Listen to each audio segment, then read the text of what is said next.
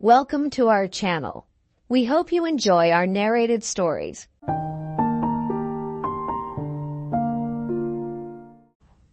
The Mayor of Casterbridge, A Story of a Man of Character, by Thomas Hardy. Chapter 1. One evening of late summer, before the 19th century had reached 1/3 of its span, a young man and woman, the latter carrying a child, were approaching the large village of Weighton Priors in Upper Wessex on foot. They were plainly but not ill-clad, though the thick hoar of dust which had accumulated on their shoes and garments from an obviously long journey lent a disadvantageous shabbiness to their appearance just now.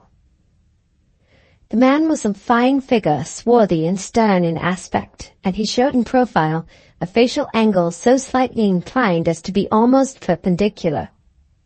He wore a short jacket of brown corduroy, newer than the remainder of his suit, which was a fustian waistcoat with white horn buttons, breeches of the same, tanned leggings, and a straw hat overlaid with black glazed canvas. At his back he carried by a looped strap a rush basket, from which protruded at one end the crutch of a hay knife, a wimble for hay buns being also visible in the aperture.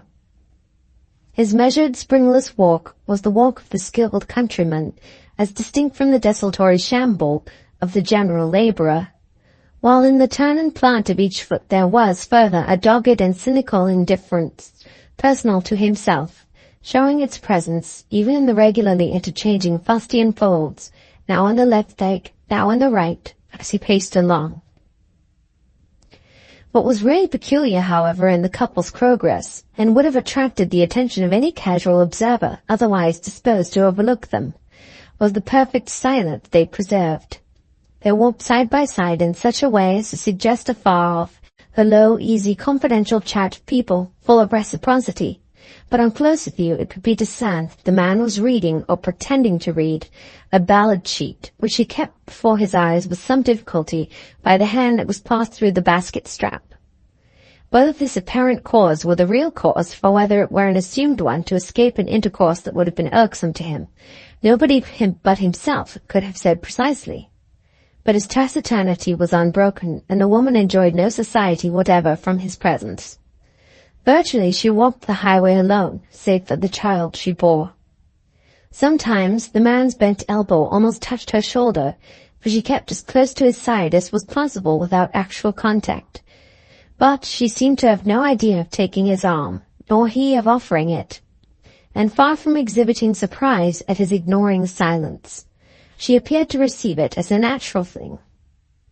If any word at all were uttered by the little group, it was an occasional whisper of a woman to the child, a tiny girl, in short clothes and blue boots of knitted yarn, and the murmured babble of the child in reply. The chief, almost the only, attraction of the young woman's face was its mobility.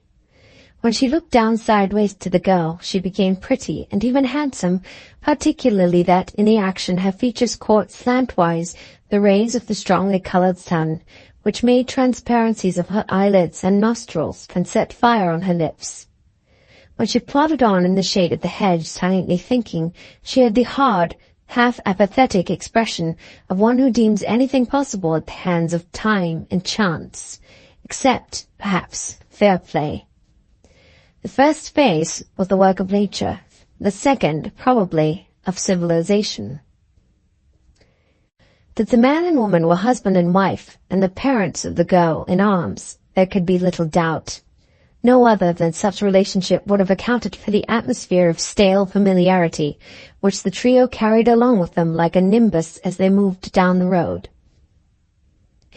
The wife mostly kept her eyes fixed ahead, though with little interest, the scene, for that matter, being one that might have been matched at almost any spot in any county in England at this time of the year.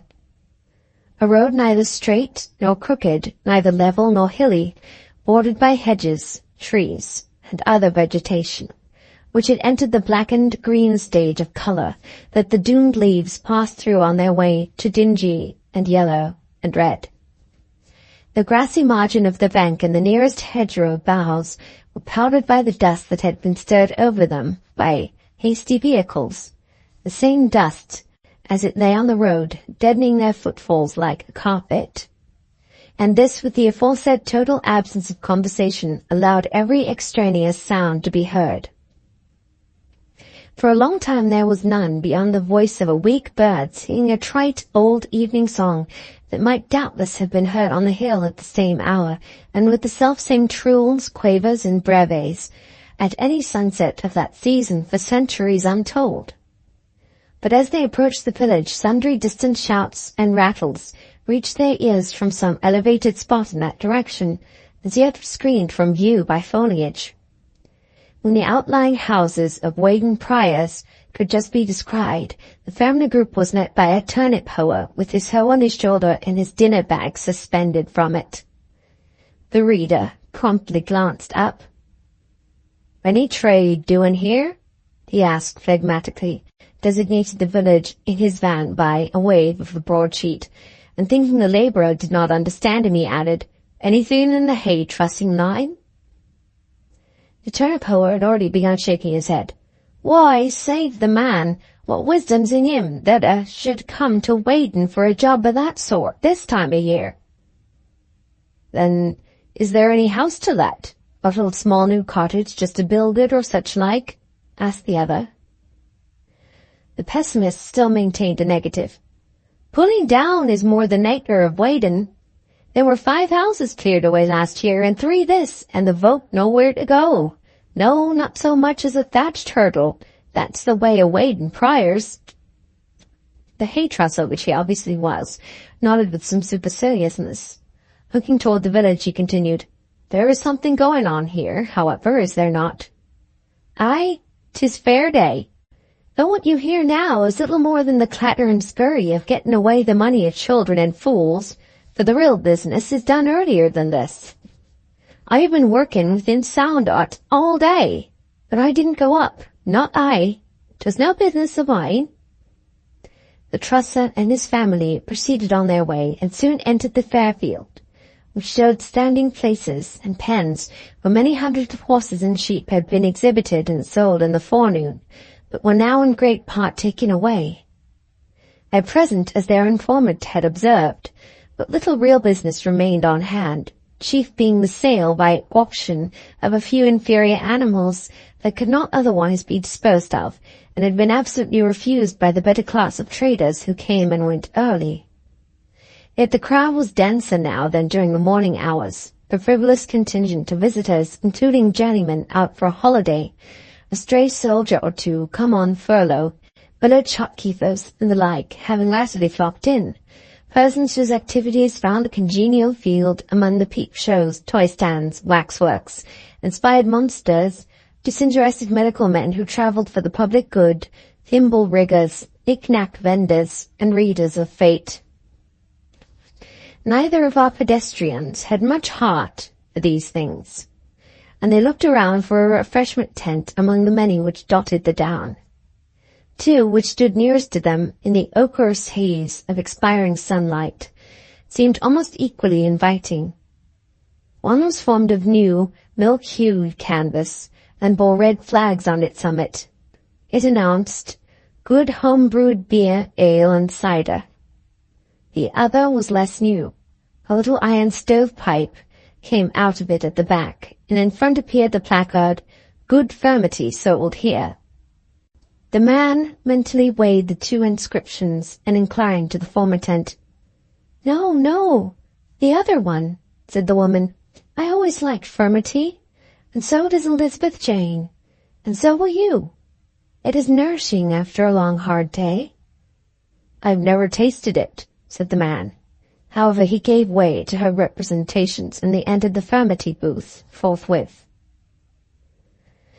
A rather numerous company appeared within, seated at the long narrow tables that ran down the tent on each side. At the upper end stood a stove containing a charcoal fire, over which hung a large 3-legged crock, sufficiently polished round the rim to show that it was made of bell metal.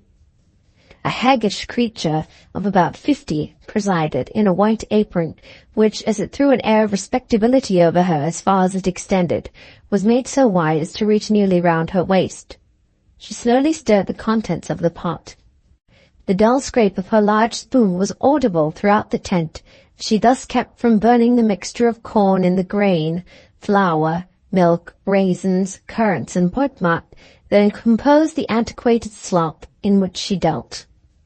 Vessels holding the separate ingredients stood on a white-cloth table of boards and trestles close by. The young man and woman ordered a basin each of the mixture steaming hot and sat down to consume it at leisure. This was very well so far, for firmity, as the woman had said, was nourishing, and as proper a food as could be obtained within the 4 seas, though to those not accustomed to it, grains of wheat swollen as large as lemon pips, which floated on its surface, might have a deterrent effect at first. There was more in that tent than meant the cursory glance, and the man with the instinct of a perverse character scented it quickly. After a mincing attack on his bowl, he watched the hag's proceedings from the corner of his eye, and saw the game she played. He winked to her, and passed up his basin in reply to her nod, when she took a bottle from under the table, slyly measured out a quantity of its contents, and tipped the same into the man's firmity. The liquor poured in was rum. The man as slyly sent back money in payment. He found the concoction thus strongly laced much more to his satisfaction than it had been in its natural state. His wife had observed the proceeding with much uneasiness, but he persuaded her to have hers laced also, and she agreed to a milder allowance after some misgiving. The man finished his basin and called for another, the rum being signalled for in yet stronger proportion. The effect of it was soon apparent in his manner, and his wife but too sadly perceived, in the strenuously steering off the rocks of the licensed liquor tent, she had only got into maelstrom depths here amongst smugglers. The child began to prattle impatiently, and the wife more than once said to her husband, "Michael, how about our lodging? You know we may have trouble in getting it if we don't go soon." But he turned a deaf ear to those bird-like chirpings. He talked loud to the company. The child's black eyes, after slow, round, ruminating gazes at the candles when they were lighted, fell together. Then they opened, then shut again, and she slept. At the end of the first basin, the man had risen to serenity. At the second, he was jovial. At the third, argumentative. At the fourth, the qualities signified by the shape of his face, the occasional clench of his mouth, and the fiery spark of his dark eye, began to tell in his conduct. He was overbearing, even brilliantly quarrelsome. The conversation took a high turn, as it often does on such occasions. The ruin of good men by bad wives, and more particularly the frustration of many a promising youth's high aims and hopes, and the extinction of his energies by an early imprudent marriage, was the theme. "I did for myself that way thoroughly," said the trusser, with a contemplative bitterness that was well-nigh resentful. "I married at 18, like the fool that I was, and this is the consequence on't." He pointed at himself and family with a wave of the hand, intended to bring out the penuriousness of the exhibition. The young woman, his wife, who seemed accustomed to such remarks, acted as if she did not hear them, and continued her intermittent private words on tender trifles to the sleeping and waking child, who was just big enough to be placed for a moment on the bench beside her, when she wished to ease her arms. The man continued, "I haven't more than 15 shillings in the world, and yet I am a good experienced hand in my line. I challenge England to beat me in the fodder business, and if I were a free man again, I'd be worth £1,000 before I'd done aught. But a fellow never knows these little things till all chance of acting upon 'em is past." The auctioneer selling the old horses in the field outside could be heard saying, "Now this is the last lot. Now who'll take the last lot for a song? Shall I say 40 shillings? 'Tis a very promising brood mare, a trifle over 5 years old, and nothing the matter with the hoss at all, except that she's a little holler in the back, and it had her left eye knocked out by the kick of another, her own sister, coming along the road." "For my part, I don't see why men, who have got wives and don't want them, shouldn't get rid of 'em as these gypsy fellows do their old horses," said the man in the tent. "Why shouldn't they put 'em up and sell 'em by auction to men who are in need of such articles? Hey?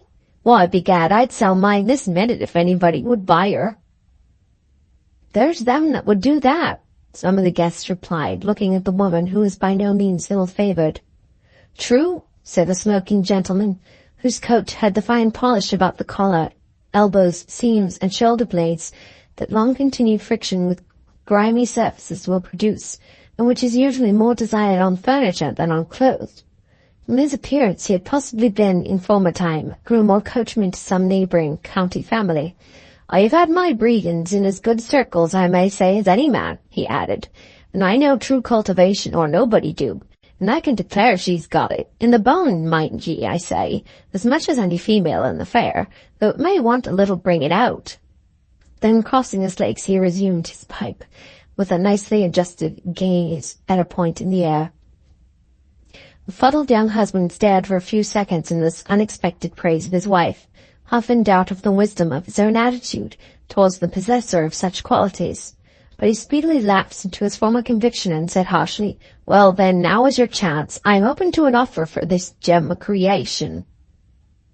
She turned to her husband and murmured, Michael, you have talked this nonsense in public places before. A joke is a joke, but you may make it once too often, mind. I know I've said it before. I meant it. All I want is a buyer. At the moment a swallow, one among the last of the season, which had by chance found its way through an opening into the upper part of the tent, flew to and fro in quick curves about their heads, causing all eyes to follow it absently. When watching the bird till it made its escape, the assembled company neglected to respond to the workman's offer, and the subject dropped. But a quarter of an hour later the man, who had gone on lacing his furmity more and more heavily, though he was either so strong-minded or such an intrepid torpor that he still appeared fairly sober, recurred to the old strain, as in a musical fantasy the instrument fetches up the original theme. Here, I am waiting to know about the sufferer of mine. The woman is no good to me. Who'll have her? The company had by this time decidedly degenerated, and the renewed inquiry was received with a laugh of appreciation. The woman whispered. She was imploring and anxious. Come, come, it is getting dark, and this nonsense won't do. If you don't come along, I shall go without you. Come. She waited and waited, yet he did not move. In 10 minutes the man broke in upon the desultory conversation of the furmity drinkers with, I asked this question, and nobody answered to it. Were any Jack Rag or Tom Straw among ye buy my goods? The woman's manner changed, and her face assumed the grim shape of colour of which mention has been made. Mike, said she, this is getting serious. Oh, too serious. Will anybody buy her? Said the man. I wish somebody would, said she firmly. Her present owner is not at all to her liking. Nor you to mine, said he. So we are agreed about that. Gentlemen, you hear. It's an agreement to part. She shall take the girl if she wants to and go her ways. I'll take my tools and go my ways. 'Tis simple as scripture history. Now then, stand up, Susan, and show yourself. Don't, my child, whispered a buxom stay-laced dealer in voluminous petticoats who sat near the woman. You're a good man, don't know what he's saying. The woman, however, did stand up. Now, who's auctioneer? Cried the hay-trusser. I be, promptly answered a short man, with a nose resembling a copper knob, a damp voice, and eyes like buttonholes. Who'll make an offer for this lady? The woman looked on the ground as if she maintained her position by a supreme effort of will. 5 shillings, said someone, at which there was a laugh. No insults, said the husband. Who'll say a guinea? Nobody answered, and the female dealer in staylaces interposed. Behave yourself moral, good man, for heaven's love. Ah, what a cruelty is the poor soul married to. Bed and board is dear at some figures, 'pon my vation, it 'tis. Set it higher, auctioneer, said the trusser. 2 guineas, said the auctioneer, and no one replied. If they don't take her for that in 10 seconds, they'll have to give more, said the husband. Very well, now auctioneer, add another. 3 guineas, go in for 3 guineas, said the roomy man. No bid, said the husband. Good Lord, why she's cost me 50 times the money if a penny. Go on. 4 guineas, cried the auctioneer. "I'll tell you what, I won't sell her for less than 5, said the husband, bringing down his fist so that the basins danced. "I'll sell her for 5 guineas to any man that will pay me the money and treat her well, and he shall have her forever and never hear aught of me. But she shan't go for less. Now then, 5 guineas and she's yours. Susan, you agree?" She bowed her head with absolute indifference. "5 guineas, said the auctioneer, or she'll be withdrawn. Do anybody give it, the last time, yes or no?" "Yes," said a loud voice from the doorway. All eyes were turned. Standing in the triangular opening which formed the door of the tent was a sailor, who, unobserved by the rest, had arrived there within the last 2 or 3 minutes. A dead silence followed his affirmation. "You say you do?" asked the husband, staring at him. "I say so," replied the sailor. "Saying is one thing and paying is another. Where's the money?" The sailor hesitated a moment, looking anew at the woman, came in, unfolded 5 crisp pieces of paper, and threw them down upon the tablecloth. They were Bank of England notes for £5. Upon the face of this, he chinked down the shillings severally. 1, 2, 3, 4, 5. The sight of real money in full amount in answer to a challenge for the same, till then deemed slightly hypothetical, had a great effect upon the spectators. Their eyes became riveted upon the faces of the chief actors, and then upon the notes as they lay, weighted by the shillings on the table. Up to this moment it could not positively have been asserted that the man, in spite of his tantalizing declaration, was really in earnest. The spectators had indeed taken the proceedings throughout as a piece of mirthful irony carried to extremes, and had assumed that, being out of work, he was, as a consequence, out of temper with the world and society and his nearest kin. But with the demand and response of real cash, the jovial frivolity of the scene departed. A lurid colour seemed to fill the tent and change the aspect of all therein. The mirth wrinkles left the listeners' faces, and they waited with parting lips. "Now," said the woman, breaking the silence so that her low, dry voice sounded quite loud, "before you go further, Michael, listen to me.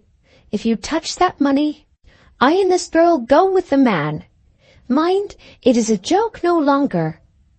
"A joke? Of course it is not a joke," shouted her husband, his resentment rising at her suggestion. "I take the money. The sailor takes you. That's plain enough. It has been done elsewhere, and why not here?" "'Tis quite on the understanding that the young woman is willing," said the sailor blandly. "I wouldn't hurt her feelings for the world." "Faith, nor I," said her husband. "But she is willing, provided she can have the child. She said so only the other day when I talked o't." "That you swear?" said the sailor to her. "I do," said she, after glancing at her husband's face and seeing no repentance there. "Very well. She shall have the child, and the bargain's complete," said the trusser. He took the sailor's notes and deliberately folded them and put them with the shillings in a high remote pocket with an air of finality. The sailor looked at the woman and smiled. "Come along," he said kindly. "The little one, too. The more the merrier." She paused for an instant with a close glance at him, and dropping her eyes again and saying nothing, she took up the child and followed him as he made towards the door. On reaching it, she turned, and pulling off her wedding ring, flung it across the booth in the hay trusser's face. "Mike," she said, "I've lived with thee a couple of years and had nothing but temper. Now I'm no more to 'ee. I'll try my luck elsewhere. 'Twill be better for me and Elizabeth Jane both. So good-bye." Seizing the sailor's arm with her right hand and mounting the little girl on her left, she went out of the tent, sobbing bitterly. A stolid look of concern filled the husband's face, as if, after all, he had not quite anticipated this ending, and some of the guests laughed. "She gone?" he said. "Faith, aye, she's gone clean enough," said some rustics near the door. He rose and walked to the entrance with a careful tread of one conscious of his alcoholic load. Some others followed, and they stood looking into the twilight. The difference between the peacefulness of inferior nature and the wilful hostilities of mankind was very apparent at this place. In contrast with the harshness of the act just ended within the tent, was the sight of several horses crossing their necks and rubbing each other lovingly as they waited in patience to be harnessed for the homeward journey. Outside the fair, in the valleys and woods, all was quiet. The sun had recently set, and the west heaven was hung with rosy cloud which seemed permanent, yet slowly changed. To watch it was like looking at some grand feat of stagery from a darkened auditorium. In presence of this scene after the other, there was a natural instinct to abjure man as the blot on an otherwise kindly universe, till it was remembered that all terrestrial conditions were intermittent, and that mankind might some night be innocently sleeping when these quiet objects were raging loud. "Where did the sailor live?" asked a spectator, when they had vainly gazed around. "God knows that," replied the man who had seen high life. "He's without doubt a stranger here." "He came in about 5 minutes ago," said the furmity woman, joining the rest with her hands on her hips. "And then I stepped back, and then I looked in again. I'm not a penny the better for him." "Serve the husband well be right," said the stainless vendor. "A comely respectable body like her. What can a man want more? I glory in the woman's spirit. I'd have done it myself. Odd send if I wouldn't, if husband had behaved so to me. I'd go, and I might call and call till his keycorn was raw, but I'd never come back. No, not till the great trumpet would I."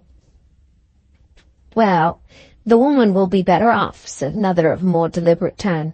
"The seafaring natures be very good shelter for shorn lambs, and the man do seem to have plenty of money, which is what she's not been used to lately by all showings." "Mark me, I'll not go after her," said the trusser, returning doggedly to his seat.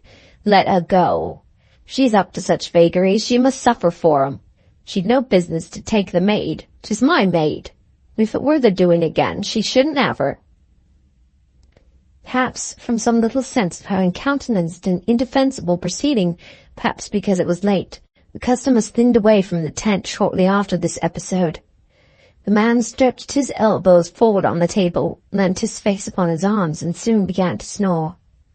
The furmity cellar decided to close for the night, and after seeing the rum bottles, milk, corn, raisins, etc. that remained on hand, loaded into the cart, came to where the man reclined. She shook him, but could not wake him.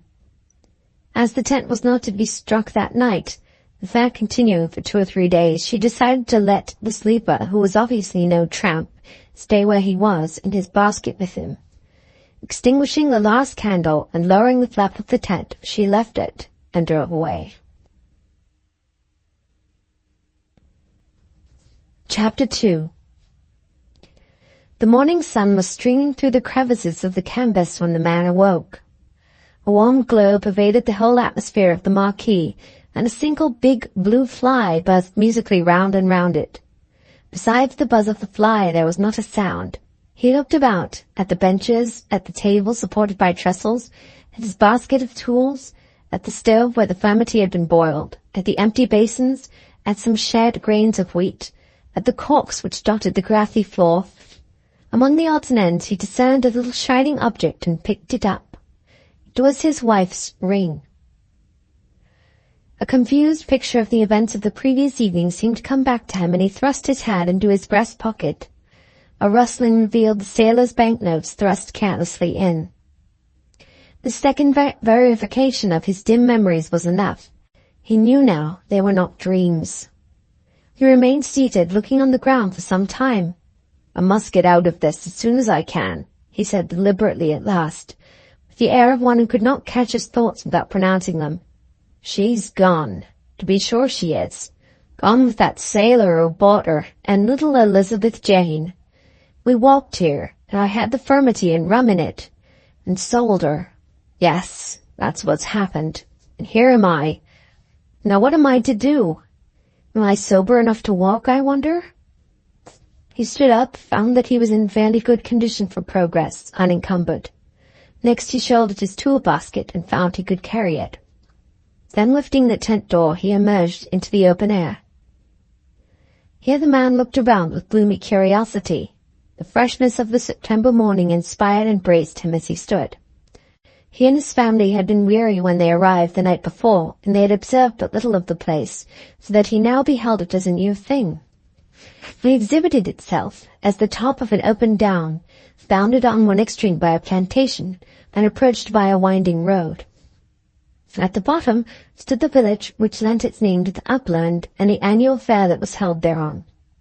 The spot stretched downward into valleys, and onward to other uplands, dotted with barrows and trenched with the remains of prehistoric forts. The whole scene lay under the rays of a newly risen sun, which had not as yet dried a single blade of the heavily dewed grass, whereon the shadows of the yellow and red vans were projected far away, those thrown by the felloe of each wheel being elongated into shape to the orbit of a comet. All the gypsies and showmen who had remained on the ground lay snug within their cots and tents, or wrapped in horse quilts under them, and were silent and still as death, with the exception of an occasional snore that revealed their presence. But the 7 sleepers had a dog, and dogs of a mysterious breeds that vagrants own, that are as much like cats as dogs, and as much like foxes as cats, also lay about here. A little one started up under one of the cots, barked as a matter of principle, and quickly lay down again. It was the only positive spectator of the hay trusses' exit from the Waden Fairfield. This seemed to accord with his desire. He went on in silent thought, unheeding the yellow hammers which flitted about the hedges with straws in their bills, the crowns of the mushrooms, and the tinkling of local sheep bells, whose wearers had had the good fortune not to be included in the fair. When he reached a lane a good mile from the scene of the previous evening, the man pitched his basket and leant upon a gate. A difficult problem or two occupied his mind. "Did I tell my name to anybody last night? Or didn't I tell my name?" he said to himself, and at last concluded that he did not. His general demeanour was enough to show how he was surprised and nettled that his wife had taken him so literally, as much could be seen in his face and in the way he nibbled a straw which he pulled from the hedge. He knew that she must have been somewhat excited to do this. Moreover, she must have believed that there was some sort of binding force in the transaction. On this latter point he felt almost certain, knowing her freedom from levity of character and the extreme simplicity of her intellect. There may, too, have been enough recklessness and resentment beneath her ordinary placidity to make her stifle any momentary doubts.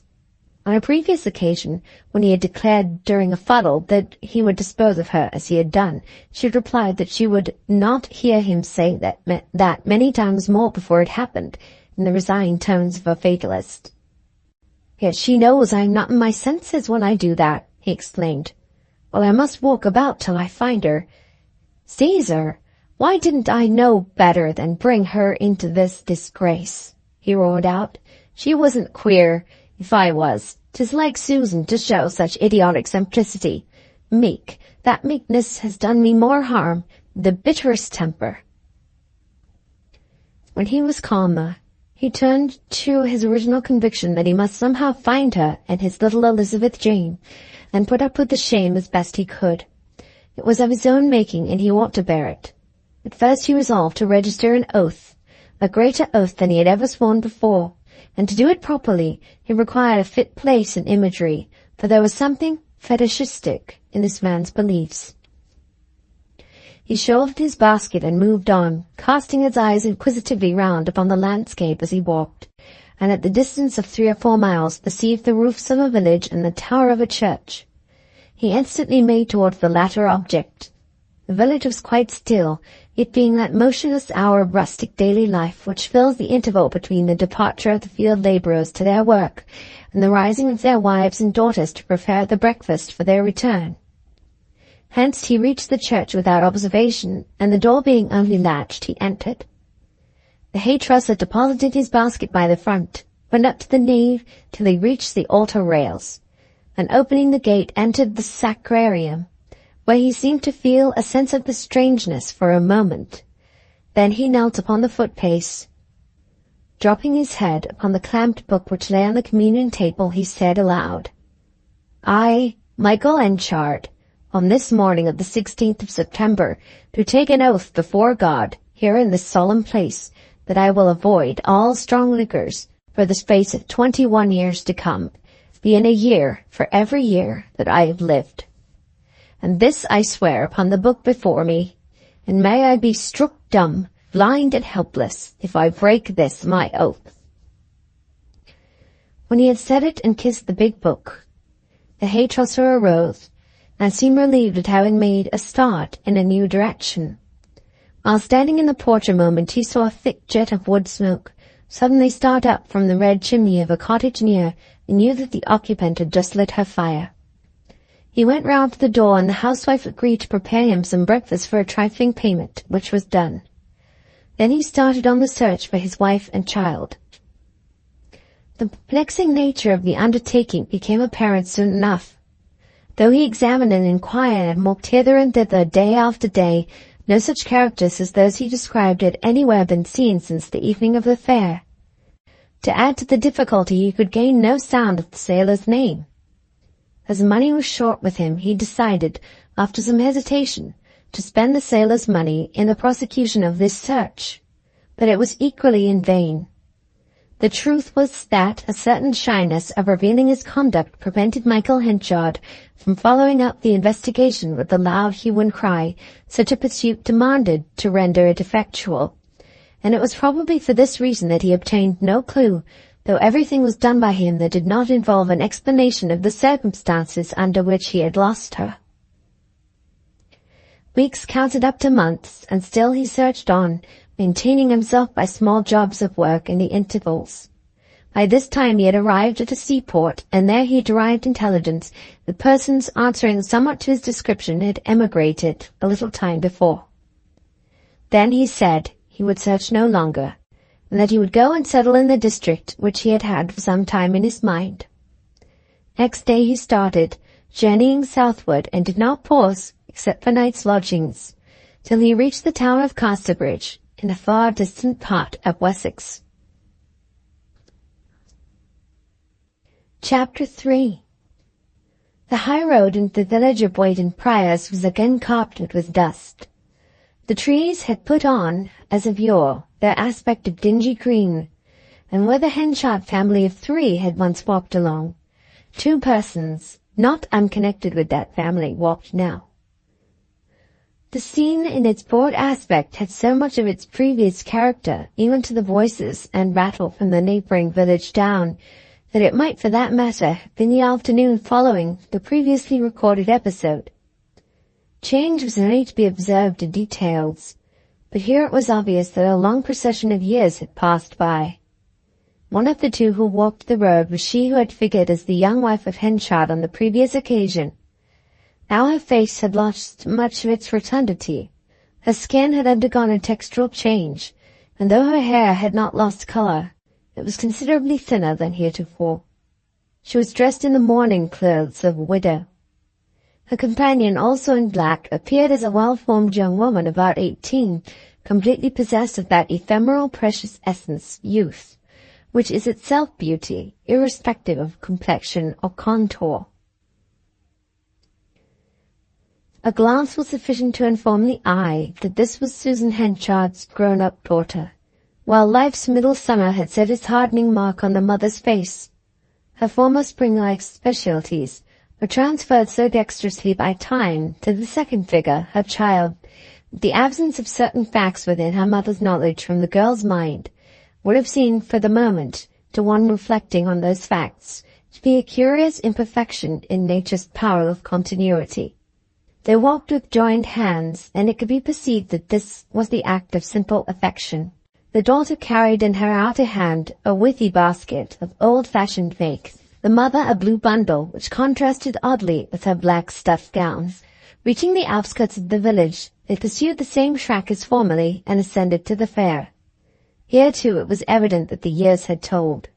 Certain mechanical improvements might have been noticed in the roundabouts and high-flyers, machines for testing rustic strength and weight, and in the erections devoted to shooting for nuts. The real business of the fair had considerably dwindled. The new periodical great markets of neighboring towns were beginning to interfere seriously with the trade carried on here for centuries. The pens for sheep, the tie ropes for horses, were about half as long as they had been. Stalls of tailors, hosiers, coopers, linen drapers, and other such trades had almost disappeared, the vehicle far less numerous. The mother and daughter threaded the crowd for some little distance and then stood still. "Why did we hinder our time by coming in here? I thought you wished to get onward," said the maiden. "Yes, my dear Elizabeth Jane," explained the other, "but I had a fancy for looking up here." "Why?" "It was here I first met with Newson, on such a day as this." "First met with father here?" "Yes, you have told me so before. And now he's drowned and gone from us." As she spoke, the girl drew a card from her pocket and looked at it with a sigh.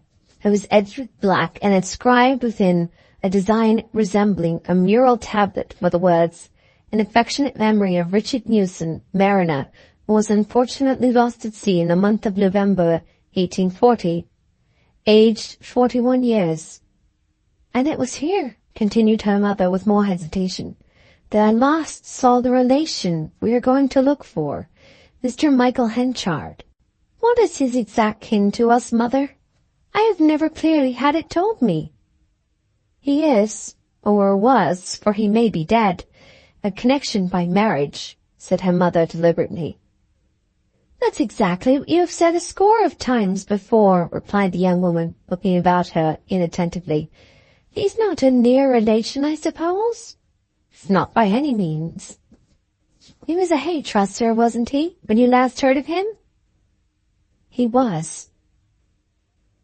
"I suppose he never knew me?" the girl innocently continued.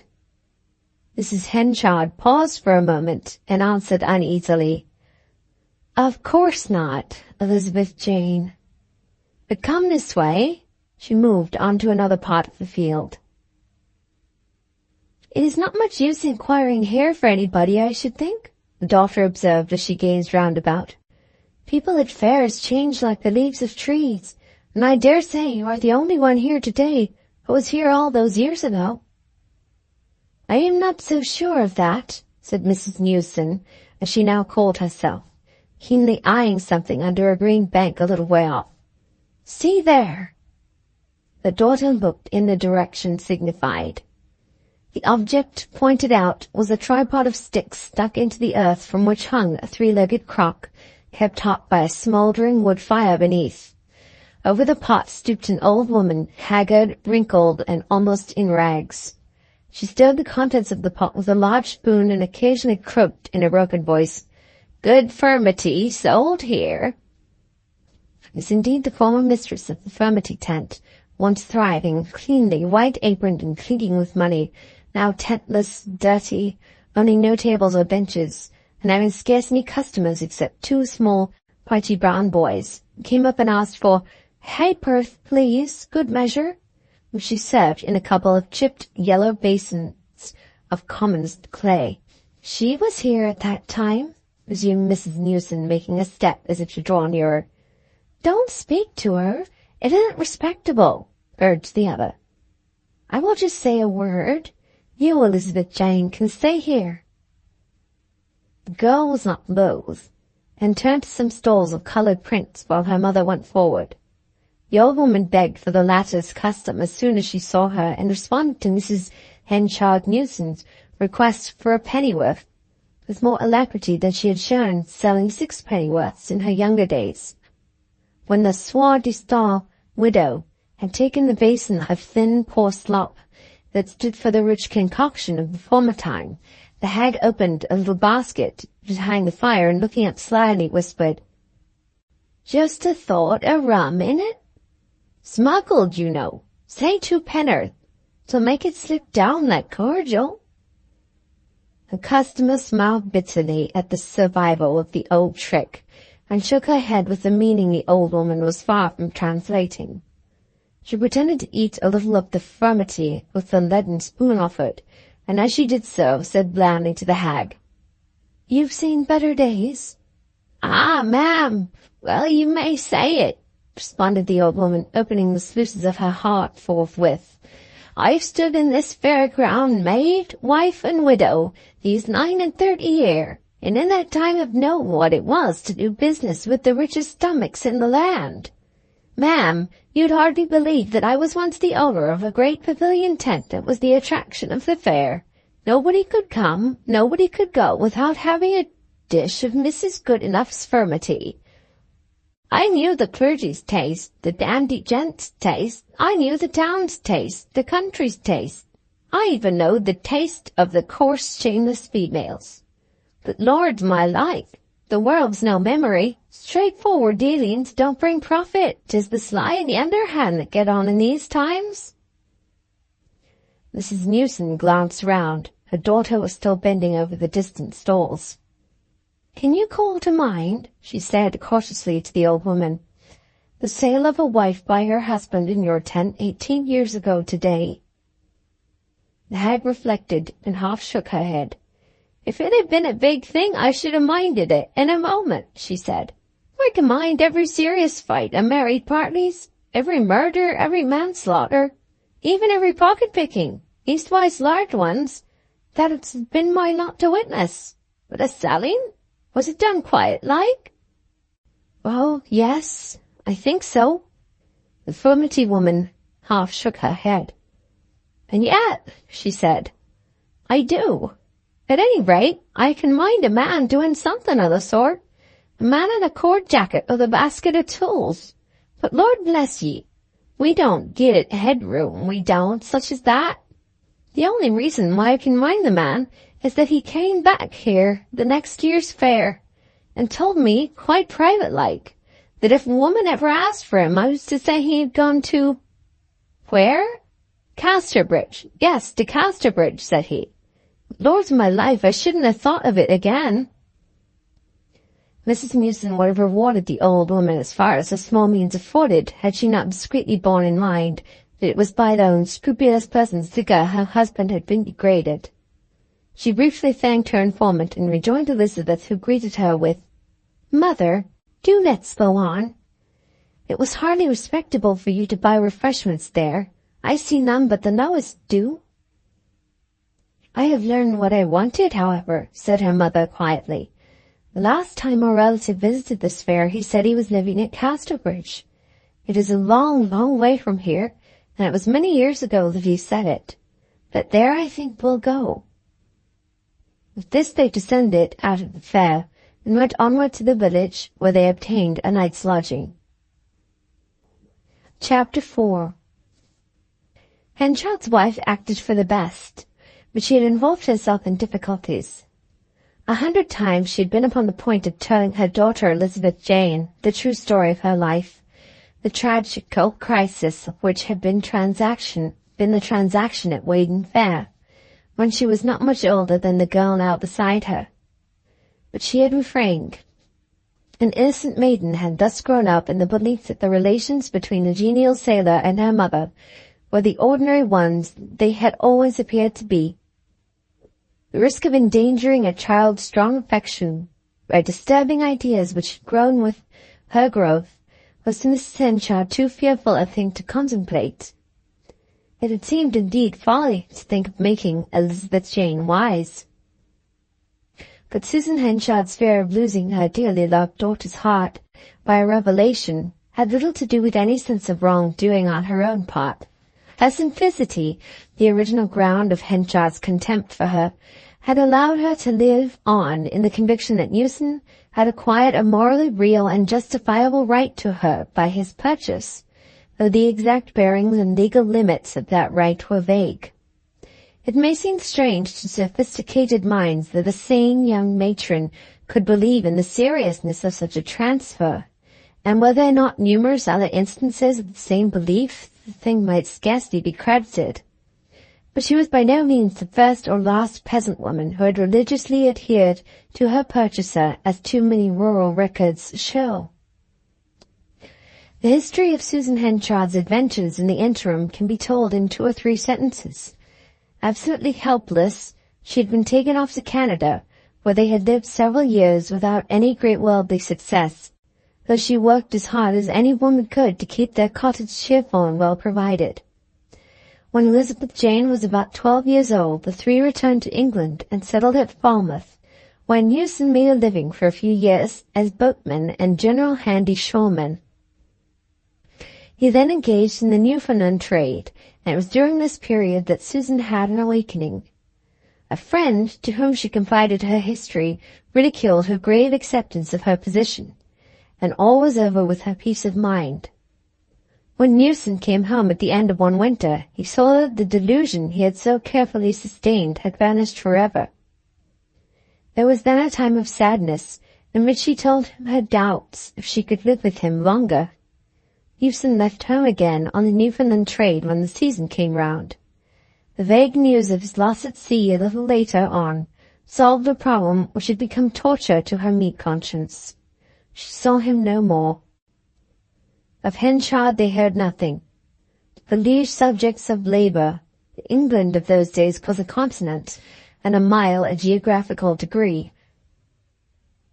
Elizabeth Jane developed early into womanliness. One day, a month or so after receiving intelligence of Newson's death off the bank of Newfoundland, when the girl was about 18, she was sitting on a willow chair in the cottage they still occupied, working twine nets for the fishermen.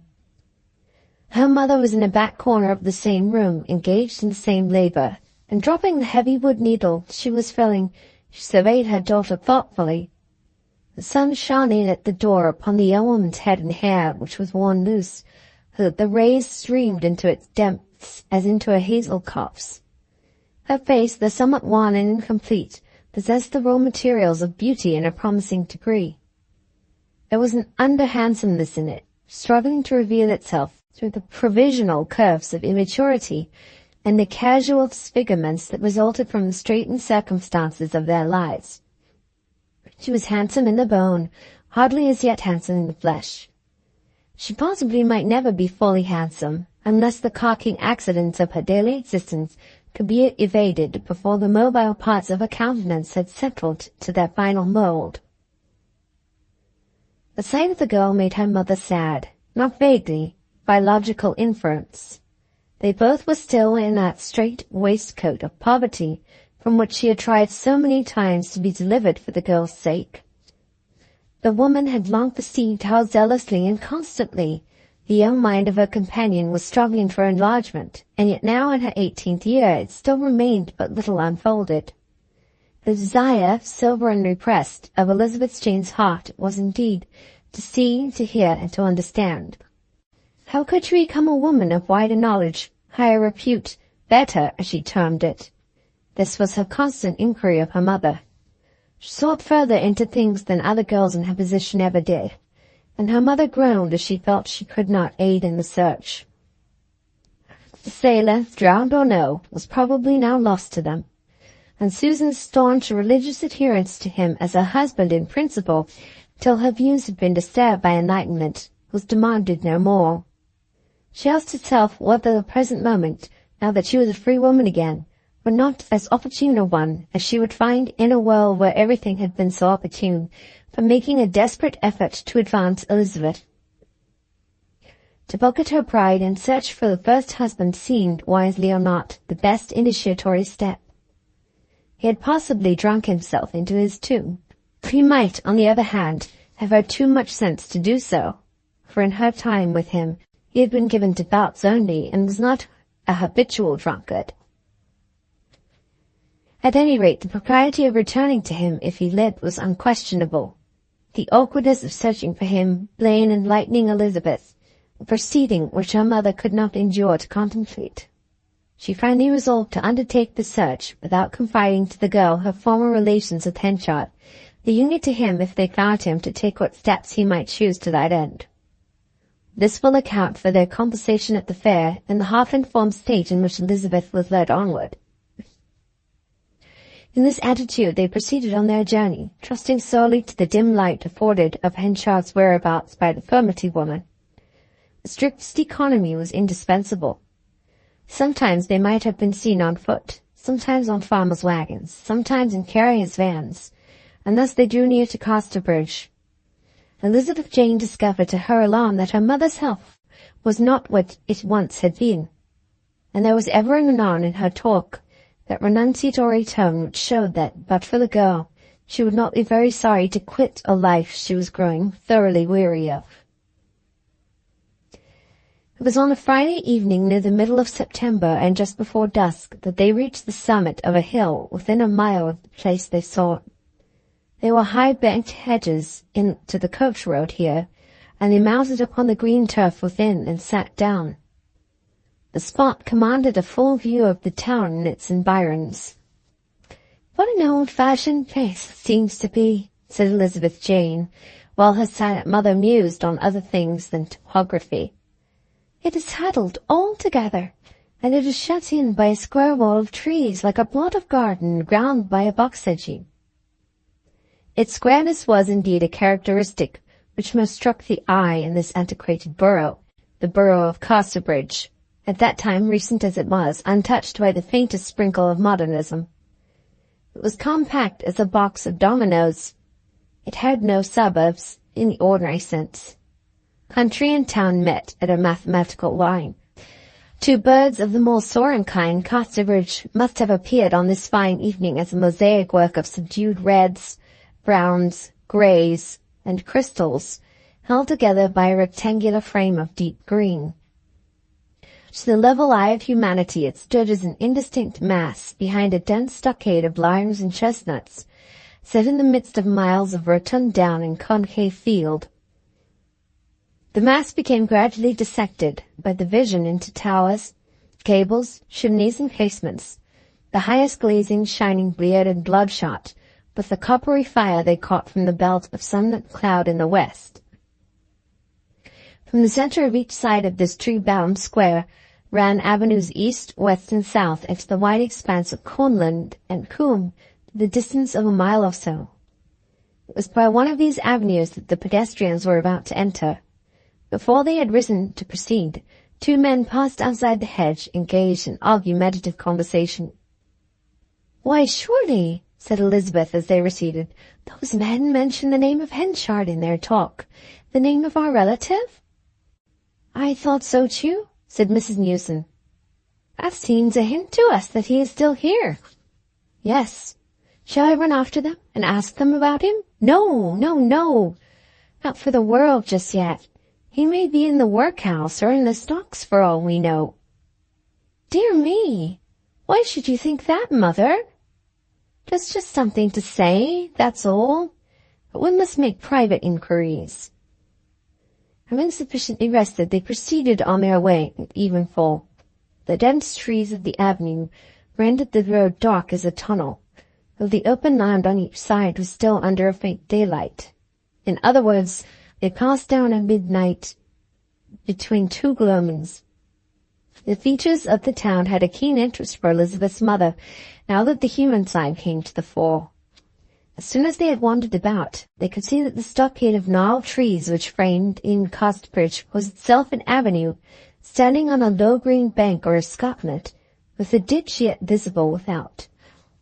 Within the avenue and bank was a wall more or less discontinuous, and within the wall were packed the abodes of the burghers.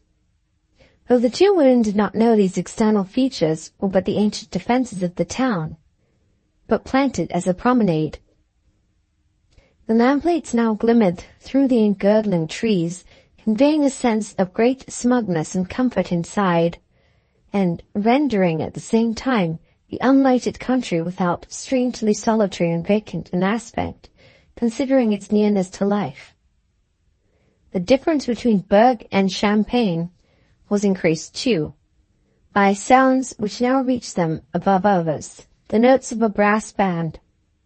The travellers returned into the High Street, where there were timber houses with overhanging stories, whose small pane lattices were screened by dimity curtains on a drawing string, and under whose barge boards old cobwebs waved in the breeze. There were houses of brick nogging, which derived their chief support from those adjoining. There were slate roofs patched with tiles, and tile roofs patched with slate, with occasionally a roof of thatch. The agricultural and pastoral character of the people upon whom the town depended for its existence was shown by the class of objects displayed in the shop windows. Scythes, reap hooks, sheep shears, bill hooks, spades, mattocks, and hoes at the ironmongers, beehives, butter firkins, chans, milking stools and pails, hay rakes, field flagons, and seed lips at the coopers, cart ropes and plough harness at the saddlers, carts, wheelbarrows, and mill gear at the wheelwrights and machinists, horse embrocations at the chemists, the glovers and leather cutters, hedging gloves, thatchers, kneecaps, ploughmen's leggings, villagers' pattens, and clogs. They came to a grizzled church, whose massive square tower rose unbroken into the darkening sky, the lower parts being illuminated by the nearest lamps, sufficiently to show how completely the mortar from the joints of the stonework had been nibbled out by time and weather, which had planted in the crevices thus made little tufts of stone crop and grass almost as far up as the very battlements. From this tower the clock struck 8, and thereupon a bell began to toll with peremptory clang. The curfew was still rung in Casterbridge, and it was utilized by the inhabitants as a signal for shutting their shops. No sooner did the deep notes of the bell throb between the house fronts than the clatter of shutters arose through the whole length of the high street. In a few minutes business at Casterbridge was ended for the day. Other clocks struck 8 from time to time, one gloomily from the jail, another from the gable of an almshouse, with a preparative creak of machinery, more audible than the note of the bell. A row of tall varnished case clocks from the interior of a clockmaker's shop joined in one after another just as the shutters were enclosing them, like a row of actors delivering their final speeches before the fall of the curtain. Then chimes were heard stirring up the Sicilian mariner's hymn, so that the chronologists at the advanced school were appreciably on their way to the next hour before the whole business of the old one was satisfactorily wound up. In an open space before the church walked a woman with her gown sleeves rolled up so high that the edge of her underlinen was visible, and her skirt tucked up through her pocket-hole. She carried a loaf under her arm, from which she was pulling pieces of bread and handing them to some other women who walked with her, which pieces they nibbled critically. The sight reminded Mrs. Henchard Nielsen and her daughter that they had an appetite, and they inquired of the woman for the nearest baker's. "You may as well look for manna food as good bread in Casterbridge just now," she said, after directing them. "They can blare their trumpets and thump their drums and have their roaring dinners," waving a hand towards a point further along the street, where the brass band could be seen standing in front of an illuminated building. "But we must needs be put to for want of a wholesome crust. There's less good bread than good beer in Casterbridge now." "And less good beer than swipes," said a man with his hands in his pockets. "How does it happen there's no good bread?" asked Mrs. Henchard. "Oh, 'tis the corn factor. He's the man that our millers and bakers all deal with, and he has sold 'em growed wheat, which they didn't know was growed, so they say, till the dough ran all over the ovens like quicksilver, so the loaves be as flat as toads, and like suet pudding inside. I've been a wife and I've been a mother, and I never see such unprincipled bread in Casterbridge as this before. But you must be a real stranger here not to know what's made all the poor votes' insides trim like blowed bladders this week." "I am," said Elizabeth's mother shyly, not wishing to be observed further till she knew more of her future in this place. She withdrew with her daughter from the speaker's side. Getting a couple of biscuits at the shop indicated as a temporary substitute for a meal, they next bent their steps instinctively to where the music was playing. Chapter 5 of The Mayor of Casterbridge by Thomas Hardy. A few score yards brought them to the spot where the town band was now shaking the window panes with the strains of the roast beef of old England. The building before whose doors they had pitched their music stands was the chief hotel in Casterbridge, namely the King's Arms. A spacious bow window projected into the street over the main portico, and from the open sashes came the babble of voices, the jingle of glasses, and the drawing of corks. The blinds, moreover, being left unclosed, the whole interior of this room could be surveyed from the top of a flight of stone steps to the road wagon opposite, for which reason a knot of idlers had gathered there. "We might perhaps after all make a few inquiries about a relation, Mr. Henchard," whispered Mrs. Newson, who, since her entry into Casterbridge, seemed strangely weak and agitated. "And this, I think, would be a good place for trying it, just to ask, how he stands in the town, if he is here, as I think he must be. You, Elizabeth Jane, had better be the one to do it. I'm too worn out to do anything. Pull down your fall first." She sat down upon the lowest step, and Elizabeth Jane obeyed her directions and stood among the idlers. "What's going on tonight?" asked the girl, after singling out an old man standing by him long enough to acquire a neighbourly right of converse. "Well, you must be a stranger, sure," said the old man, without taking his eyes from the window. "Why, it is a great public dinner of the gentle people and such like leading folk, with the mayor in the chair. As we plainer fellows bain't invited, they leave the window shutters open that we may just get a sense what's about here. If you mount the steps you can see him. That's Mr. Henchard, the mayor, at the end of the table a-facing ye, and that's the councilmen right and left. Lots of them. When they'd begun life were no more than I be now." "Henchard," said Elizabeth Jane, surprised, but by no means suspecting the whole force of the revelation. She ascended to the top of the steps.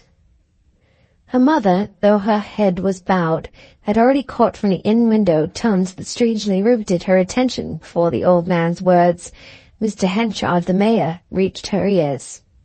She arose and stepped up to her daughter's side as soon as she could do so without showing exceptional eagerness. The interior of the hotel dining-room was spread out before her, with its tables and glass and plate and inmates. Facing the window, in the chair of dignity, sat a man about 40 years of age, of heavy frame, large features, and commanding voice, his general build being rather coarse than compact. He had a rich complexion which verged on swarthiness, a flashing black eye, and dark, bushy brows and hair. When he indulged in an occasional loud laugh at some remark among the guests, his large mouth parted so far back as to show to the rays of the chandelier a full score or more of the 32 sound white teeth that he obviously still composed of. That laugh was not encouraging to strangers, and hence it might have been well that it was rarely heard. Many theories might have been built upon it. It fell in well with conjecture of a temperament which would have no pity for weakness, but would be ready to yield ungrudging admiration to greatness and strength. Its producer's personal goodness, if he had any, would be of a very fitful cast, an occasional, almost oppressive generosity, rather than a mild and constant kindness. Susan Henchard's husband-in-law, at least, sat before them with Jordan shape, stiffened in line, exaggerated in traits, discipline, thought-marked, in a word, older. Elizabeth, encumbered with no recollections, as her mother was, regarded him with nothing more than the keen curiosity and interest which the discovery of such unexpected social standing in the long-sought relative naturally begot. He was dressed in an old-fashioned evening suit, an expansive frilled shirt showing on his broad breast, jewelled studs, and a heavy gold chain. 3 glasses stood at his right hand, but to his wife's surprise, the 2 for wine were empty, while the 3rd, a tumbler, was half full of water. When last she had seen him, he was sitting in a corduroy jacket, fustian waistcoat and breeches, and tanned leather leggings, with a basin of hot vermity before him. Time, the magician, had brought much here. Watching him, and thus thinking of past days, she became so moved that she shrank back against the jamb of the wagon office doorway to which the steps gave access, the shadow from it conveniently hiding her features. She forgot her daughter till a touch from Elizabeth Jane aroused her. "Have you seen him, mother?" whispered the girl. Yes, answered her companion hastily. "I have seen him, and it is enough for me. Now I only want to go, pass away, die." "Why? Oh, what?" She drew closer and whispered in her mother's ear. "Does he seem to you not likely to befriend us? I thought he looked a generous man. What a gentleman he is, isn't he? And how his diamond studs shine. How strange that you should have said he might be in the stocks or in the workhouse or dead. Did ever anything go more by contraries? Why do you feel so afraid of him? I am not at all. I'll call upon him. He can but say he don't own such remote kin. I don't know at all. I can't tell what to set about. I feel so down. Don't be that, mother, now we've got here and all. Rest there where you be a little while. I will look on and find out more about him. I don't think I can ever meet Mr. Henchard. He's not how I thought he would be. He overpowers me. I don't wish to see him any more. But wait a little time and consider. Elizabeth Jane had never been so much interested in anything in her life as in their present position, partly from the natural elation she felt at discovering herself akin to a coach, and she gazed again at the scene. The younger guests were talking and eating with animation. The elders were searching for tidbits and sniffing and grunting over their plates like sows nuzzling for acorns. 3 drinks seemed to be sacred to the company: port, sherry, and rum, outside which old-established trinity few or no palates ranged. A row of ancient runners with ground figures on their sides, and each provided with a spoon, was now placed down the table, and these were promptly filled with grog at such high temperatures as to raise serious considerations for the articles exposed to its vapors. But Elizabeth Jane noticed that, though this filling went on with great promptness up and down the table, nobody filled the mayor's glass, who still drank large quantities of water from the tumbler behind the clump of crystal vessels intended for wine and spirits. "They don't fill Mr. Henchard's wine glasses," she ventured to say to her elbow acquaintance, the old man. "Ah, no. Don't ye know him to be the celebrated Abstanian worthy of that name? He scorns all tempting liquors, never touches nothing. Oh yes, he've strong qualities that way. I have heard tell that he sware a gospel oath in bygone times, and has bowed by it ever since. So they don't press him, but when it would be uncommon in the face of that. For your gospel oath is a serious thing." Another elderly man, hearing this discourse, now joined in by inquiring, "How much longer have you got to suffer from it, Solomon Longways?" "Another 2 years, they say. I don't know the why and the wherefore of his fixing such a time, for it never has told anybody, but 'tis exactly 2 calendar years longer, they say. Powerful mind to hold out so long." "True, but there's great strength in hope, knowing that in 4 months' time you'll be out of your bondage and able to make up for all you've suffered by partaking without stint. Why, it keeps a man up, no doubt." "No doubt, Christopher Coney, no doubt. And I must need such reflections, a lonely widow man," said Longways. "When did he lose his wife?" asked Elizabeth. "I never knowed her. 'Twas before he came to Casterbridge," Solomon Longways replied with terminative emphasis, as if the fact of his ignorance of Mrs. Henchard was sufficient to deprive her history of all interest. "But I know the ass a banded teetotaler, and that if any of his men be ever so little overtook by a drop, he's down upon him as stern as the Lord upon the jovial Jews." "Has he many men, then?" said Elizabeth Jane. "Plenty. Why, my good maid, he's the powerfulest member of the town council, and quite a principal man in the country round besides. Never a big dealing in wheat, barley, oats, hay, roots, and such like, but Henchard's got a hand in it. Aye, and he'll go into other things too, and that's where he makes his mistake. He worked his way up from nothing when he came here, and now he's a pillar of the town. Not but what he's been shaken a little to year about this bad corn he has supplied in his contracts.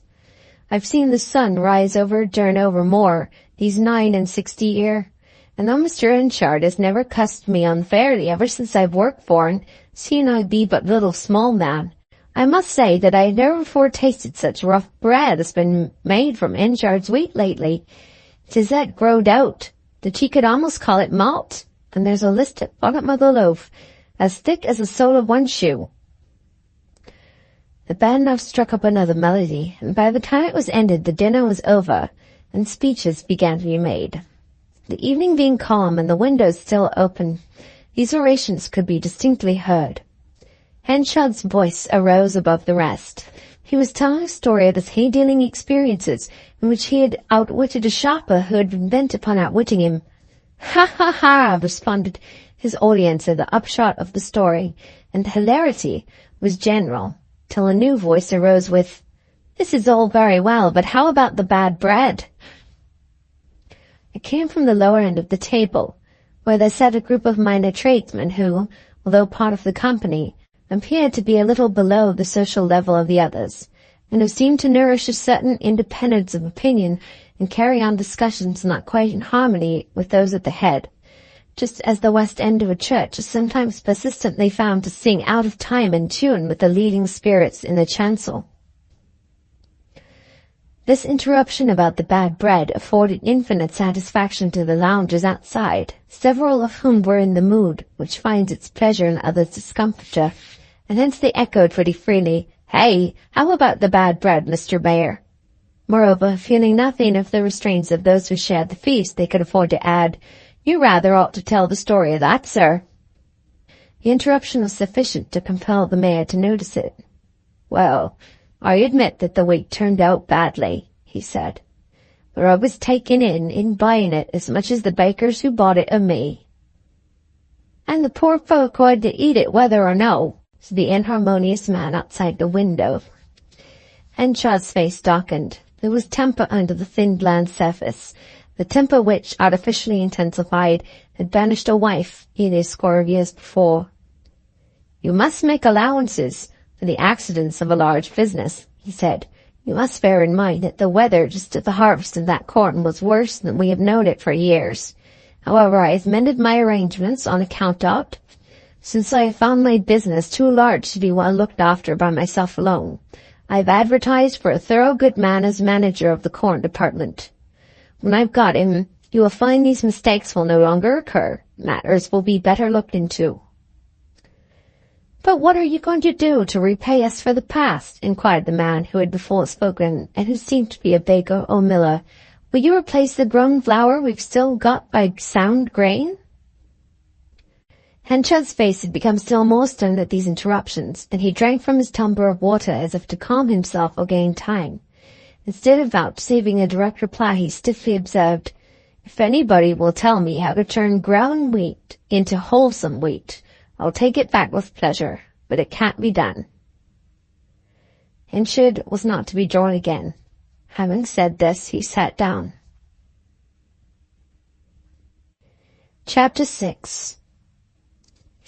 Now the group outside the window had within the last few minutes been reinforced by new arrivals, some of them respectable shopkeepers and their assistants, who had come out for a whiff of air after putting up the shutters for the night. Some of them of a lower class. Distinct from either there appeared a stranger, a young man of remarkably pleasant aspect, who carried in his hand a carpet-bag of the smart floral pattern prevalent in such articles at that time. He was ruddy and of a fair countenance, bright-eyed and slight in build. He might possibly have passed by without stopping at all, or at most for half a minute to glance in at the scene, had not his advent coincided with the discussion on corn and bread, in which event this history had never been enacted. The subject seemed to arrest him, and he whispered some inquiries of the other bystanders and remained listening. When he heard Henchard's closing words, "It can't be done," he smiled impulsively, drew out his pocket-book, and wrote down a few words by the aid of the light in the window. He tore out the leaf, folded and directed it, and seemed about to throw it through the open sash upon the dining table, but on second thoughts edged himself through the loiterers till he reached the door of the hotel, where one of the waiters who had been serving inside was now idly leaning against the doorpost. "Give this to the mayor at once," he said, handing in his hasty note. Elizabeth Jane had seen his movements and heard the words, which attracted her both by their subject and by their accent, a strange one for those parts. It was quaint and northerly. The waiter took the note, while the young stranger continued, "And can you tell me of a respectable hotel that's a little more moderate than this?" The waiter glanced indifferently up and down the street. "They say the Three Mariners just below here is a very good place," he languidly answered, "but I've never stayed there myself." The Scotchman, as he seemed to be, thanked him, and strolled on in the direction of the Three Mariners aforesaid, apparently more concerned about the question of an inn than about the fate of his note, now that the momentary impulse of writing it was over. While he was disappearing slowly down the street, the waiter left the door, and Elizabeth Jane saw with some interest the note brought into the dining room and handed to the mayor. Henchard looked at it carelessly, unfolded it with one hand, and glanced it through. Thereupon it was curious to note an unexpected effect. The nettled, clouded aspect which had held possession of his face since the subject of his coin dealings had been broached changed itself into one of arrested attention. He read the note slowly and fell into thought, not moody but fitfully intense, as that of a man who had been captured by an idea. By this time toasts and speeches had given place to songs, the wheat subject being quite forgotten. Men were putting their heads together in twos and threes, telling good stories, with pantomimic laughter which reached convulsive grimace. Some were beginning to look as if they did not know how they had come there, what they had come for, or how they were going to get home again, and provisionally sat on with a dazed smile. Square-built men showed a tendency to become hunchbacks. Men with a dignified presence lost it in a curious obliquity of figure, in which their features grew disarranged and one-sided, whilst the heads of a few who had dined with extreme thoroughness were somehow sinking into their shoulders, the corners of their mouth and eyes being bent upwards by the subsidence. Only Henchard did not conform to these flexuous changes. He remained stately and vertical, silently thinking. The clock struck 9. Elizabeth Jane turned to her companion. "The evening is drawing on, Mother," she said. "What do you propose to do?" She was surprised to find how irresolute her mother had become. "We must get a place to lie down in," she murmured. "I have seen Mr. Henchard, and that's all I wanted to do."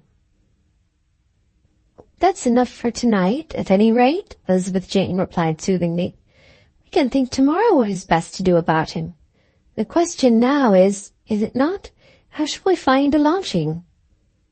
As her mother did not reply, Elizabeth Jane's mind reverted to the words of the waiter, that Three Mariners was an inn of moderate charges. A recommendation good for one person was probably good for another. "Let's go where the young man has gone to," she said. "He is respectable. What do you say?" Her mother assented, and down the street they went. In the meantime, the mayor's thoughtfulness engendered by the note, as stated, continued to hold him in abstraction, till, whispering to his neighbour to take his place, he found opportunity to leave the chair. This was just after the departure of his wife and Elizabeth. Outside the door of the assembly room he saw the waiter, and beckoning to him, asked who brought the note which had been handed in a quarter of an hour before. "A young man, sir, a sort of traveller. He was a Scotchman seen in Leith." "Did he say how he had got it?" "He wrote himself, sir, as he stood outside the window." "Oh, wrote himself. Is the young man in the hotel?" "No, sir. He went to the Three Mariners, I believe." The mayor walked up and down the vestibule of the hotel with his hands under his coat-tails, as if he were merely seeking a cooler atmosphere than that of the room he had quitted. But there could be no doubt that he was in reality still possessed to the full by the new idea, whatever it might be. At length he went back to the door of the dining room, paused, and found that the songs, toast, and conversation were proceeding quite satisfactorily without his presence. The corporation, private residents, and major and minor tradesmen had, in fact, gone in for comforting beverages to such an extent that they had quite forgotten not only the mayor, but all those vast political, religious, and social differences which they felt necessary to maintain in the daytime, and which separated them like iron grills.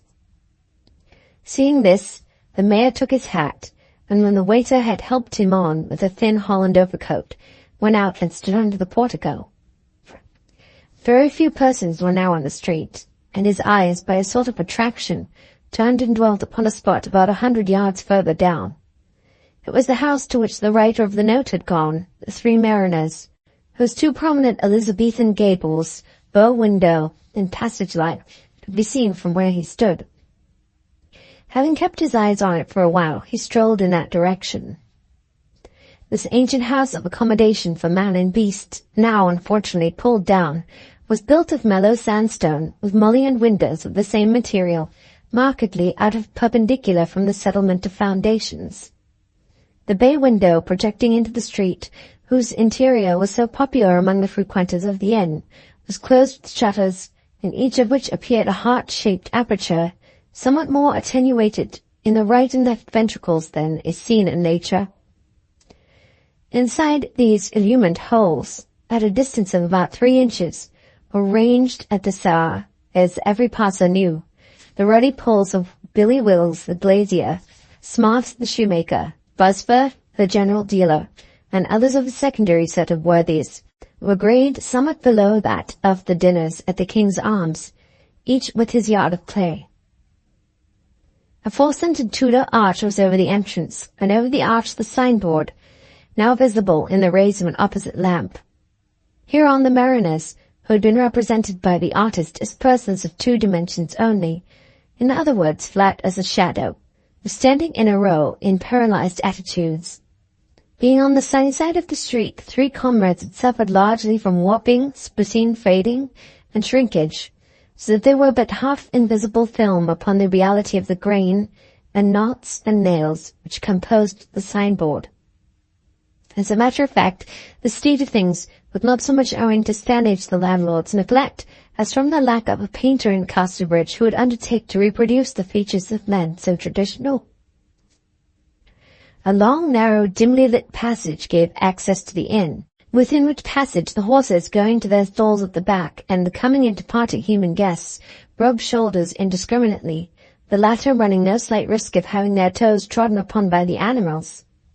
The good stabling and the good ale of the mariners was somewhat difficult to reach on account of there being but this narrow way to both, were nevertheless perseveringly sought out by the sagacious old heads who knew what was what in Casterbridge. Henchard stood without the inn for a few instants, then lowering the dignity of his presence as much as possible by buttoning the brown holland coat over his shirt front, and in other ways toning himself down to his ordinary everyday appearance, he entered the inn door. Chapter 7. Elizabeth Jane and her mother had arrived some 20 minutes earlier. Outside the house they had stood, and considered whether even this homely place, though recommended as moderate, might not be too serious in its prices for their light pockets. Finally, however, they had found courage to enter, and duly met Stanage the landlord, a silent man, who drew and carried frothing measures to this room and that, shoulder to shoulder with his waiting maids, stately slowness, however, entering into his ministrations by contrast with theirs, as became one whose service was somewhat optional. It would have been altogether optional but for the oars of the landlady, a person who sat in the bar, corporeally motionless, but with a flitting eye and quick ear, with which she observed and heard through the open door and hatchway the pressing need of customers, whom her husband overlooked though close at hand. Elizabeth and her mother were passively accepted as sojourners, and shown to a small bedroom under one of the gables where they sat down. The principle of the inn seemed to be to compensate for the antique awkwardness, crookedness, and obscurity of the passages, floors, and windows by quantities of clean linen spread about everywhere, and this had a dazzling effect upon the travellers. "'Tis too good for us, we can't meet it," said the elder woman, looking round the apartment with misgivings as soon as they were left alone. "I fear it is too," said Elizabeth, "but we must be respectable." "We must pay our way even before we must be respectable," replied her mother. "Mr. Henchard is too high for us to make ourselves known to him, I much fear, so we've only our own pockets to depend on." "I know what I'll do," said Elizabeth Jane after an interval of waiting, during which their needs seemed quite forgotten under the press of business below, and leaving the room she descended the stairs and penetrated to the bar. If there was one good thing more than another which characterized this single-hearted girl, it was a willingness to sacrifice their personal comfort and dignity to the common weal. "As you seem busy here tonight and Mother's not well off, might I take up part of our accommodation by helping?" she asked of the landlady. The latter, who remained as fixed in the armchair as if she had been melted into it when in a liquid state and could not now be unstuck, looked the girl up and down inquiringly with her hands on the chair arms, Such arrangements as the one Elizabeth proposed were not uncommon in country villages, but though Casterbridge was old-fashioned, the custom was well-nigh obsolete here. The mistress of the house, however, was an easy woman to strangers, and she made no objection. Thereupon Elizabeth, being instructed by nods and motions from the taciturn landlord as to where she could find the different things, trotted up and downstairs with materials for her own and her parents' meal. While she was doing this, the wooden partition in the center of the house thrilled to its center with the tugging of a bell pull upstairs. The bell below tinkled a note that was feebler in sound than the twanging of wires and cranks that had produced it. "'Tis the Scotch gentleman," said the landlady omnisciently, and turning her eyes to Elizabeth. "Now then, can you go and see if his supper's on the tray? If it is, you can take it up to him. The front room over this." Elizabeth Jane, though hungry, willingly postponed serving herself a while, and applied to the cook in the kitchen, when she brought forth a tray of supper viands, and proceeded with it upstairs to the apartment indicated. The accommodation of the three mariners was far from spacious, despite the fair area of ground it covered. The room demanded by intrusive beams and rafters, partitions, passages, staircases, disused ovens, settles, and four-posters left comparatively small quarters for human beings.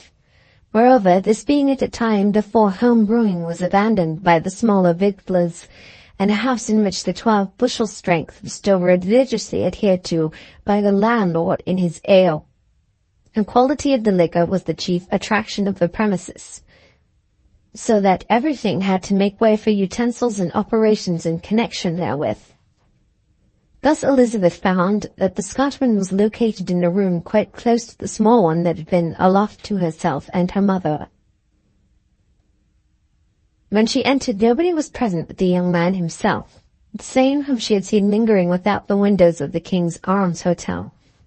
He was now idly reading a copy of the local paper, and was hardly conscious of her entry, so that she looked at him quite coolly, and saw how his forehead shone where the light caught it, and how nicely his hair was cut, and the sort of velvet pile or down that was on the skin at the back of his neck, and how his cheek was so truly carved as to be part of a globe, and how clearly drawn were the lids and lashes which hid his bent eyes. She set down the tray, spread his supper, and went away without a word. On her arrival below, the landlady, who was as kind as she was fat and lazy, saw that Elizabeth Jane was rather tired, though in her earnestness to be useful, she was waiving her own needs altogether. Mrs. Stanage thereupon said with a considerable peremptoriness she and her mother had better take their own suppers if they meant to have any.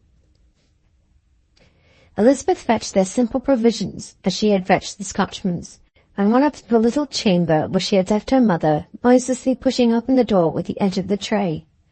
To her surprise, her mother, instead of being reclined on the bed where she had left her, was in an erect position with lips parted. At Elizabeth's entry she lifted her finger. The meaning of this was soon apparent.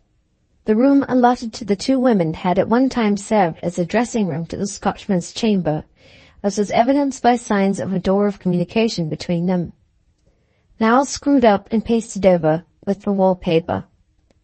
But, as is frequently the case with hotels of far higher pretensions than the Three Mariners, every word spoken in either of these rooms was distinctly audible in the other. Such sounds came through now. Thus silently conjured, Elizabeth deposited the tray, and her mother whispered as she drew near, "'Tis he." "Who?" said the girl. "The mayor." The tremors in Susan Henchard's tone might have led any person, but one so perfectly unsuspicious of the truth as the girl was, to surmise some closer connection than the admitted simple kinship as a means of accounting for them. Two men were indeed talking in the adjoining chamber, the young Scotchman and Henchard, who, having entered the inn while Elizabeth Jane was in the kitchen waiting for the supper, had been deferentially conducted upstairs by host Stanage himself. The girl noiselessly laid out their little meal and beckoned to her mother to join her, which Mrs. Henchard mechanically did, her attention being fixed on the conversation through the door. "I merely strolled in on my way home to ask you a question about something that has excited my curiosity," said the mayor with careless geniality. "For I see you have not finished supper." Aye, but I won't be down in a little. You needn't go, sir. Take a seat. I've almost done, and it makes no difference at all. Henchard seemed to take the seat offered, and in a moment he resumed. Well, first I should ask, did you write this? A rustling of paper followed. Yes, I did, said the Scotchman. Then, said Henchard, I am under the impression that we have met by accident while waiting for the morning to keep an appointment with each other. My name is Henchard. Hadn't you replied to an advertisement for a corn tractor's manager that I put into the paper? Hadn't you come here to see me about it? No, said the Scotchman with some surprise. Surely you are the man, went on Henchard insistingly, who arranged to come and see me? Joshua, Jop, what was his name? You're wrong, said the young man. My name is Donald Fafrey. It is true, I am in the corn trade, but I have replied to no advertisement and arranged to see no one. I am on my way to Bristol, from there to the other side of the world, to try my fortune in the great wheat-growing districts of the West. I have some inventions useful to the trade, and there is no scope for developing them here. To America? Well, well, said Henchard, in a tone of disappointment, so strong as to make itself felt like a damp atmosphere. And yet I could have sworn you were the man.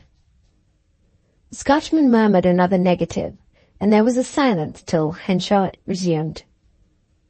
Then I am truly and sincerely obliged to you for the few words you wrote on that paper. It was nothing, sir. Well, it has a great importance for me just now. This row about my grown wheat, which I declared to heaven I didn't know to be bad till the people came complaining, has put me to my wits' end. I've some hundreds of quarters of it on hand, and if your renovating process will make it wholesome, why, you can see what a quag 'twould get me out of. I saw in a moment there might be truth in it, but I should like to have it proved, and of course you don't care to tell the steps of the process sufficiently for me to do that, without my paying you well for it first. The young man reflected a moment or two. I don't know that I have any objection, he said. I'm going to another country, and curing bad corn is not the line I'll take up there. Yes, I'll tell ye the whole of it. You'll make more out of it here than I will in a foreign country. Just look here a minute, sir. I can show ye by a sample in my carpet bag. The click of a mug followed, and there was a sifting and rustling, then a discussion about so many ounces to the bushel, and drying and refrigerating, and so on. These few grains will be sufficient to show you with, came in the young fellow's voice, and after a pause, during which some operation seemed to be intently watched by both of them, he explained, There now, do you taste that? It's complete, quite restored, or, well, nearly. Quite enough restored to make a good seconds out of it, said the Scotchman. To fetch it back entirely is impossible. Nature won't stand so much as that. But here, you go a great ways towards it. Well, sir, that's the process. I don't value it, for it can be but of little use in countries where the weather is more settled than in ours. I'll be only too glad if it's of service to you. But hearken to me, pleaded Henchard. My business, you know, is in corn and in hay, and I was brought up as a hay trusser simply, and hay is what I understand best, though I now do more in corn than in the other. If you'll accept the place, you shall manage the corn branch entirely and receive a commission in addition to salary. You're liberal, very liberal, but no, I cannot, the young man still replied, with some distress in his accents. So be it, said Henchard conclusively. Now, change the subject. One good turn deserves another. Don't stay to finish that miserable supper. Come to my house. I can find something better for ye than cold ham and ale. Donald Fafrey was grateful, said he feared he must decline, that he wished to leave early next day. Very well, said Henchard quickly. Please yourself. But I tell you, young man, if this holds good for the bulk as it has done for the sample, you have saved my credit, stranger though you be. What shall I pay you for this knowledge? Nothing at all. It may not prove necessary to ye to use it often, and I don't value it at all. I thought I might just as well let ye know as you're in a difficulty, and they were hard upon ye. Henchard paused. I shan't soon forget this, he said, and from a stranger. I couldn't believe you were not the man I engaged. Says I to myself, he knows who I am, and recommends himself by this stroke. And yet it turns out, after all, that you are not the man who answered my advertisement, but a stranger. Aye, that's so, said the young man. Henchard again suspended his words, and then his voice came thoughtfully. Your forehead, Farfrey, is something like my poor brother's, now dead and gone, and the nose, too, isn't unlike his. You must be, what, 5'9", I reckon? I am 6'1.5" out of my shoes. But what of that? In my business, 'tis true the strength and bustle build up a firm, but judgment and knowledge are what keep it established. Unluckily, I am bad at science, Farfrey, bad at figures, a rule of thumb sort of man. You are just the reverse, I can see that. I have been looking for such as you these 2 years, and yet you are not for me. Well, before I go, let me ask this. You are not the young man I thought you were. What's the difference? Can't you stay just the same? Have you really made up your mind about this American notion? I won't mince matters. I feel you would be invaluable to me. That needn't be said. And if you will abide and be my manager, I will make it worth your while. My plans are fixed, said the young man in negative tones. I have formed a scheme, and so we needn't say any more about it. But will you not drink with me, sir? I find this Casterbridge ale warmer to the stomach. No, I fain would, but I can't, said Henchard gravely, scraping his chair and informing the listeners that he was rising to leave. When I was a young man, I went in for that sort of thing too strong, far too strong, and was well nigh ruined by it. I did a deed on account of it, which I shall be ashamed of to my dying day. It made such an impression on me that I swore there and then that I drink nothing stronger than tea for as many years as I was old that day. I have kept my oath, and though Farfrey, I'm sometimes that dry in the dog days that I could drink a quarter barrel to the pitching. I think of my oath, and touch no strong drink at all. I'll no press ye, sir. I'll no press ye. I respect your vow. Well, I shall get a manager somewhere, no doubt, said Henchard, with strong feelings in his tones, but it will be long before I see one that would suit me so well. The young man appeared much moved by Henchard's warm convictions of his value. He was silent till they reached the door. I wish I could stay. Sincerely, I would like to, he replied. But no, it cannot be. It cannot. I want to see the world. Chapter 8. Thus they parted, and Elizabeth Jane and her mother remained each in her thoughts over their meal, the mother's face being strangely bright since Henchard's avowal of shame for her past action. The quivering of the partition to its core presently denoted that Donald Farfrey had again rung his bell, no doubt to have his supper removed. For humming a tune and walking up and down, he seemed to be attracted by the lively bursts of conversation and melody from the general company below. He sauntered out upon the landing and descended the staircase.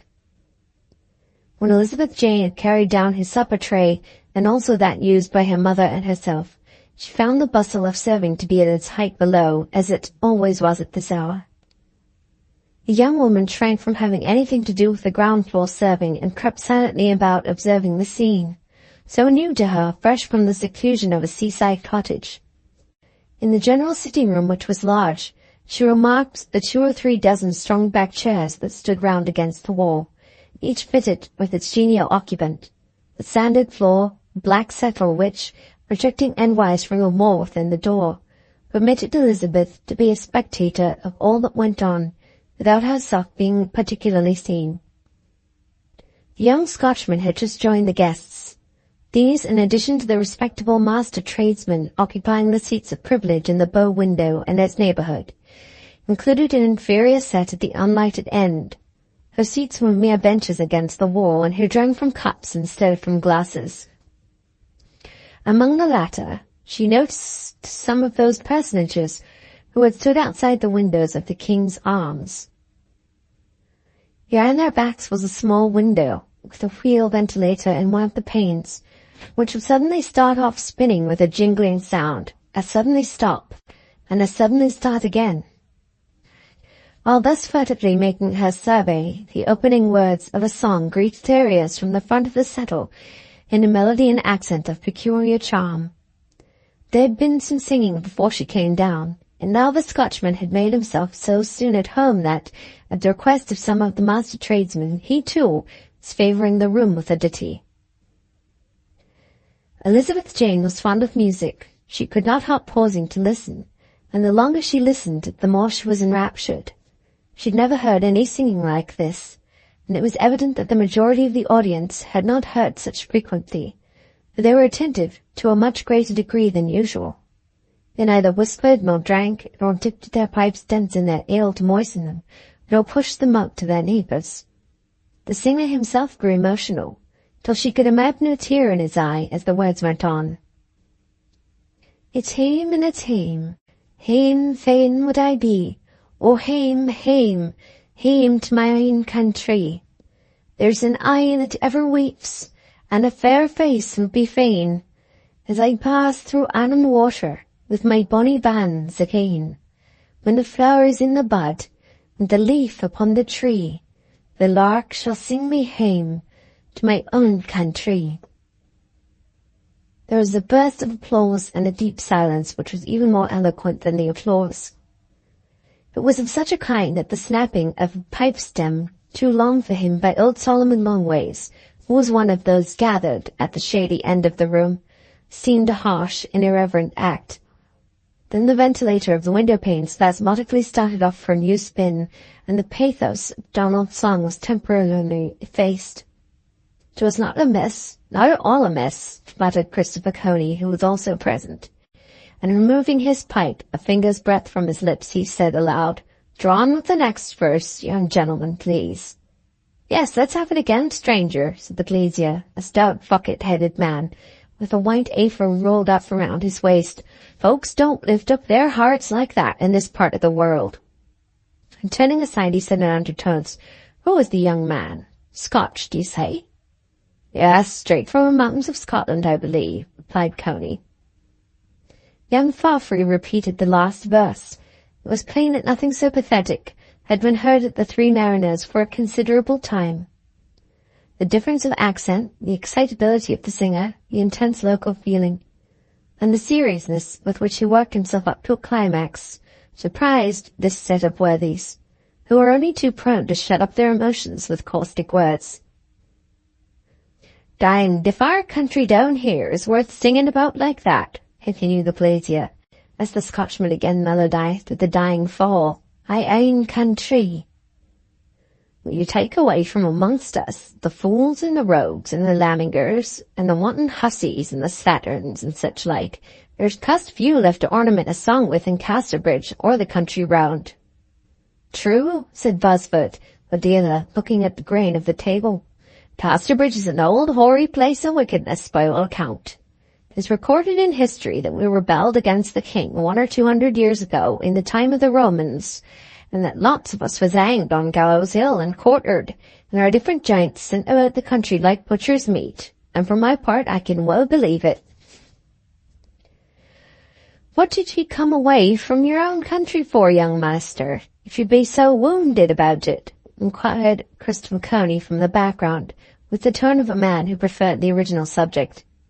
"Faith, it wasn't worth your while on our account, for, as Maister Billy Wills says, we be bruckle folk here, the best of us hardly honest sometimes, what with hard winters and so many mouths to fill, and God Almighty send his little tatties so terrible small to fill 'em with.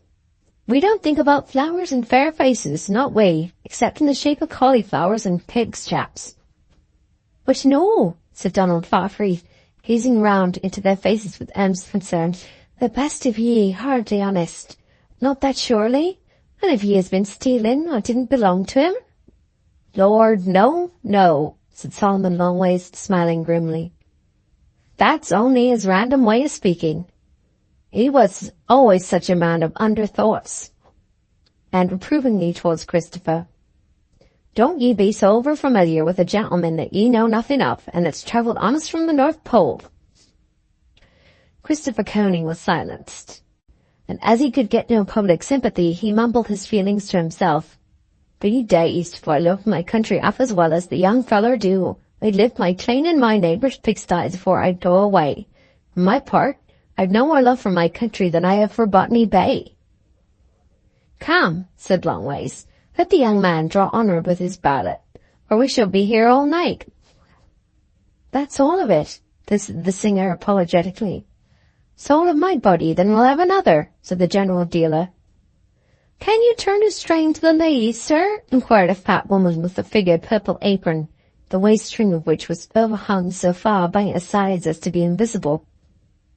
Let him breathe, Mother Cuxom. He ain't got his second wind yet," said the master glazier. "Oh, yes, but I have," exclaimed the young man, and he had once rendered "Oh, Nanny" with faultless modulations, and another or two of the like sentiment, winding up at their earnest request with "Auld Lang Syne." By this time he had completely taken possession of the hearts of the three mariners' inmates, including even old Coney. Notwithstanding an occasional odd gravity, which awoke their sense of the ludicrous for the moment, he began to view him through a golden haze, which the tone of his mind seemed to raise around him.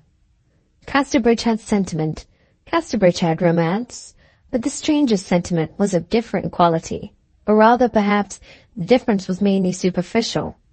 He was to them like the poet of a new school, who takes his contemporaries by storm, who is not really new, but is the first to articulate what all his listeners have felt, though but dumbly till then.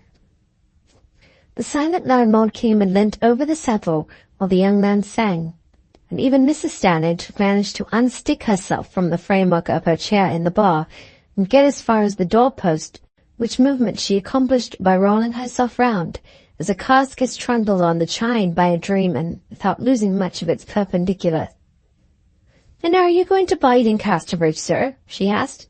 "Ah, no," said the Scotchman, with melancholy fatality in his voice. "I am only passing through. I am on my way to Bristol, and I'm free there to foreign parts." "We be truly sorry to hear it," said Solomon Longways.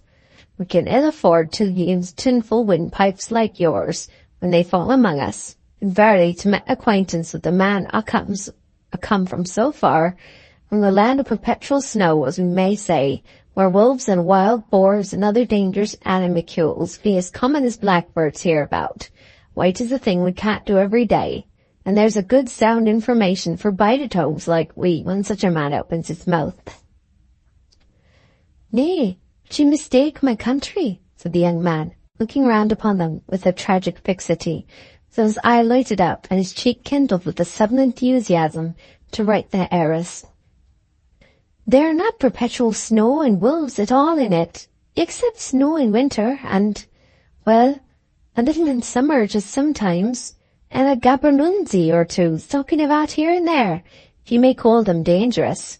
Eh, but you should take a summer journey to Edinburgh and Arthur's Seat, and all round there, and then go on to the lochs and all the Highland scenery in May and June, and you would never say 'tis the land of wolves and perpetual snow." "Of course not, it stands to reason," said Buzzford. "'Tis barren ignorance that leads to such words. He's a simple homespun man that never was fit for good company. Think nothing of him, sir." "And do you carry your flock bed and your quilt and your crop and your bit of chiney, or do you go in bare bones, as I may say?" inquired Christopher Coney. "I've sent on my luggage, though it isn't much, for the voyage is long." Donald's eyes dropped into a remote gaze as he added, "But I said to myself, never a one of the prizes of life will I come by unless I undertake it, and I decided to go." A general sense of regret, in which Elizabeth Jane stared not least, made itself apparent in the company. As she looked at Fafhrey from the back of the settle, she decided that his statement showed him to be no less thoughtful, and his vacillating melodies revealed him to be cordial and impassioned. She admired the serious light in which he looked at serious things. He had seen no jests and ambiguities and roguery, as the Casterbridge tosspots had done, and rightly not. There was none. She disliked those wretched humours of Christopher Coney and his tribe, and he did not appreciate them. He seemed to feel exactly as she felt about life and its surroundings. They were a tragical rather than a comical thing. But though one could be gay on occasion, moments of gaiety were interludes, and no part of the actual drama. It was extraordinary how similar their views were. Though it was still early, the young Scotchman expressed his wish to retire, whereupon the landlady whispered to Elizabeth to run upstairs and turn down his bed. She took a candlestick and proceeded on her mission, which was the act of a few moments only. When, candle in hand, she reached the top of the stairs on her way down again, Mr. Farfrae was at the foot coming up. She could not very well retreat. They met and passed in the turn of the staircase. She must have appeared interesting in some way, notwithstanding her plain dress, or rather possibly in consequence of it, for she was a girl characterized by earnestness and soberness of mien, with which simple drapery accorded well. Her face flushed, too, at the slight awkwardness of the meeting, and she passed him with her eyes bent on the candle flame that she carried just below her nose. Thus it happened that when confronting her he smiled, and then with the manner of a temporarily light-hearted man, who has started himself on a flight of song whose momentum he cannot readily check, he softly tuned an old ditty that she seemed to suggest. As I came in by my bower door, as day was waxing weary, oh, what came tripping down the stair, the bonny Peg, my dearie. Elizabeth Jane, rather disconcerted, hastened on, and the Scotchman's voice died away, humming more of the same within the closed door of his room. Here the scene and sentiment ended for the present. When, soon after, the girl rejoined her mother, the latter was still in thought on quite another matter than the young man's song. "We've made a mistake," she whispered that the Scotchman might not overhear. "On no account ought you to have helped serve here tonight, not because of ourselves, but for the sake of him. If he should befriend us and take us up, and then find out what you did when staying here, 'twould grieve and wound his natural pride as mayor of the town." Elizabeth, who would perhaps have been more alarmed at this than her mother had she known the real relationship, was not much disturbed about it as things stood. He was another man than her poor mother's. "For myself," she said, "I didn't at all mind waiting a little upon him. He's so respectable and educated, far above the rest of 'em in the inn. They thought him very simple not to know their grim broad way of talking about themselves here. But of course he didn't know. He was too refined in his mind to know such things." Thus she earnestly pleaded. Meanwhile the he of her mother was not so far away as even they thought. After leaving the three mariners, he had sauntered up and down the empty high street, passing and repassing the inn in his promenade. And when the Scotchman sang, his voice had reached Henchard's ears through the heart-shaped holes in the window shutters, and had led him to pause outside them a long while. To be sure, how that fellow does draw me," he had said to himself. "I suppose just because I'm so lonely. I'd have given him a third share in the business to have stayed."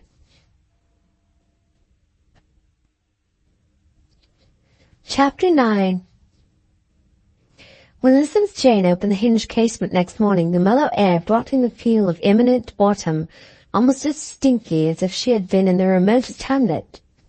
Casterbridge was the complement of the rural life around, not its urban opposite. Bees and butterflies in the cornfields at the top of the town, who desired to get to the mead at the bottom, took no circuitous course, but flew straight down High Street, without any apparent consciousness that they were traversing strange latitudes. And in autumn, airy spheres of thistledown floated into the same street, lodged upon the shop fronts, blew into drains, and innumerable tawny and yellow leaves skimmed along the pavement and stole through people's doorways into their passages, with a hesitating scratch on the floor, like the skirts of timid visitors. Hearing voices, one of which was close at hand, she withdrew her head and glanced from behind the window curtains. Mr. Henchard, now habited no longer as a great personage, but as a thriving man of business, was pausing on his way up the middle of the street, and the Scotchman was looking from the window and joining her own. Henchard, it appeared, had gone a little way past the inn before he had noticed his acquaintance of the previous evening. He came back a few steps, Donald Fafhrey opening the window further.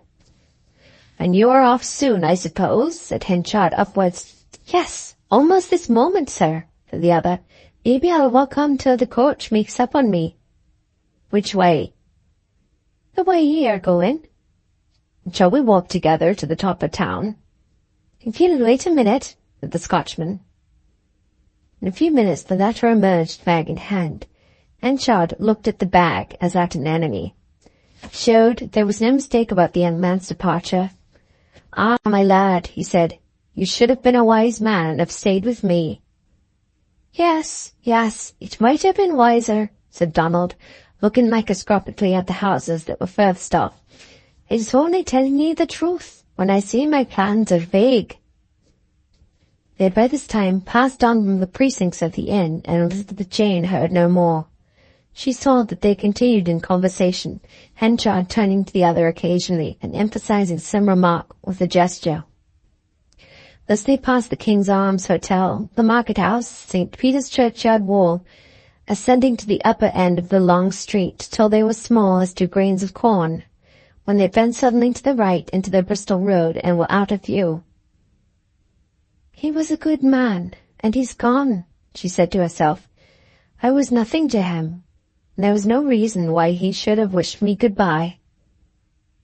The simple thought, with its latent sense of slight, had moulded itself out of the following little fact. When the Scotchman came out at the door, he had by accident glanced up at her, and then he looked away again without nodding or smiling or saying a word.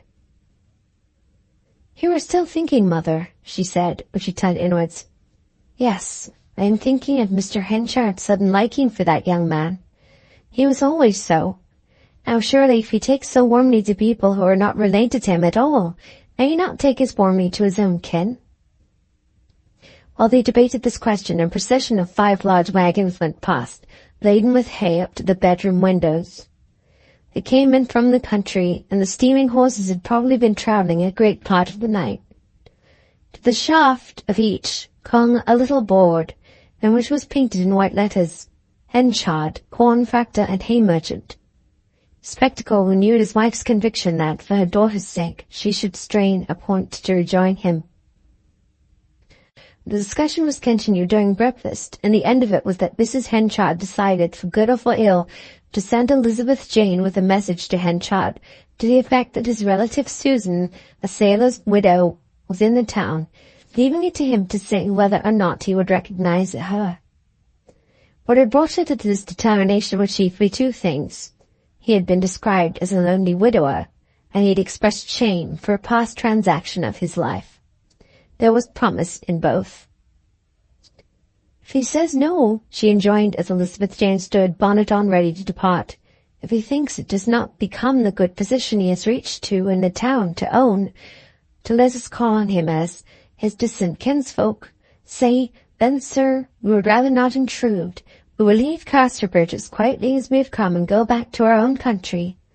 I almost feel that I would rather he did say so, as I have not seen him for so many years, and we are so little allied to him." "And if he says yes?" inquired the more sanguine one. "In that case," answered Mrs. Henchard courteously, "ask him to write me a note, saying when and how he will see us, or me." Elizabeth Jane went a few steps towards the landing. "And tell him," continued her mother, "that I fully know I have no claim upon him, that I am glad to find he is thriving, that I hope his life may be long and happy. There, go." Thus, with a half-hearted willingness, smothered reluctance, did the poor forgiving woman start her unconscious daughter on this errand. It was about 10 o'clock in market day, when Elizabeth paced up the high street in no great hurry, for to herself her position was only that of a poor relation deputed to hunt up a rich one. The front doors of the private houses were mostly left open at this warm autumn time, no thought of umbrella stealers disturbing the minds of the placid purchasers. Hence, through the long straight entrance passages thus unclosed could be seen as through tunnels the mossy gardens at the back, glowing with nasturtiums, fuchsias, scarlet geraniums, bloody warriors, snapdragons, and dahlias, this floral blaze being backed by a crusted grey stone walk remaining from a yet remoter Casterbridge than the venerable one visible in the street. The old-fashioned fronts of these houses, which had older than old-fashioned backs, rose sheer from the pavement, into which the bow windows protruded like bastions, necessitating pleasing chausée movement to the time-pressed pedestrian at every few yards. It was bound also to evolve other terpsichorean figures in respective door-steps, scrapers, cellar hatches, church buttresses, and the overhanging angles of walls which, occasionally unobtrusive, had become bow-legged and knock-kneed. In addition to these fixed obstacles which spoke so cheerfully of individual unrestraint as to boundaries, movables occupied the path and roadway to a perplexing extent. First the vans of the carriers in and out of Casterbridge, who hailed from Mellstock, Weatherbury, the Hintocks, Sherton Abbas, Kingsbere, Hovecombe, and many other towns and villages round. Their owners were numerous enough to be regarded as a tribe, and had almost distinctiveness enough to be regarded as a race. Their vans had just arrived, and were drawn up on each side of the street in close file, so as to form at places a wall between the pavement and the roadway. Moreover, every shop pitched out half its contents upon trestles and boxes on the curb, extending the display each week a little further and further into the roadway, despite the expostulations of the two feeble old constables, until there remained but a tortuous defile for carriages down the centre of the street, which afforded fine opportunities for skill with the reins.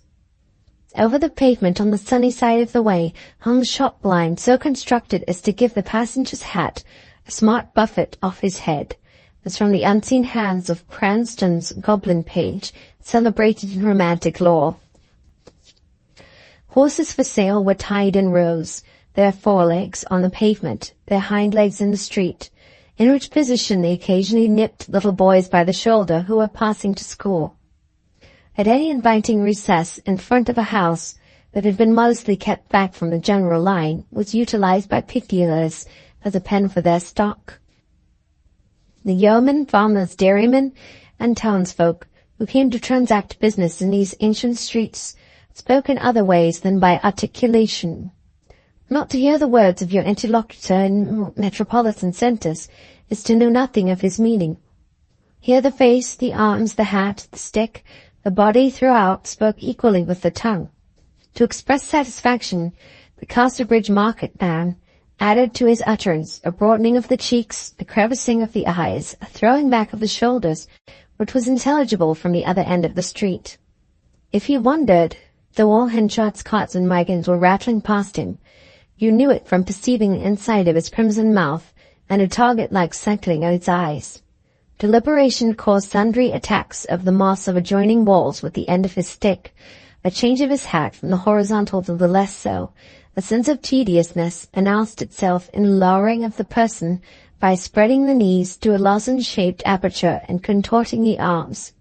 Chicanery subterfuge had hardly a place in the streets of this honest borough to all appearance, and it was said that the lawyers in the courthouse hard by occasionally threw in strong arguments for the other side, out of pure generosity, though apparently by mischance, when advancing their own.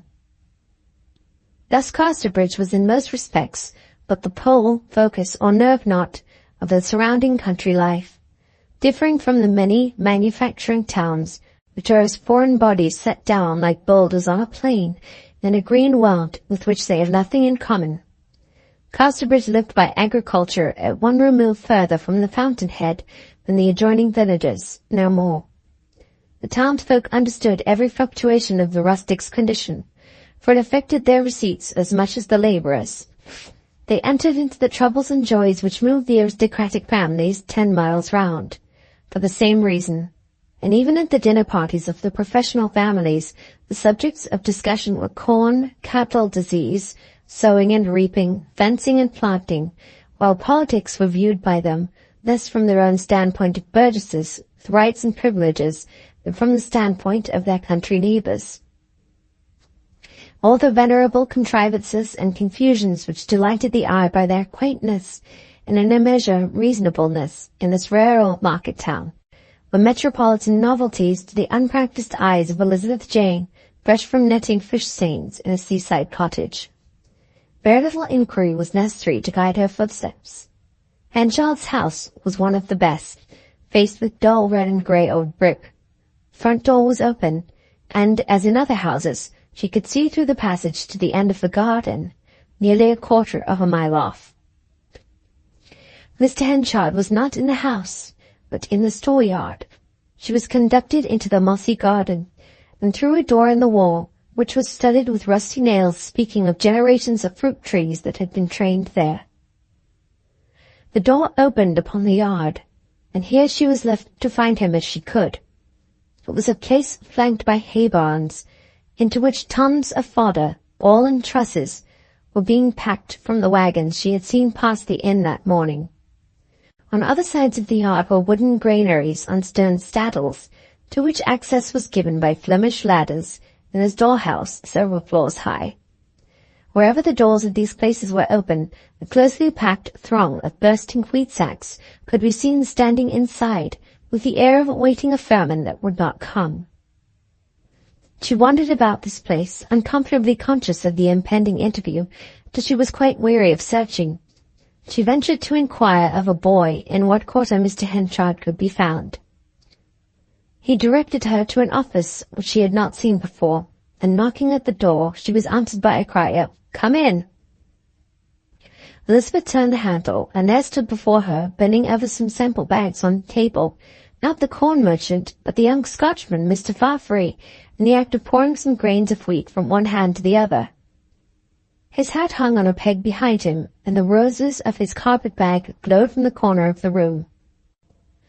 Having turned her feelings and arranged word on her lips for Mr. Henchard and for him alone, she was for the moment confounded. "Yes? What is it?"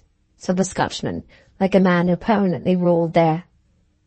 She said she wanted to see Mr. Henchard. "Ah, yes.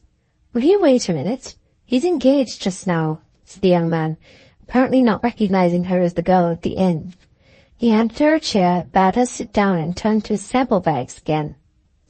While Elizabeth Jane was waiting in great amaze at the young man's presence, we may briefly explain how he came there. When the two new acquaintances had passed out of sight that morning towards the Bath and Bristol road, they went on silently, except for a few commonplaces, till they had gone down an avenue of the town walls, called the Chalk Walk, leading to an angle where the north and west escarpments met. From this high corner of the square earthworks a vast extent of country could be seen.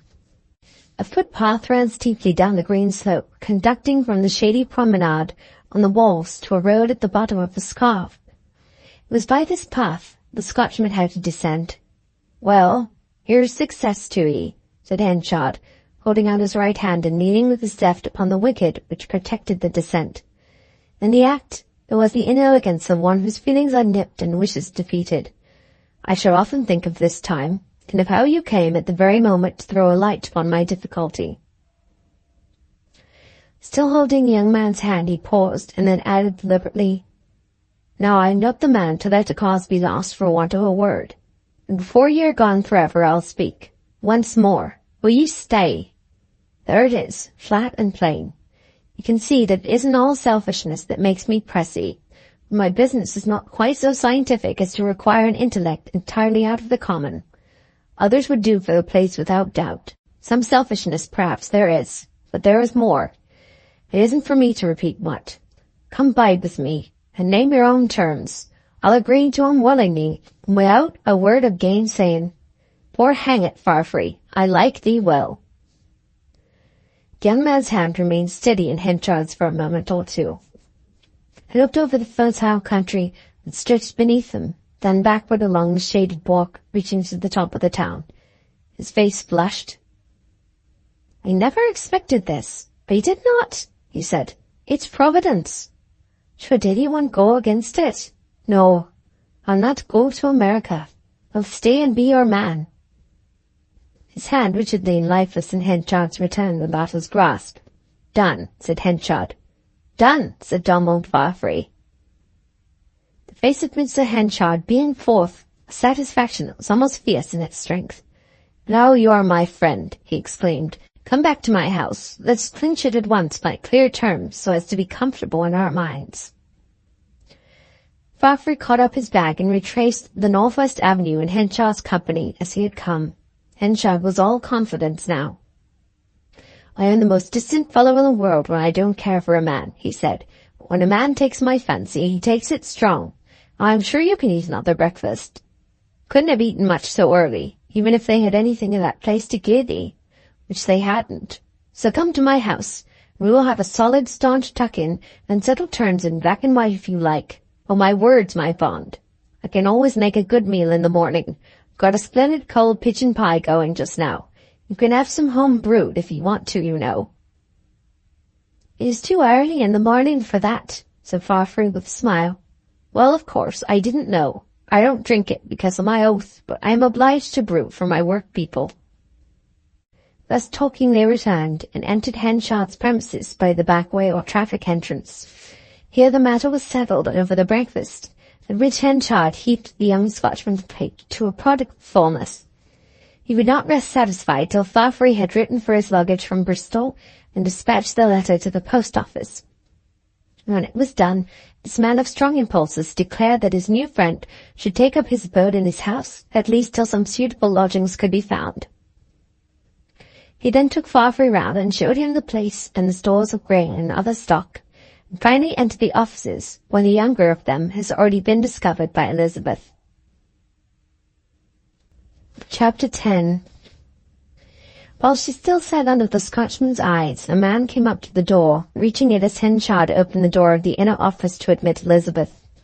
The newcomer stepped forward, like the quicker cripple Bethesda, and entered in her stead. She could hear his words to Henchard. "Joshua Jopp, sir, by appointment, the new manager." "The new manager? He's in his office," said Henchard bluntly. "In his office?" said the man, with a stultified air. "I mentioned Thursday," said Henchard, "and as you did not keep your appointment, I have engaged another manager. At first I thought he must be you. Do you think I can wait when business is in question?" "You said Thursday or Saturday, sir," said the newcomer, pulling out a letter. "Well, you're too late," said the corn factor. "I can say no more." "You as good as engaged me," murmured the man. "Subject to an interview," said Henchard. "I'm sorry for you, very sorry indeed, but it can't be helped." There was no more to be said, and the man came out, encountering Elizabeth Jane in his passage. She could see that his mouth twitched with anger, and bitter disappointment was written in his face everywhere. Elizabeth Jane now entered and stood before the master of the premises. His dark pupils, which always seemed to have a red spark of light in them, though this could hardly be a physical fact, turned indifferently round under his dark brows until they rested on her figure. "Now then, what is it, my young woman?" he said blandly. "Can I speak to you? Not on business, sir?" said she. "Yes, I suppose." He looked at her more thoughtfully. "I am sent to tell you, sir," she innocently went on, "that a distant relative of yours by marriage, Susan Newson, a sailor's widow, is in the town, and to ask whether you could wish to see her." The rich rouge et noir of his countenance underwent a slight change. "Oh, Susan is still alive?" he asked with difficulty. "Yes, sir." "And you, her daughter?" "Yes, sir, her only daughter." "What do you call yourself? Your Christian name?" "Elizabeth Jane, sir." "Newson?" "Elizabeth Jane Newson." This at once suggested to Henchard that the transaction of his early married life at Weydon Fair was unrecorded in the family history. It was more than he could have expected. His wife had behaved kindly to him in return for his unkindness, and had never proclaimed her wrong to her child or to the world. "I am a good deal interested in your news," he said, "and as this is not a matter of business but pleasure, suppose we go indoors." It was with a gentle delicacy of manner surprising to Elizabeth that he showed her out of the office and through the outer room, where Donald Farfrae was overhauling bins and samples with the inquiring inspection of a beginner in charge. Henchard preceded her through the door in the wall, the suddenly changed scene of a garden and flowers, and onward into the house.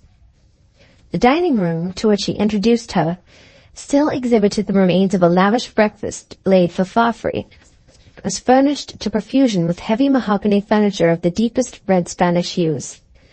Pembroke tables, with knees hanging so low that they well-nigh touched the floor, stood against the walls on legs and feet shaped like those of an elephant, and on one lay 3 huge folio volumes, a family Bible, a Josephus, and a Whole Duty of Man. In the chimney corner was a fire grate with a fluted semicircular back, having urns and festoons cast in relief thereon, and the chairs were of the kind which, since that day, has cast lustre upon the names Chippendale and Sheraton, though in point of fact their patterns may have been such as those illustrious carpenters never saw or heard of. "Sit down, Elizabeth Jane. Sit down," he said, with a shake of his voice as he uttered her name, and sitting down himself he allowed his hands to hang between his knees while he looked upon the carpet. "Your mother, then, is quite well?" "She is rather worn out, sir, with travelling." "A sailor's widow? When did he die?" "Father was lost last spring." Henchard winced at the word father thus applied. "Do you and she come from abroad, America or Australia?" he asked. "No, we've been in England some years. I was 12 when we came here from Canada." "Ah, exactly." In such conversation he discovered the circumstances which enveloped his wife and her child in such total obscurity that he had long ago believed them to be in their graves. These things being clear, he returned to the present. "And where is your mother staying?" "At the Three Mariners." "And you are her daughter, Elizabeth Jane?" repeated Henchard. He arose, came close to her, and glanced in her face. "I think," he said, suddenly turning away with a wet eye, "you shall take a note from me to your mother. I should like to see her. She's not left very well off by her late husband." His eye fell on Elizabeth's clothes, which, though a respectable suit of black, and her very best, were decidedly old-fashioned even to Casterbridge eyes. "Not very well," she said, glad that he had divined this without her being obliged to express it. He sat down at the table and wrote a few lines, next taking from his pocket-book a £5 note, which he put in an envelope with the letter, adding to it, as by an afterthought, 5 shillings. Sealing the whole up carefully, he directed it to Mrs. Newson, 3 Mariners Inn, and handed the packet to Elizabeth. "Deliver it to her personally, please," said Henchard. "Well, I am glad to see you here, Elizabeth Jane. Very glad. We must have a long talk together, but not just now." He took her hand at parting, and held it so warmly that she, who had known so little friendship, was much affected, and tears rose to her aerial grey eyes.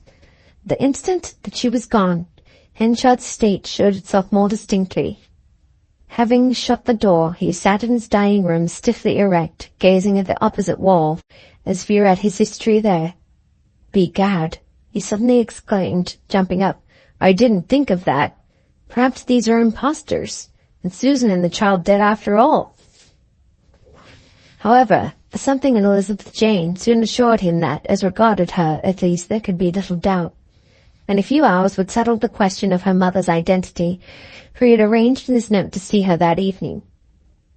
"It never rains but it pours," said Henchard.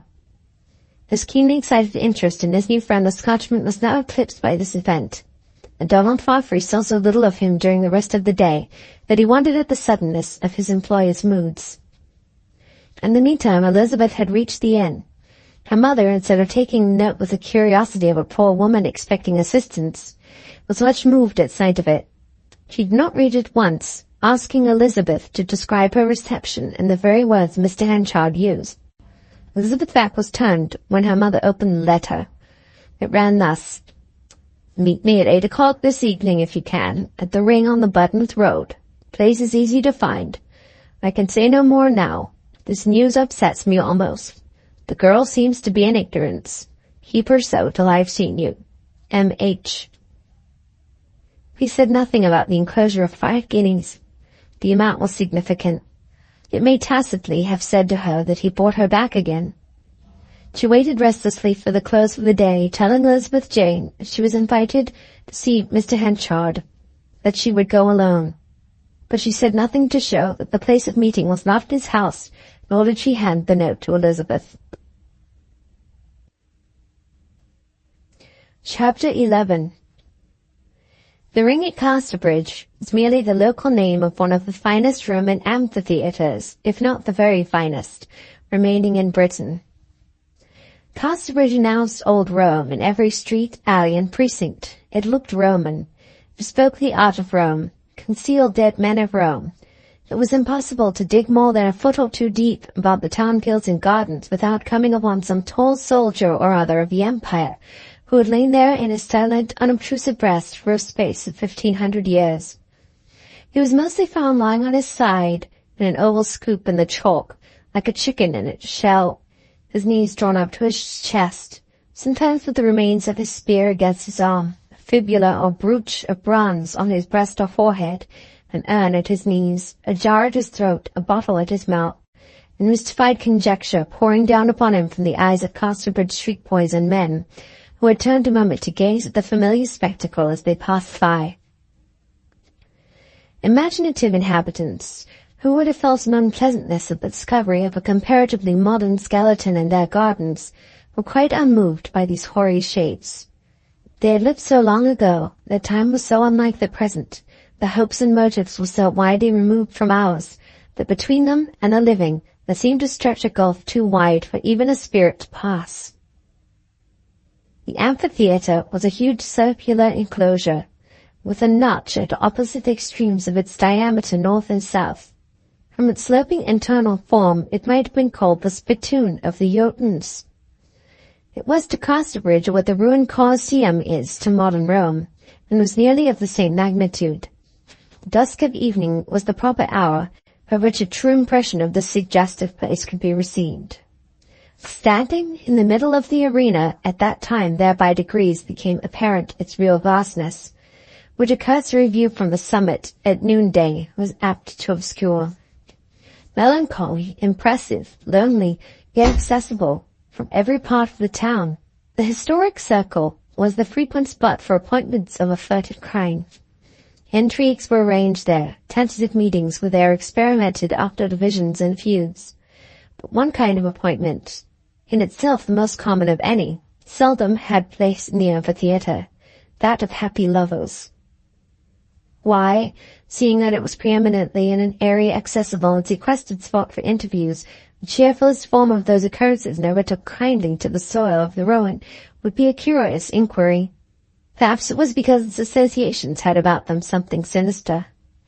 Its history proved that, apart from the sanguinary nature of the games originally played therein, such incidents attached to its past as these, that for scores of years the town gallows had stood at one corner, that in 1705 a woman who had murdered her husband was half strangled and then burnt there in the presence of 10,000 spectators.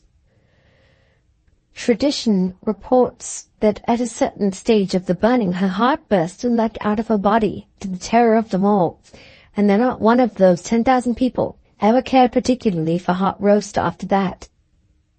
In addition to these old tragedies, pugilistic encounters almost to the death had come off down to recent dates in that secluded area, entirely invisible to the outside world, save by climbing to the top of the enclosure, which few townspeople in the daily round of their lives ever took the trouble to do. So that, though close to the turnpike road, crimes might be perpetrated there unseen at midday. Some boys had latterly tried to impart gaiety to the ruin by using the central arena as a cricket ground, but the game usually languished for the aforesaid reason, the dismal privacy which the earthen circle enforced, shutting out every appreciative passer's vision, every commendatory remark from outsiders, everything except the sky, and to play at games in such circumstances was like acting to an empty house.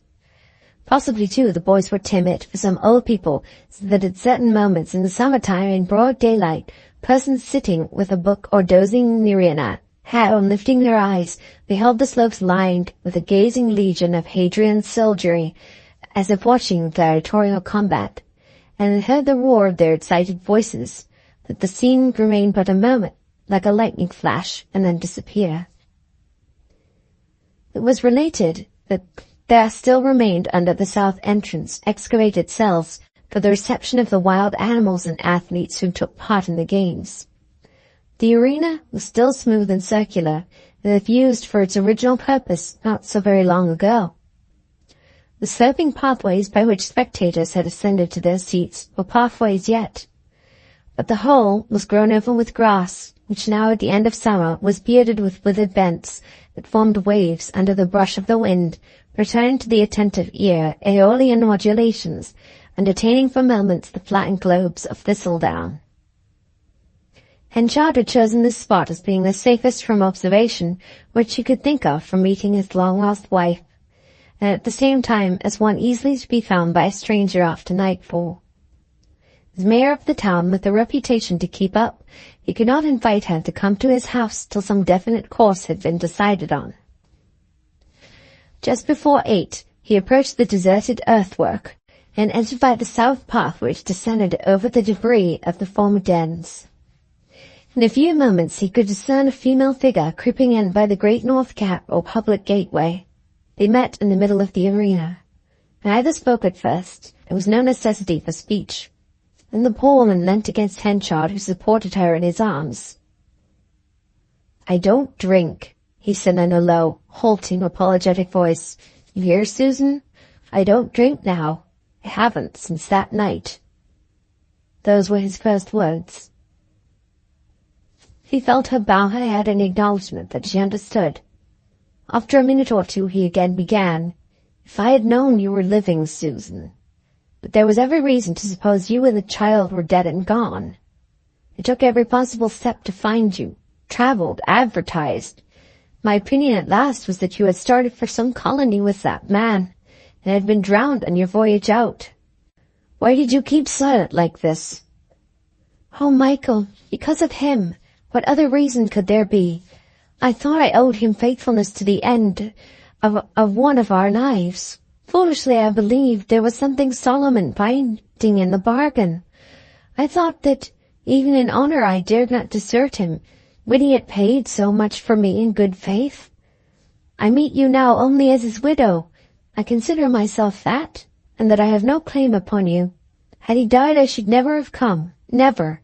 Of that you may be sure." "Tss, how could you be so simple?" "I don't know, yet it would have been very wicked if I had not thought like that," said Susan, almost crying. Yes, so it would. It is only that which makes me feel an innocent woman. But to lead me into this—" "What, Michael?" she asked, alarmed. "Why, this difficulty about our living together again, and Elizabeth Jane. She cannot be told all. She would so despise us both that I could not bear it. That was why she was brought up in ignorance of you. I could not bear it either." "Well, we must talk of a plan for keeping her in her present belief and getting matters straight in spite of it. You've heard I am in a large way at business here, that I am mayor of the town and churchwarden, and I don't know what all." "Yes," she murmured. "These things, as well as the dread of the girl discovering our disgrace, makes it necessary to act with extreme caution, so that I don't see how you two can return openly to my house as the wife and daughter I once treated badly and banished from me, and there's the rub on't. We'll go away at once. I only came to see—" No, Susan, you are not to go. You mistake me," he said with kind severity. "I have thought of this plan, that you and Elizabeth take a cottage in the town as the widow Mrs. Newson and her daughter, that I meet you, court you, and marry you, Elizabeth Jane, come into my house as my stepdaughter. The thing is so natural and easy that it is half done, and think it not. This would leave my shady, headstrong, disgraceful life as a young man absolutely unopened. The secret would be yours and mine only, and I should have the pleasure of seeing my own, only child, under my roof, as well as my wife." "I am quite in your hands, Michael," she said meekly. "I came here for the sake of Elizabeth. For myself, if you tell me to leave again tomorrow morning and never come near you more, I am content to go." Now, we don't want to hear that," said Henchard gently. "Of course you won't leave again. Think over the plan I've proposed for a few hours, and if you can't hit upon a better one, we'll adopt it. I have to be away for a day or two on business, unfortunately, but during that time you can get lodgings. The only one in the town fit for you are those over the china shop in High Street, and you can also look for a cottage." "If the lodgings are in High Street, they are dear, I suppose?" "Never mind. You must start genteel if our plan is to be carried out. Look to me for money. Have you enough till I come back?" "Quite," said she. "And are you comfortable at the inn?" "Oh, yes." "And the girl is quite safe from learning the shame of her case and ours? That's what makes me most anxious of all." "You would be surprised to find how likely she is to dream of the truth. How could she ever suppose such a thing?" "True." "I like the idea of repeating our marriage," Mrs. Henchard, after a pause. "It seems the only right course after all this. Now I think I must go back to Elizabeth Jane and tell her that our kinsman, Mr. Henchard, kindly wishes us to stay in the town." "Very well. Arrange that yourself. I'll go some way with you." "No, no, don't run any risk," said his wife anxiously. "I can find my way back. It is not late. Please let me come along." "Right," said Henchard. "For just one word. Do you forgive me, Susan?" She murmured something, seemed to find it difficult to frame her answer. "Never mind. All in good time," said he. "Judge me by my future works. Goodbye." He retreated and stood at the upper side of the amphitheatre while his wife passed out through the lower way and descended under the trees to the town. Then Henchard himself went homeward, going so fast that by the time he reached his door, he was almost upon the heels of the unconscious woman from whom he had just parted. He watched her up the street and turned into his house. Chapter 12. On entering his own door, after watching his wife out of sight, the mayor walked on through the tunnel-shaped passage into the garden, and thence by the back door towards the stores and granaries. A light shone from the office window, and there being no blind to screen the interior, Henchard could see Donald Farfrae still seated where he had left him, initiating himself into the managerial work of the house by overhauling the books. Henchard entered, merely observing, "Don't let me interrupt you, if you will stay so late." He stood behind Farfrae's chair, watching his dexterity in clearing up the numerical fogs which had been allowed to grow so thick in Henchard's books as almost to baffle even the Scotchman's perspicacity. The corn-factor's mien was half admiring, and yet it was not without a dash of pity for the tastes of anyone who could care to give his mind to such finikin details. Henchard himself was mentally and physically unfit for grubbing subtleties from soiled paper. He had, in a modern sense, received the education of Achilles, and found penmanship a tantalizing art. "We shall do no more tonight," he said at length, spreading his great hand over the paper. "There's time enough tomorrow. Come indoors with me and have some supper. Now you shall. I am determined on't." He shut the account books with friendly force. Donald had wished to get to his lodgings, but he already saw that his friend and employer was a man who knew no moderation in his requests and impulses, and he yielded gracefully. He liked Henchard's warmth, even if it inconvenienced him, a great difference in their characters adding to the liking. They locked up the office, and the young man followed his companion through the private little door which, admitting directly into Henchard's garden, permitted a passage from the utilitarian to the beautiful at one step. The garden was silent, dewy, and full of perfume. It extended a long way back from the house. First his lawn and flower beds, then his fruit garden, with the long tiered espaliers, as old as the old house itself, had grown so stout and cramped and gnarled. They had pulled their stakes out of the ground and stood distorted and writhing in vegetable agony like leafy laocoons. The flowers which smelt so sweetly were not discernible, and they passed through them into the house. The hospitalities for the morning were repeated, and when they were over, Henchard said, "Pull your chair round to the fireplace, my dear fellow, and let's make a blaze. There's nothing I hate like a black grate, even in September." He applied a light to the laden fuel, and a cheerful radiance spread around. "It is odd," said Henchard, "that two men should meet as we have done on a purely business ground, and that at the end of the first day I should wish to speak to you on a family matter. But damn it all, I am a lonely man, Farfrey. I have nobody else to speak to. And why shouldn't I tell it to 'ee? I'd be glad to hear it, if I can be of any service, said Donald, allowing his eyes to travel over the intricate wood carvings of the chimney-piece, representing garlanded lyres, shields, and quivers, on either side of a draped ox skull, and flanked by heads of Apollo and Diana in low relief. I've not been always what I am now, continued Henchard, his firm, deep voice being ever so little shaken. He was plainly under that strange influence that sometimes prompts men to confide in the new-found friend what they will not tell to the old. I began life as a working hay trusser, and when I was 18 I married up on the strength of my calling. Would you think me a married man? I heard in the town that you were a widower. Ah, yes, you would naturally have heard that. Well, I lost my wife 19 years ago or so, by my own fault. This is how it came about. One summer evening I was travelling for employment. She was walking at my side carrying the baby, our only child. Came to a booth in a country fair. I was a drinking man at that time. Henchard paused a moment, drew himself back so that his elbow rested on the table, his forehead being shaded by his hand, which, however, did not hide the marks of introspective inflexibility on his features, as he narrated in fullest detail the incidents of the transaction with the sailor. The tinge of indifference, which had at first been visible in the Scotchman, now disappeared. Henchard went on to describe his attempts to find his wife, the oath he swore, the solitary life he led during the years which followed. I have kept my oath for 19 years, he went on. I have risen to what you see me now. Well, no wife could I hear of in all that time. And being by nature something of a woman-hater, I found it no hardship to keep mostly at a distance from the sex. No wife could I hear of, I say, till this very day. And now she has come back. Come back, has she? This very morning. And what's to be done? Can you no take her and live with her and make some amends? That's what I've planned and proposed. But Farfrey, said Henchard gloomily, by doing right with Susan I wrong another innocent woman. You don't say that.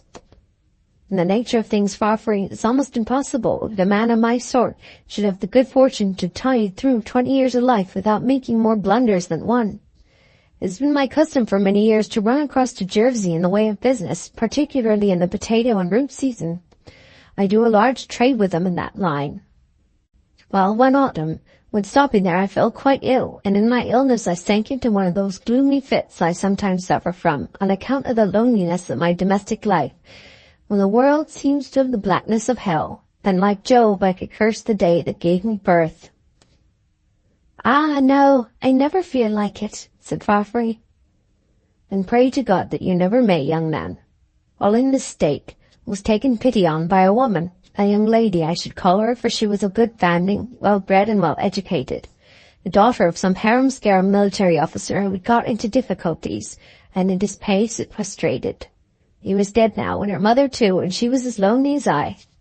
This young creature was staying at the boarding-house where I happened to have my lodging, and when I was pulled down, she took upon herself to nurse me. From that, she got to have a foolish liking for me. Heaven knows why, for I wasn't worth it. Being together in the same house and our feelings warm, we got naturally intimate. I won't go into particulars of what our relations were. It is enough to say that we honestly meant to marry. There arose a scandal which did me no harm, but was of course ruin to her.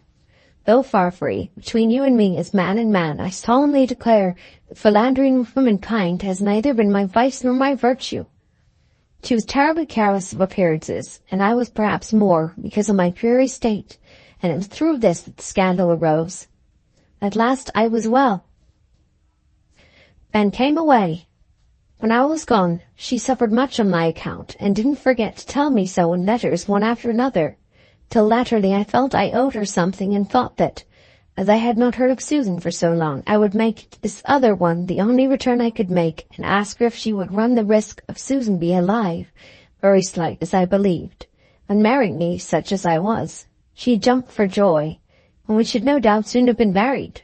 But behold, Susan appears. Donald showed his deep concern at a complication so far beyond the degree of his simple experiences.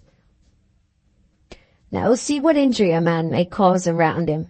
Even after that wrongdoing at the fair when I was young, if I had never been so selfish to let this giddy girl devote herself to me over at Jersey, to the injury of her name, all might now be well. Yet as it stands, I must bitterly disappoint one of these women, and it is the second. My first duty is to Susan, there's no doubt about that. They are both in a very melancholy position, and that's true, murmured Donald. They are. For myself, I don't care. 'Twill all end one way. But these two, Henchard paused in reverie. I feel I should like to treat the second no less than the first as kindly as a man can in such a case. Ah, well, it cannot be helped, said the other with philosophical wilfulness.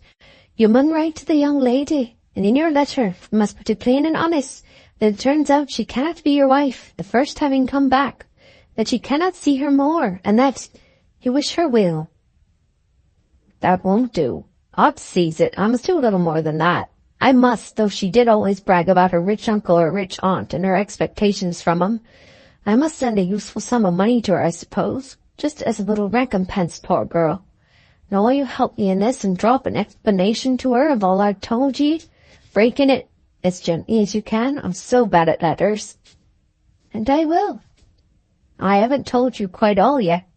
My wife Susan has my daughter with her, the baby that was in her arms at the fair, and this girl knows nothing of me beyond that I am some sort of relation by marriage. She has grown up in with the belief that the sailor to whom I made over her mother and who is now dead was her father and her mother's husband.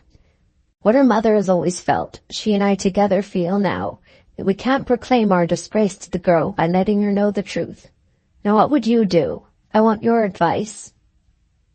I think I'd run the risk and tell her the truth. She'll forgive you both. Never, said Henchard. I'm not going to let her know the truth. Her mother and I be going to marry again, and it will not only help us to keep our child respect, but it will be more proper. Susan looks upon herself as the sailor's widow, and won't think of living with me as formerly without another religious ceremony, and she's right. Farfrae thereupon said no more. The letter to the young Jersey woman was carefully framed by him, and the interview ended, Henchard saying as the Scotchman left, I feel it a great relief, Farfrae, to tell some friend of this. We see now that the Mayor of Casterbridge is not so thriving in his mind as it seems he might be from the state of his pocket. I do, and I'm sorry for ye, said Farfrae. When he was gone, Henchard copied the letter, and enclosing a cheque, took it to the post office, from which he walked back thoughtfully. Can it be that will go off so easily? He said. Poor thing, God knows. Now then, to make amends to Susan. Chapter 13. Cottage which Michael Henchard hired for his wife Susan under her name of Newson, in pursuance of their plan, was in the upper or western part of the town near the Roman wall in the avenue which overshadowed it. The evening sun seemed to shine more yellowly there than anywhere else this autumn, stretching its rays as the hours grew later under the lowest sycamore boughs, and steeping the ground floor of the dwelling with its green shutters in a substratum of radiance which the foliage screened from the upper parts. Beneath these sycamores on the town walls could be seen from the sitting-room the tumuli and earth forts of the distant uplands, making it altogether a pleasant spot, with the usual touch of melancholy that a pass-marked prospect lends. As soon as the mother and daughter were comfortably installed with a white-aproned servant and all complete, Henchard paid them a visit and remained to tea. During the entertainment, Elizabeth was carefully hoodwinked by the very general tone of the conversation that prevailed, a proceeding which seemed to afford some humour to Henchard, though his wife was not particularly happy in it. The visit was repeated again and again with business-like determination by the mayor, who seemed to have schooled himself into a course of strict mechanical rightness towards this woman of prior claim, at any expense to the later one and to his own sentiments. One afternoon the daughter was not indoors when Henchard came, and he said tryly, "This is a very good opportunity for me to ask you to name the happy day, Susan." The poor woman smiled faintly. She did not enjoy pleasantries on a situation into which she had entered solely for the sake of her girl's reputation. She liked them so little indeed that there was room for wonder why she had countenanced deception at all, had not bravely let the girl know her history. But the flesh is weak, and the true explanation came in due course. "Oh, Michael," she said, "I'm afraid all this is taking up your time and giving trouble, and I did not expect any such thing." She looked at him and at his dress as a man of affluence, and at the furniture he had provided for the room, ornate and lavish to her eyes. "Not at all," said Henchard in rough benignity. "This is only a cottage. It cost me next to nothing. As to taking up my time—" Here his red and black visage kindled with satisfaction. "I've a splendid fellow to superintend my business now, a man whose like I've never been able to lay hands on before. I shall soon be able to leave everything to him, and have more time to call my own than I've had for these last 20 years. Henchard's visits here grew so frequent and so regular that it soon became whispered and then openly discussed in Casterbridge that the masterful, coercive mayor of the town was captured and enervated by the genteel widow Mrs. Newson. His well-known haughty indifference to the society of womankind, his silent avoidance of converse with the sex, contributed a piquancy to what would otherwise have been an unromantic matter enough. That such a poor fragile woman should be his choice was inexplicable, except on the ground that the engagement was a family affair in which sentimental passion had no place. For it was known that they were related in some way. Mrs. Henchard was so pale that the boys called her the ghost. Sometimes Henchard overheard this epithet when they passed together along the walks, as the avenues on the walls were named, at which his face would darken with an expression of destructiveness towards the speakers ominous to see. But he said nothing. He pressed on with the preparations for his union, or rather reunion, with this pale creature, in a dogged, unflinching spirit which did credit to his conscientiousness. Nobody would have conceived from his outward demeanour that there was no amatory fire or pulse of romance acting as stimulate to the bustle going on in his gaunt, great house. Nothing but three large resolves: one, to make amends to his neglected Susan; another, to provide a comfortable home for Elizabeth Jane under his paternal eye; and the third, to castigate himself with the thorns which these restitutory acts brought in their train. Among them, the lowering of his dignity in public opinion by marrying so comparatively humble a woman. Susan Henchard entered the carriage for the first time in her life when she stepped into the plain brougham which drew up at the door on the wedding day to take her and Elizabeth Jane to church. It was a windless morning of warm November rain, which filtered down like meal and lay in a powdery foam on the nap of hats and coats. Few people had gathered round the church door, though they were well packed within. The Scotchman, who assisted as groomsman, was of course the only one present beyond the chief actors, who knew the true situation of the contracting parties. He, however, was too inexperienced, too thoughtful, too judicial, too strongly conscious of the serious side of the business, to enter into the scene in its dramatic aspect. That required special genius of Christopher Coney, Solomon Longways, Buzzford, and their fellows. But they knew nothing of the secret, though, as the time for coming out of church drew on, they gathered on the pavement adjoining and expounded the subject according to their lights. "'Tis 45 years since I had my settlement in this here town," said Coney, "but daze me, if ever I see a man wait so long before to take so little. There's a chance even for thee after this, Nance Mockridge." The remark was addressed to a woman who stood behind his shoulder, the same who had exhibited Henchard's bad bread in public, when Elizabeth and her mother entered Casterbridge. "Be cussed if I'd marry any such as he, or thee either," replied the lady. "As for thee, Christopher, we know what ye be, and the less said the better. And as for he, well, there," lowering her voice, "'tis said it was a poor parish prentice. I wouldn't say it for all the world, but I was a poor parish prentice that began life with no more belonging to him than a carrion crow." "And now he's worth ever so much a minute," murmured Longways. "When a man is said to be worth so much a minute, he's a man to be considered." Turning, he saw a circular disc, reticulated with creases, and recognized the smiling countenance of the fat woman who had asked for another song at the Three Mariners. "Well, Mother Coxcomb," he said, "how's this? Here's Mrs. Newson, a mere skeleton, has got another husband to keep her, while a woman of your tonnage have not. I have not, nor another to beat me. Ah, yes, Coxham's gone, and so shall leather breeches. Yes, with the blessing of God, leather breeches shall go. 'Tisn't worth my old while to think of another husband, continued Mrs. Cuxham, and yet I'll lay my life I'm as respectable born as she. True, your mother was a very good woman, I can mind her. She was rewarded by the Agricultural Society for having begot the greatest number of healthy children without parish assistance and other virtuous marvels. 'Twas that kept us so low upon ground, that great hungry family? Aye, where the pigs be many, the wash runs thin. And dost mind how mother would sing, Christopher? Continued Mrs. Cuxham, kindling at the retrospection. And how I went with her to the party at Mellstock, do you mind? And old Dame Ledlow's, Farmer Shinner's aunt, do you mind? She we used to call Toadskin, 'cause her face was so yaller and freckled, do you mind? I do, hee, I do, said Christopher Coney. And well do I, for I was getting up husband high at that time, one half girl and t'other half woman, as one may say, and canst mind, she prodded Solomon's shoulder with her fingertip, while her eyes twinkled between the crevices of their lids.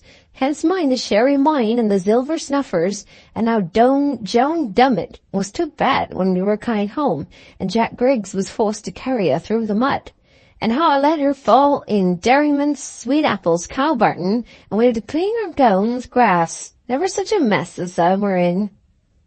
Aye, that I do, hee. Such dobbery as there was in them ancient days, to be sure. Ah, the miles I used to walk then, and now I can hardly step over a furrow. Their reminiscences were cut short by the appearance of the reunited pair, Henchard looking round upon the idlers with that ambiguous gaze of his, which at one moment seemed to mean satisfaction, and at another fiery disdain.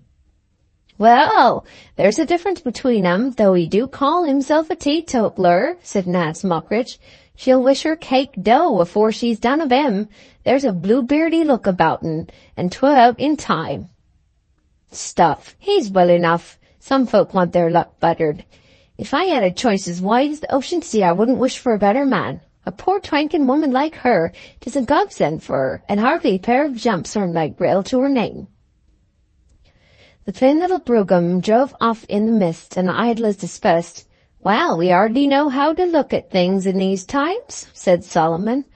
There was a man dropped down dead yesterday, not so very many miles from here, and what with that and this moist weather, 'tis scarce worth one's while to begin any work of consequence today. I'm in such a low key with drinking nothing but small table 9-penny this last week or two, that I shall call and warm up at the Mariners as I pass along. I don't know, but I may as well go with thee, Solomon, said Christopher. I'm as clammy as a cockle snail. Chapter 14. A monotonous summer of Mrs. Henchard's life set in with her entry into her husband's large house and respectable social orbit, and it was as bright as such summers well can be. Lest she should pine for deeper affection than he could give, he made a point of showing some semblance of it in external action. Among other things, he had the iron railings that had smiled sadly in dull rust for the last 80 years, painted a bright green, and the heavy barred small-paned Georgian sash windows enlivened with 3 coats of white. It was as kind to her as a man, mayor, and churchwarden could possibly be. The house was large, the rooms lofty, and the landings wide, and the 2 unassuming women scarcely made a perceptible addition to its contents. To Elizabeth Jane, the time was a most triumphant one. The freedom she experienced, the indulgence with which she was treated, went beyond her expectations. The reposeful, easy, affluent life to which her mother's marriage had introduced her was, in truth, the beginning of a great change in Elizabeth. She found she could have nice personal possessions and ornaments for the asking, and, as the medieval saying puts it, take, have, and keep are pleasant words. With peace of mind came development, and with development beauty. Knowledge, the result of great natural insight, she did not lack. Learning, accomplishments, those, alas, she had not. But as the winter and spring passed by, her thin face and figure filled out in rounder and softer curves, The lines and contractions upon her young brow went away. The muddiness of skin, which she had looked upon as her lot by nature, departed with a change to abundance of good things, and a blooming came upon her cheek. Perhaps, too, her grey, thoughtful eyes revealed an arch gaiety sometimes, but this was infrequent. The sort of wisdom which looked from their pupils did not readily keep company with these lighter moods. Like all people who have known rough times, light-heartedness seemed to her too irrational and inconsequent to be indulged in, except as a reckless dram now and then, for she had been too early habituated to anxious reasoning to drop the habit suddenly. She felt none of those ups and downs of spirit which beset so many people without cause. Never, to paraphrase a recent poet, never a gloom in Elizabeth Jane's soul, but she well knew how it came there, and her present cheerfulness was fairly proportionate to her solid guarantees for the same. It might have been supposed that, given a girl rapidly becoming good-looking, comfortably circumstanced, and for the first time in her life commanding ready money, she would go and make a fool of herself by dress. But no. The reasonableness of almost everything that Elizabeth did was nowhere more conspicuous than in this question of clothes. To keep in the rear of opportunity in matters of indulgence is as valuable a habit as to keep abreast of opportunity in matters of enterprise. This unsophisticated girl did it by an innate perceptiveness that was almost a genius. Thus she refrained from bursting out like a water flower that spring, and clothing herself in puffings and knick-knacks, as most of the Casterbridge girls would have done in her circumstances. Her triumph was tempered by circumspection. She had still that field mouse fear of the coulter of destiny despite fair promise, which is common among the thoughtful who have suffered only from poverty and oppression. "I won't be too gay on any account," she would say to herself. "It would be tempting Providence to hurl mother and me down and afflict us again, as he used to do." We now see her in a black silk bonnet, velvet mantle, or silk spencer, dark dress, and carrying a sunshade. In this latter article she drew the line at fringe, and had it plain-edged, with a little ivory ring for keeping it closed. It was odd about the necessity for that sunshade. She discovered that with the clarification of her complexion and the birth of pink cheeks, her skin had grown more sensitive to the sun's rays. She protected those cheeks forthwith, deeming spotlessness part of womanliness. Henchard had become very fond of her, and she went out with him more frequently than with her mother now. Her appearance one day was so attractive that he looked at her critically. "I happened to have the ribbon by me, so I made it up," she faltered, thinking him perhaps dissatisfied with some rather bright tuning she had donned for the first time. "Aye, of course, to be sure," he replied in his leonine way. "Do as you like, or rather as your mother advises ye. I'd send. I've nothing to say to it." Indoors, she appeared with her hair divided by a parting that arched like a white rainbow from ear to ear. All in front of this line was covered with a thick encampment of curls. All behind was dressed smoothly and drawn to a knob. The three members of the family were sitting at breakfast one day, and Henchard was looking silently, as he often did, at this head of hair, which in colour was brown, rather light than dark. "I thought Elizabeth Jane's hair. Didn't you tell me that Elizabeth Jane's hair promised to be black when she was a baby?" he said to his wife. She looked startled, jerked his foot warningly, and murmured, "Did I?" As soon as Elizabeth was gone to her own room, Henchard resumed, "Begad, I nearly forgot myself just now. What I meant was that the girl's hair certainly looked as if it would be darker when she was a baby." "It did, but they alter so," replied Susan. "Their hair gets darker, I know, but I wasn't aware it lightened ever." "Oh, yes." And the same uneasy expression came out on her face, to which the future held the key. It passed as Henchard went on. "Well, so much the better. Now, Susan, I want to have her called Miss Henchard, not Miss Newson. Lots of people do it already in carelessness. It is her legal name, so it may as well be made her usual name. I don't like t'other name at all for my own flesh and blood. I'll advertise it in the Casterbridge paper. That's the way they do it. She won't object." "No, "Oh, no. But—" "Well, then, I shall do it," said he peremptorily. "Surely, if she's willing, you must wish it as much as I." "Oh, yes. If she agrees, let us do it by all means," she replied. And Mrs. Henchard acted somewhat inconsistently. It might have been called falsely, but that her manner was emotional and full of the earnestness of one who wishes to do right at great hazard. She went to Elizabeth Jane, whom she found sewing in her own sitting-room upstairs, and told her what had been proposed about her surname. "Can you agree? Is it not a slight upon Euston, now he's dead and gone?" Elizabeth reflected. "I'll think of it, mother," she answered. When later in the day she saw Henchard, she adverted to the matter at once, in a way which showed the line of feeling stuck by her mother had been persevered in. "Do you wish this change so very much, sir?" she asked. "Wish it? Why, my blessed fathers, what can I do what you women make about a trifle? I proposed it, that's all. Now, Elizabeth Jane, just please yourself. Curse me if I care what you do. Now you understand, don't ye go agreeing to it to please me." Here the subject dropped, and nothing more was said, and nothing was done, and Elizabeth still passed as Miss Newson, and not by her legal name. Meanwhile, the great corn and hay traffic conducted by Henchard throve under the management of Donald Farfrae as it had never thriven before. It had formerly moved in jolts, now it went on oiled casters. The old crude viva voce system of Henchard, in which everything depended upon his memory, and bargains were made by the tongue alone, was swept away. Letters and ledgers took the place of "I'll do it," and "you shall have."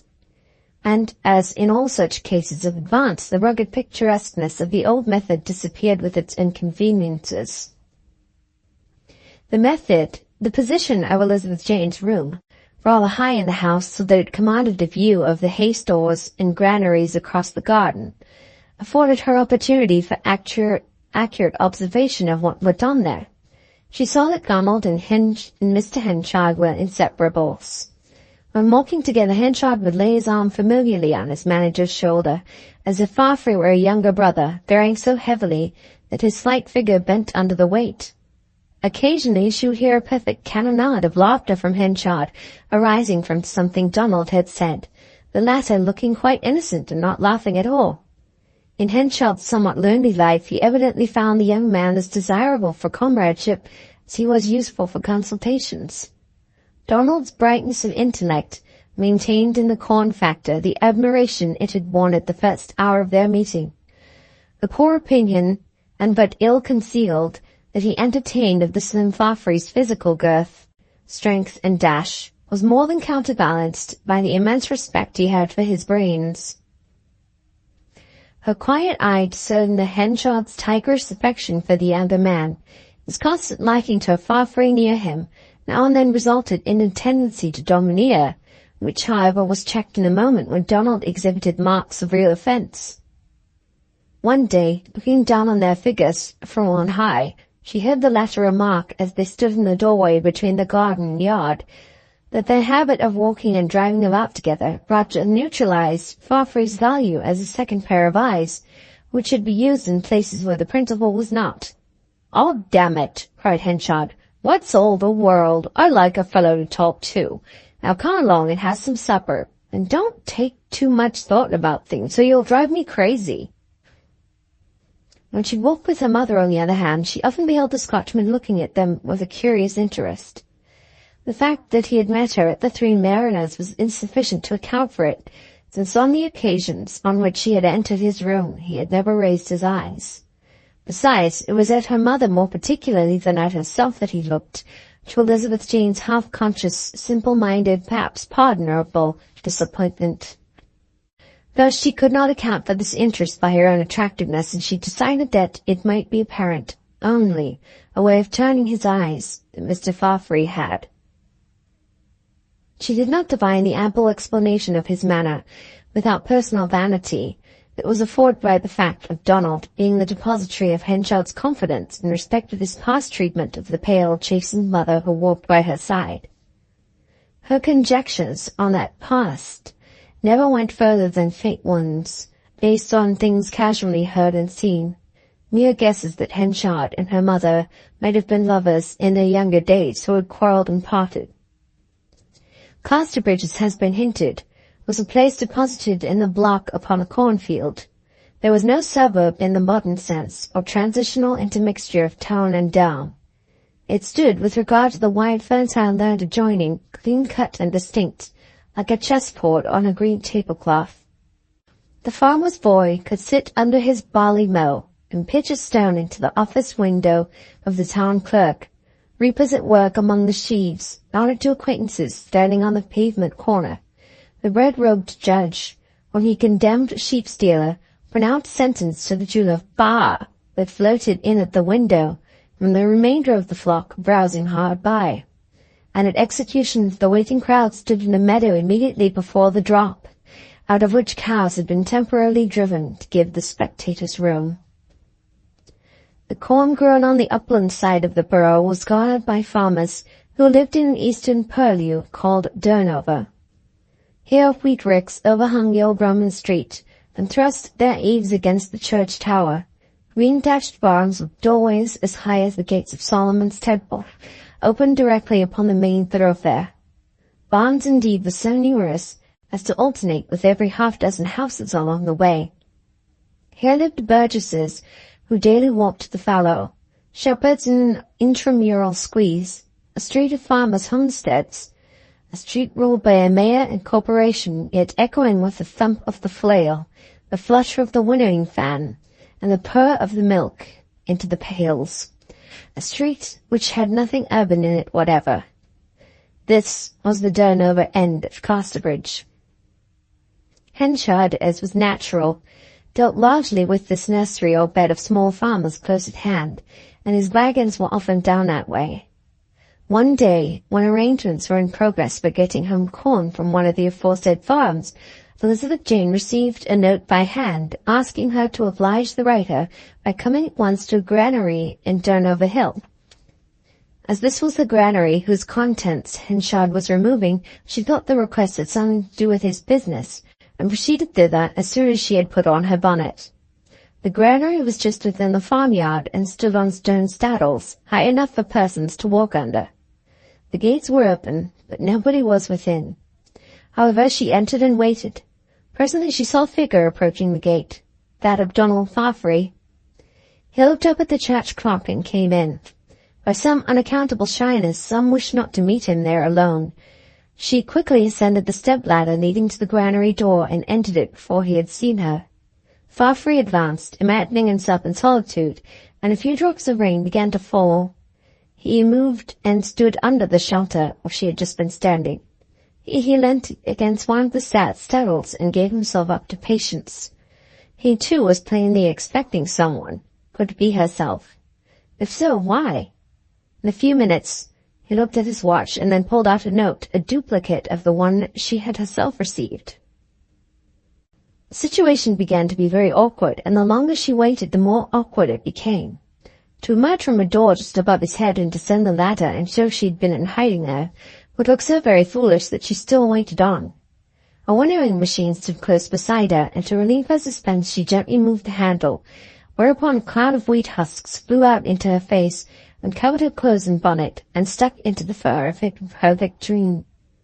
He must have heard the slight movement, for he looked up and then ascended the steps. "Ah, it's Miss Newson," he said, as soon as he could see into the granary. "I didn't know you were there. I have kept the appointment, and am at your service." "Oh, Mr. Farfrae," she faltered, "so have I, but I didn't know it was you wished to see me. Otherwise I wish to see you? Oh, no. At least, that is, I am afraid there may be a mistake." "Didn't you ask me to come here? Didn't you write this?" Elizabeth held out her note. "No, indeed, at no hand would I have thought of it. And for you? Didn't you ask me? This is not your writing?" And he held up his. "By no means." "And is that really so? Then it's somebody wanting to see us both. Perhaps we would do well to wait a little longer." Acting on this consideration, they lingered, Elizabeth Jane's face being arranged to an expression of preternatural composure, and the owls scoffed at every footstep in the street without, looking from under the granary to see if the parcel were about to enter and declare himself their summoner. They watched individual drops of rain creeping down the thatch of the opposite rick, straw after straw, till they reached the bottom, but nobody came, and the granary roof began to drip. "The person is not likely to be coming," said Vafri. "It's a trick, perhaps, and if so, it's a great pity to waste our time like this, and so much to be done." "'Tis a great liberty," said Elizabeth. "It's true, Miss Newson. We'll hear of this some day, depend on't, and who it was that did it. I wouldn't stand for it, hindering myself. But you, Miss Newson?" "I don't mind much," she replied. "Neither do I." They lapsed again into silence.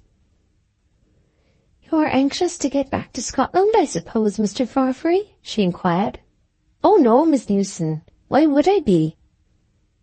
"I only supposed you might be from the song you sang at the Three Mariners, about Scotland and home, I mean, which you seemed to feel so deep down in your heart, so that we all felt for you."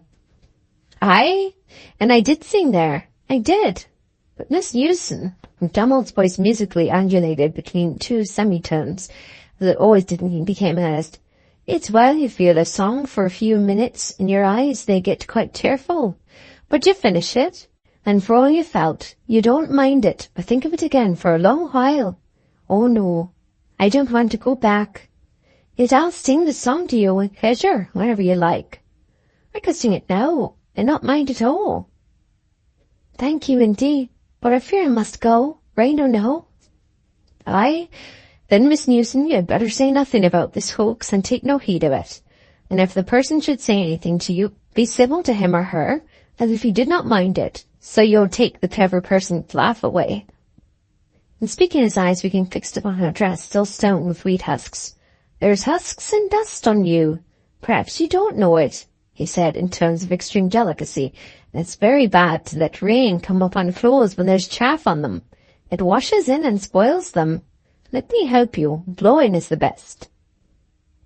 As Elizabeth neither assented nor dissented, Donald Farfrae began blowing her back hair and her side hair and her neck and the crown of her bonnet and the fur of her victorine, Elizabeth saying, "Oh, thank you," at every puff. At last she was fairly clean, though Farfrae, having got over his first concern at the situation, seemed in no manner of hurry to be gone.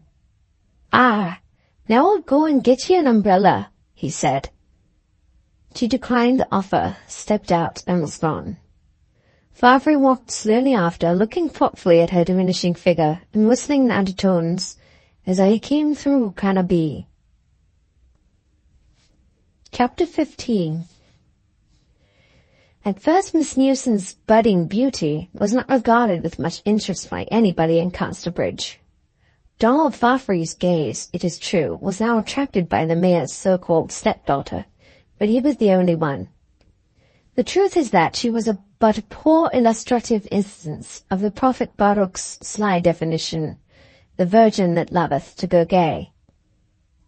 When she walked abroad, she seemed to be occupied with an inner chamber of ideas, and to have slight need for visible objects. She formed curious resolves on checking gay fancies in the matter of clothes, because it was inconsistent with her past life to blossom gaudily the moment she had become possessed of money.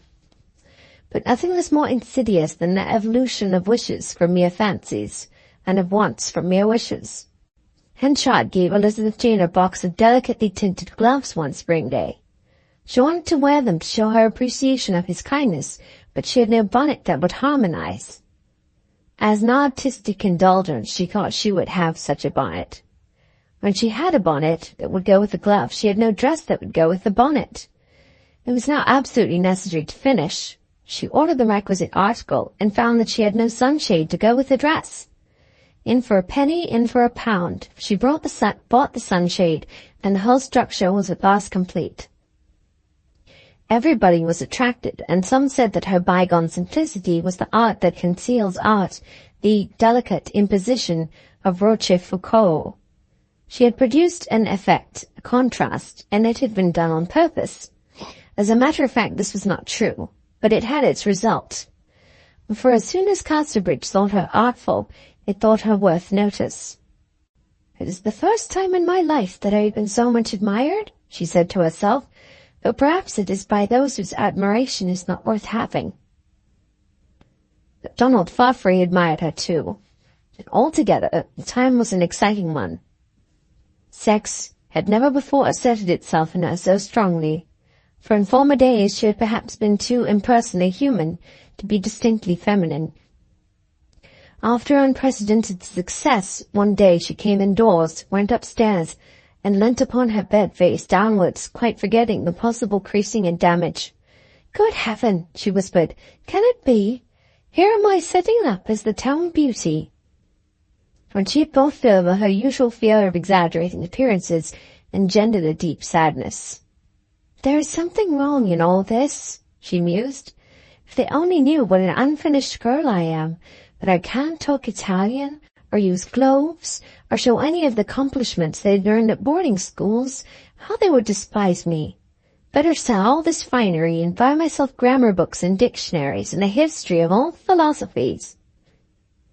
She looked from the window and saw Henchard and Farfrae in the hay yard talking with that impetuous cordiality on the mayor's part and the genial modesty on the younger man's that was now so generally observable in their intercourse. Friendship between man and man, what a rugged strength there was in it, as evinced by these two. And yet the seed that was to lift the foundation of this friendship was at that moment taking root in a chink of its structure.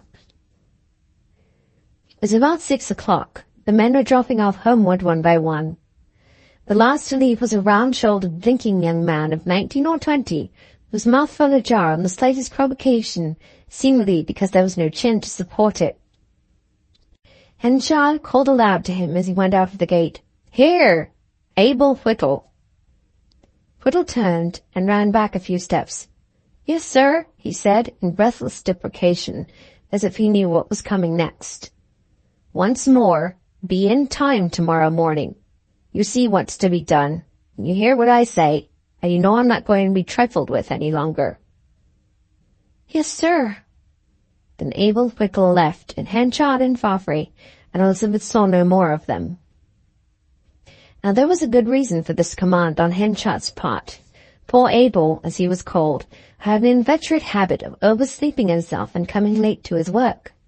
His anxious will was to be among the earliest, but if his comrades omitted to pull the string that he always tied round his great toe and left hanging out of the window for that purpose, his will was as wind. He did not arrive in time. As he was often second-hand at the hay-weighing, or at the crane which lifted the sacks, or was one of those who had to accompany the wagons into the country to fetch away stacks that had been purchased, this affliction of Abel's was productive of much inconvenience. For 2 mornings in the present week he had kept the others waiting nearly an hour, hence Henchard's threat. In our men remained to be seen what would happen tomorrow. 6 o'clock struck, and there was no Whittle. At 6:30 Henchard entered the yard. The wagon was horsed that Abel was to accompany. The other man had been waiting 20 minutes. Then Henchard swore, and Whittle, coming up breathless at that instant, the corn factor turned on him, and declared with an oath that this was the last time, that if he were behind once more by God, he would come and drag him out of bed. "There is somewhat wrong in my make, your worshipful," said Abel, "especially on the inside, whereas my poor dumb brain gets as dead as a clot afore I've said my few scrags of prayers. Yes, it came on as a stripling, just afore I'd got man's wages, whereas I never enjoy my bed at all, for no sooner do I lie down than I be asleep, and afore I be awake I be up.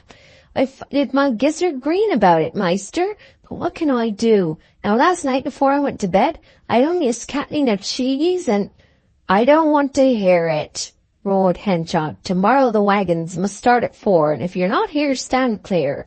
I'll mortify thy flesh for thee." "But let me clear up my points, your worshipful—" Henchard turned away. "He asked me, and he questioned me, and then he wouldn't hear my points," said Abel to the yard in general. "How I shall twitch like a moment hand all night tonight for fear of him." The journey to be taken by the wagons next day was a long one into Blackmore Vale, and at 4 o'clock the lanterns were moving about the yard. But Abel was missing. Before either of the other men could run to Abel's and warn him, Henchard appeared in the garden doorway. Where's Abel Whittle? Not come after all I've said. Now I'll carry out my word by my blessed fathers. Nothing else will do him any good. I'm going up that way. Henchard went off, entered Abel's house, a little cottage in Back Street, the door of which was never locked because the inmates had nothing to lose. Reaching Whittle's bedside, the corn factor shouted a bass note so vigorously that Abel started up instantly, and beholding Henchard standing over him, was galvanized into spasmodic movements which had not much relation to getting on his clothes. Out of bed, sir, and off to the granary, or you leave my employ today. Just to teach ye a lesson, march on. Never mind your breeches. The unhappy Whittle threw on his sleeve waistcoat and managed to get into his boots at the bottom of the stairs, while Henchard thrust his hat over his head. Whittle then trotted on down Back Street, Henchard walking sternly behind. Just at this time, Farfrae, who had been to Henchard's house to look for him, came out of the back gate and saw something white fluttering in the morning gloom, which he perceived to be the part of Abel's shirt that showed below his waistcoat. "For mercy's sake, what object's this?" said Farfrae, following Abel into the yard, Henchard being somewhere in the rear by this time. "You see, Mr. Farfrae," gibbered Abel with a resigned smile of terror, "he said he'd mortify my flesh, if so be I didn't get up sooner, and now he's a-doing on it. You see, it can't be helped, Mr. Farfrae. Things do happen queer sometimes. Yes, I'll go to Blackmore Vale half naked as I be, since he do command, but I shall kill myself afterwards. I cannot live the disgrace. For the women folk will be looking out at their windows at my mortification all the way along, and laughing me to scorn as a man without breeches. You know how I feel such things, Master Farfrae, and not forlorn thoughts get hold upon me. Yes, I shall do myself harm, I feel it coming on. Get back home and slip on your breeches, and come to work like a man. If ye go not, you'll hie your death standing there." "I'm afeard I mustn't. Mr. Henchard said—" "I don't care what Mr. Henchard said, nor anybody else. 'Tis simple foolishness to do this. Go and dress yourself instantly, Whittle." "Hello, hello," said Henchard, coming up behind. "Who's sending him back?" All the men looked towards Farfrae. "I am," said Donald. "I see this joke has been carried far enough." "And I say it hasn't. Get up in the wagon, Whittle." "Not if I am manager," said Farfrae. "He either goes home, or I march out of this yard for good." Henchard looked at him with a face stern and red, but he paused for a moment and their eyes met. Donald went up to him, for he saw in Henchard's look that he began to regret this. "Come," said Donald quietly, "a man in your position should ken better, sir. It is tyrannical, and no worthy of you." "'Tis not tyrannical," murmured Henchard like a sullen boy. "It is to make him remember." He presently added in a tone of one bitterly hurt, "Why did you speak to me before them like that, Farfrae? You might have stopped till we were alone." "Ah, I know why. I've told you the secret of my life, fool that I was to do it, and you take advantage of me." "I had forgot it," said Farfrae simply. Henchard looked on the ground, said nothing more, and turned away. During the day, Farfrae learnt from the men that Henchard had kept Abel's old mother in coals and snuff all the previous winter, which made him less antagonistic to the corn factor. But Henchard continued moody and silent, and one of the men inquired of him if some oats should be hoisted to an upper floor or not. He said shortly, "Ask Mr. Farfrae. He's the master here." Morally he was, there could be no doubt of it. Henchard, who had hitherto been the most admired man in his circle, was the most admired no longer. One day the daughters of a deceased farmer in Durnover wanted an opinion on the value of their haystack, and sent a messenger to ask Mr. Farfrae to oblige them with one. The messenger, who was in the yard, met in the yard not Farfrae, who was a child, met in the yard not Farfrae, but Henchard. "Very well," he said, "I will come." "But please, will Mr. Farfrae come?" said the child. "I am going that way." "Why, Mr. Farfrae?" said Henchard, with a fixed look of thought. "Why do people always want Mr. Farfrae?" "I suppose because they like him so. That's what they say." "Oh, I see. That's what they say, hey?" They like him because he's cleverer than Mr. Henchard and because he knows more, and in short, Mr. Henchard can't hold a candle to him, eh? Yes, that's just it, sir. Some of it. Oh, there's more. Of course there's more. But besides, come, here's sixpence for a fairy. And he's better-tempered, and Henchard's a fool to him, they say. And when some of the women were walking home, they said, he's a dimment, he's a chapel-ax, he's the best. He's a horse for my money, says they. And they said, he's the most understanding man of them, too, by long chalks. I wish he was the master instead of Henchard, they said. They'll talk any nonsense, Henchard replied with covered gloom. Well, you can go now, and I am coming to value the hay, do you hear? The boy departed, and Henchard murmured, wish he were master here, do they? He went towards Darnova. On his way he took Farfree. They walked on together, Henchard looking mostly on the ground. You're no yourself today? Donald inquired. Yes, I'm very well, said Henchard. But you're a bit down. Surely you're down. Why, there's nothing to be angry about. Just splendid stuff that we've got from Blackmore Vale. By the by, the people in Durnover want their hay valued. Yes, I'm going there. I'll go with ye. Henchard did not reply. Donald practiced a piece of music sotto voce. Then getting near the bereaved people's door, he stopped himself with, Ah, as their father is dead. I won't go on with such as that. How could I forget? Do you care so very much about hurting folks' feelings? Observed Henchard with a half sneer. You do, I know, especially mine.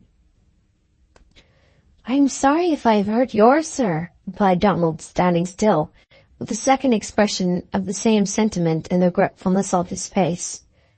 Why should you say it? Think it. Cloud lifted from Henchard's brow, and as Donald finished, corn merchant turned to him, regarding his breast rather than his face. I have been hearing things that vexed me, he said. 'Twas that made me shorten my manner, made me overlook what you really are. Now I don't want to go in here about this hay. Farfree, you can do it better than I. They sent for 'ee, too. I have to attend a meeting of the town council at 11, and 'tis drawn on for it. They parted thus in renewed friendship, Donald forbearing to ask Henchard for meanings that were not very plain to him. On Henchard's part there was now again repose, and yet whenever he thought of Farfree it was with a dim dread, and he often regretted he had told the young man his whole heart and confided to him the secrets of his life. Chapter 16.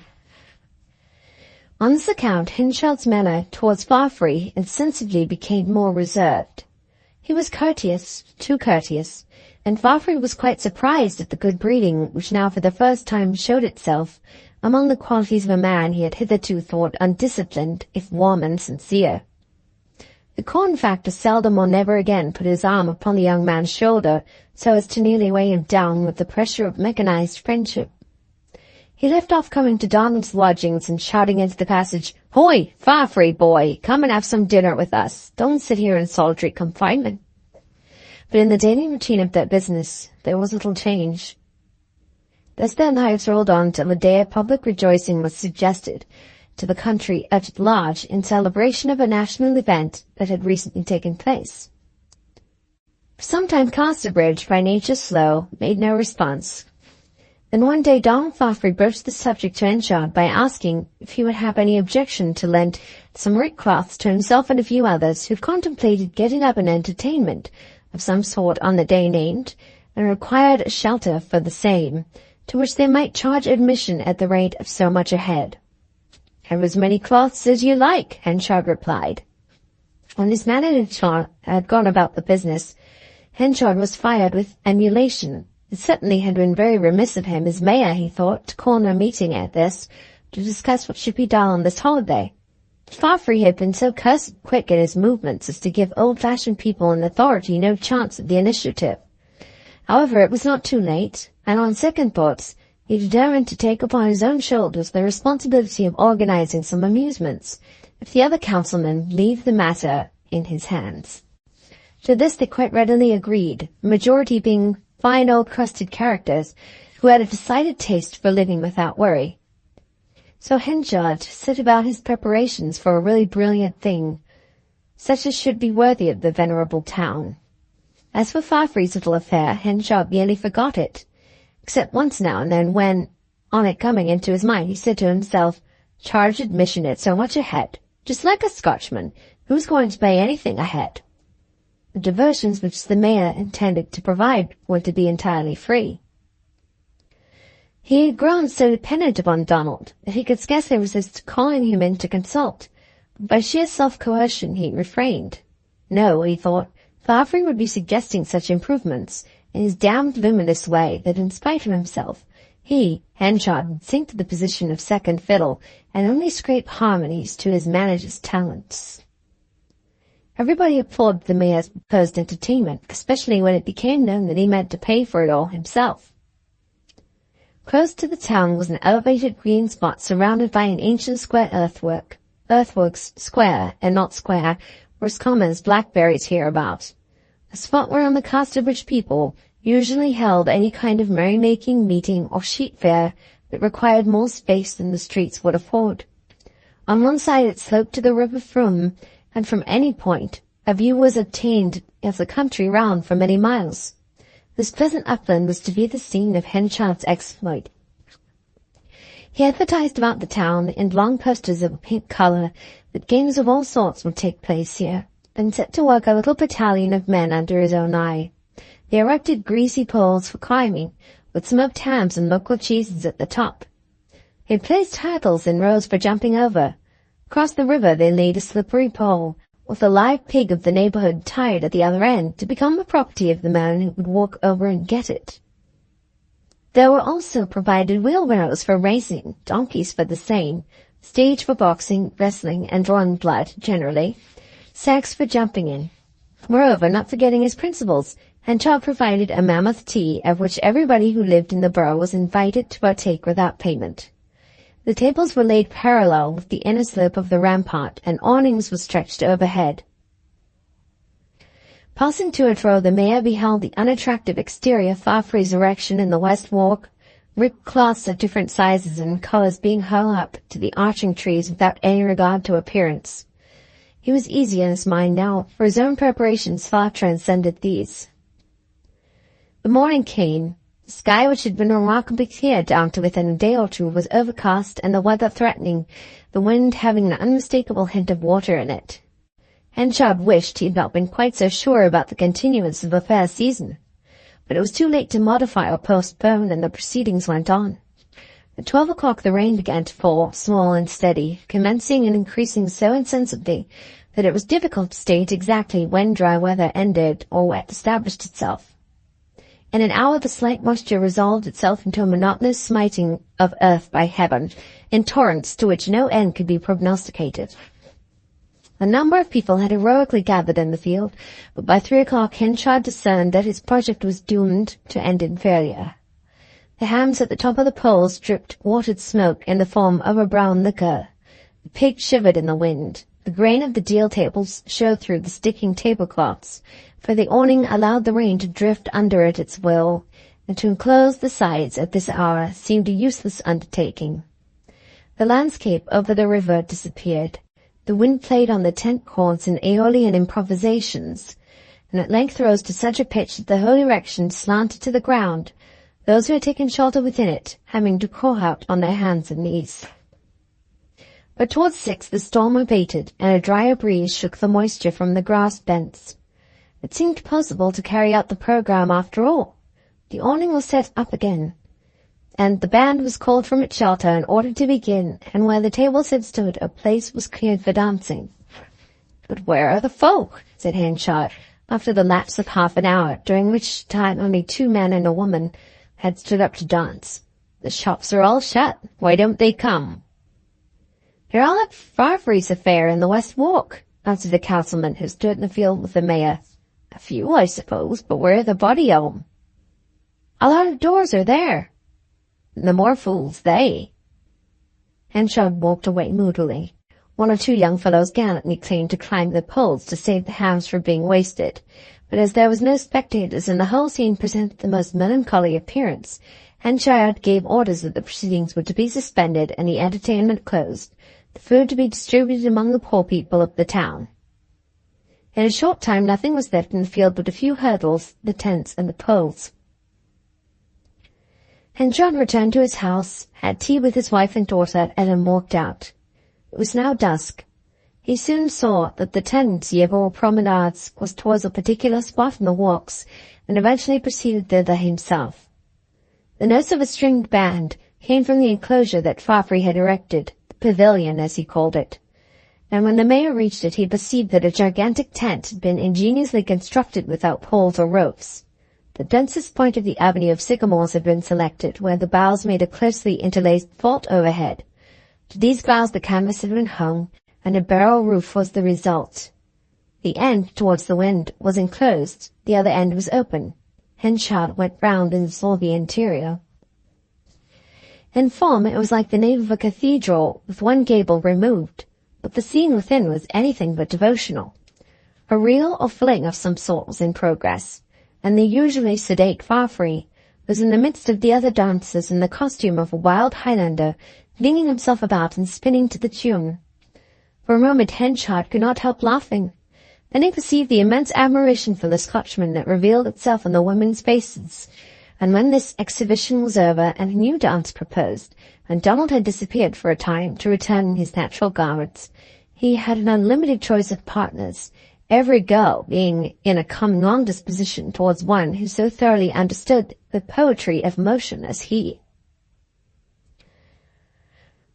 All the town crowded to the walk, such a delightful idea of a ballroom never having occurred to the inhabitants before. Among the rest of the onlookers were Elizabeth and her mother, the former thoughtful yet much interested, her eyes beaming with a longing, lingering light, as if nature had been advised by Correggio in their creation. The dancing progressed with unabated spirit, and Henchard walked and waited till his wife should be disposed to go home. He did not care to keep in the light, and when he went into the dark it was worse, for then he heard remarks of a kind which were becoming too frequent. Mr. Henchard's rejoicings couldn't say good morning to this, said one. A man must be a headstrong stunpoll to think folk would go up to that bleak place today. The other answered that people said it was not only in such things as those that the mayor was wanting. Where would his business be if it was not for this young fellow? 'Twas verily fortune sent him to Henchard. His accounts were like a bramblewood when Mr. Farfrey came. He used to reckon his sacks by chalk strokes, all in a row on garden palings, measure his ricks by stretching with his arms, weigh his trusses by a lift, judge his hay by a chaw, and settle the price with a curse. But now this accomplished young man does it all by ciphering and mensuration. Then the wheat, that sometimes used to taste so strong a mice when made into bread that people could fairly tell the breed. Farfrey has a plan for purifying, so that nobody would dream the smallest four-legged beast had walked over it once. Oh yes, everybody is full of him, and the care Mr. Henchard has to keep him, to be sure, concluded the gentleman. But he won't do it for long, good now, said the other. No, said Henchard to himself behind the tree, or if he do, it'll be honeycomb cleat out of all the character and standing that he's built up in these 18 year. He went back to the dancing pavilion. Farfrey was putting a quaint little dance with Elizabeth Jane, an old country thing, the only one she knew, and though he considerably toned down his movements to suit her demure gait, the pattern of the shining little nails in the soles of his boots became familiar to the eyes of every bystander. The tune had enticed her into it, being a tune of a busy, vaulting, leaping sort, some low notes on the silver string of each fiddle, and a skipping on the small, by crying up and down, that is. Miss Mliad of Ayr was its name, so Mr. Farfrey had said, and that it was very popular in his own country. It was soon over, and the girl looked at Henchard for approval, but he did not give it. He seemed not to see her. Look here, Farfrey, he said, like one whose mind was elsewhere. I'll go to poor Grady Great Market tomorrow myself. You can stay and put things right in your clothes box, and recover strength to your knees after your vagaries. He planted on Donald an antagonistic glare that had begun to smile. Some other townsmen came up, and Donald drew aside.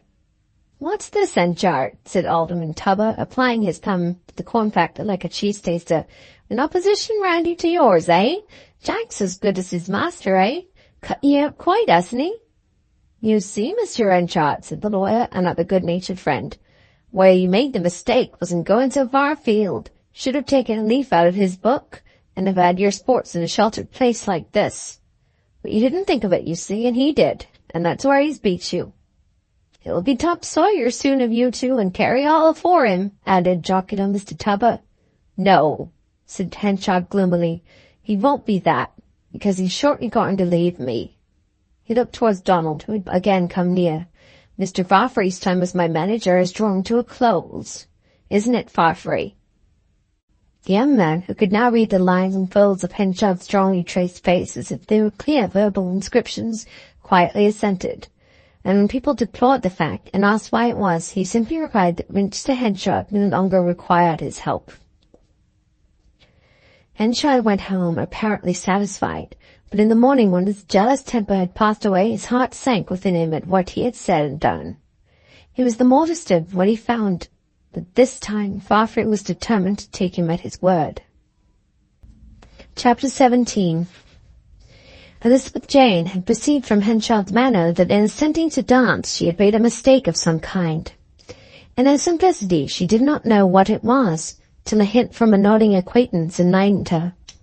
As the mayor's stepdaughter she learnt, she had not been quite in her place in treading a measure amid such a mixed throng as filled the dancing pavilion.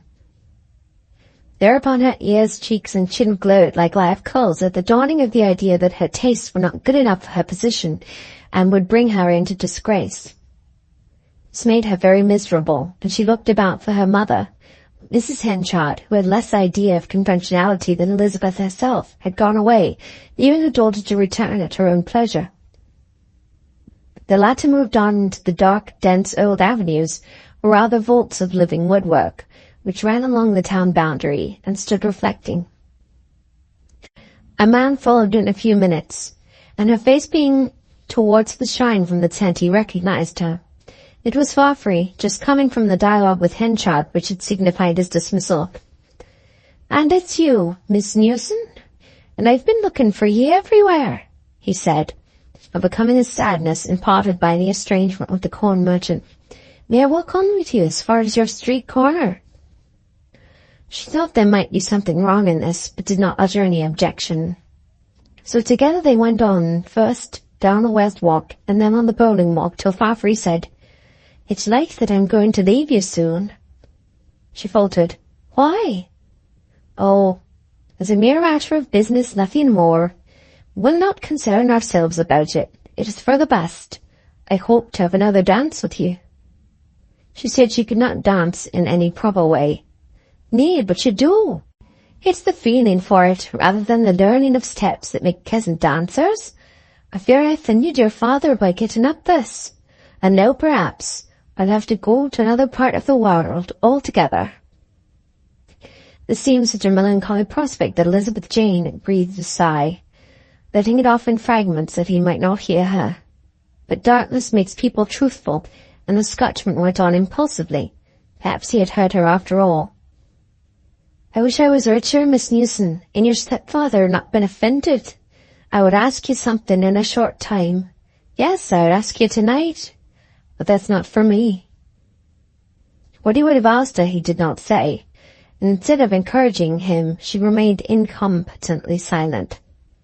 Thus afraid one of another, they continued their promenade along the walls till they got near the bottom of the bowling walk.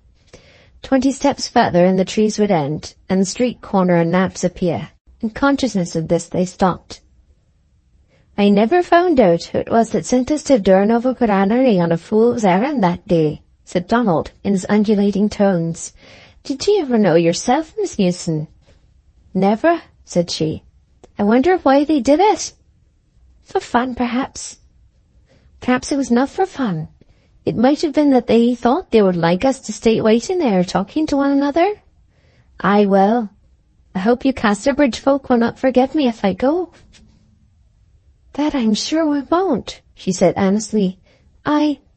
She wouldn't go at all." They had got into the lamplight. "Now, I'll think over that," said Donald Farfrae, "and I'll not come up to your door, but part from you here, lest it make your father more angry still." They parted, Farfrae returning into the dark bowling walk, and Elizabeth Jane going up the street. Without any consciousness of what she was doing, she started running with all her might till she reached her father's doors.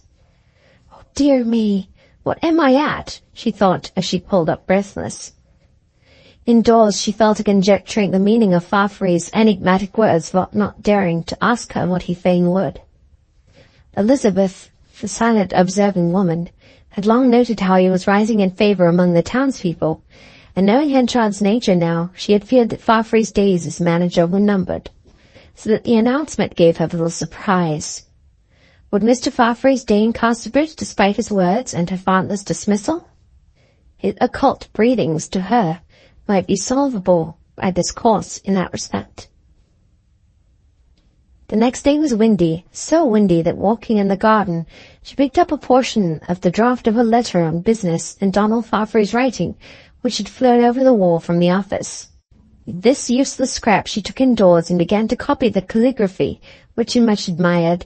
The letter began, "Dear Sir," and presently writing on a loose slip, "Elizabeth Jane," she laid the latter over Sir, making the phrase, "Dear Elizabeth Jane." When she saw the effect, a quick red ran up her face and warmed her through, though nobody was there to see what she had done. She quickly tore up the slip and threw it away. After this she grew cool and laughed at herself, walked about the room and laughed again. Not joyfully, but distressfully rather. It was quickly known in Casterbridge that Farfrae and Henchard had decided to dispense with one another. Elizabeth Jane's anxiety to know if Farfrae were going away from the town reached a pitch that disturbed her, for she could no longer conceal from herself the cause. At length the news reached her that he was not going to leave the place. A man following the same trade as Henchard, but on a very small scale, had sold his business to Farfrae, who was forthwith about to start as corn and hay merchant on his own account. Her heart fluttered when she heard of the step of Donald's, proving that he meant to remain. And yet, would a man who cared one little bit for her have endangered his suit by setting up a business in opposition of Mr. Henchard? Surely not, and it must have been a passing impulse only which had led him to address her so softly. To solve the problem whether her appearance on the evening of the dance was such as to inspire fleeting love at first sight, she dressed herself up exactly as she had dressed then, the muslin, the spencer, the sandals, the parasol, and looked in the mirror. The picture glassed back was, in her opinion, precisely of such a kind as to inspire that fleeting regard, and no more. Just enough to make him silly, and not enough to keep him so, she said luminously, and Elizabeth thought in a much lower key that by this time he had discovered how plain and homely was the informing spirit of that pretty outside. Hence, when she felt her heart going out to him, she would say to herself with a mock pleasantry that carried an ache with it, "No, no, Elizabeth Jane, such dreams are not for you." She tried to prevent herself from seeing him and thinking of him, succeeding fairly well in the former attempt, in the latter not so completely. Henchard, who had been hurt at finding that Farfrae did not mean to put up with his temper any longer, was incensed beyond measure when he learnt what the young man had done as an alternative. It was in the town hall, after a council meeting, that he first became aware of Farfrae's coup for establishing himself independently in the town, and his voice might have been heard as far as the town pump, expressing his feelings to his fellow councilmen. Those tones showed that, though under a long reign of self-control, he had become mayor and churchwarden and what-not, there was still the same unruly volcanic stuff beneath the rind of Michael Henchard as when he had sold his wife at Weydon Fair. "Well, he's a friend of mine, and I'm a friend of his, or if we are not, what are we? Odd send. If I've not been his friend, who has, I should like to know? Didn't he come here without a sound shoe to his foot?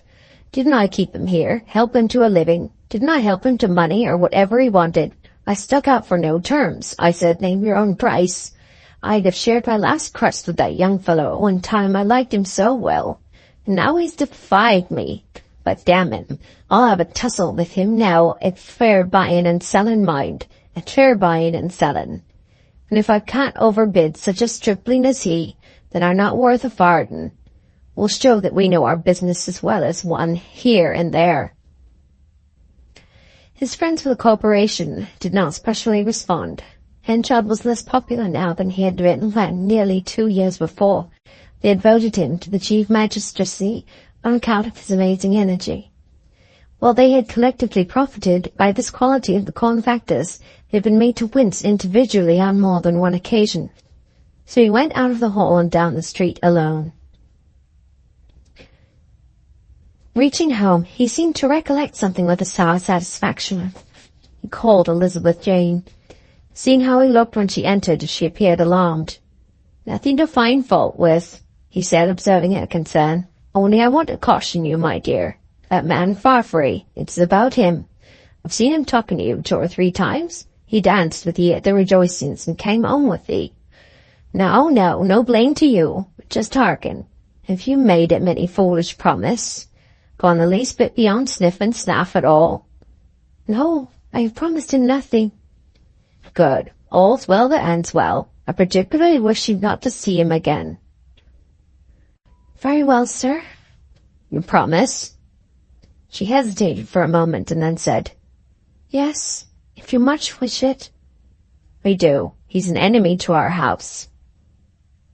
When she had gone, he sat down and wrote in a heavy hand to Farfrae thus: "Sir, I make request that henceforth you and my stepdaughter be as strangers to each other.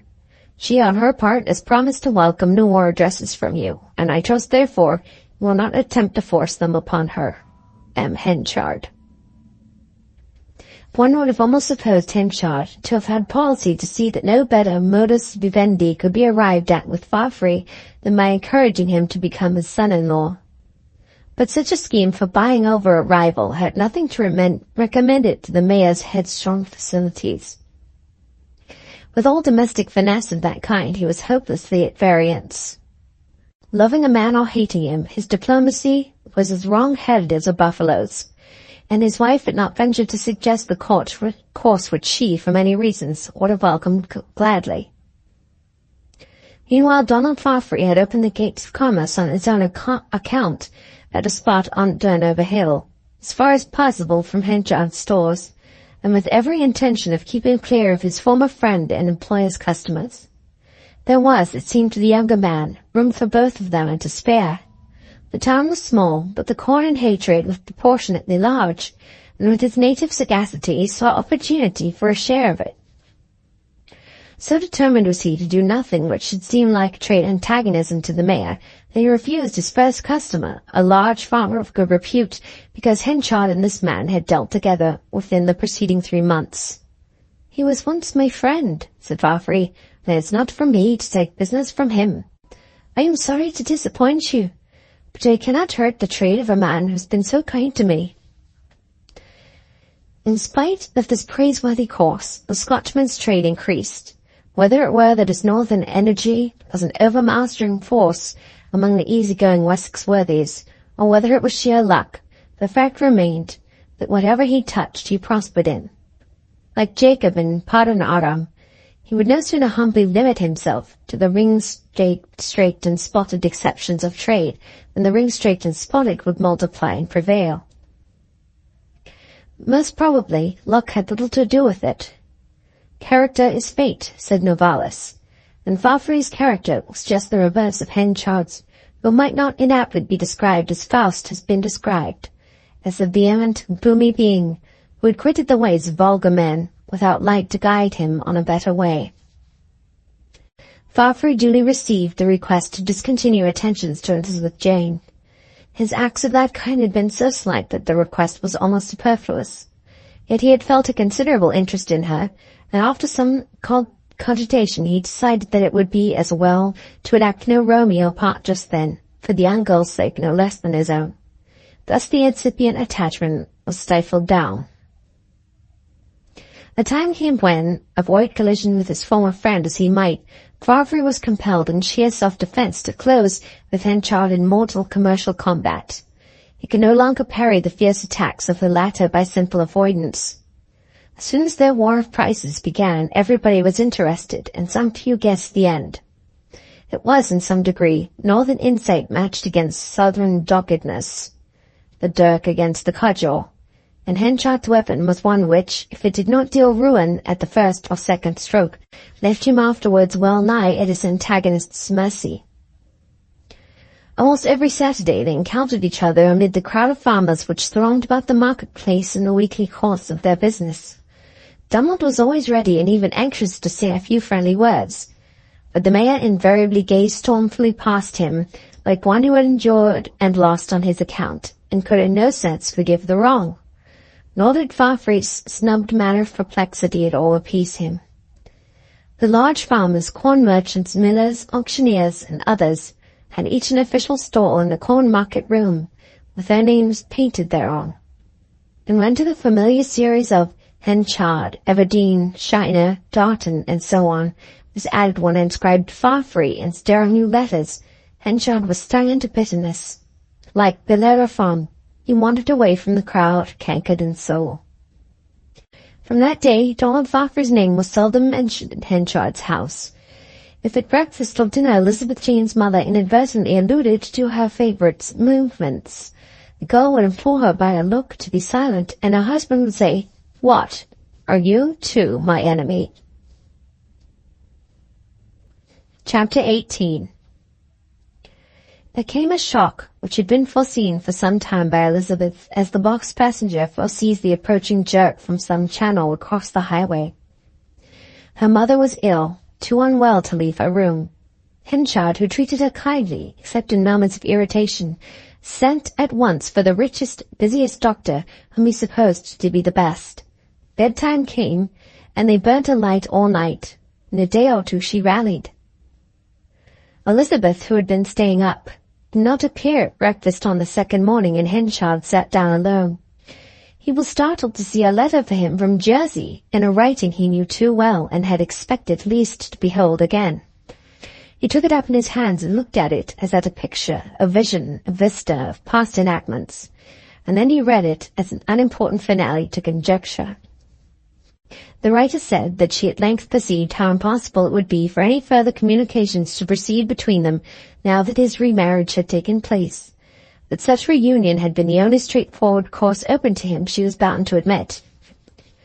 "On calm reflection, therefore," she went on, "I quite forgive you for landing me in such a dilemma, remembering that you concealed nothing before our ill-advised acquaintance, and that you really did set before me in your grim way the fact of there being a certain risk in intimacy with you, slight as it seemed to be after 15 or 16 years of silence on your wife's part. I thus look upon the whole as a misfortune of mine, and not a fault of yours.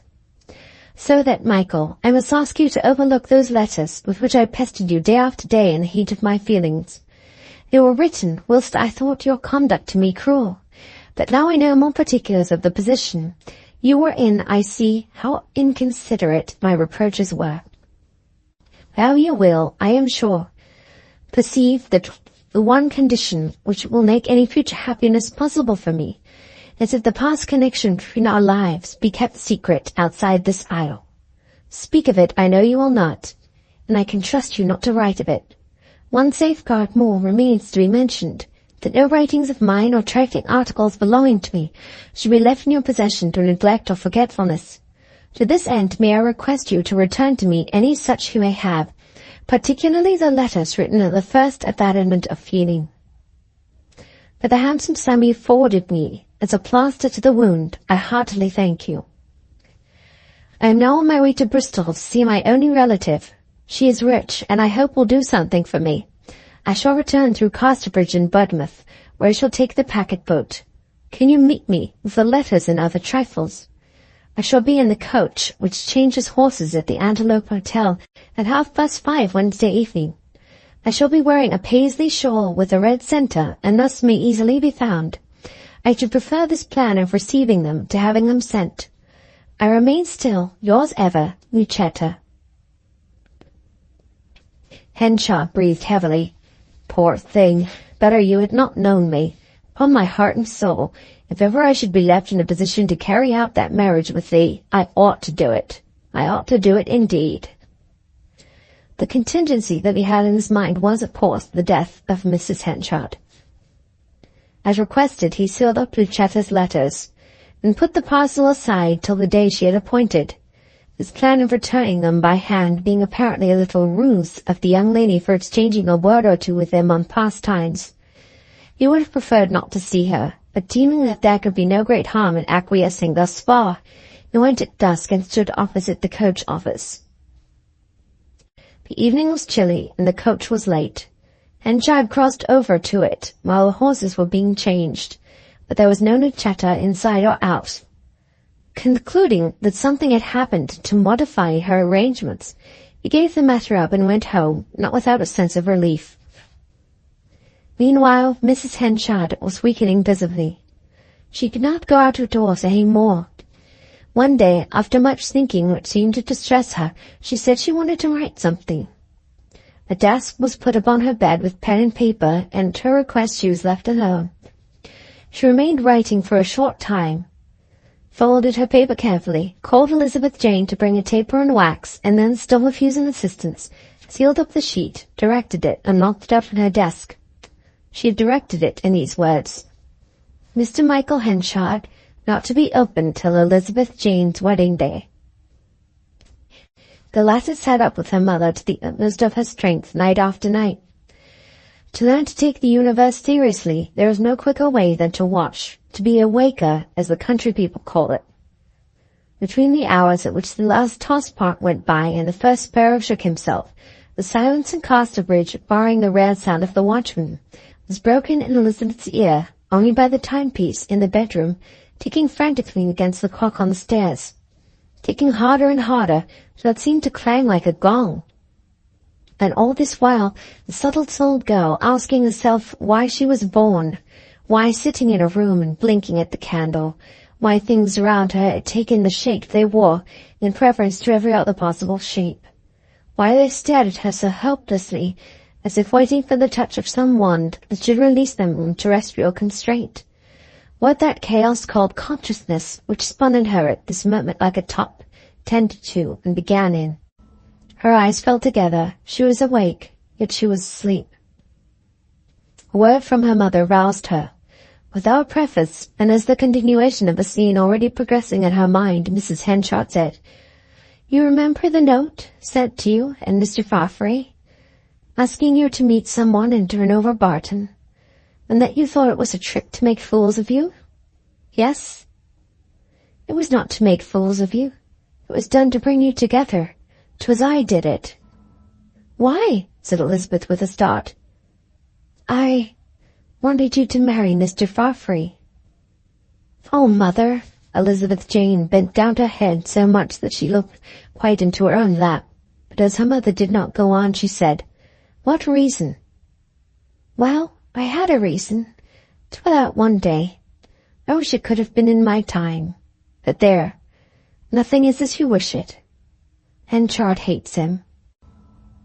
"Perhaps they'll be friends again," murmured the girl. I don't know.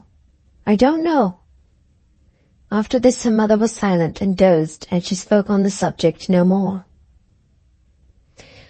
Some little time later on, Farfrae was passing Henchard's house on the Sunday morning, when he observed the blinds were all down. He rang the bell so softly that it only sounded a single full note and a small one, and then he was informed that Mrs. Henchard was dead, just dead, that very hour. At the town pump there were gathered when he passed a few old inhabitants who came there for water whenever they had, as at present, spare time to fetch it, because it was purer from that original fount than from their own wells. Mrs. Cuxsom, who had been standing there for an indefinite time with her pitcher, was describing the incidents of Mrs. Henchard's death as she had learnt them from the nurse.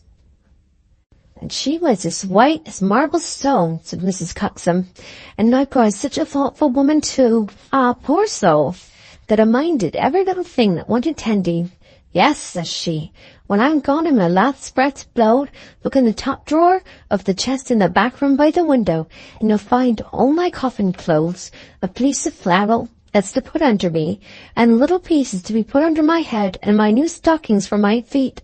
They are folded alongside, and all my other things. And there's 4-ounce pennies, the heaviest I could find, tied up in bits of linen for weights, 2 for my right eye and 2 for my left," she said. And when you've used 'em and my eyes don't open no more, bury the pennies, good souls, and don't you go spending 'em, for I shouldn't like it. And open the windows as soon as I'm carried out, and make it as cheerful as you can for Elizabeth Jane." "Ah, poor heart. Well, Martha did it, and buried the alms pennies in the garden. But if you'll believe words, that man, Christopher Coney, went and dug 'em up and spent 'em at the Three Mariners. Faith, he said, why should death rob life of fourpence? Death's not of such good report that we should respect him to that extent, says he." "'Twas a cannibal deed," deprecated her listeners. "Gad, then, I won't quite ha' it," said Solomon Longways. "I say it today, and 'tis Sunday morning, and I wouldn't speak wrongfully for a silver sixpence at such a time. I don't see no harm in it. To respect the dead is sound doxology, and I wouldn't sell skeletons, leastwise respectable skeletons, be varnished for anatomies, except I were out of work. But money is scarce and throats get dry. Why should death rob life of fourpence? I say there was no treason in it." "Well, poor soul, she's helpless to hinder that or anything now," answered Mother Cuxsom. "And all her shining keys will be took for her, and her cupboards opened, and the things that didn't wish seen anybody will see, and her wishes and ways will all be as nothing." Chapter 19. Henchard and Elizabeth sat conversing by the fire. It was 3 weeks after Mrs. Henchard's funeral.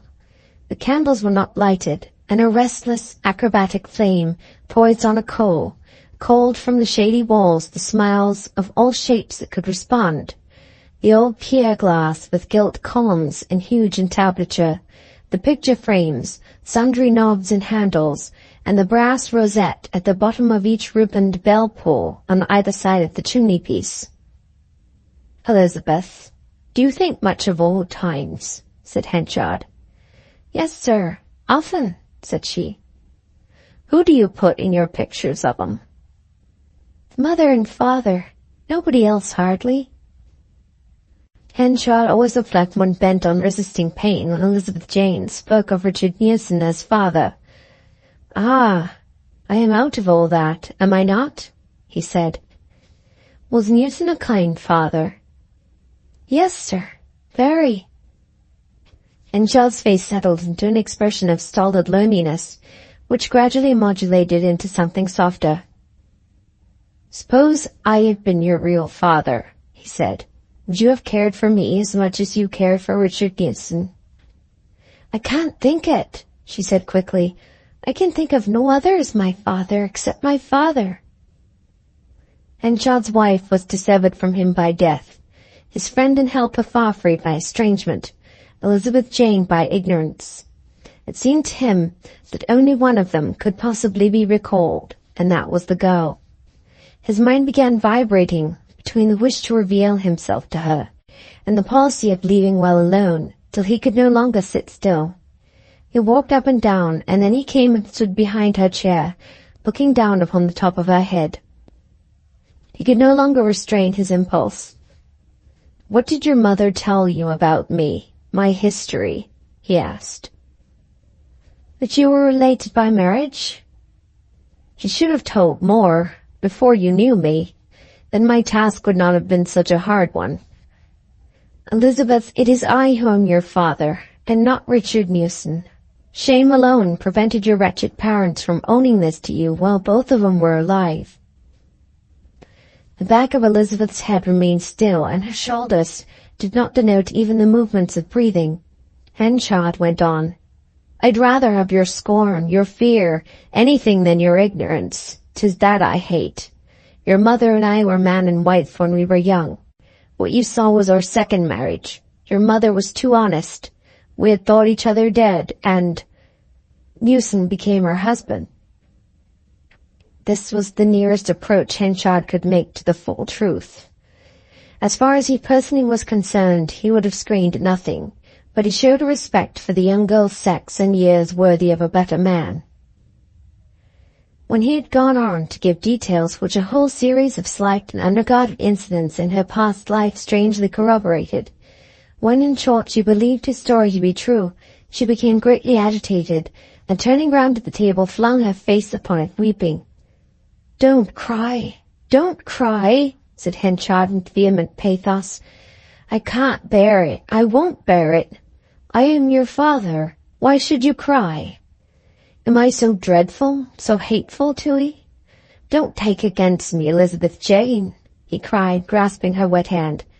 "Don't take against me. Though I was a drinking man once and used your mother roughly, I'll be kinder to you than he was.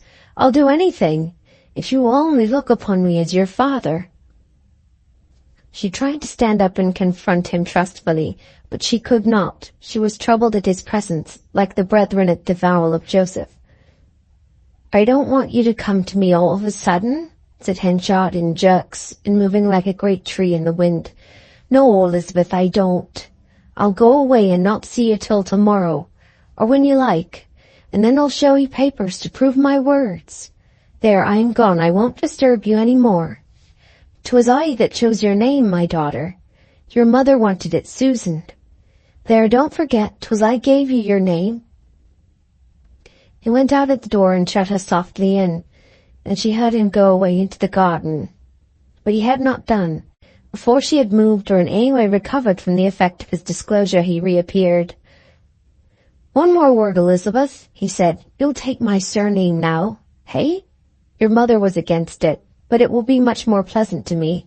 'Tis legally yours, you know. But nobody need know that. You shall take it as if by choice. I'll talk to my lawyer. I don't know the law of it exactly, but will you do this? Let me put a few lines in the newspaper that such is to be your name." "If it is my name, I must have it, mustn't I?" she asked. Well, usage is everything in these matters." "I wonder why Mother didn't wish it." "Oh, some whim of the poor soul's. Now get a bit of paper and draw up a paragraph as I shall tell you. Let's have a light." "I can see by the firelight," she answered. "Yes, I'd rather." "Very well." She got a piece of paper and, bending over the fender, wrote at his dictation words which she had evidently got by heart from some advertisement or other. Words to the effect that she, the writer hitherto known as Elizabeth Jane Hewson, was going to call herself Elizabeth Jane Henchard forthwith. It was done, and fastened up and directed to the office of the Casterbridge Chronicle. "Now," said Henchard, with a blaze of satisfaction that he always admitted when he had carried his point, though tenderness softened it this time, "I'll go upstairs and hunt for some documents that will prove it all to you, but I won't trouble you with them till tomorrow. Good night, my Elizabeth Jane." He was gone before the bewildered girl could realize what it all meant, or adjust her filial sense to the new sense of gravity. She was thankful that he had left her to herself for the evening and sat down over the fire. Here she remained in silence and wept. Not for her mother now, but for the genial sailor, Richard Newson, to whom she seemed doing a wrong. Henchard in the meantime had gone upstairs. Papers of a domestic nature he kept in a drawer in his bedroom, and this he unlocked. Before turning them over, he leant back and indulged in reposeful thought. Elizabeth was his at last, and she was a girl of such good sense and kind heart that she would be sure to like him. He was the kind of man to whom some human object for pouring out his heat upon, were it emotive or were it choleric, was almost a necessity. The craving of his heart for the re-establishment of this tenderest human tie had been great during his wife's lifetime, and now he had submitted to its mastery without reluctance and without fear. He bent over the drawer again and proceeded in his search. Among the other papers had been placed the contents of his wife's little desk, the keys of which had been handed to him at her request. Here was the letter addressed to him, with the restriction not to be opened till Elizabeth Jane's wedding day. Mrs. Henchard, though more patient than her husband, had been no practical hand at anything, and sealing up the sheet, which was folded and tucked in without an envelope, in the old-fashioned way, she had overlaid the junction with a large mass of wax, without the requisite undertouch of the same. The seal had cracked, and the letter was open. Henchard had no reason to suppose the restriction one of serious weight, and his feeling for his late wife had not been of the nature of deep respect. "Some trifling fancy or other of poor Susan's, I suppose," he said, and without curiosity he allowed his eyes to scan the letter. "My dear Michael, for the good of all three of us, I had kept one thing a secret from you till now. I hope you will understand why. I think you will, though perhaps you may not forgive me. But, dear Michael, I have done it for the best. I shall be in my grave when you read this, and Elizabeth Jane will have a home. Don't curse me, Mike. Think of how I was situated. I can hardly write it, but here it is. Elizabeth Jane is not your Elizabeth Jane, the child who was in my arms when you sold me. No, she died 3 months after that, and this living one is my other husband's. I christened her by the same name we had given to the first, and she filled up the ache I felt at the other's loss. Michael, I am dying, and I might have held my tongue, but I could not. Tell her husband of this or not, as you may judge, and forgive, if you can, a woman you once deeply wronged, as she forgives you. Susan Henchard. Her husband regarded the paper as if it were a window pane through which he saw for miles. His lip twitched, and he seemed to compress his frame as if to bear better. His usual habit was not to consider whether destiny were hard upon him or not, the shape of his ideas in case of affliction being simply a modi, I am to suffer, I perceive. This much scourging, then, is it for me? But now through his passionate head there stormed this thought, that the blasting discourse was what he had deserved. His wife's extreme reluctance to have the girl's name altered from Newson to Henchard was now accounted for fully. It furnished another illustration of that honesty and dishonesty which had characterized her in other things. He remained unnerved and purposeless for near a couple of hours, till he suddenly said, "Ah, I wonder if it is true." He jumped up in an impulse, kicked off his slippers, and went with a candle to the door of Elizabeth Jane's room, where he put his ear to the keyhole and listened. She was breathing profoundly. Henchard softly turned the handle, entered, and shading the light, approached the bedside.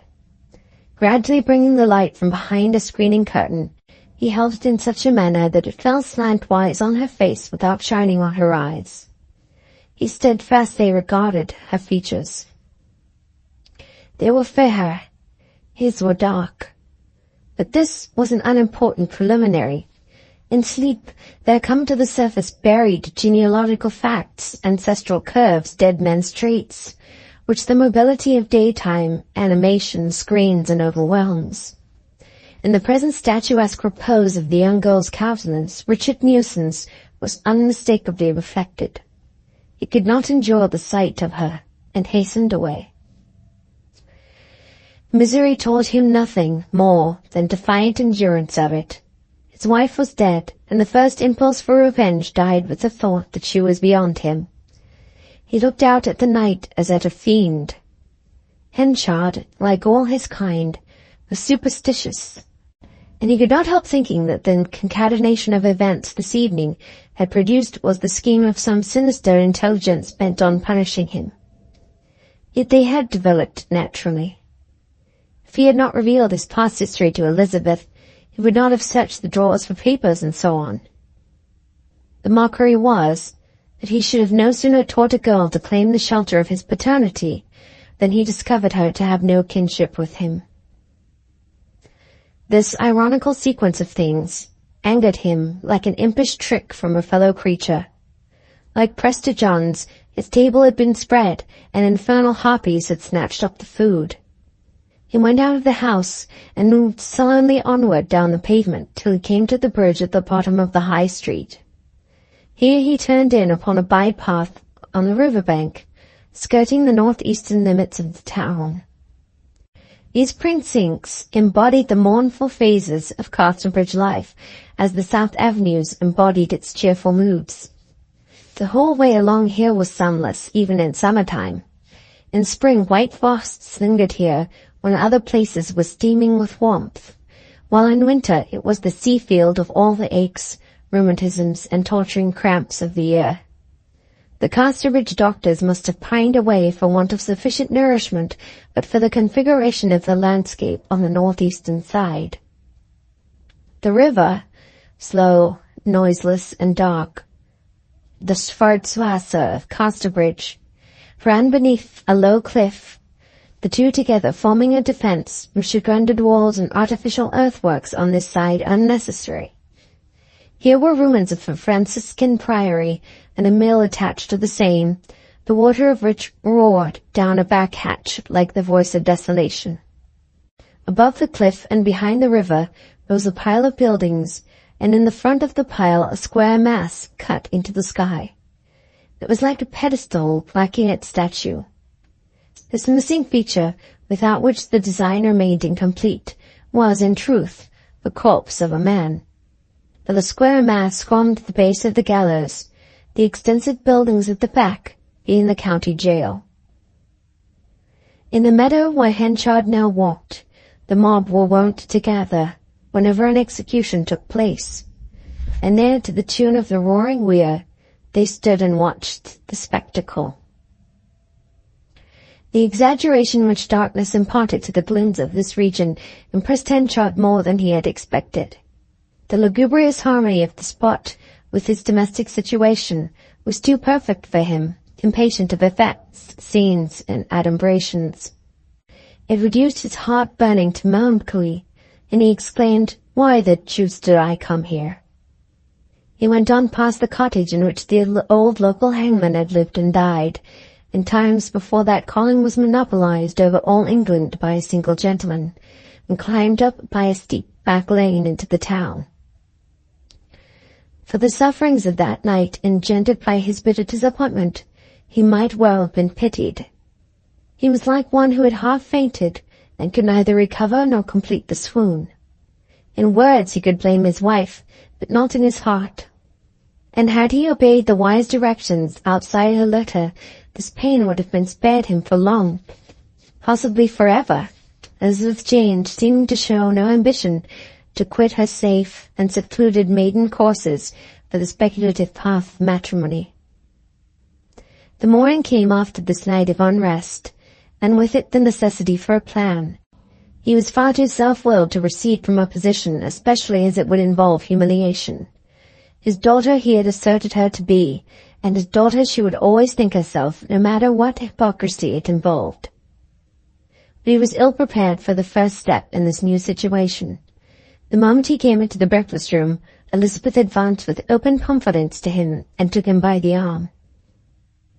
"I have thought and thought all night of it," she said frankly, "and I see that everything must be as you say, and I'm going to look upon you as the father that you are, and not to call you Mr. Henchard any more.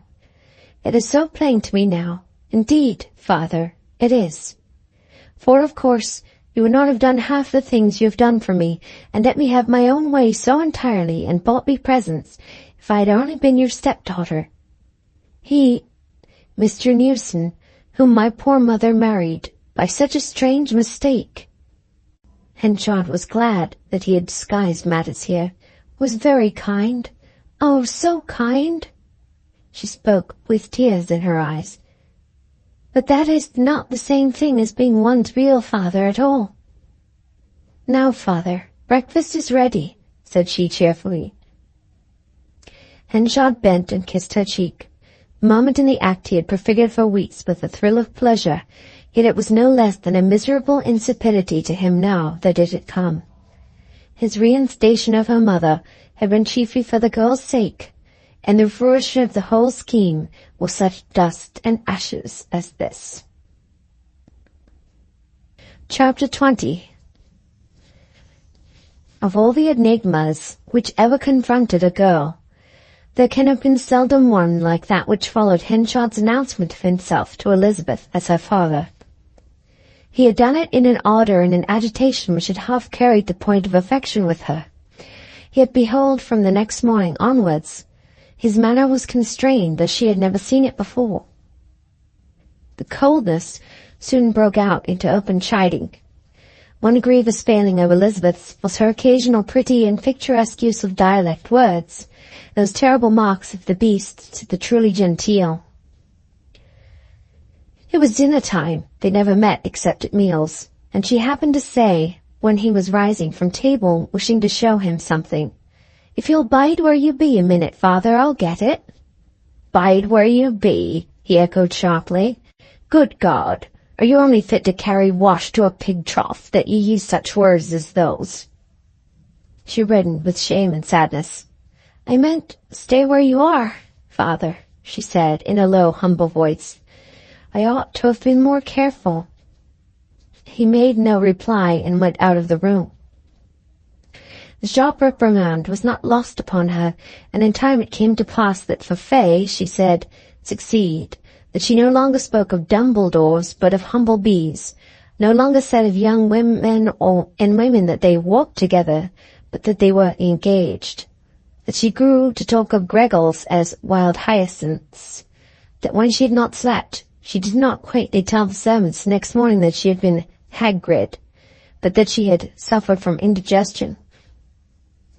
These improvements, however, are somewhat in advance of the story. Henchard, being uncultivated himself, was the bitterest critic the fair girl could possibly have had of her own lapses, really slight now, for she read omnivorously. A gratuitous ordeal was in store for her in the matter of her handwriting. She was passing the dining-room door one evening and had occasion to go in for something. It was not till she had opened the door that she knew the mayor was there in the company of a man with whom he transacted business. "Here, Elizabeth Jane," he said, looking round at her, "just write down what I tell you. A few words of an agreement for me and this gentleman to sign. I am a poor tool with a pen." "Be joined, and so be I," said the gentleman. She brought forward blotting book, paper, and ink, and sat down. "Now then, an agreement entered into the 16th day of October. Write that first." She started the pen in an elephantine march across the sheet. It was a splendid round bold hand of her own conception, a style that would have stamped a woman as Minerva's own in more recent days. But other ideas reigned then. Henchard's creed was that proper young girls wrote ladies' hand. Nay, he believed that bristling characters were as innate and inseparable a part of refined womanhood as sex itself.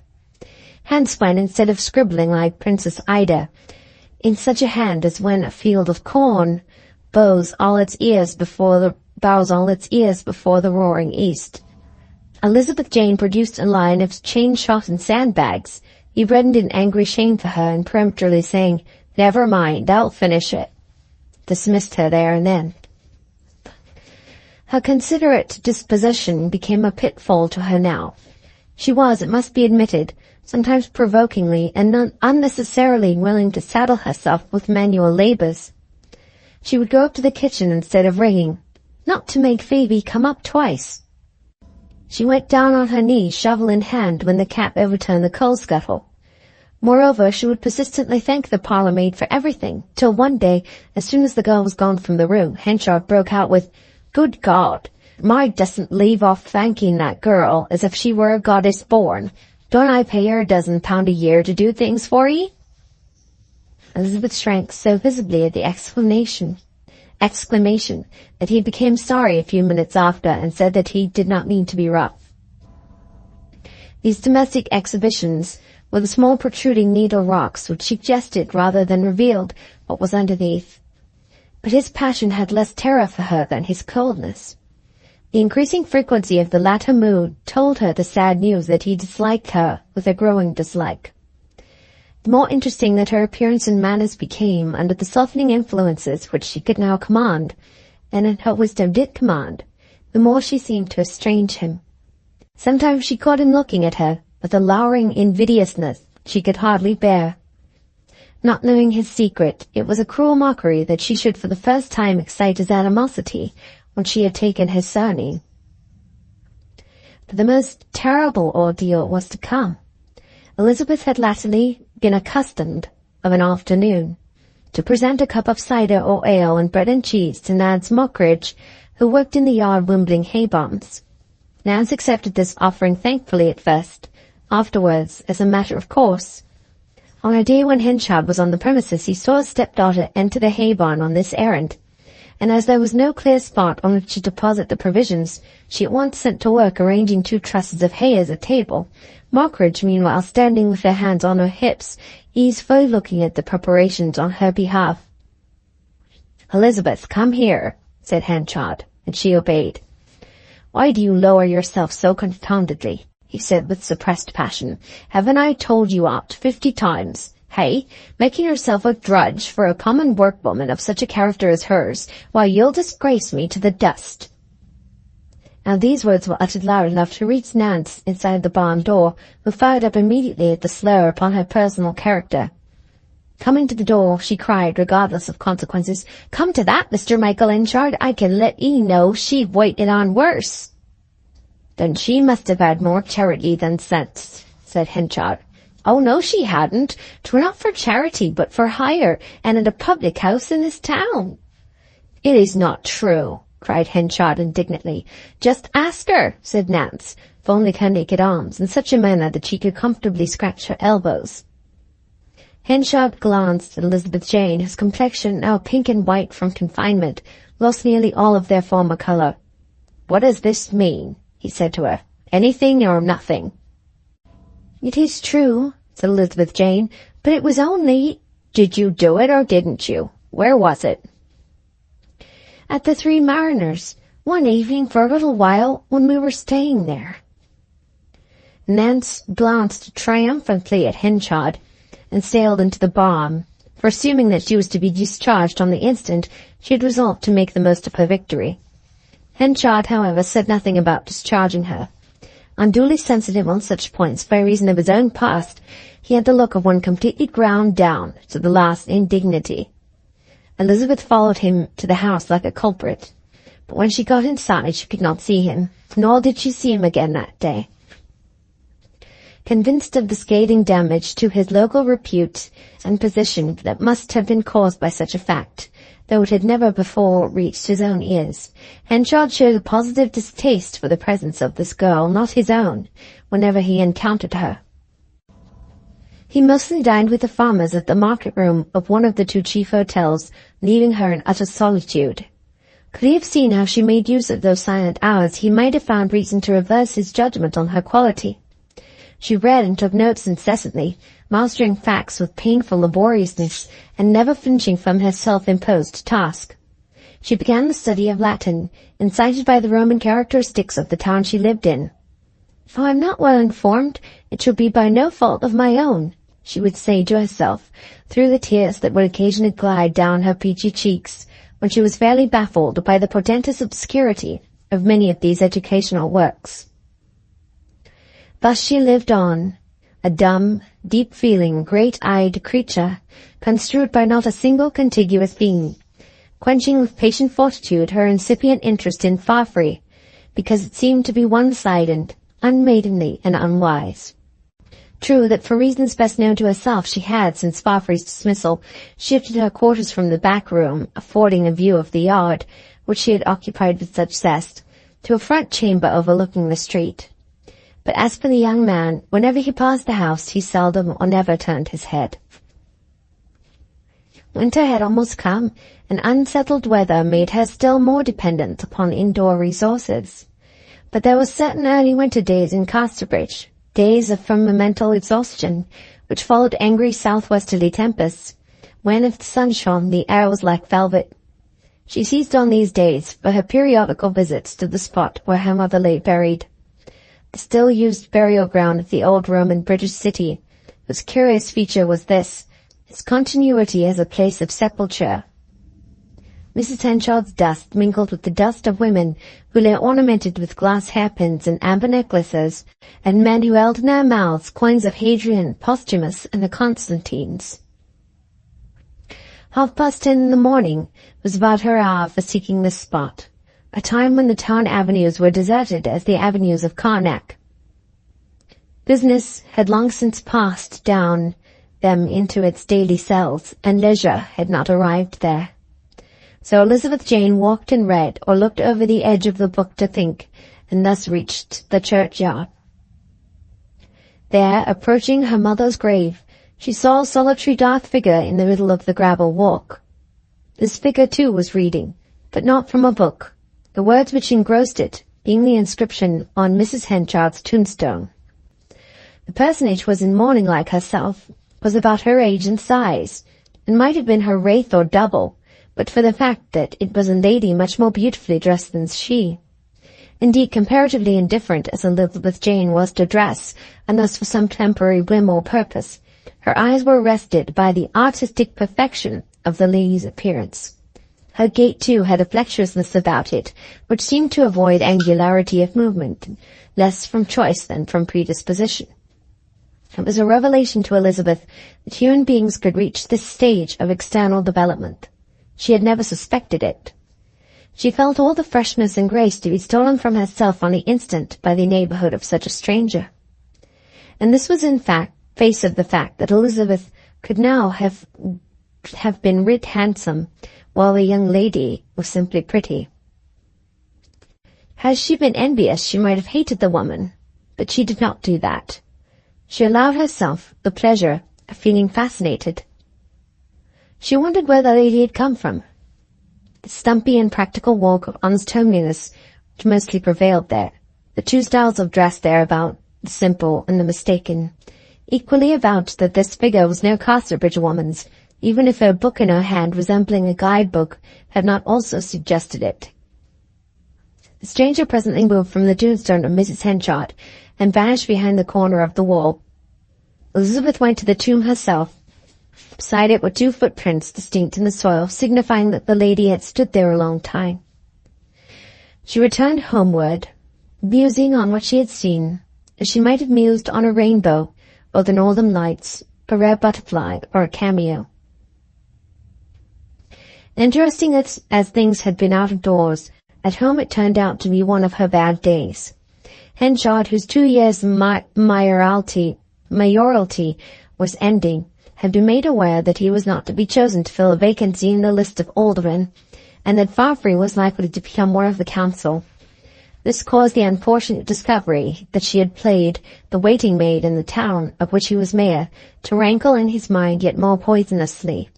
He had learned by personal inquiry at that time that it was to Donald Farfrey, that treacherous upstart, that she had thus humiliated herself.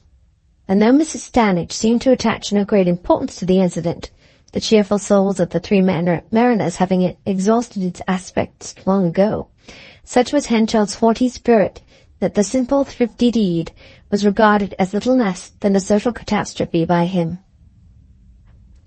Ever since the evening of his wife's arrival with her daughter, there had been something in the air which had changed his luck. That dinner at the King's Arms with his friends had been Henchard's Austerlitz. He had had his successes since, but his course had not been upward. He was not to be numbered among the aldermen, the peerage of burghers, as he had expected to be, and the consciousness of this soured him today. "Well, where have you been?" he said to her with offhand laconism. "I've been strolling in the walks in churchyard, father, till I felt quite leery." She clapped her hand to her mouth, but too late. This was just enough to incense Henchard after the other crosses of the day. "I won't have you talk like that," he thundered. "Leery indeed! One would think you had worked upon a farm. One day I learn that you lend a hand in public houses. Then I hear you talk like a clodhopper. I'm burned if it goes on. This house can't hold us two." The only way of getting a single pleasant thought to go to sleep on after this was by recalling the lady she had seen that day and hoping she might see her again. Meanwhile, Henchard was sitting up, thinking over his jealous folly in forbidding Farfrey to pay his addresses to this girl who did not belong to him, when if he had allowed them to go on, he might not have been encumbered with her. At last, he said to himself with satisfaction as he jumped up and went to the writing table, "Ah, he'll think it means peace and a marriage portion. Not that I don't want my house to be troubled with her, or no portion at all." He wrote as follows: "Sir, on consideration, I don't wish to interfere with your courtship of Elizabeth Jane if you care for her. I therefore withdraw my objection, excepting in this, that the business be not carried on in my house. Yours, M. Henchard. Mr. Farfrey." The morrow being fairly fine, found Elizabeth Jane again in the churchyard, but while looking for the lady, she was startled by the apparition of Farfree, who passed outside the gate. He glanced up for a moment from a pocket-book, in which he appeared to be making figures as he went. Whether or not he saw her, he took no notice and disappeared. Unduly depressed by a sense of her own superfluity, she thought he probably scorned her, and quite broken in spirit, sat down on the bench. She fell into painful thought on her position, which ended with her saying quite loud, "Oh, I wish I was dead, with dear mother." Behind the bench was a little promenade under the wall, where people sometimes walked instead of on the gravel. The bench seemed to be touched by something. She looked round, and a face was bending over her, veiled but still distinct, the face of the young woman she had seen yesterday. Elizabeth Jane looked confounded for a moment, knowing she had been overheard, though there was pleasure in her confusion. "Yes, I heard you," said the lady, in a vivacious voice, answering her look. "What can have happened?" I can't tell you," said Elizabeth, putting her hand to her face to hide a quick flush that had come. There was no movement or word for a few seconds, and the girl felt that the young lady was sitting down beside her. "I guess how it is with you," said the latter. "That was your mother." She waved her hand towards the tombstone. Elizabeth looked up at her, as if inquiring of herself whether there should be confidence. The lady's manner was so desirous, so anxious, that the girl decided there should be confidence. "It was my mother," she said, "my only friend." "But your father, Mr. Henchard, he is living?" "Yes, he is living," said Elizabeth Jane. "Is he not kind to you?" "I've no wish to complain of him." "There has been a disagreement?"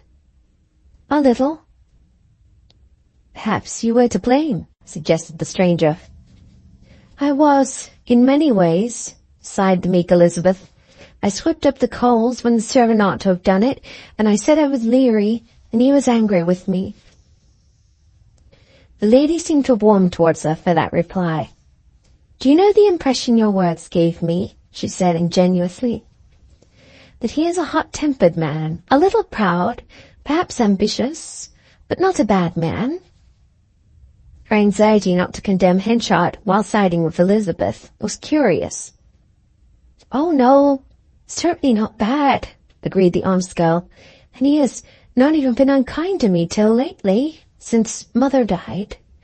But it has been very much to bear while it has lasted.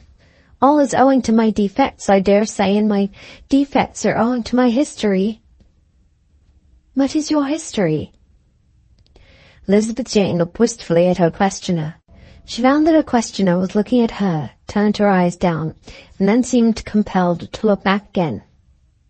"My history is not gay or attractive," she said, "and yet I can tell it, if you really want to know." The lady assured her that she did want to know, whereupon Elizabeth Jane told the tale of her life as she understood it, which was in general the true one, except that the sale at the fair had no part therein. Contrary to the girl's expectation, her new friend was not shocked. This cheered her, and it was not till she thought of returning to that home in which she had been treated so roughly of late that her spirits fell. "I don't know how to return," she murmured. "I think of going away. But what can I do? Where can I go?" "Perhaps it will be better soon," said her friend gently. "So I would not go far. Now what do you think of this? I shall soon want somebody to live in my house, partly as housekeeper, partly as companion. Would you mind coming to me? But perhaps—" "Oh, yes," cried Elizabeth with tears in her eyes. "I would indeed. I would do anything to be independent, for then perhaps my father might get to love me. But, What? I am no accomplished person, and a companion to you must be that." "Oh, not necessarily." "Not? But I can't help using rural words sometimes when I don't mean to." "Never mind. I shall like to know them. And, I know I shan't do," she cried with a distressful laugh. I accidentally learned to write round hand instead of lady's hand, and of course you want someone who can write that. Well, no. What? Not necessary to write lady's hand? Cried the joyous Elizabeth. Not at all. But where do you live? In Casterbridge, or rather I shall be living here after 12 o'clock today. Elizabeth expressed her astonishment. I have been staying at Budmouth for a few days while my house was getting ready. The house I'm going into is that one they call High Place Hall, the old stone one looking down the lane to the market. 2 or 3 rooms are fit for occupation, though not all. I sleep there tonight for the first time. Now what do you think of my proposal, and meet me here the first fine day next week, and say if you are still in the same mind? Elizabeth, her eyes shining at this prospect of a change from an unbearable position, joyfully assented, and the two parted at the gate of the churchyard. Chapter 21. As a maxim glibly repeated from childhood remains practically unmarked till some mature experience enforces it, so did this High Place Hall now for the first time really show itself to Elizabeth Jane, though her ears had heard its name on 100 occasions. Her mind dwelt upon nothing else but the stranger and a house, and her own chance of living there all the rest of the day. In the afternoon she had occasion to pay a few bills in the town and do a little shopping, when she learnt that what was a new discovery to herself had become a common topic about the streets. High Place Hall was undergoing repair. A lady was coming there to live shortly. All the shop people knew it, and had already discounted the chance of her being a customer. Elizabeth Jane could, however, add a capping touch to information so new to her in the book. The lady, she said, had arrived that day. When the lamps were lighted, and it was not yet so dark as to render chimneys, attics, and roofs invisible, Elizabeth, almost with a lover's feeling, that she would like to look at the outside of High Place Hall. She went up the street in that direction. The hall, with its grey facade and parapet, was the only residence of its sort so near the centre of the town. It had in the first place the characteristics of a country mansion: birds' nests in its chimneys, damp nooks where fungi grow, and irregularities of surface direct from nature's trowel. At night the forms of passengers were patterned by the lamps in black shadows upon the pale walls. The evening motes of straw lay around, and other signs of the premises having been in that lawless condition which accompanies the entry of a new tenant. The house was entirely of stone, and formed an example of dignity without great size. It was not altogether aristocratic, still less consequential. Yet the old-fashioned stranger instinctively said, "Blood built it, and wealth enjoys it," however vague his opinions of those accessories might be. Yet as regards the enjoying it, the stranger would have been wrong, for until this very evening, when the new lady had arrived, the house had been empty for a year or 2, while before that interval its occupancy had been irregular. The reason of its unpopularity was soon made manifest. Some of its rooms overlooked the marketplace, and such a prospect from such a house was not considered desirable or seemly by its would-be occupiers.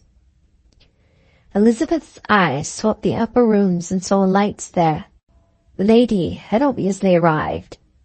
The impression that this woman of comparatively practised manner had made upon the studious girl's mind was so deep, she enjoyed standing under an opposite archway merely to think that the charming lady was inside the confronting walls, and to think what she was doing. Her admiration for the architecture of that front was entirely on account of the inmate it screened. Though for that matter the architecture deserved admiration or at least study on its own account. It was Palladian, and like most architecture erected since the Gothic age, was a compilation rather than a design. But its reasonableness made it impressive. It was not rich, but rich enough. A timely consciousness of the ultimate vanity of human architecture, no less than of other things, had prevented artistic superfluity. Men had, till quite recently, been going in and out with parcels and packing cases, rendering the door and hall within like a public thoroughfare. Elizabeth trotted through the open door in the dusk, but becoming alarmed at her own temerity, she went quickly out again by another which stood open in the lofty wall of the back court. To her surprise, she found herself in one of the little used alleys of the town. Looking round at the door which had given her egress, by the light of the solitary lamp fixed in the alley, she saw that it was arched and old, bolder even than the house itself. The door was studded, and the keystone of the arch was a mask. Originally the mask had exhibited a comic leer, as could still be discerned, but generations of Casterbridge boys had thrown stones at the mask, aiming at its open mouth, and the blows thereon had chipped off the lips and jaws, as if they had been eaten away by disease. The appearance was so ghastly by the weakly lamp glimmer that she could not bear to look at it, first unpleasant feature of her visit. The position of the queer old door, and the odd presence of the leering mask, suggested one thing above all others as appertaining to the mansion's past history: intrigue. By the alley it had been possible to come unseen from all sorts of quarters in the town: the old playhouse, the old bull-stake, the old cockpit, the pool where nameless infants had been used to disappear. High Place Hall could boast of its conveniences, undoubtedly. She turned to come away in the nearest direction homeward, which was down the alley, but hearing footsteps approaching in that quarter, and having no wish to be found in such a place at such a time, she quickly retreated. There being no other way out, she stood behind a brick pier till the intruder should have gone his ways.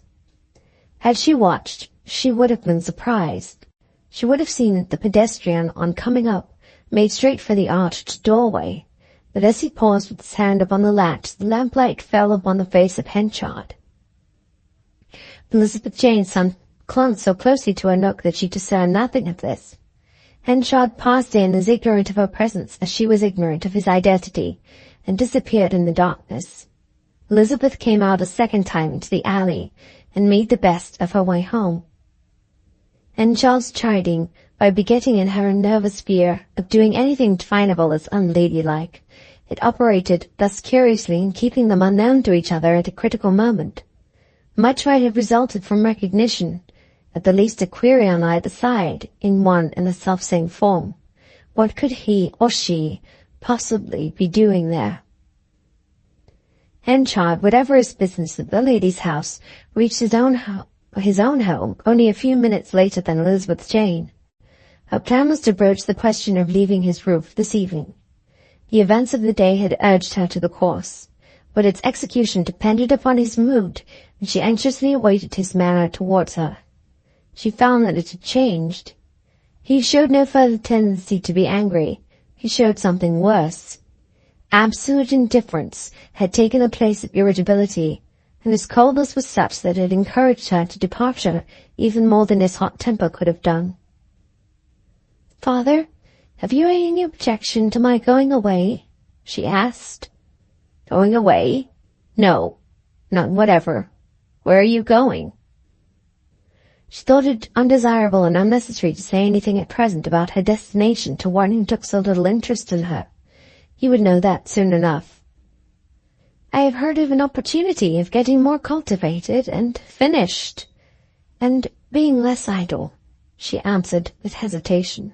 "A chance of a place in a household where I can have advantages of study and seeing refined life." "Then make the best of it, in heaven's name. You can't get cultivated where you are." "You don't object?" "Object? I? Oh, no, not at all." After a pause, he said, "But you won't have enough money for this lively scheme without help, you know. If you like, I should be willing to make you an allowance, so that you be not bound to live upon the starvation wages refined folk are likely to pay ye." She thanked him for this offer. "It had better be done properly," he added after a pause. "Small annuity is what I should like you to have, so as to be independent of me, and so I may be independent of you. Would that please ye?" "Certainly." "Then I'll see about it this very day." He seemed relieved to get her off his hands by this arrangement, and as far as they were concerned the matter was settled. She now simply waited to see the lady again. The day and the hour came, but a drizzling rain fell. Elizabeth Jane, having now changed her orbit from one of gay independence to laborious self-help, thought the weather good enough for such declined glory as hers if her friend would only face it. A matter of doubt. She went to the boot room where her patterns had hung ever since her apotheosis, took them down, had their mildewed leathers blacked, and put them on as she had done in old times. Thus mounted, and with cloak and umbrella, she went off to the place of appointment, intending, if the lady were not there, to call at the house. One side of the churchyard, the side towards the weather, sheltered by an ancient thatched mud wall whose eaves overhung as much as 1 or 2 feet. At the back of the wall was a cornyard with its granary and barns, the place wherein she had met Farfrey many months earlier. Under the projection of the thatch she saw a figure. The young lady had come. Her presence so exceptionally substantiated the girl's utmost hopes that she almost feared her good fortune. Fancies find room in the strongest minds.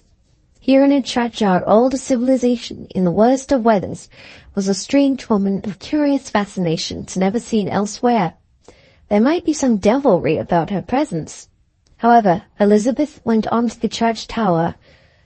On whose summit the rope of the flagstaff rattled in the wind, and thus she came to the wall. The lady had such a cheerful aspect in the drizzle that Elizabeth forgot her fancy. "Well," said the lady, a little of the whiteness of her teeth appearing with the word through the black fleece that protected her face. "Have you decided?" "Yes, quite," said the other eagerly. "Your father is willing?" "Yes." "Then come along." "When?" "Now, as soon as you like. I had a good mind to send you to come to my house, thinking I might not venture up here in the wind, but as I like getting out of doors, I thought I would come and see first." "It was my own thought." "That shows we shall agree. Then can you come today? My house is so hollow and dismal that I want some living thing there." "I think I might be able to," said the girl, reflecting.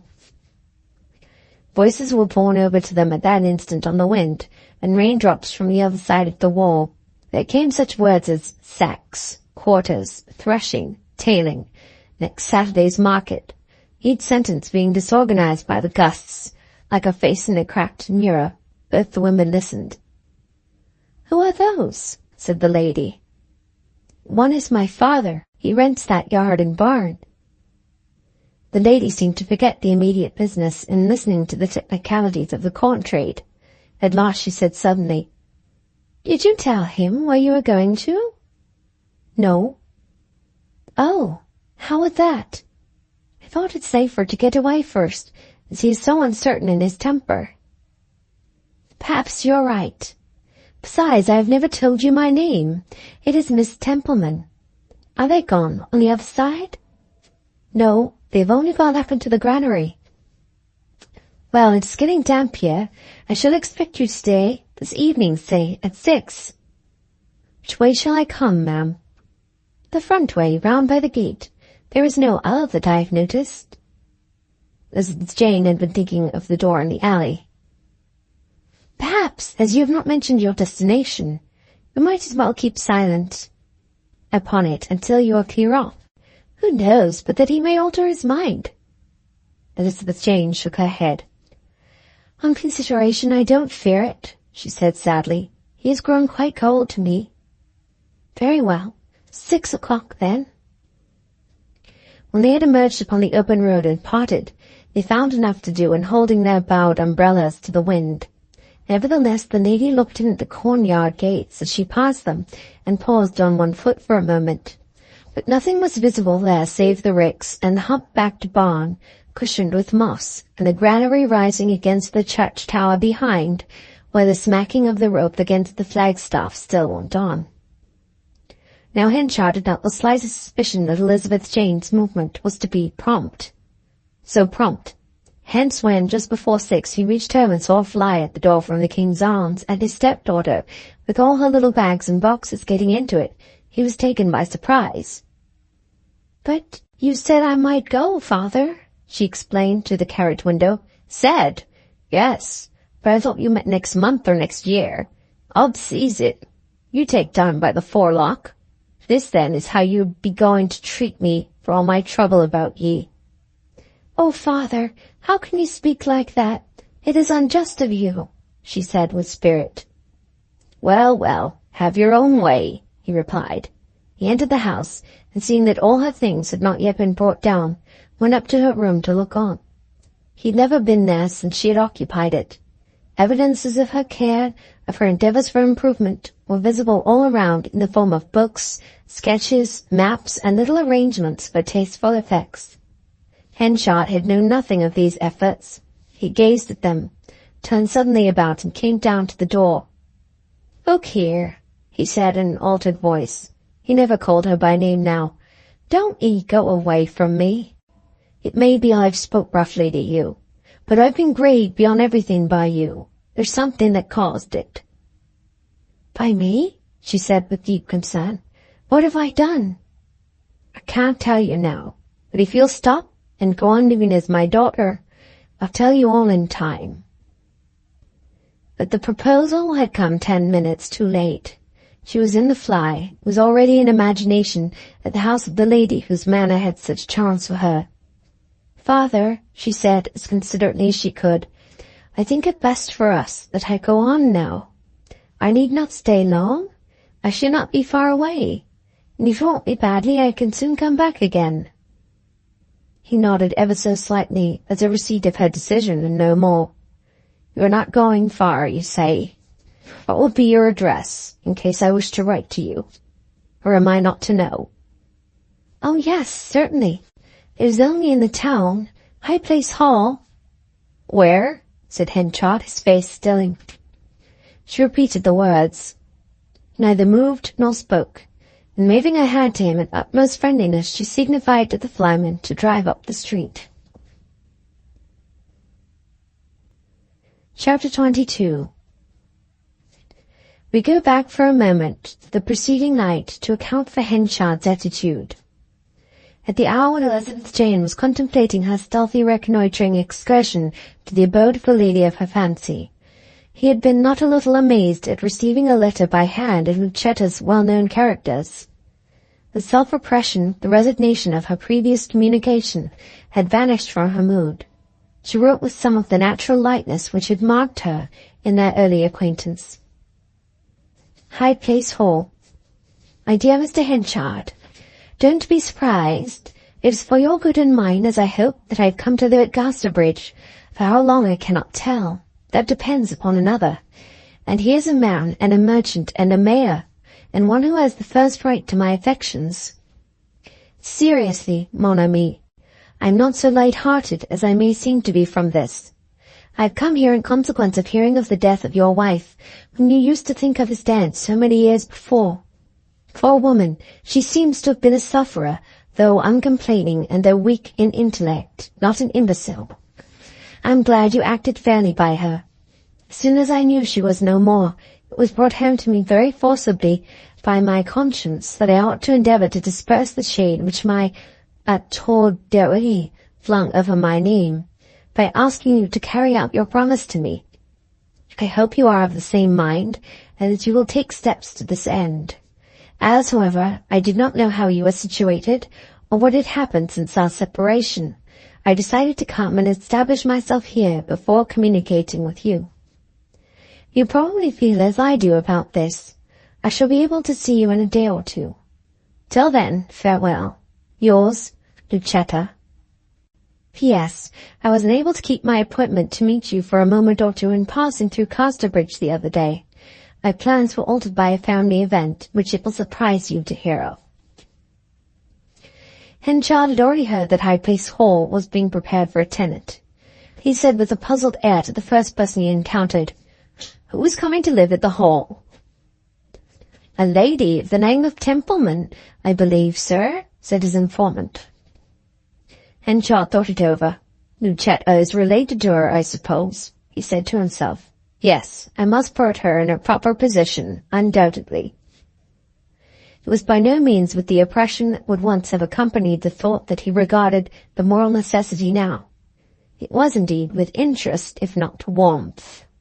His bitter disappointment at finding Elizabeth Jane to be none of his, and himself a childless man, had left an emotional void in Henchard that he unconsciously craved to fill. In this frame of mind, though without strong feeling, he had strolled up the alley and into High Place Hall by the postern at which Elizabeth had so nearly encountered him. He had gone up thence into the court and inquired of a man whom he saw unpacking china from a crate if Miss Lisieux was living there. Miss Lisieux had been the name under which he had known Lucetta, or Lucette, as she had called herself at that time. The man replied in the negative, but Miss Templeman only had come. Henchard went away, concluding that Lucetta had not as yet settled in. He was in this interested stage of the inquiry when he witnessed Elizabeth Jane's departure the next day. On hearing her announce the address, there suddenly took possession of him the strange thought that Lucetta and Miss Templeman were one and the same person, for he could recall that in her season of intimacy with him the name of the rich relative whom he had deemed somewhat a mythical personage had been given as Templeman. Though he was not a fortune hunter, the possibility that Lucetta had been sublimed into a lady of means by some munificent testament on the part of this relative lent a charm to her image which it might not otherwise have acquired. He was getting on towards the dead level of middle age when material things increasingly possessed the mind. But Henchard was not left long in suspense. Lucetta was rather addicted to scribbling, as has been shown by the torrent of letters after the fiasco in their marriage arrangements, and hardly had Elizabeth gone away when another note came to the mayor's house from High Place Hall. "I am in residence," she said, "and comfortable, though getting here has been a wearisome undertaking. You probably know what I am going to tell you, or do you not? My good Aunt Templeman, the banker's widow, whose very existence you used to doubt, much more her affluence, has lately died and bequeathed some of her property to me. I will not enter into details, except to say that I have taken her name as a means of escape from mine and its wrongs.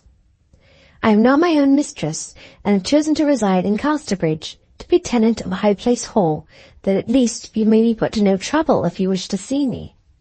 My first intention was to keep you in ignorance of the changes in my life till you should meet me in the street, but I have thought better of this.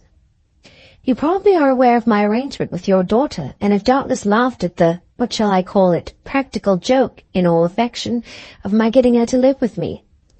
My first meeting with her was purely an accident. Do you see, Michael, partly why I have done it?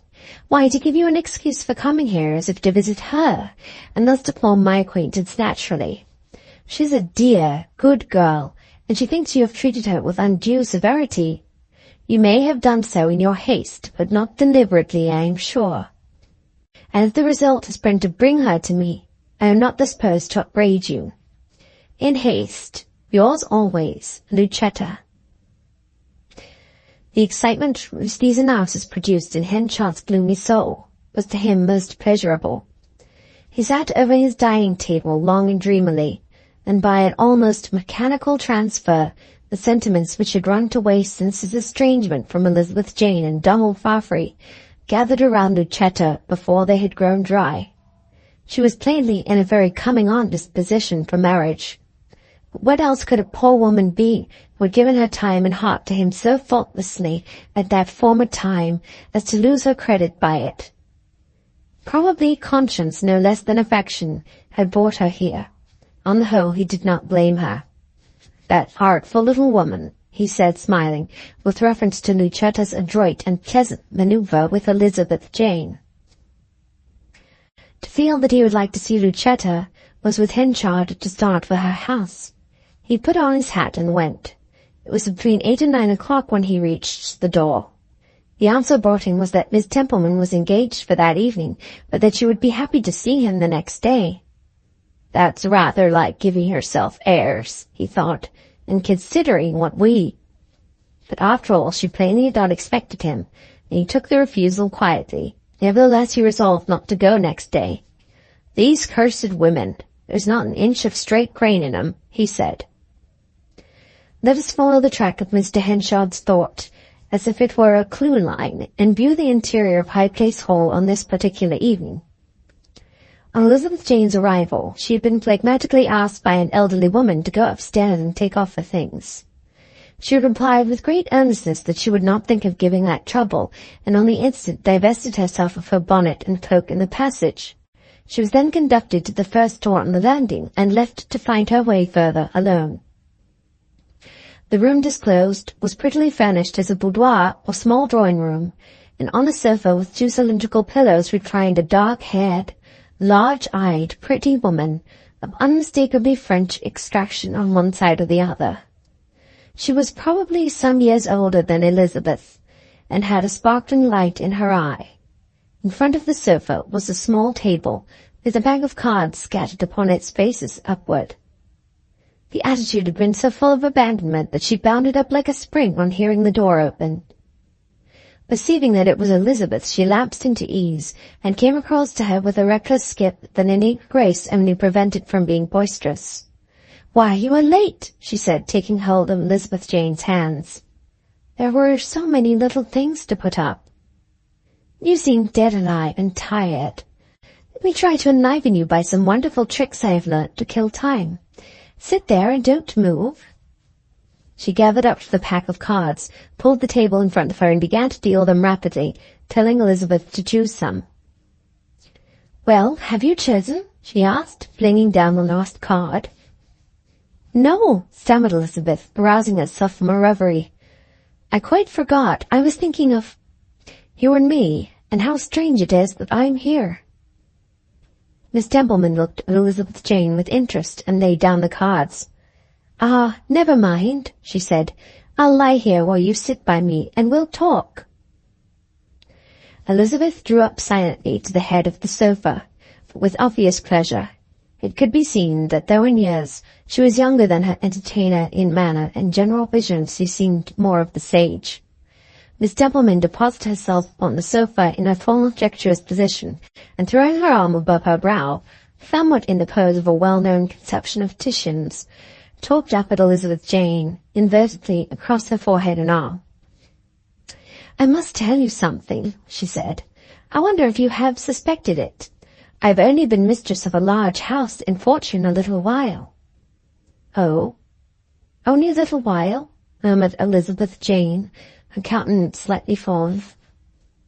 "As a girl, I lived about in garrison towns and elsewhere with my father, till I was quite flighty and unsettled. He was an officer in the army. I should not have mentioned this had I not thought it best you should know the truth." "Yes, yes." She looked thoughtfully round the room, at the little square piano with brass inlayings, at the window curtains, at the lamp, at the fair and dark kings and queens on the card table, and finally at the inverted face of Lucetta Templeman, whose large lustrous eyes had such an odd effect upside down. Elizabeth's mind ran on acquirements to an almost morbid degree. "You speak French and Italian fluently, no doubt," she said. "I have not been able to get beyond a wretched bit of Latin yet." "Well, for that matter, in my native isle speaking French does not go for much. It is rather the other way." "Where is your native isle?" It was with rather more reluctance that Miss Templeman said, "Jersey. There they speak French on one side of the street and English on the other, and a mixed tongue in the middle of the road. But it is a long time since I was there. Bath is where my people really belong to, though my ancestors in Jersey were as good as anybody in England. They were the Lisieurs, an old family who have done great things in their time. I went back and lived there after my father's death, but I don't value such past matters, and am quite an English person in my feelings and tastes." Lucetta's tongue had for a moment outrun her discretion. She had arrived at Casterbridge as a Bath lady, and there were obvious reasons why Jersey should drop out of her life. But Elizabeth had tempted her to make free, and a deliberately formed resolve had been broken.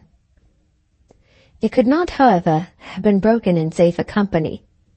Lucetta's words went no further, and after this day she was so much upon her guard that there appeared no chance of her identification with the young Jersey woman who had been Henchard's comrade at a critical time.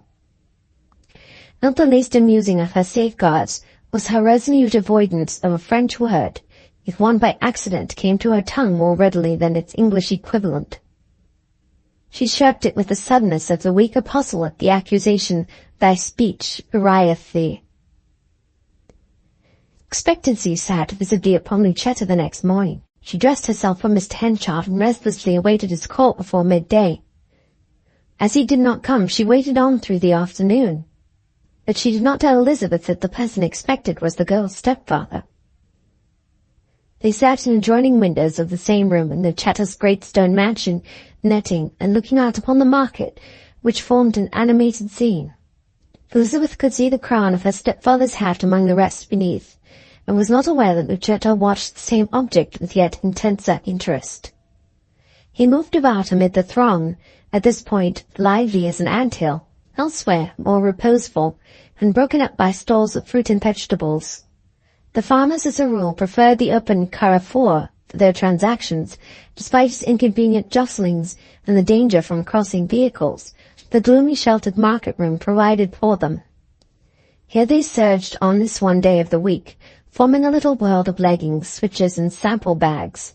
Men of extensive stomachs sloping like mountainsides, men whose heads in walking swayed as the trees in November gales, who in conversing varied their attitude much, lowering themselves by spreading their knees and thrusting their hands into the pockets of remote inner jackets. Their faces radiated tropical warmth, for though when at home their countenances varied with the seasons, their market faces all year round were glowing little fires. All overclothes here were worn as if they were an inconvenience, a hampering necessity. Some men were well dressed, but the majority were careless in that respect, appearing in suits which were historical records of their wearers' deeds, sun-scorchings and daily struggles for many past years. Years past. Yet many carried ruffled cheque-books in their pockets, which regulated at the bank hard by a balance of never less than 4 figures. In fact, what these gibbous human shapes specially represented was ready money insistently ready, not ready next year like a nobleman's. Often not merely ready at the bank like a professional man's, but ready in their large plump hands. It happened that today there rose in the midst of them all 2 or 3 apple trees standing as if they grew on the spot, so that it was perceived that they were held by men from the cider districts who came here to sell them, bringing the clay of their country on their boots. Elizabeth Jane, who had often observed them, said, "I wonder if the same trees come here every week." "What trees?" said Lucetta, absorbed in watching for Henchard. Elizabeth replied vaguely, for an incident checked her. Behind one of the trees stood Farfree, briskly discussing a sample bag with a farmer. Henchard had come up, accidentally encountering the young man, whose face seemed to inquire, "Do we speak to each other?" She saw her stepfather throw a shine into his eye which answered no. Elizabeth Jane sighed. "Are you particularly interested in anybody out there?" said Lucetta. "Oh, no," said her companion, a quick red shooting over her face. Luckily, Farfree's figure was immediately covered by the apple tree. Lucetta looked hard at her. "Quite sure?" she said. "Oh, yes," said Elizabeth Jane. Again Lucetta looked out. "They're all farmers, I suppose," she said. "No. There's Mr. Bulge, he's a wine merchant. There's Benjamin Brownlet, a horse dealer, and Kitson, the pig breeder, and Yopper, the auctioneer, besides maltsters and millers and so on." Farfree stood out quite distinctly now, but she did not mention him. The Saturday afternoon slipped on thus desultorily. The market changed from the sample showing hour to the idle hour before starting homewards when tales were told. Henchard had not called on Lucetta, though he had stood so near. He must have been too busy, she thought. He would come on Sunday or Monday. The days came, but not the visitor, though Lucetta repeated her dressing with scrupulous care. She was disheartened. It may at once be declared that Lucetta no longer bore towards Henchard all that warm allegiance which had characterized her in their first acquaintance. The then unfortunate issue of things had chilled pure love considerably.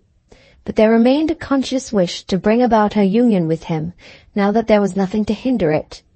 To right her position, which in itself was a happiness to sigh for. With strong social reasons on her side why their marriage should take place, there had ceased to be any worldly reason on his why it should be postponed, since she had succeeded to fortune. Tuesday was the great Candlemas Fair. At breakfast she said to Elizabeth Jane quite coolly, "I imagine your father may call to see you today. I suppose he stands close by in the marketplace with the rest of the corn dealers?" She shook her head. "He won't come." "Why?" "He is taking against me," she said in a husky voice. "You have quarrelled more deeply than I know of." Elizabeth, wishing to shield the man she believed to be her father from any charge of unnatural dislike, said, "Yes." "Then where you are, of all places, is of all places the one he will avoid?" Elizabeth nodded sadly. Lucetta looked blank, twitched up her lovely eyebrows and lip, and burst into hysterical sobs. Here was a disaster, her ingenious scheme completely stultified. "Oh, my dear Miss Templeman, what's the matter?" cried her companion. "I liked your company much," said Lucetta as soon as she could speak. Yes, and so do I yours," Elizabeth chimed in soothingly. But... She could not finish the sentence, which was, naturally, that if Henchard had such a rooted dislike for the girl, as now seemed to be the case, Elizabeth Jane would have to be got rid of, a disagreeable necessity. A provisional resource suggested itself. "Miss Henchard, will you go on an errand for me as soon as breakfast is over?" "Ah, that's very good of you. Will you go and order—" Here she enumerated several commissions at sundry shops which would occupy Elizabeth's time for the next hour or two at least. "And have you ever seen the museum?" Elizabeth Jane had not. "Then you should do so at once. You can finish the morning by going there. It is an old house in a back street. I forgot where, but you'll find out. And there are crowds of interesting things, skeletons, teeth, old pots and pans, ancient books and shoes, birds' eggs, all charmingly instructive. You'll be sure to stay till you get quite hungry." Elizabeth hastily put on her things and departed. "I wonder why she wants to get rid of me today," she said sorrowfully as she went. That her absence, rather than her services or instruction, was in request, had been readily apparent to Elizabeth Jane, simple as she seemed, and difficult as it was to attribute a motive for the desire. She had not been gone 10 minutes when one of Lucetta's servants was sent to Henchard's with a note. The contents were briefly, "Dear Michael, you will be standing in view of my house today for 2 or 3 hours in the course of your business, so do please call and see me. I am sadly disappointed that you have not come before, for can I help anxiety about my own equivocal relation to you, especially now my aunt's fortune has brought me more prominently before society? Your daughter's presence here may be the cause of your neglect, and I have therefore sent her away for the morning. Say you come on business. I shall be quite alone. Lucetta." When the messenger returned, her mistress gave directions that if a gentleman called he was to be admitted at once, and sat down to await results. Sentimentally, she did not much care to see him. His delays had wearied her, but it was necessary, and with a sigh she arranged herself picturesquely in the chair, first this way, then that, next so that the light fell over her head. Next she flung herself on the couch in the semi-erector curve which so became her, and with her arm over her brow looked toward the door. This, she decided, was the best position after all, and thus she remained till a man's step was heard on the stairs, whereupon Lucetta, forgetting her curve, for nature was too strong for art as yet, jumped up and ran and hid herself behind one of the window curtains in a freak of timidity. In spite of the waning of passion, the situation was an agitating one. She had not seen Henchard since his supposed temporary parting from her in Jersey. She could hear the servant showing the visitor into the room, shutting the door upon him, and leaving as if to go and look for her mistress. Lucetta flung back the curtain with a nervous greeting. The man before her was not Henchard. Chapter 23. A conjecture that her visitor might be some other person had indeed flashed through Lucetta's mind when she was on the point of bursting out, but it was just too late to recede. He was years younger than the Mayor of Casterbridge, fair, fresh, and slenderly handsome. He wore genteel cloth leggings with white buttons, polished boots with infinite lace holes, light cord breeches under a black velveteen coat and waistcoat, and he had a silver-top switch in his hand. Lucetta blushed, and said with a curious mixture of pout and laugh on her face, "Oh, I've made a mistake." The visitor, on the contrary, did not laugh half a wrinkle. "But I'm very sorry," he said in deprecating tones. "I came and I inquired for Miss Henchard, and they showed me up here. And in no case would I have caught you so unmannerly if I had known." "I was the unmannerly one," said she. "But is it that I have come to the wrong house, madam?" said Mr. Fafhrey, blinking a little in his bewilderment and nervously tapping his legging with his switch. "Oh, no, sir. Sit down. You must come and sit down, now you are here," replied Lucetta kindly, to relieve his embarrassment. "Miss Henchard will be here directly." Now this was not strictly true, but that something about the young man, a hyperborean crispness, stringency, and charm, as of a well-braced musical instrument, which had awakened the interest of Henchard and of Elizabeth Jane, and of the three mariners' jovial crew at sight, made his unexpected presence here attractive to Lucetta. He hesitated, looked at the chair, thought there was no danger in it, though there was, and sat down. Fafhrey's sudden entry was simply the result of Henchard's permission to him to see Elizabeth if he were minded to woo her. At first he had taken no notice of Henchard's brusque letter, and the exceptionally fortunate business transaction put him on good terms with everybody and revealed to him that he could undeniably marry if he chose. Then who so pleasing, thrifty, and satisfactory in every way as Elizabeth Jane? Apart from her personal recommendations, a reconciliation with his former friend Henchard would, in the natural course of things, flow from such a union. He therefore forgave the mayor his curtness, and this morning, on his way to the fair, he had called at her house, where he learnt that she was staying at Miss Templeman's. A little stimulated at not finding her ready and waiting, so fanciful are men, he hastened on to High Place Hall to encounter no Elizabeth, but its mistress herself. "The fair today seems a large one," she said, when by a natural deviation their eyes sought the busy scene without. "Your numerous fairs and markets keep me interested. How many things I think of while I watch from here." He seemed in doubt how to answer, and the babble without reached them as they sat, voices as of wavelets on a lopping sea, one ever and anon rising above the rest. "Do you look out often?" he asked.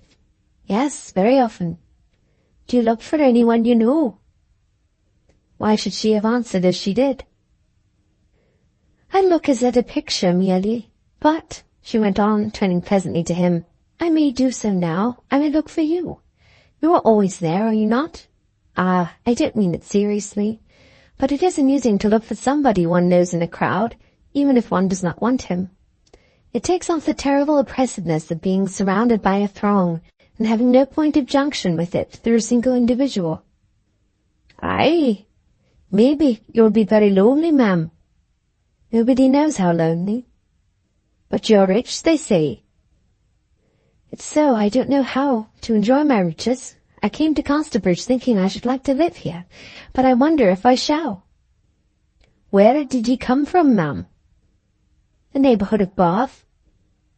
"And I from near Edinburgh," he murmured. "It's better to stay at home, and that's true. But a man may live where his money is made. It is a great pity, but it's always so. Yet I've done very well this year. Oh, yes," he went on with ingenuous enthusiasm. "You see that man with the drab kerseymere coat? I bought largely of him in the autumn when wheat was down, and then afterwards, when it rose a little, I sold off all I had. It brought only a small profit to me, while the farmers kept theirs, expecting higher figures. Yes, though the rats were gnawing the ricks hollow. Just when I sold, the market went lower, and I bought of the corn of those who had been holding back at less price than my first purchases. And then," cried Fafhrey impetuously, his face alight, "I sold it a few weeks after, when it happened to go up again, and so I contented myself Small profits frequently repeated. I soon made £500. Yes? Bringing down his hand upon the table and quite forgetting where he was, while the others, by keeping matters in hand, made nothing at all. Lucetta regarded him with a critical interest. He was quite a new type of person to her. At last his eye fell upon the ladies and their glances met. "Aye, now I'm wearying you," he exclaimed. She said, "No, indeed," colouring a shade. "What then?" "Quite otherwise. You are most interesting." It was now Farfrey who showed the modest pink. "I mean all you Scotchmen," she added in hasty correction. "So free from southern extremes. We common people are all one way or the other, warm or cold, passionate or frigid. You have both temperatures going on in you at the same time." "But how do you mean that?" "You are best to explain clearly, ma'am." "You are animated, then you are thinking of getting on. You are sad the next moment, then you are thinking of Scotland and friends." "Yes, I think of home sometimes," he said simply. "So do I, as far as I can. But it was an old house where I was born, and they pulled it down for improvements, so I seem hardly to have any home to think of now." Lucetta did not add, as she might have done, that the house was in St. Helier and not in Bath. "But the mountains, and the mists, and the rocks, they are there, and don't they seem like home?" She shook her head. "They do to me. They do to me," he murmured, and his mind could be seen flying away northwards. Whether its origin were national or personal, it was quite true what Lucetta had said, that the curious double strands in Farfrey's thread of life, the commercial and the romantic, were very distinct at times. Like the colours in a variegated chord, those contrasts could be seen intertwined, yet not mingling. "You are wishing you were back again," said she. "Ah, no, ma'am," said Farfrey, suddenly recalling himself. The fair without the windows was now raging thick and loud. It was the chief hiring fair of the year, and differed quite from the market of a few days earlier. In substance, it was a whitey-brown crowd flecked with white, this being the body of labourers waiting for places. The long bonnets of the women, like wagon tilts, their cotton gowns and checked shawls, mixed with the carters' smock frocks, for they too entered into the hiring. Among the rest, at the corner of the pavement, stood an old shepherd, who attracted the eyes of Lucetta and Farfrey by his stillness. He was evidently a chastened man. The battle of life had been a sharp one with him, for, to begin with, he was a man of small frame. He was now so bowed by hard-working years that, approaching from behind, a person could hardly see his head. He had planted the stem of his crook in the gutter, and was resting upon the bow, which was polished to silver brightness by the long friction of his hands. He had quite forgotten where he was, and what he had come for, his eyes being bent on the ground. A little way off negotiations were proceeding which had reference to him, but he did not hear them, and there seemed to be passing through his mind pleasant visions of the hiring successes of his prime, when his skill had laid open to him any farm for the asking. The negotiations were between a farmer from a distant county and the old man's son. In these there was a difficulty. The farmer would not take the crust without the crumb of the bargain, in other words, the old man without the younger, and the son had a sweetheart on his present farm who stood by, waiting the issue with pale lips. "I'm sorry to leave ye, Nelly," said the young man with emotion, "but you see, I can't starve father, for he's out to work at Lady Day. 'Tis only 35 mile. Girl's lips quivered. 35 mile, she murmured. "Ah, 'tis enough. I shall never see ye again." It was indeed a hopeless length of traction for Dan Cupid's magnet, for young men were young men, at Casterbridge as elsewhere. "Oh, no, no, I never shall," she insisted when he pressed her hand, and she turned her face to Lucetta's wall to hide her weeping. The farmer said he would give the young man half an hour for his answer and went away, leaving the group sorrowing. Lucetta's eyes, full of tears, met Farfrey's. His, too, to her surprise, were moist at the scene. "It is very hard," she said with strong feelings. "Lovers ought not to be parted like that. Oh, if I had my wish, I'd let people live and love at their pleasure." "Maybe I can manage that they'll not be parted," said Fafhree. "I want a young carter, and perhaps I'll take the old man too. Yes, it'll not be very expensive, and doubtless he will answer my purpose somehow." "Oh, you are so good," she cried, delighted. "Go and tell them, and let me know if you have succeeded." Fafhree went out, and she saw him speak to the group. The eyes of all brightened. The bargain was soon struck. Fafhree returned to her immediately it was concluded. "It is kind-hearted of you indeed," said Lucetta. "For my part, I have resolved that all my servants shall have lovers if they want them. Do make the same resolve." Fafhree looked more serious, waving his head a half-turn. "I must be a little stricter than that," he said. "Why? You are a thriving woman, and I am a struggling hay and corn merchant." "I am a very ambitious woman." "Ah, well, I cannot explain. I don't know how to talk to ladies, ambitious or no, and that's true," said Donald with grave regret. "I try to be civil to our folk, no more." "I see you are as you say," replied she, sensibly getting upper hand of these exchanges of sentiment. Under this revelation of insight, Fafhree again looked out of the window into the thick of the fair. Two farmers met and shook hands, and being quite near the window, their remarks could be heard as others had been. "Have you seen young Mr. Fafhree this morning?" asked one. "He promised to meet me here at the stroke of 12, but I've gone athwart and about the fair half a dozen times, and never a sign of him, but was mostly a man of his word." "I quite forgot the engagement," murmured Fafhree. "Now you must go," said she. "Must you not?" "Yes," he replied, but he still remained. "You had better go," she urged. "You will lose a customer." "Now, Miss Templeman, you will make me angry," exclaimed Fafhree. "Then suppose you don't go, but stay a little longer." He looked anxiously at the farmer who was seeking him, and who just then ominously walked across to where Henchard was standing, and he looked into the room and at her. "I like staying, but I fear I must go," he said. "Business ought not to be neglected, ought it?" "Not for a single moment." "It's true. I'll come another time, if I may, ma'am." "Certainly," she said. "What has happened to us today is very curious." "Something to think over when we are alone, it's like to be." "I don't know that. It is commonplace after all." "No, I'll not say that. Oh, no." "Well, whatever it has been, it is now over, and the market calls you to be gone." "Yes, yes, market. Business. I wish there were no business in the world." Lucetta almost laughed. She would quite have laughed, but that there was a little emotion going in her at this time. "How you change," she said. "You should not change like this."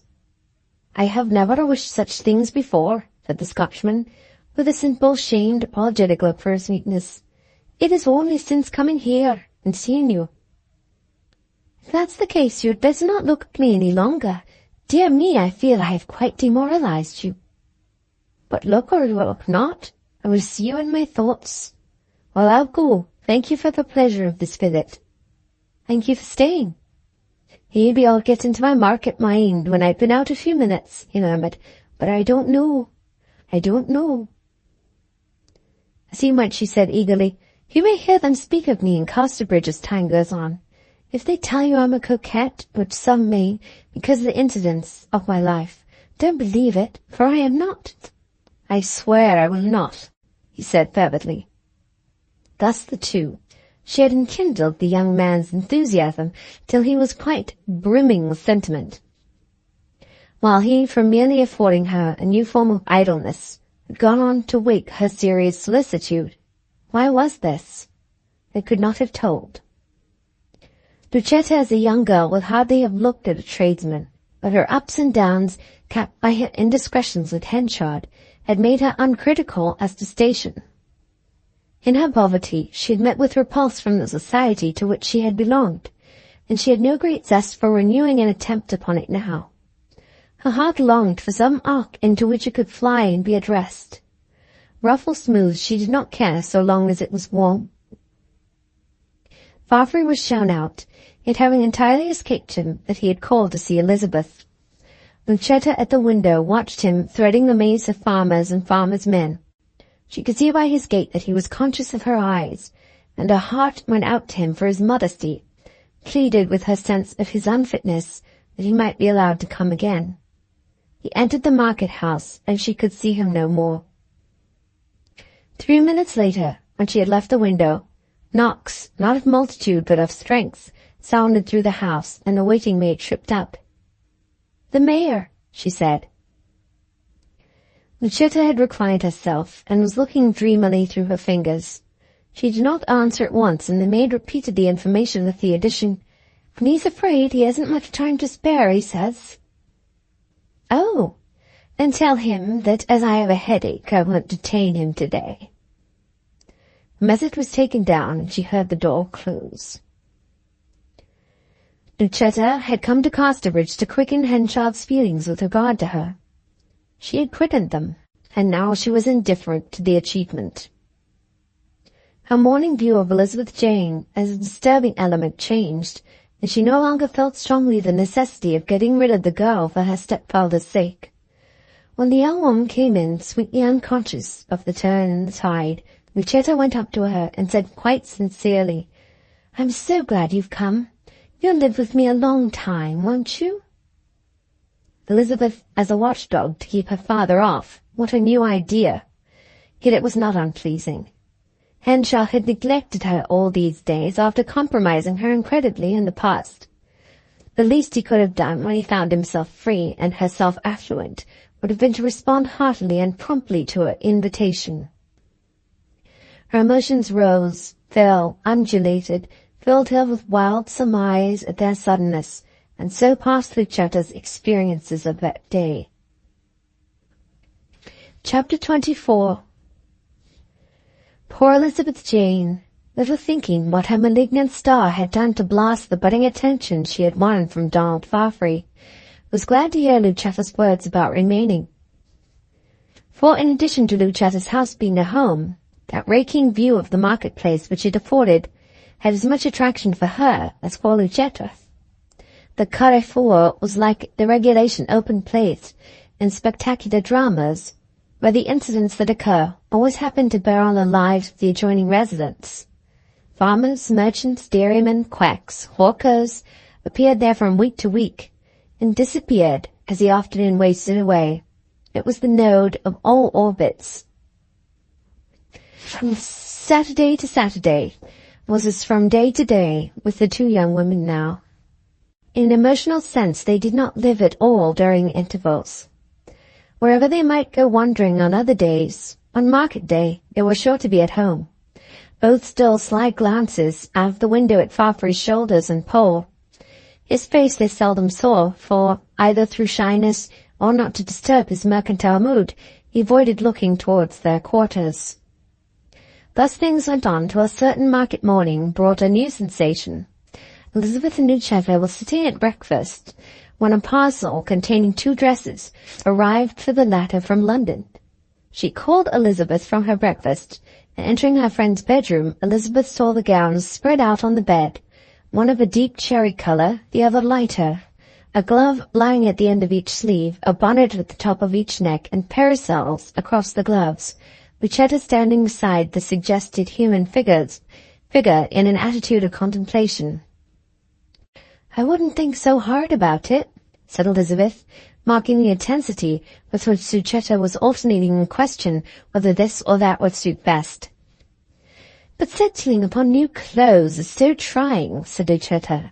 "You are that person," pointing to one of the arrangements, "or you are that totally different person," pointing to the other, "for the whole of the coming spring, and one of the two, you don't know which, may turn out to be very objectionable." It was finally decided by Miss Templeman that she would be the cherry-coloured person at all hazards. The dress was pronounced to be a fit, and Lucetta walked with it into the front room, Elizabeth following her. The morning was exceptionally bright for the time of year. The sun fell so flat on the houses and pavement opposite Lucetta's residence that they poured their brightness into her rooms. Suddenly, after a rumbling of wheels, There were added to this steady light a fantastic series of circling irradiations upon the ceiling, and the companions turned to the window. Immediately opposite, a vehicle of strange description had come to a standstill, as if it had been placed there for exhibition. It was the new-fashioned agricultural implement called a horse drill, till then unknown in its modern shape in this part of the country, where the venerable seed-lip was still used for sowing as in the days of the Heptarchy. Its arrival created about as much sensation in the corn market as a flying machine created at Charing Cross. The farmers crowded round it, women drew near it, children crept under and into it.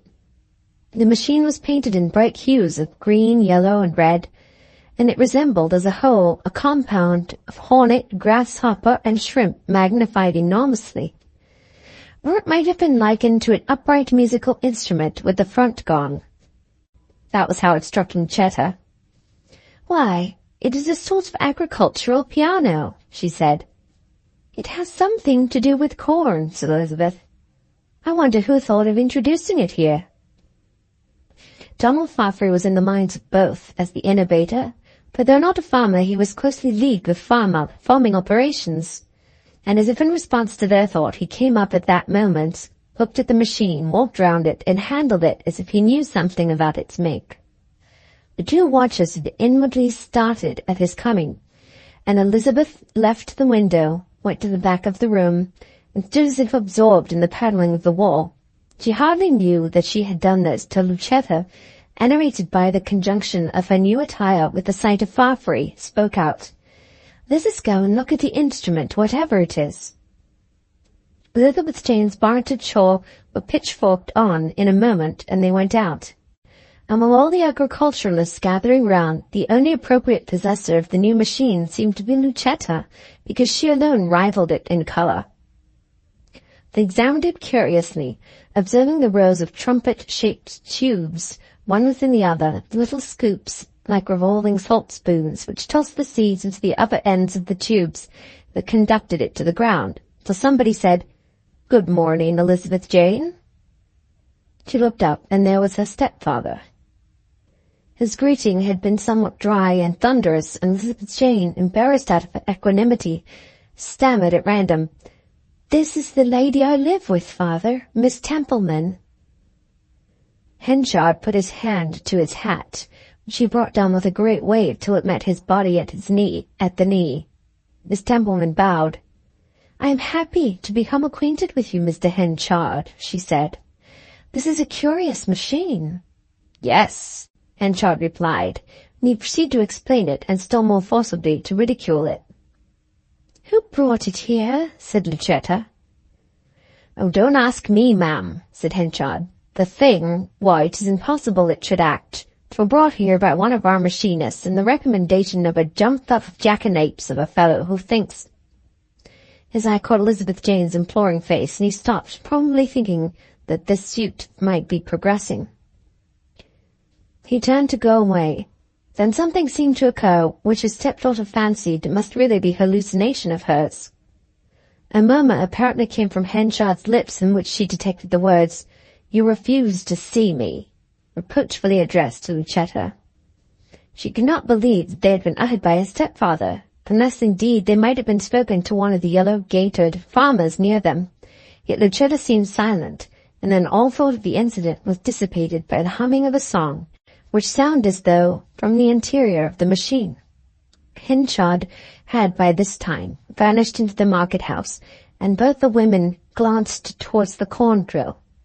They could see behind it the bent back of a man who was pulling his head into the internal works to master their simple secrets. The hummed song went on. "'Twas on a summer afternoon, a wee bear in the sun went down, and Kitty, with a brawn new gown, come o'er the hills to Gowrie." Elizabeth Jane had apprehended the singer in a moment, and looked guilty of she did not know what. Lucetta next recognized him, and more mistress of herself said archly, "The loss of Gowrie from the inside of a seed drill! What a phenomenon!" Satisfied at last with his investigation, the young man stood upright, and met their eyes across the summit. "We are looking at the wonderful new drill," Miss Templeman said. "But practically it is a stupid thing, is it not?" she added, on the strength of Henchard's information. "Stupid? Oh no," said Fafhrey gravely. "It will revolutionize sewing hereabout. No more sewers fleeing their seed about broad carts so that some falls by the wayside and some among thorns and all that. Each grain will go straight to its intended place and nowhere else whatever." Then the romance of the sower is gone for good," observed Elizabeth Jane, who felt herself at one with Fafhrey in Bible reading at least. "He that observeth the wind shall not sow, so the preacher said. But his words will not be to the point any more. How things change." Aye, it must be so," Donald admitted, his gaze fixing itself on a blank point far away. "The machines are already very common in the east and north of England," he added apologetically. Matilda seemed to be outside this train of sentiment, her acquaintance with the scriptures being somewhat limited. "Is the machine yours?" she asked of Fafhrey. "Oh no, madam," said he, becoming embarrassed and deferential at the sound of her voice, though with Elizabeth Jane he was quite at his ease. No, I merely recommended that it should be got." In the silence which followed, Fafhrey appeared only conscious of her, to have passed from perception of Elizabeth into a brighter sphere of existence than she appertained to. Lucetta, discerning that he was much mixed that day, partly in his mercantile mood and partly in his romantic one, said gaily to him, "Well, don't forsake the machine for us," and went indoors with her companion. The latter felt that she had been in the way, though why was unaccountable to her. Lucetta explained the matter somewhat by saying, when they were again in the sitting-room, "I had occasion to speak to Mr. Fafhrey the other day, and so I knew him this morning." Lucetta was very kind towards Elizabeth that day. Together they saw the market thicken, and in course of time thin away, with the slow decline of the sun towards the upper end of the town, its rays taking the street endways, and enfilading the long thoroughfare from top to bottom. The gigs and vans disappeared one by one, till there was not a vehicle in the street. The time of the riding world was over. The pedestrian world held sway. Field labourers and their wives and children trooped in from the villages for their weekly shopping, and instead of a rattle of wheels and a tramp of horses ruling the sound as earlier, there was nothing but the shuffle of many feet. All the implements were gone, all the farmers, all the moneyed class. The character of the town's trading had changed from bulk to multiplicity, and pence were handled now as pounds had been handled earlier in the day. Lucetta and Elizabeth looked out upon this, for though it was night and the street lamps were lighted, they had kept their shutters unclosed. In the faint blink of the fire they spoke more freely. "Your father was distant with you," said Lucetta. "Yes." And having forgotten the momentary mystery of Henchard's singing speech to Lucetta, she continued, "It is because he does not think I am respectable. I've tried to be more than you can imagine, but in vain. My mother's separation from my father was unfortunate for me. You don't know what it is to have shadows like that upon your life." Lucetta seemed to wince. "I do not. Of that kind precisely," she said. "But you may feel a sense of disgrace, shame, in other ways." "Have you ever had any such feeling?" said the younger innocently. "Oh, no," said Lucetta quickly. "I was thinking of what happens sometimes when women get themselves in strange positions in the eyes of the world from no fault of their own. It must make them very unhappy afterwards. It makes them anxious, but might not other women despise them? Not altogether despise them, yet not quite like or respect them." Lucetta winced again. Her past was by no means secure from investigation, even in Casterbridge. For one thing, Henchard had never returned to her the cloud of letters she had written and sent him in her first excitement. Possibly they were destroyed, but she could have wished they had never been written. The re-encounter with Fafhrey and his bearing towards Lucetta had made the reflective Elizabeth more observant of her brilliant and amiable companion. A few days afterwards, when her eyes met Lucetta's as the latter was going out, she somehow knew that Miss Templeman was nourishing a hope of seeing the attractive Scotchman. The fact was printed large all over Lucetta's cheeks and eyes to anyone who could read her, as Elizabeth Jane was beginning to do. Lucetta passed on and closed the street door. A seer's spirit took possession of Elizabeth, impelling her to sit down by the fire and divine events so surely from data already her own that they could be held as witnessed. She pondered Lucetta thus mentally, saw her encounter with Donald somewhere as if by chance, saw him wear his special look when meeting women with an added intensity because this one was Lucetta. She depicted his impassioned manner, because the indecision of both, between their loathsomeness to separate and their desire not to be observed, depicted their shaking of hands, how they promptly parted with frigidity in their general contour and movements, only in the smaller features showing the spark of passion, thus invisible to all but themselves. This discerning silent witch had not done thinking of these things when Lucetta came noiselessly behind her and made her start. It was all true as she had pictured. She could have sworn it. Lucetta had a heightened luminousness in her eyes over and above the advanced colour of her cheeks. "You've seen Mr. Fafhrey," said Elizabeth demurely. "Yes," said Lucetta. "How did you know?" She knelt down on the hearth and took her friend's hand excitedly in her own, but after all she did not say when or how she had seen him or what he had said.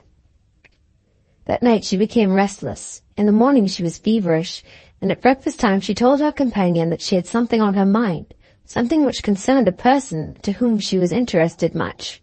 Elizabeth was earnest to listen and sympathize. "This person, a lady, once admired a man much, very much," she said tentatively. "Ah," said Elizabeth Jane. "They were intimate, rather. He did not think so deeply of her as she did of him, but in an impulsive moment, purely out of reparation, he proposed to make her his wife. She agreed. But there was an unexpected hitch in the proceedings. Though she had been so far compromised with him that she felt she could never belong to another man, as a pure matter of conscience, even if she should wish to. After that, they were much apart, had nothing of each other for a long time, and she felt her life quite closed up for her." "Ah, poor girl." "She suffered much on account of him, though I should add that he could not altogether be blamed for what had happened. At last the obstacle which separated them was providentially removed, and he came to marry her. How delightful! But in the intervals she, my poor friend, had seen a man she liked better than him. Now comes the point. Could she in honour dismiss the first? A new man she liked better? That's bad." "Yes," said Lucetta, looking pained at the boy who was swinging the town pump handle. "It is bad, though you must remember that she was forced into an equivocal position with the first man by an accident, that he was not so well educated or refined as the second, and that she discovered some qualities in the first that rendered him less desirable as a husband than she had at first thought him to be." "I cannot answer," said Elizabeth Jane thoughtfully. "It is so difficult. It wants a pope to settle that." "You prefer not to, perhaps?" Chetta showed in her appealing tone how much she leant on Elizabeth's judgment. "Yes, Miss Templeton," admitted Elizabeth. "I would rather not say." Nevertheless, Lucetta seemed relieved by the simple fact of having opened out the situation a little, and was solely convalescent of her headache. "Bring me a looking-glass. How do I appear to people?" she said languidly. "Well, a little worn," answered Elizabeth, eyeing her as a critic eyes a doubtful painting. Fetching the glass, she enabled Lucetta to survey herself in it, which Lucetta anxiously did.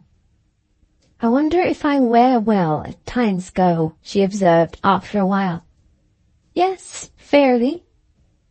"Where am I worst?" "Under your eyes. I notice a little brownness there." "Yes, that's my worst place, I know.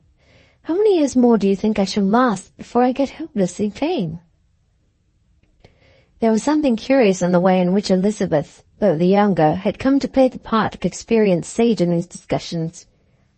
"It may be 5 years," she said judicially, "or with a quiet life as many as 10.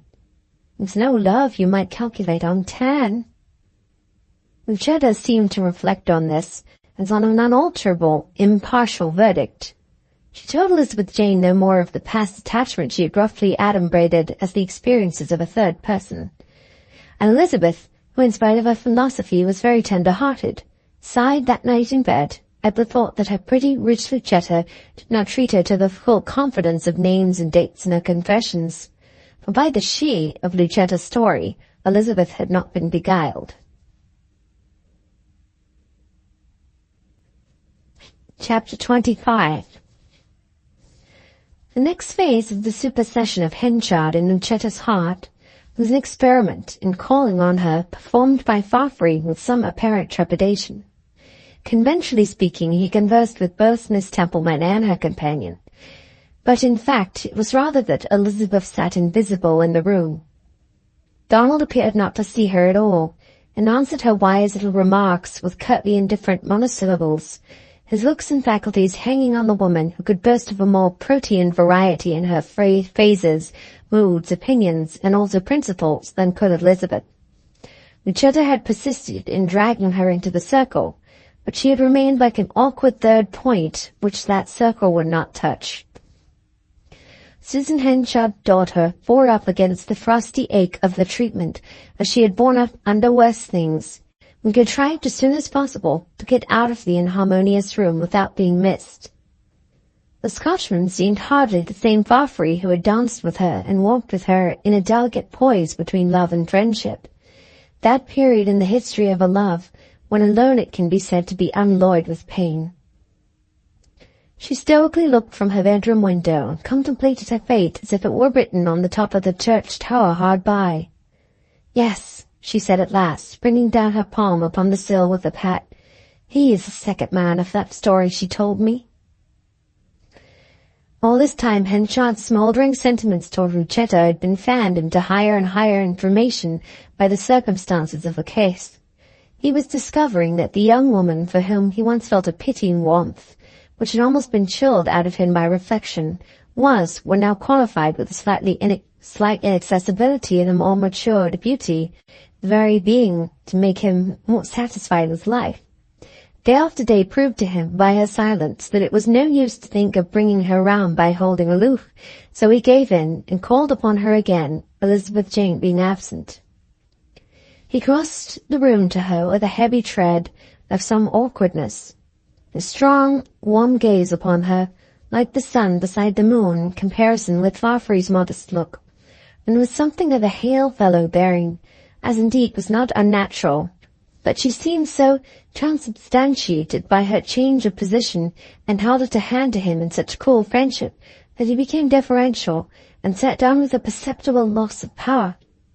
He understood but little fashion in dress, yet enough to feel himself inadequate in appearance beside her whom he had hitherto been dreaming of as almost his property. She said something very polite about his being good enough to call. This caused him to recover balance. He looked her oddly in the face, losing his awe. "Why, of course I've called, Lucetta," he said. "What does that nonsense mean? You know I couldn't have helped myself if I had wished. That is, if I had any kindness at all. I've called to say that I am ready as soon as custom will permit to give you my name in return for your devotion, and what you lost by it in thinking too little of yourself and too much of me. To say that you can fix the day or month with my full consent, whenever in your opinion it would be seemly. You know more of these things than I." "It is full early yet," she said evasively. Yes, I suppose it is. But you know, Lucetta, I felt directly my poor ill-used Susan died, and when I could not bear the idea of marrying again, that after what had happened between us, it was my duty not to let any unnecessary delay occur before putting things to rights. Still, I wouldn't call in a hurry because, well, you can guess how this money you've come into made me feel." His voice slowly fell. He was conscious that in this room his accents and manner were a roughness not observable in the street. He looked about the room at the novel hangings and ingenious furniture with which she had surrounded herself. "Upon my life, didn't know such furniture as this could be bought in Casterbridge," he said. "Nor can it be," said she. "Nor will it till 50 years more of civilization have passed over the town. It took a wagon and 4 horses to get it here." "Looks as if you were living on capital." "Oh no, I am not." "So much the better. But the fact is, your setting up like this makes my bearing towards you rather awkward." "Why?" An answer was not really needed, and he did not furnish one. "Well," he went on, "there's nobody in the world I would have wished to see enter into this wealth before you, Lucetta. No, but I am sure, who will become it more." He turned to her with congratulatory admiration so fervid that she shrank somewhat, notwithstanding that she knew him so well. "I'm greatly obliged to you for all that," said she, rather with an air of speaking ritual. The stint of reciprocal feeling was perceived, and Henchard showed chagrin at once. Nobody was more quick to show that than he. "You may be obliged or not for it, though the things I say may not have the polish of what you've lately learned to expect. For the first time in your life, they're real, my lady Lucetta." "That's rather a rude way of speaking to me," pouted Lucetta with stormy eyes. "Not at all," replied Henchard hotly. "But there, I don't wish to quarrel with thee. I come with an honest proposal for silencing your Jersey enemies, and you ought to be thankful." "How can you speak so?" she answered, firing quickly, "knowing that my only crime was the indulging in a foolish girl's passion for you, with too little regard for correctness, and that I was what I call innocent all the time they called me guilty. You ought not to be so cutting. I suffered enough at that worrying time when you wrote to tell me of your wife's return and my consequent dismissal. And if I am a little independent now, surely the privilege is due to me." "Yes, it is," he said, "but it is not by what is in this life, but by what appears, that you are judged, and I therefore think you ought to accept me, for your own good name's sake. What is known in your native Jersey may get known here." "How you keep on about Jersey! I am English." Yes. Well, what do you say to my proposal?"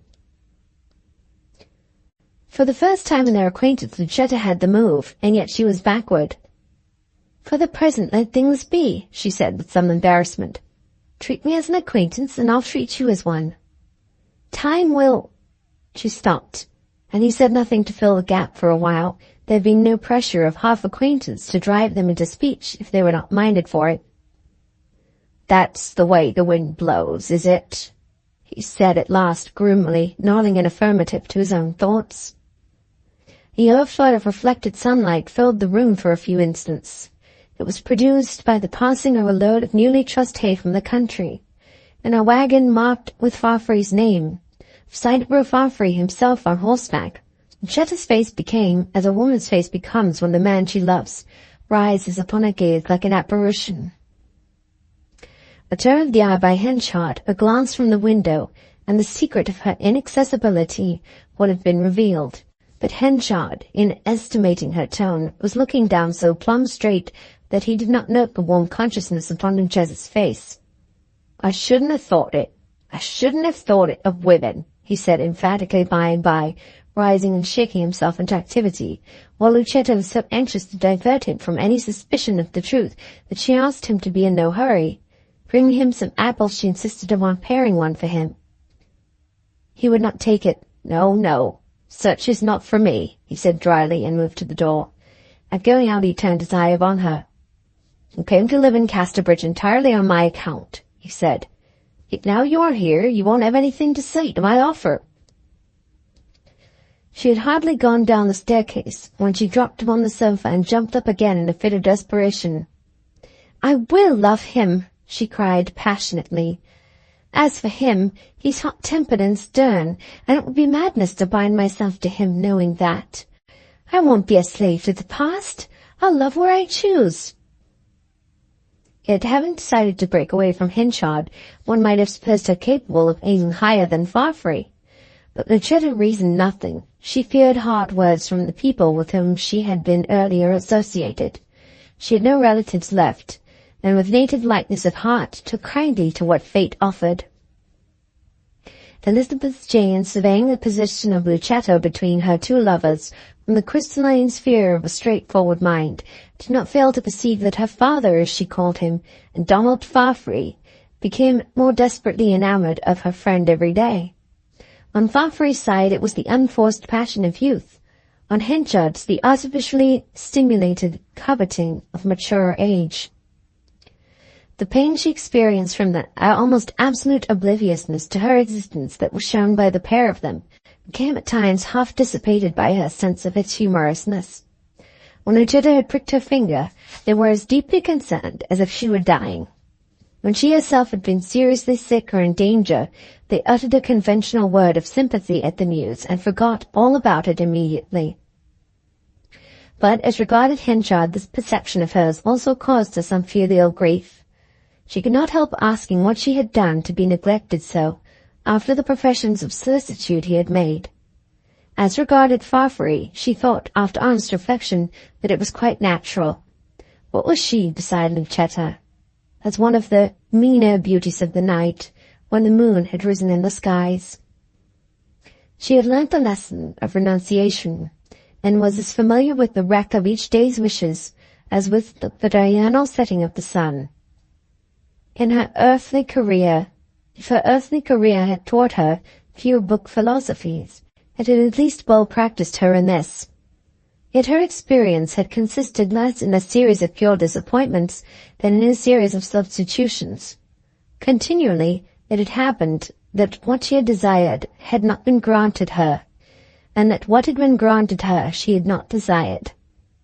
So she viewed with an approach to equanimity the now cancelled days when Donald had been her undeclared lover, and wondered what unwished-for thing heaven might send her in place of him. Chapter 26. It chanced that on a fine spring morning Henchard and Farfrae met in the chestnut walk which ran along the south wall of the town. Each had just come out from his early breakfast, and there was not another soul near.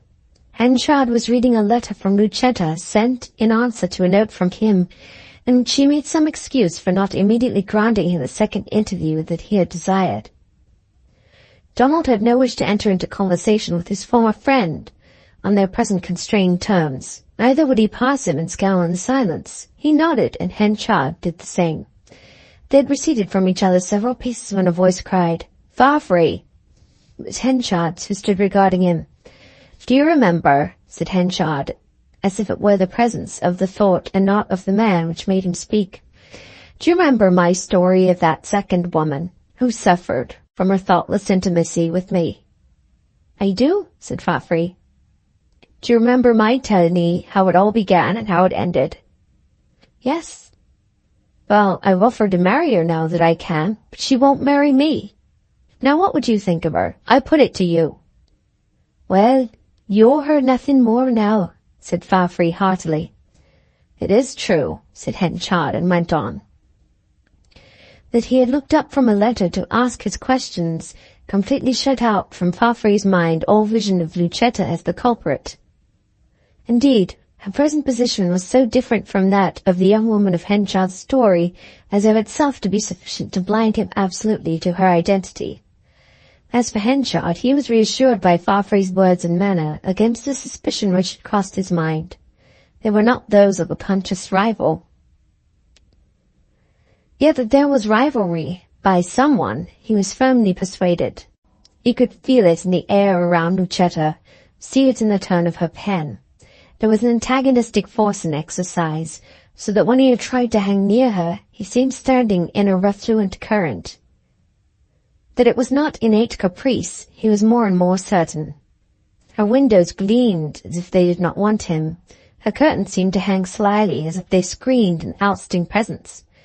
To discover whose presence that was, whether really Farfrae's after all or another's, he exerted himself to the utmost to see her again, and at length succeeded. At the interview, when she offered him tea, he made it a point to launch a cautious inquiry if she knew Mr. Farfrae. Oh yes, she knew him, she declared. She could not help knowing almost everybody in Casterbridge, living in such a gazebo over the centre and arena of the town.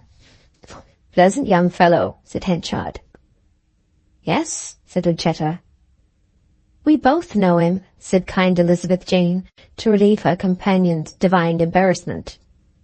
There was a knock at the door, literally 3 full knocks and a little one at the end. That kind of knock means half and half, somebody between gentle and simple, said the corn merchant to himself. I shouldn't wonder, therefore, if it is he. In a few seconds, surely enough, Donald walked in. Lucetta was full of little fidgets and flutters, which increased Henchard's suspicions without affording any special proof of their correctness. He was well nigh ferocious at the sense of the queer situation in which he had stood towards this woman. One who had reproached him for deserting her when calumniated, who had urged claims upon his consideration on that account, who had lived waiting for him, who at the first decent moment had come to ask him to rectify by making her his, the false position into which she had placed herself for his sake. Such she had been. And now he sat at her tea-table eager to gain her attention, and in his amatory rage, feeling the other man present to be a villain, just as any young fool of a lover might feel. They sat stiffly side by side at the darkening table, like some Tuscan painting of the 2 disciples supping at Emmaus. Lucetta, forming the third and hallowed figure, was opposite them. Elizabeth Jane, being out of the game, and out of the group, could observe all from afar, like the evangelist who had to write it down. But there were long spaces of taciturnity, when all exterior circumstance was subdued to the touch of spoons and china, the click of a heel on the pavement under the window, the passing of a wheelbarrow or cart, the whistling of the carter, the gush of water into householders' buckets at the town pump outside, the exchange of greetings among their neighbours, and the rattle of the yokes by which they carried off their evening supply. More bread and butter?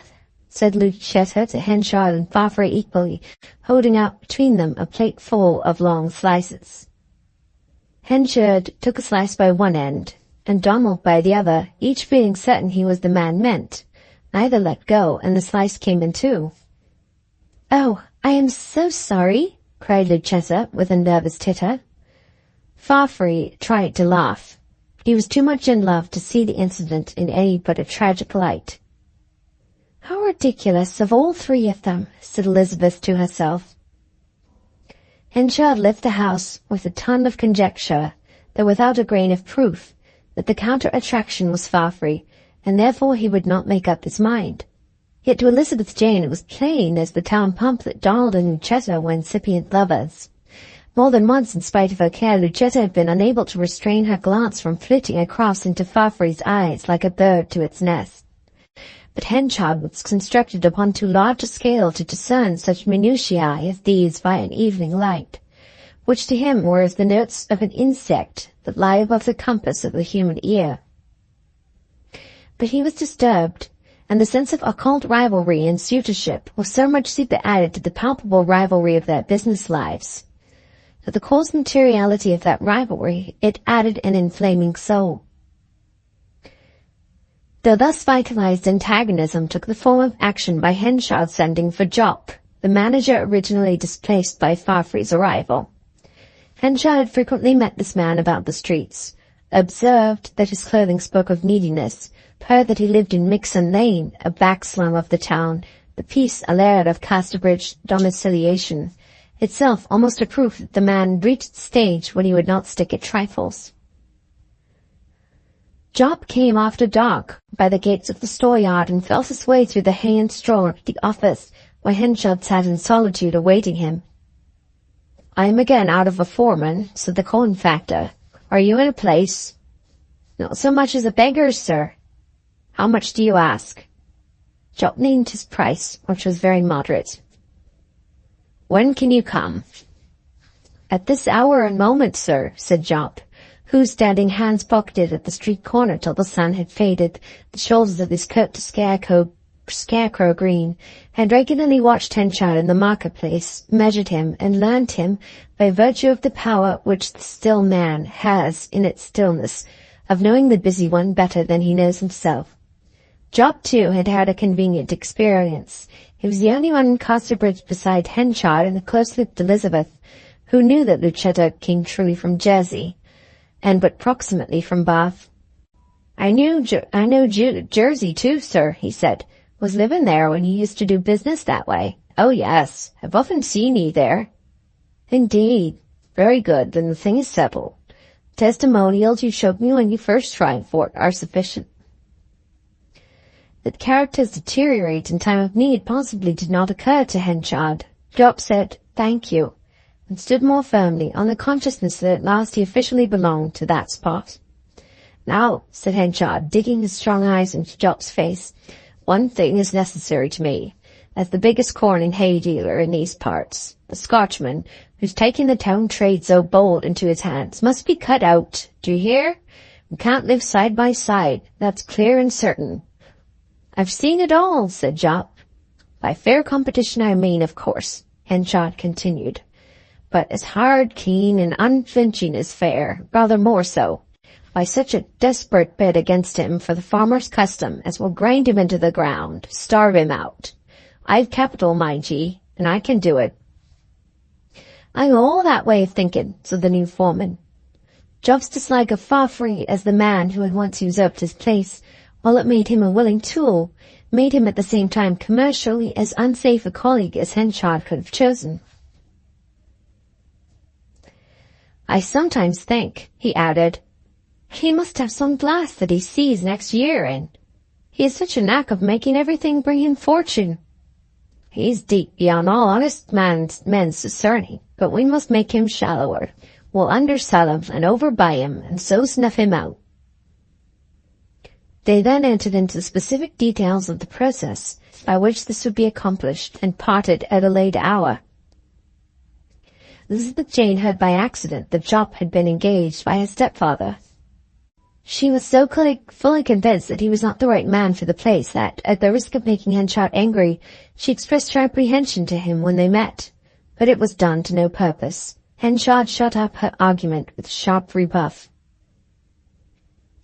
The season's weather seemed to favour their scheme.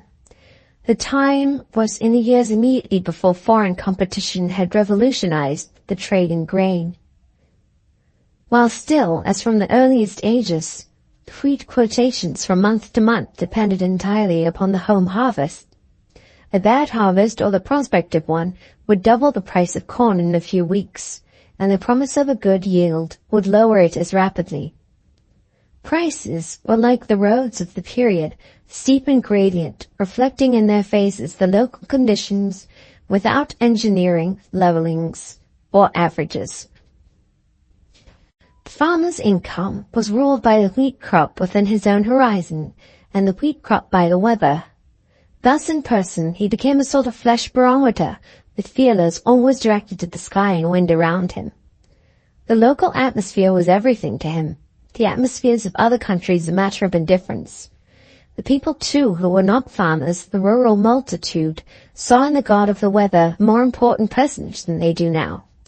Indeed, the feeling of the peasantry in this matter was so intense as to be almost unrealizable in these equable days. Their impulse was well nigh to prostrate themselves in lamentation before untimely rains and tempests, which came as the alastor of those households whose crime it was to be poor. After midsummer they watched the weathercocks as men waiting in antechambers watched the lackey.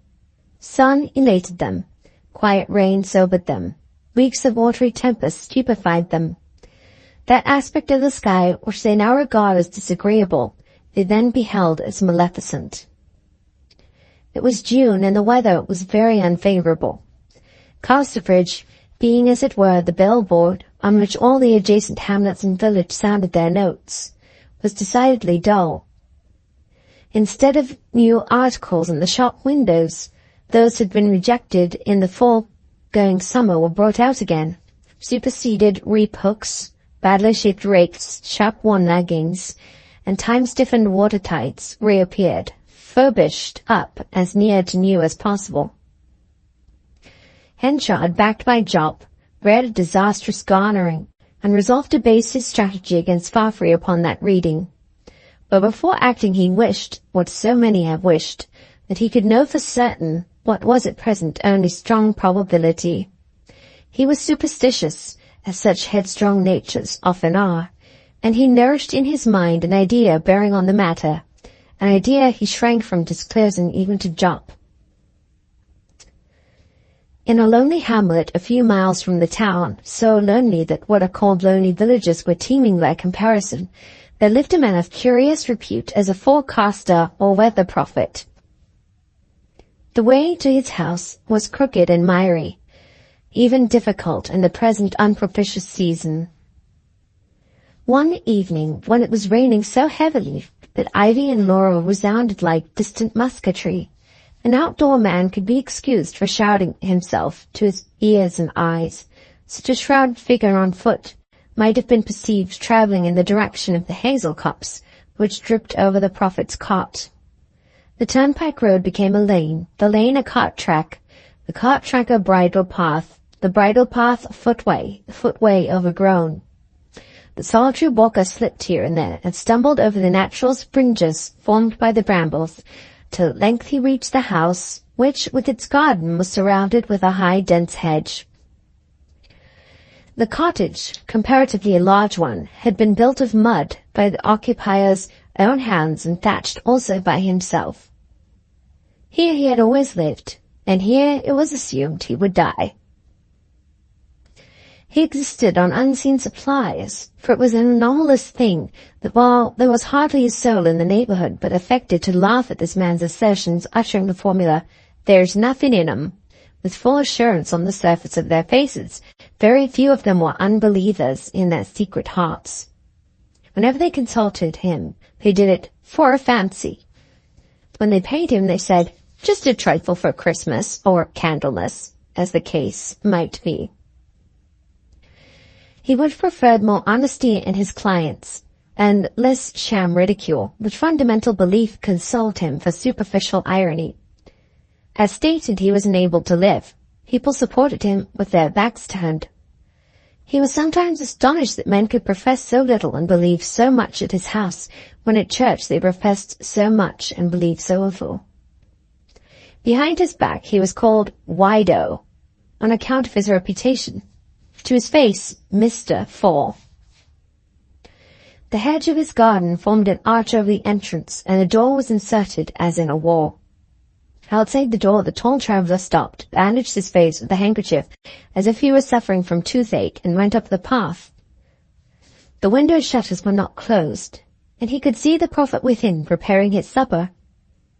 In answer to the knock, Fall came to the door, candle in hand. The visitor stepped back a little from the light and said, "Can I speak to 'ee?" in significant tones. The other's invitation to come in was responded to by the country formula, "This will do, thank ye," after which the householder has no alternative but to come out. He placed the candle on the corner of the dresser, took his hat from a nail, and joined the stranger in the porch, shutting the door behind him. "I've long heard that you can do things of the sort," began the other, pressing his individuality as much as he could. "Maybe so, Mr. Henchard," said the weathercaster. "Ah, why do you call me that?" asked the visitor with a start. "Because it's your name. Fearing you'd come, I've waited for ye, and thinking you might be leery from your walk, I laid 2 supper plates. Look ye here." He threw open the door and disclosed the supper table, at which appeared a second chair, knife and fork, plate and mug, as he had declared.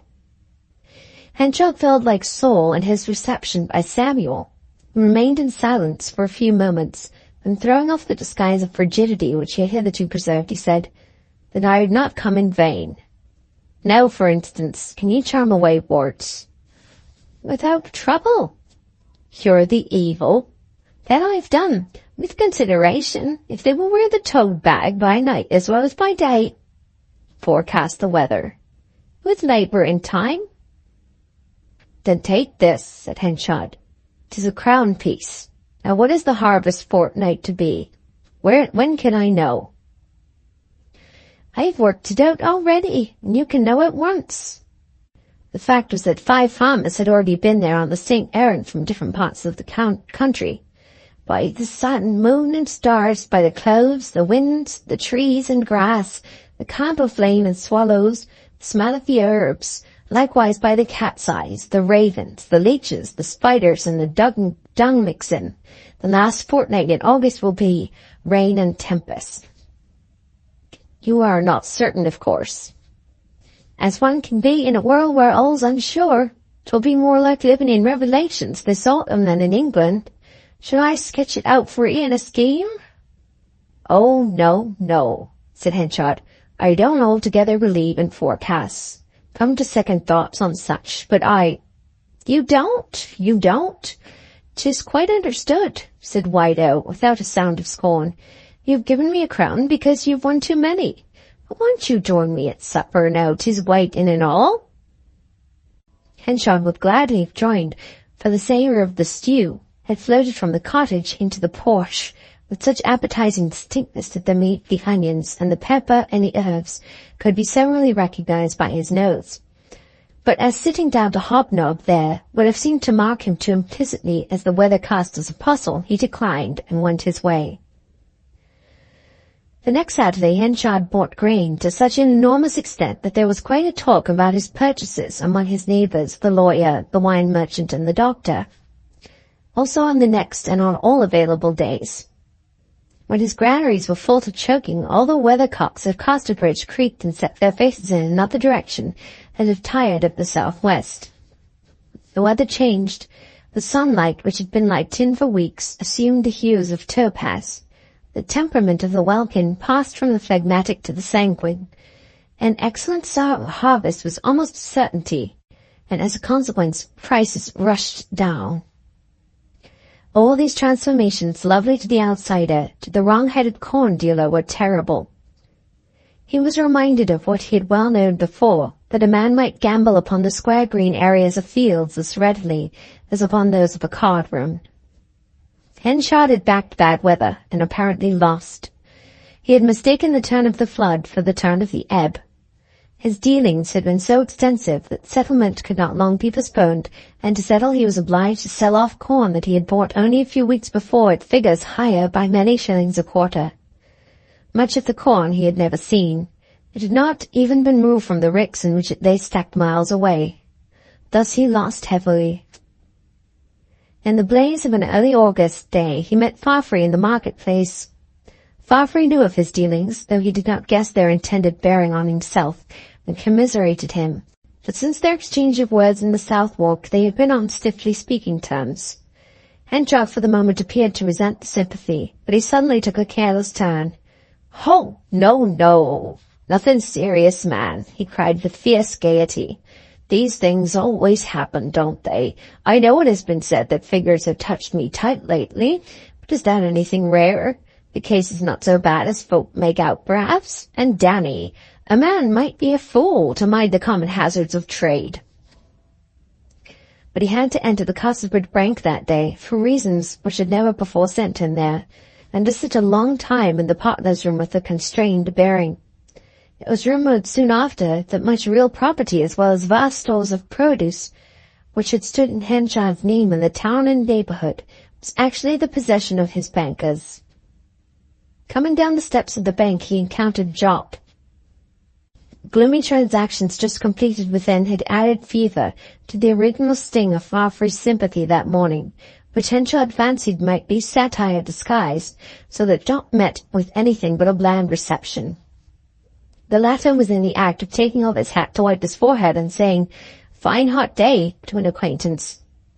"You can wipe and say a fine hot day, can ye?" cried Henchard in a savage undertone, imprisoning Jopp between himself and the bank wall. "If it hadn't been for your blasted advice, it might have been a fine day enough. Why did you let me go on, hey? When a word of doubt from you or anybody would have made me think twice, for you can never be sure of weather till 'tis past." "My advice, sir, was to do what you thought best."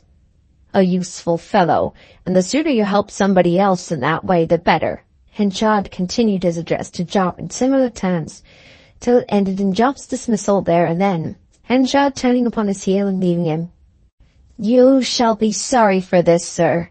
Sorry as a man can be," said Jopp, standing pale and looking after the corn merchant as he disappeared in the crowd of marketmen hard by. Chapter 27. It was the eve of harvest. Prices being low, Farfree was buying. As was usual, after reckoning too surely on famine weather, the local farmers had flown to the other extreme, and, in Farfree's opinion, was selling off too recklessly, calculating with just a trifle too much certainty upon an abundant yield. So he went on buying old corn at its comparatively ridiculous price, for the produce of the previous year, though not large, had been of excellent quality. When Henchard had squared his affairs in a disastrous way, and got rid of his burdensome purchases at a monstrous loss, the harvest began. Then there were 3 days of excellent weather, and then, what if that cursed conjurer should be right after all, said Henchard. The fact was that no sooner had the sickles begun to play than the atmosphere suddenly felt as if cress would grow in it without other nourishment. It rubbed people's cheeks like damp flannel when they walked abroad. There was a gusty, high, warm wind. Isolated raindrops starred the window panes at remote distances. The sunlight would flap out like a quickly opened fan through the pattern of the window upon the floor of the room in a milky, colorless shine, and withdraw as suddenly as it had appeared. From that day and hour it was clear that there was not to be so successful an ingathering after all. If Henchard had only waited long enough, he might at least have avoided loss, though he had not made a profit. But the momentum of his character knew no patience. At this turn of the scales he remained silent. The movements of his mind seemed to tend to the thought that some power was working against him. I wonder, he asked himself with eerie misgiving, I wonder if it can be that somebody has been roasting a waxen image of me, or stirring an unholy brew to confound me. I don't believe in such power. And yet, what if they should have been doing it? Even he could not admit that the perpetrator, if any, might be Farfree. His isolated hours of superstition came to Henchard in time of moody depression, when all his practical largeness of view had oozed out of him. Meanwhile, Donald Farfree prospered. He had purchased in so depressed a market that the present moderate stiffness of prices was sufficient to pile for him a large heap of gold where a little one had been. Why, he'll soon be mayor, said Henchard. It was indeed hard that the speaker should, of all others, have to follow the triumphal chariot of this man to the capital. The rivalry of the masters was taken up by the men. September night shades had fallen upon Casterbridge, the clocks had struck 8:30 and the moon had risen. The streets of the town were curiously silent for such a comparatively early hour. A sound of jangling horse bells and heavy wheels passed up the street. These were followed by angry voices outside Lucetta's house, which led her and Elizabeth Jane to run to the windows and pull up the blinds.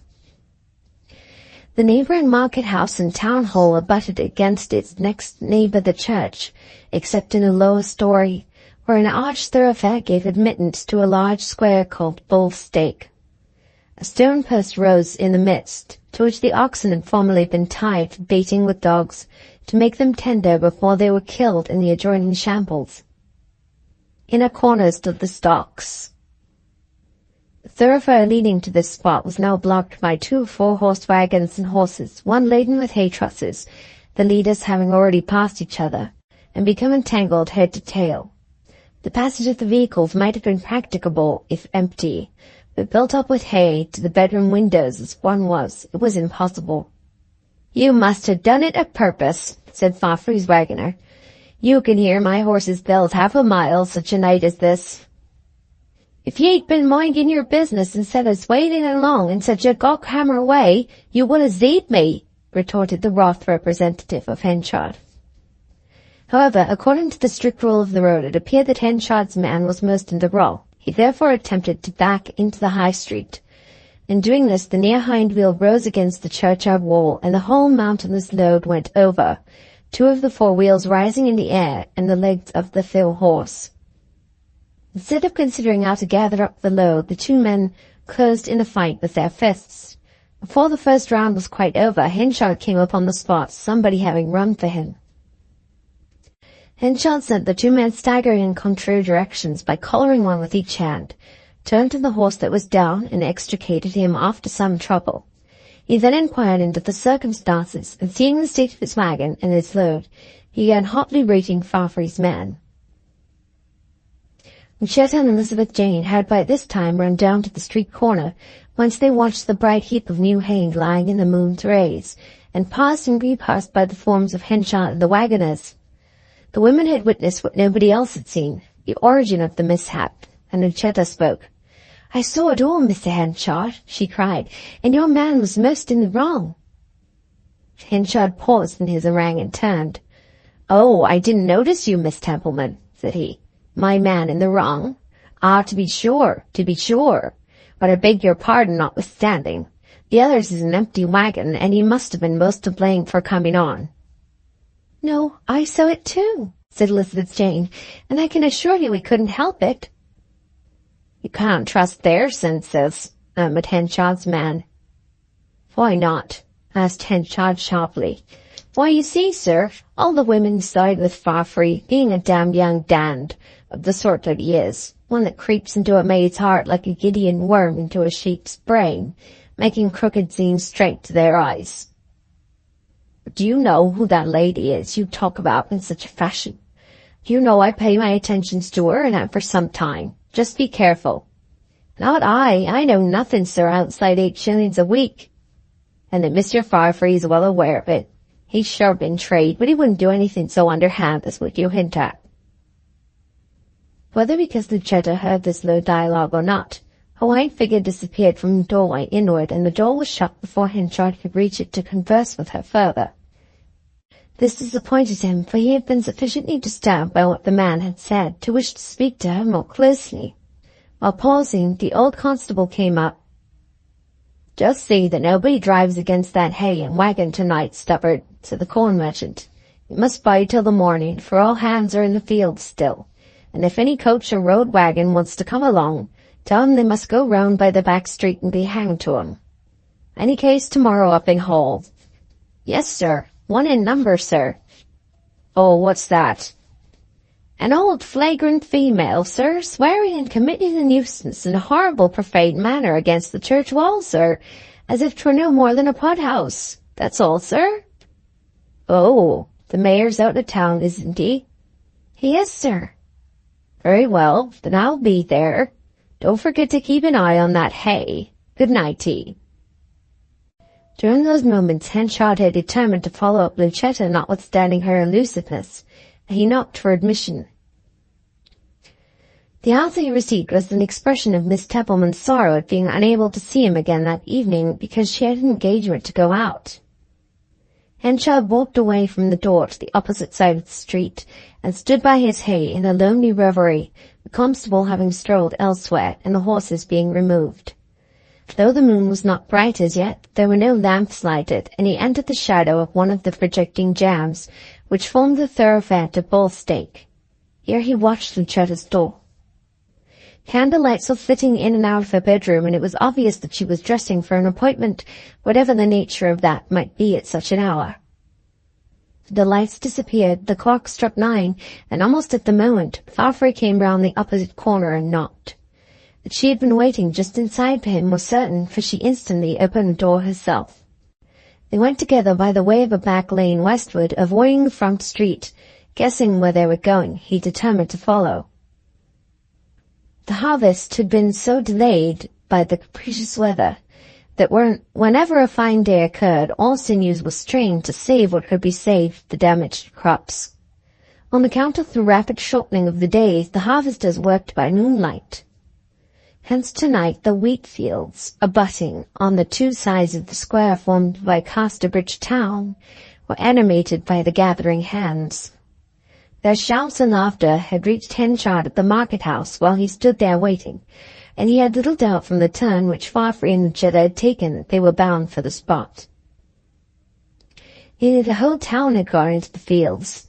The Casterbridge populace still retained the primitive habit of helping one another in time of need, and thus, though the corn belonged to the farming section of the little community, that, inhabiting the Durnover quarter, the remainder was no less interested in the labor of getting it home.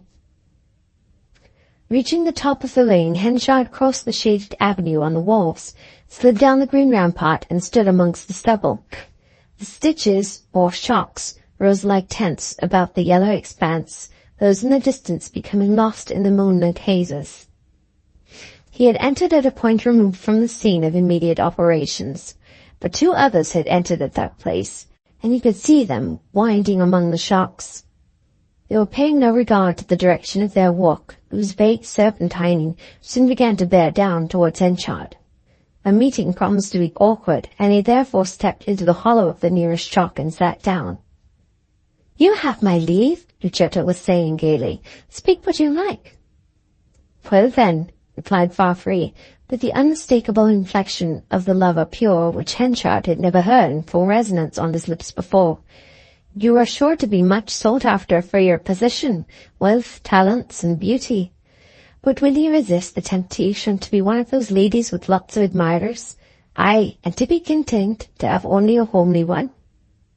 "And he the speaker?" said she, laughing.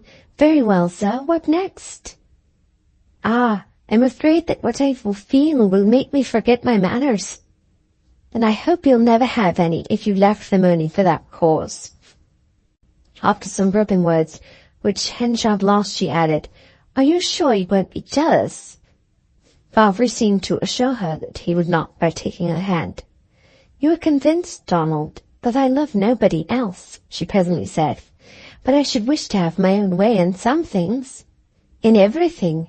What special thing did you mean?" "If I wished not to live always in Casterbridge, for instance, upon finding that I should not be happy here." Henchard did not hear the reply. He might have done so and much more, but he did not care to play the eavesdropper. They went on towards the scene of activity, where the sheaves were being handed, a dozen a minute, upon the carts and wagons, which carried them away. Lucetta insisted on parting from Farfree when they drew near the workpeople. He had some business with them, and, though he entreated her to wait a few minutes, she was inexorable and tripped off homeward alone. Henchard thereupon left the field and followed her. His state of mind was such that on reaching Lucetta's door he did not knock but opened it, and walked straight up to her sitting-room expecting to find her there. But the room was empty, and he perceived that in his haste he had somehow passed her on the way hither. He had not to wait many minutes, however, for he soon heard her dress rustling in the hall, followed by a soft closing of the door. In a moment she appeared. The light was so low that she did not notice Henchard at first. As soon as she saw him, she uttered a little cry, almost of terror. "How can you frighten me so?" she exclaimed with a flushed face. "It is past 10 o'clock, and you have no right to surprise me here at such a time." "I don't know that I have not the right. At any rate, I have the excuse. Is it so necessary that I should stop to think of manners and customs?" "It is too late for propriety, and might injure me." "I called an hour ago, and you would not see me. And I thought you were in when I called now. It is you, Lucetta, who are doing wrong. It is not proper in ye to throw me over like this. I have a little matter to remind you of, which you seem to forget." She sank into a chair and turned pale. "I don't want to hear it. I don't want to hear it," she said through her hands, and he, standing close to the edge of her gown, began to allude to the Jersey days. "But you ought to hear it," said he. "It came to nothing, and through you. Then why not leave me the freedom that I gained with such sorrow? Had I found that you proposed to marry me for pure love, I might have felt bound now. But I soon learnt that you had planned it out of mere charity, almost as an unpleasant duty, because I had nursed you and compromised myself, and you thought you must repay me, and that I did not care for you so deeply. After that, I did not care for you so deeply as before." "Why did you come here to find me then?" "I thought I ought to marry you for conscience' sake, since you were free, even though I did not like you so well." "And why, then, don't you think so now?" She was silent. It was only too obvious that conscience had ruled well enough, till new love had intervened and usurped that rule. In feeling this, she herself forgot for the moment her partially justifying argument, that having discovered Henchard's infirmities of temper, she had some excuse for not risking her happiness in his hands after once escaping them. The only thing she could say was, "I was a poor girl then, and now my circumstances have altered, so I'm hardly the same person." "That's true, and it makes the case awkward for me, but I don't want to touch your money. I'm quite willing that every penny of your property should remain to your personal use. Besides, that argument has nothing in it. The man you are thinking of is no better than I." "If you were as good as he, you would leave me," she cried passionately. This unluckily aroused Henchard. "You cannot, in honor, refuse me," he said, "and unless you give me your promise this very night to be my wife, before a witness I'll reveal our intimacy in common fairness to other men." The look of resignation settled upon her. Henchard saw its bitterness, and had Lucetta's heart been given to any other man in the world than Farfree, he would probably have had pity upon her at that moment. But the supplanter, or the upstart, as Henchard called him, who had mounted into prominence upon his shoulders, and he could bring himself to show no mercy. Without another word she rang the bell, and directed that Elizabeth Jane should be fetched from her room. The latter appeared surprised in the midst of her lucubrations. As soon as she saw Henchard, she went across to him dutifully. "Elizabeth Jane," he said, taking her hand, "I want you to hear this." And turning to Lucetta, "Will you or will you not marry me?" "If you wish it, I must agree." "You say yes?" "I do." No sooner had she given the promise than she fell back in a fainting state. "What dreadful thing drives her to say this, father, when it is such a pain to her?" asked Elizabeth, kneeling down by Lucetta. "Don't compel her to do anything against her will. I have lived with her and know that she cannot bear much." "Don't be a northern simpleton," said Henchard dryly. "This promise will leave him free for you if you want him, won't it?" At this Lucetta seemed to wake from her swoon with a start. "Him? Who are you talking about?" she said wildly. "Nobody, as far as I am concerned," said Elizabeth firmly. "Oh, well, then it's my mistake," said Henchard. "But the business is between me and Miss Templeman. She agrees to be my wife." "But don't dwell on it just now," entreated Elizabeth, holding Lucetta's hand. "I don't wish to if she promises," said Henchard. I have, groaned Lucetta, her limbs hanging like flails from very misery and faintness. "Michael, please don't argue it any more." "I will not," he said, and taking up his hat he went away. Elizabeth Jane continued to kneel by Lucetta. "What is this?" she said. "You called my father Michael as if you knew him well. And how is it he has got this power over you, that you promised to marry him against your will? Ah, you have many, many secrets from me." "Perhaps you have some from me," Lucetta murmured with closed eyes, full thinking, however, so unsuspicious was she, that the secret of Elizabeth's heart concerned the young man who would cause this damage to her own. "I would not do anything against you at all," stammered Elizabeth, keeping in all signs of emotion till she was ready to burst. "I cannot understand how my father can command you so. I don't sympathize with him in it at all. I'll go to him and ask him to release you." "No, no," said Lucetta. "Let it all be." Chapter 28. The next morning Henchard went to the town hall below Lucetta's house to attend petty sessions, being still a magistrate for the year by virtue of his late position as mayor. In passing, he looked up at her windows, but nothing of her was to be seen. Henchard, as a justice of the peace, we at first seemed to be an even greater incongruity than Shallow and Silence themselves. But his rough and ready perceptions, his sledge-hammer directness, had often served him better than nice legal knowledge in dispatching such simple business as fell to the hands of this court. Today, Dr. Chalkfield, the mayor for the year, being absent, the corn merchant took the big chair, his eyes still abstractedly stretching out of the window to the ashlar front of the High Palace Hall.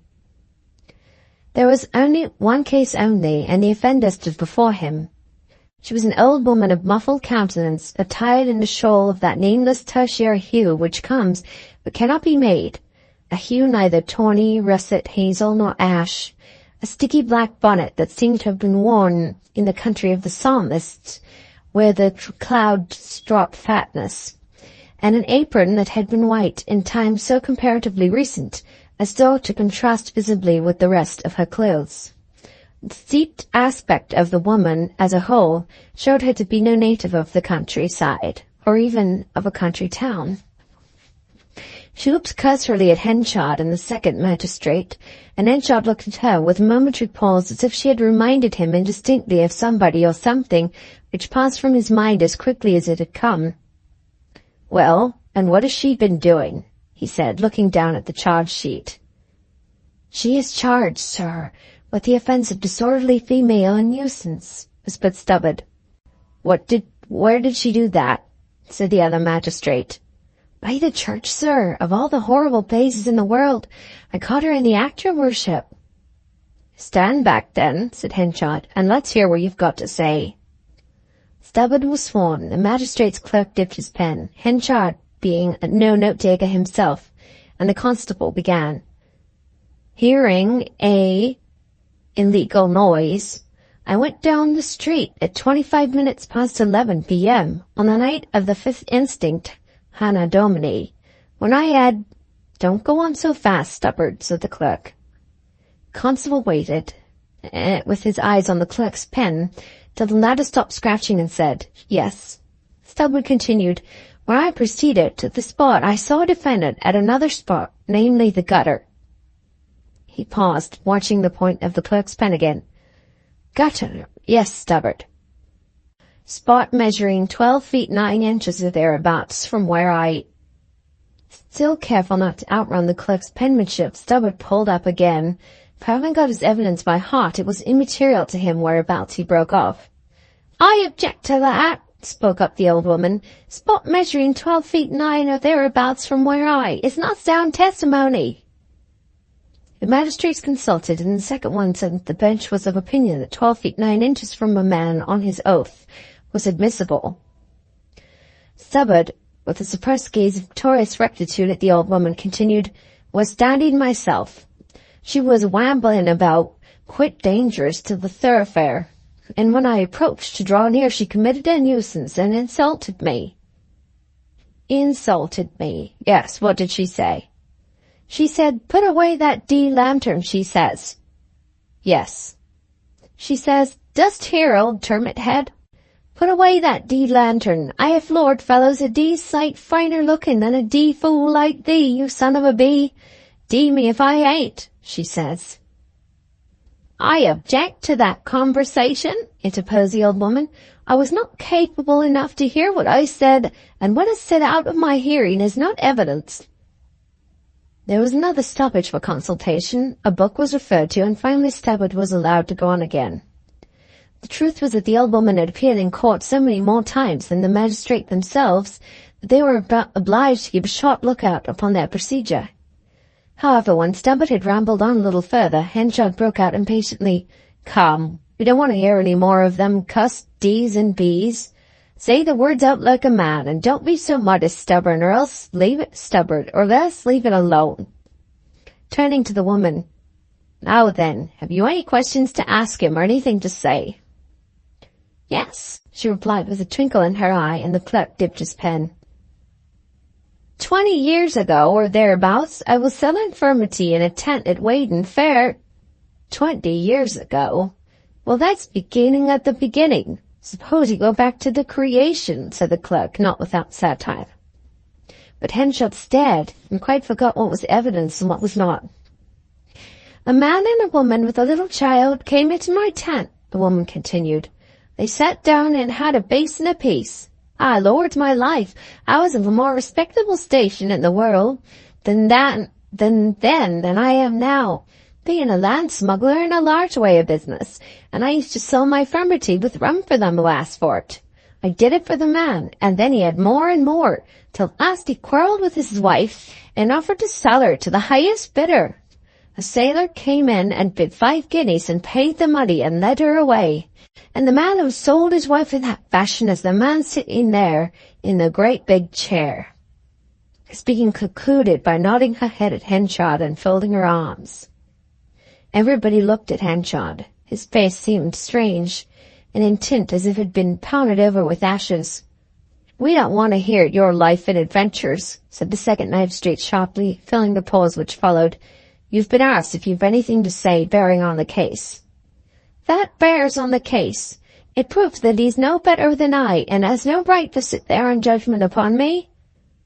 "'Tis a concocted story," said the clerk, "so hold your tongue." "No, 'tis true." The words came from Henchard. "'Tis as true as the light," he said slowly, "and upon my soul it does prove that I'm no better than she. And to keep out of any temptation to treat her hard for her revenge, I'll leave her to you." The sensation in the court was indescribably great. Henchard left the chair and came out, passing through a group of people on the steps and outside that was much larger than usual, for it seemed that the old furmity dealer had mysteriously hinted to the denizens of the lane in which she had been lodging since her arrival that she knew a queer thing or two about their great local man, Mr. Henchard, if she chose to tell it. This had brought them thither. "Why are there so many idlers round the town hall today?" said Lucetta to her servant when the case was over. She had risen late and had just looked out of the window. "Oh, please, ma'am, 'tis this lowry about Mr. Henchard. A woman has proved that before he became a gentleman, he sold his wife for 5 guineas in a booth at a fair." In all the accounts which Henchard had given her of the separation from his wife Susan for so many years, of his belief in her death, and so on, he had never clearly explained the actual and immediate cause of that separation. The story she now heard for the first time. Gradual misery overspread Lucetta's face as she dwelt upon the promise wrung from her the night before. At bottom, then, Henchard was this. How terrible a contingency for a woman who should commit herself to his care. During the day she went out to the ring and to other places, not coming in till nearly dusk. As soon as she saw Elizabeth Jane after her return indoors, she told her that she had resolved to go away from home to the seaside for a few days, to Port Bredy. Casterbridge was so gloomy. Elizabeth, seeing that she looked more undisturbed, encouraged her in the idea, thinking a change would afford her relief. She could not help suspecting that the gloom which seemed to have come over Casterbridge in Lucetta's eyes might be partially owing to the fact that Farfrae was away from home. Elizabeth saw a friend depart for Port Bredy and took charge of High Place Hall till her return. After 2 or 3 days of solitude and incessant rain, Henchard called at the house. He seemed disappointed to hear of Lucetta's absence, and though he nodded with outward indifference, he went away, handling his beard with a nettled mien. The next day he called again. "Is she come now?" he asked. "Yes, she returned this morning," replied his stepdaughter. "She is not indoors. She has gone for a walk along the turnpike road to Port Bredy. She will be home by dusk." After a few words, which only served to reveal his restless impatience, he left the house again. Chapter 29. At this hour Lucetta was bounding along the road to Port Bredy, just as Elizabeth had announced. That she had chosen for her afternoon walk the road along which she had returned to Casterbridge 3 hours earlier in a carriage was curious. If anything should be called curious in concatenations, a phenomenon wherein each is known to have its accounted cause. It was the day of the chief market, Saturday, and Farfrae for once had been missed from his corn stand in the dealer's room. Nevertheless, it was known that he would be home that night, for Sunday, as Casterbridge expressed it. Lucetta, in continuing her walk, had at length reached the end of the ranked trees which bordered the highway in this and other directions out of the town. This end marked a mile, and here she stopped.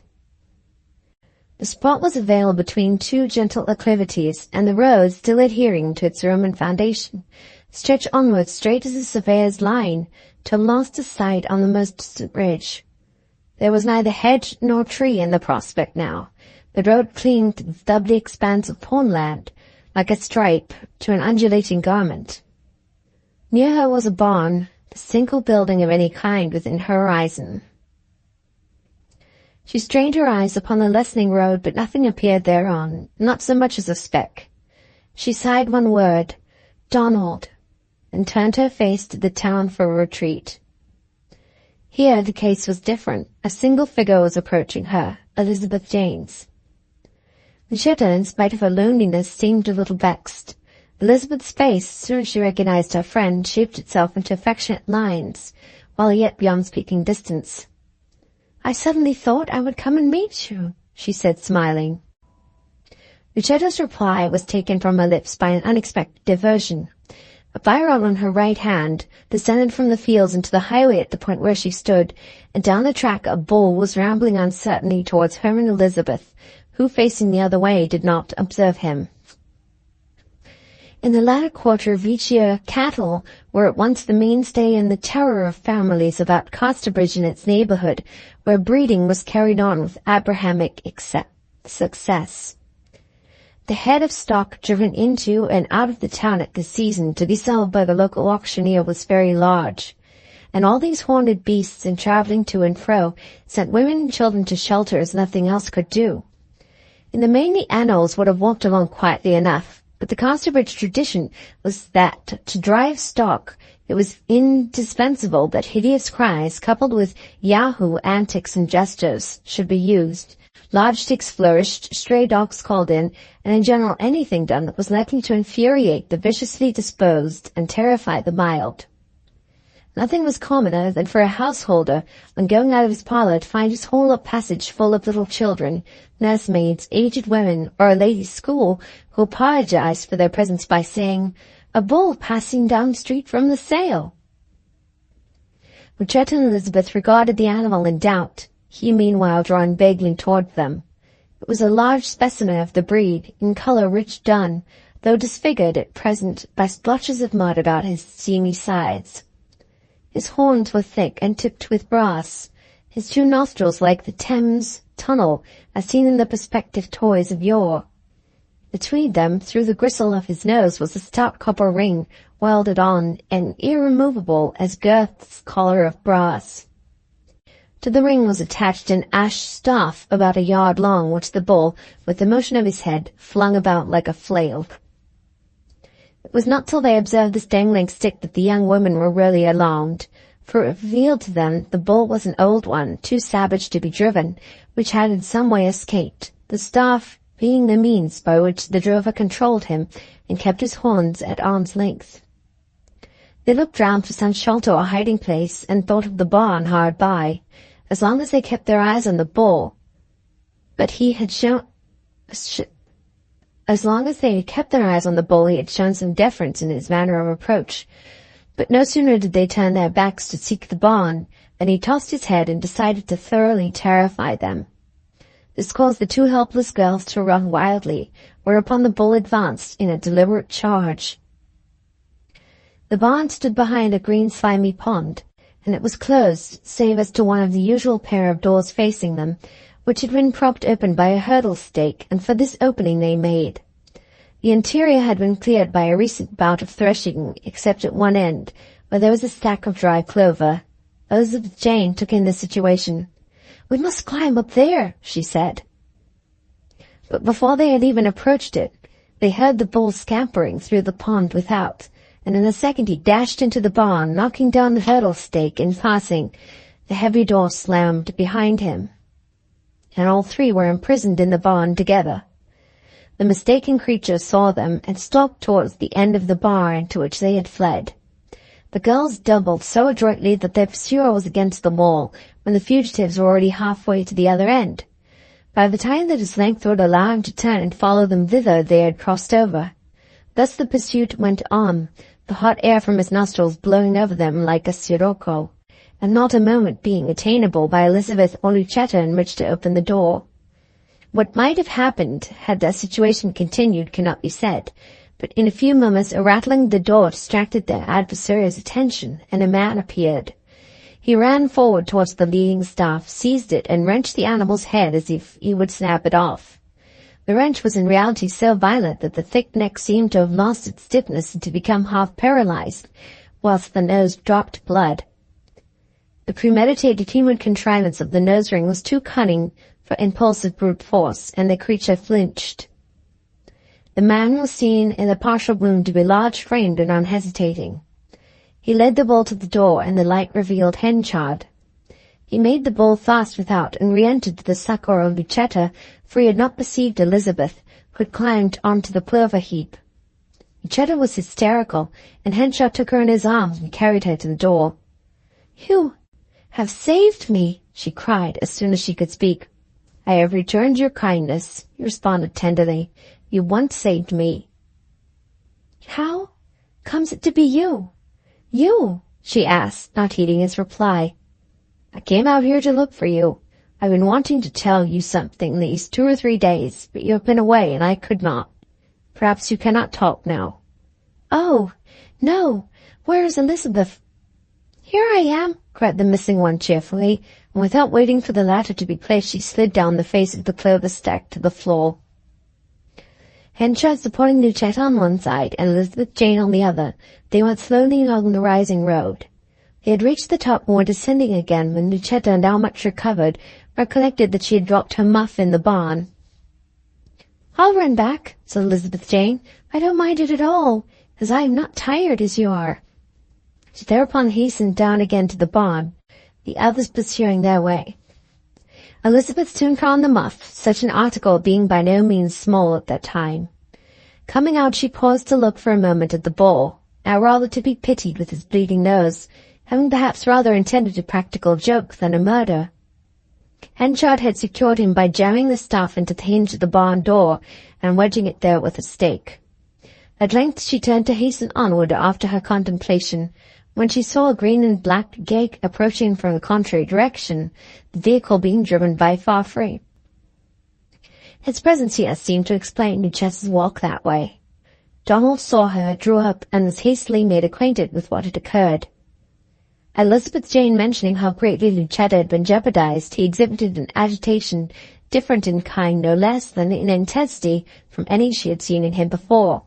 He became so absorbed in the circumstance that he scarcely had sufficient knowledge of what he was doing to think of helping her up beside him. "She has gone on with Mr. Henchard, you say?" he inquired at last. "Yes, he's taking her home.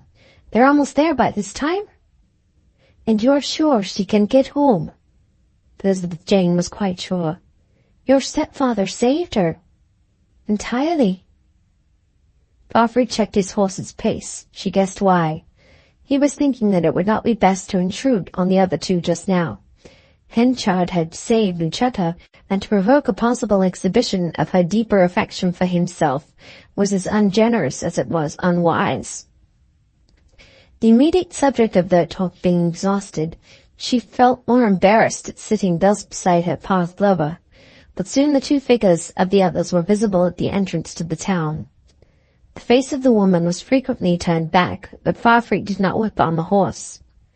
When these reached the town walls, Henchard and his companion had disappeared down the street. Farfree set down Elizabeth Jane, on her expressing a particular wish to alight there, and drove round to the stables at the back of his lodgings. On this account he entered the house through his garden, and going up to his apartments, found them in a particularly disturbed state, his boxes being hauled out upon the landing, and his bookcase standing in 3 pieces. These phenomena, however, seemed to cause him not the least surprise. "When will everything be set up?" he said to the mistress of the house, who was superintending. "I am afraid not before 8, sir," said she. "You see, we wasn't aware till this morning that you were going to move, or we could have been forwarder." "Ah, well, never mind, said Farfree cheerfully. 8 o'clock will do well enough if it be not later. Now don't you be standing here talking, or it'll be 12, I doubt." Thus speaking, he went out by the front door and up the street. During this interval, Henchard and Lucetta had had experiences of a different kind. After Elizabeth's departure for the muff, the corn merchant opened himself frankly, holding her hand within his arm, as she would fain have withdrawn it. "Dear Lucetta, I have been very, very anxious to see you these 2 or 3 days," he said. "Ever since I saw you last, I have thought over the way I got your promise that night. You said to me, 'If I were a man, I should not insist.' That cut me deep. I felt that there was some truth in it. I don't want to make you wretched, and to marry me just now would do that as nothing else could. It's but too plain. Therefore I agreed to an indefinite engagement. to put off all thought of marriage for a year or two. But, can I do nothing of a different kind? Said Lucetta. I am full of gratitude to you. You've saved my life, and your care of me is like coals of fire on my head. I am a moneyed person now. Surely I can do something in return for your goodness, something practical? Henchard remained in thought. He had evidently not expected this. There's one thing you might do, Lucetta, he said, but not exactly of that kind. Then of what kind is it? She asked with renewed misgiving. I must tell you a secret to ask it. You may have heard that I have been unlucky this year. I did what I have never done before, speculated rashly, and I lost. That's just put me in a strait. And you would wish me to advance some money? No, said Henchard, almost in anger. I am not going to mend a sponge on a woman, even though she may be so nearly my own as you. No, Lucetta, what you can do is this, and it would save me. My great creditor is Grower, and it is at his hands I shall suffer if at anybody's, while a fortnight's forbearance on his part would be enough to allow me to pull through. This may be got out of him in one way, that you would let it be known to him that you are my intended, that we're to be quietly married in the next fortnight. No, stop, you haven't heard all. Let him have the story without, of course, any prejudice to the fact that the actual engagement between us is to be a long one. Nobody else need know. You would go with me to Mr. Grower, and just let me speak to you before him, as if we were on such terms. We'll ask him to keep it secret. He will willingly wait then. At the fortnight's end I shall be able to face him, and I can coolly tell him all is postponed between us for a year or two. Not a soul in the town need know how you've helped me. Since you wish to be of use, there's your way. It being now what the people called the pinking in of the day, that is, the quarter hour just before dusk, he did not at first observe the result of his own words upon her. If it were anything else, she began, and the dryness of her lips was represented in her voice. But it is such a little thing, he said, with a deep reproach. Less than you have offered. Just the beginning of what you have so lately promised. I could have told him as much myself, but he would not have believed me. It is not because I won't. It is because I absolutely can't, she said, with rising distress. You are provoking, he burst out. It is enough to make me force you to carry out at once what you have promised. I cannot, she insisted desperately. Why, when I have only within these few minutes released you from your promise to do the thing offhand? Because he was a witness. Witness? Of what? If I must tell you, don't upbraid me. Well, let's hear what you mean. Witness of my marriage, Mr. Grower was. Marriage?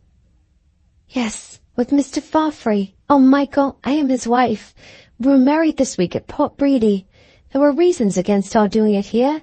Mr. Grower was a witness because he happened to be at Port Breedy at the time. Henchard stood as if idiotized. She was so alarmed at his silence that she murmured something about lending him sufficient money to tide over the perilous fortnight. Married him? Said Henchard at length. My good... What, married him whilst bound to marry me? It was like this, she explained with tears in her eyes and quavers in her voice. Don't be cruel. I loved him so much, and I thought you might tell him of the past, and that grieved me. And then when I had promised you, I learned of the rumor that you had sold your first wife at a fair like a horse or cow. How could I keep my promise after hearing that? I could not risk myself in your hands. It would have been letting myself down to take your name after such a scandal. But I knew I should lose Donald if I did not secure him at once, for you would carry out your threat of telling him of our former acquaintance, as long as there was a chance of keeping me for yourself by doing so. But you will not do so now, will you, Michael? For it is too late to separate us. The notes of St. Peter's bells in full peal had been wafted to them whilst she spoke, and now the genial thumping of the town band, renowned for its unstinted use of the drumstick, throbbed down the street. Then this racket they're making is on account of it, I suppose, said he. Yes, I think he has told them, or else Mr. Grower has. May I leave you now? He was detained at Port Bredy today, and Sydney only a few hours before him." "Then it is his wife's life I have saved this afternoon." "Yes, and he will be forever grateful to you." "I am much obliged to him." "Oh, you false woman," burst from Henchard. "You promised me." Yes, but it was under compulsion, and I did not know all your past. And now I've a mind to punish you as you deserve. One word to this brand new husband of how you courted me, and your precious happiness is blown to atoms."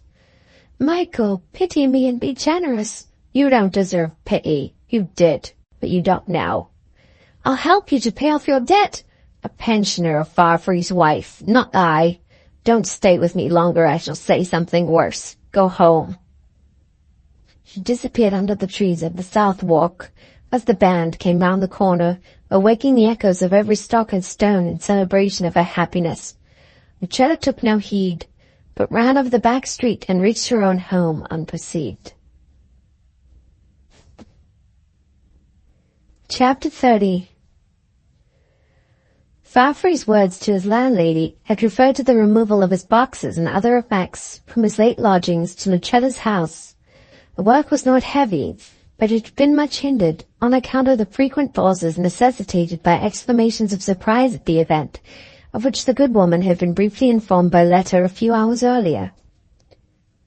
At the last moment of leaving Port Bredy, Farfree, like John Gilpin, had been detained by important customers, who, even in the exceptional circumstances, he was not the man to neglect.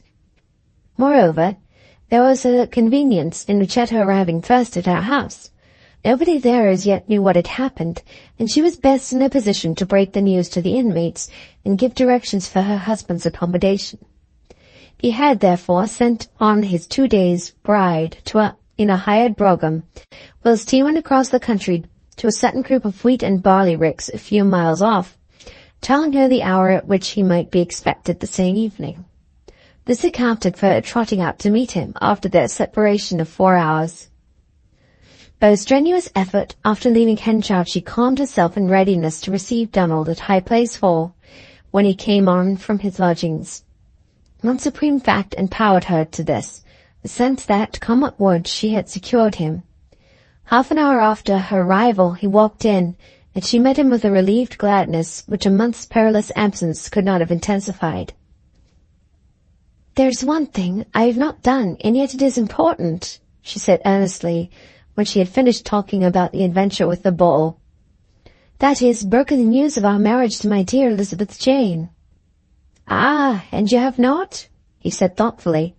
"I gave her a lift from the barn homewards, but I did not tell her either, for I thought she might have heard of it in the town, and was giving back her congratulations from shyness and all that." "She could hardly have heard of it, but I'll find out. I'll go to her now. And Donald, you don't mind her living on with me just the same as before? She's so quiet and unassuming." "Oh, no, indeed I don't," Farfree answered with, perhaps, a faint awkwardness. "But I wonder if she would care to." "Oh, yes," said Lucetta eagerly. "I'm sure she would like to. Besides, poor thing, she has no other home." Farfree looked at her and saw that she did not suspect the secret of her more reserved friend. He liked her all the better for the blindness. "Arrange as you like with her, by all means," he said. "It is I who have come to your house, not you to mine." "I'll run and speak to her," said Lucetta. When she got upstairs to Elizabeth Jane's room, the latter had taken off her outdoor things and was resting over a book. Lucetta found in a moment she had not yet learnt the news. "I did not come down to you, Miss Templeman," she said simply. "I was coming to ask if you had quite recovered from your fright, but I found you had a visitor. What are the bells ringing for, I wonder? And the band, too, is playing. Somebody must be married, or else they are practising for Christmas." Lucetta uttered a vague yes, and seating herself by the other young woman looked musingly at her. "What a lonely creature you are," she presently said, "never knowing what's going on or what people are talking about everywhere with keen interest. You should get out and gossip about as other women do, and then you wouldn't be obliged to ask me a question of that kind. Well, now, I have something to tell you." Elizabeth Jane said she was so glad and made herself receptive. "I must go rather a long way back," said Lucetta, the difficulty of explaining herself satisfactorily to the pondering one beside her growing more apparent at each syllable. "You remember that tranquillities of conscience I told you of some time ago, about the first lover and the second lover?" She let out, in jerky phrases, a leading word or two of the story she had told. "Oh, yes, I remember. The story of your friend," said Elizabeth dryly, regarding the irises of Lucetta's eyes as though to catch their exact shade. "The two lovers, the old and the new. How she wanted to marry the second, but felt she ought to marry the first. That she neglected the better course to follow the evil, like the poet Ovid I've just been construing. Video meliora proboque deteriora sequor." "Oh, no, she didn't follow evil exactly," said Lucetta hastily. "But you said that she, or I may say, you," answered Elizabeth, dropping the mask, "were in honour, in conscience bound to marry the first." Lucetta's blush at being seen through came and went again before she replied anxiously, "You will never breathe this, will you, Elizabeth Jane?" "Certainly not, if you say not." "Then I will tell you that the case is more complicated, worse, in fact, than it seemed in my story. I and the first man were thrown together in a strange way, and I felt that we ought to be united as the world had talked of us. He was a widower, as he supposed. He had not heard of his wife for many years, but the wife returned and we parted. She is now dead, and her husband comes paying me addresses again, saying, 'Now we'll complete our purpose.' But Elizabeth Jane, all this amounts to a new courtship of me by him. I was absolved from all vows by the return of the other woman." "Have you not lately renewed your promise?" said the younger, with quiet surmise. She divined man number one. "That was wrung from me by a threat." "Yes, it was. But I think when anyone gets coupled up with a man in the past so unfortunately as you have done, she ought to become his wife if she can, even if she were not the sinning party." Lucetta's countenance lost its sparkle. "He turned out to be a man I should be afraid to marry," she pleaded. "Really afraid. And it was not till after my renewed promise that I knew it." "Then there is only one course left to honesty. You must remain a single woman." "But think again. Do consider." "I am certain," interrupted her companion heartily. "I have guessed very well who the man is. My father, and I say it is him or nobody for you." Any suspicion of impropriety was to Elizabeth Jane like a red rag to a bull. Her craving for correctness of procedure was, indeed, almost vicious. Owing to her early troubles with regard to her mother, a semblance of irregularity had terrors for her, which those whose names are safeguarded from suspicion know nothing of. "You ought to marry Mr. Henchard or nobody, certainly not another man," she went on, with a quivering lip, in whose movement two passions shared. "I don't admit that," said Lucetta passionately. "Admit it or not, it is true." Lucetta covered her eyes with her right hand, as if she could plead no more, holding out her left to Elizabeth Jane. "Why, you have married him!" cried the latter, jumping up with pleasure after a glance at Lucetta's fingers. "When did you do it? Why did you not tell me instead of teasing me like this? How very honourable of you. He did treat my mother badly once, it seems, in a moment of intoxication, and it is true that he is stern sometimes, but you will rule him entirely, I am sure, with your beauty and wealth and accomplishments. You are the woman he will adore, and we shall all three be happy together now." "Oh, my Elizabeth Jane," cried Lucetta distressfully, "to somebody else that I have married. I was so desperate, so afraid of being forced to anything else, so afraid of revelations that would quench his love for me, that I resolved to do it offhand, come what might, and purchase a week of happiness at any cost." "You have married Mr. Farfree," cried Elizabeth Jane in Nathan tones. Lucetta bowed. She had recovered herself. "The bells are ringing on that account," she said. "My husband is downstairs. He will live here till a more suitable house is ready for us, and I have told him that I want you to stay with me just as before." "Let me think of it alone," the girl quickly replied, caulking up the turmoil of her feeling with grand control. "You shall. I'm sure we shall be happy together. Lucetta departed to join Donald below, a vague uneasiness floating over her joy at seeing him quite at home there. Not on account of her friend Elizabeth did she feel it, for of the bearings of Elizabeth Jane's emotions she had not the least suspicion, but on Henchard's alone. Now the instant decision of Susan Henchard's daughter was to dwell in that house no more. Apart from her estimate of the propriety of Lucetta's conduct, Farfree had been so nearly her avowed lover that she felt she could not abide there. It was still early in the evening when she hastily put on her things and went out. In a few minutes, knowing the ground, she had found a suitable lodging and arranged to enter it that night. Returning and entering noiselessly, she took off her pretty dress and arrayed herself in a plain one, packing up the other one to keep as her best, for she would have to be very economical now. She wrote a note to leave for Lucetta, who was closely shut up in the drawing-room with Farfree, and that Elizabeth Jane called a man with a wheelbarrow, and seeing her boxes put into it, she trotted off down the street to her rooms. They were in the street in which Henchard lived, and almost opposite his door. Here she sat down and considered the means of subsistence. The little annual sum settled on her by her stepfather would keep body and soul together. A wonderful skill in netting of all sorts, acquired in childhood by making seines and nuisance home, might serve her in good stead, and her studies, which were pursued unremittingly, might serve her in still better. By this time the marriage that had taken place was known throughout Casterbridge, had been discussed noisily on curbstones, confidentially behind counters, and jovially at Three Mariners. Whether Farfree would sell his business and set up for a gentleman on his wife's money, or whether he would show independence enough to stick to his trade in spite of his brilliant alliance, was a great point of interest. Chapter 31. The retort of the furmity woman before the magistrates had spread, and in 24 hours there was not a person in Casterbridge who remained unacquainted with the story of Henchard's mad freak at Weydon Prior's Fair, long years before. The amends he had made in after life were lost sight of in the dramatic glare of the original act. Had the incident been well known of old and always, it might by this time have grown to be lightly regarded as the rather tall wild oat, but well nigh the single one of a young man with whom the steady and mature, if somewhat headstrong, burgher of today had scarcely a point in common. But the act having lain as dead and buried ever since, the interspace of years was unperceived, and the black spot of his youth wore the aspect of a recent crime.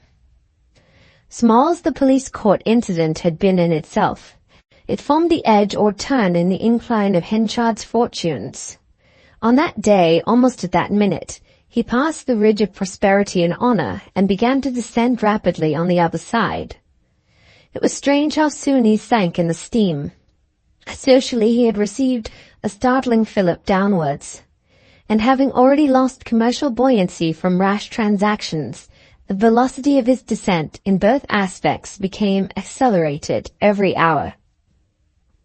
He now gazed more at the pavements and less at the house fronts when he walked about, more at the feet and leggings of men and less into the pupils of their eyes, with the blazing regard which formerly had made them blink.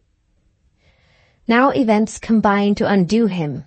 It had been a bad year for others besides himself, and the heavy failure of a debtor whom he had trusted generously completed the overthrow of his tottering credit.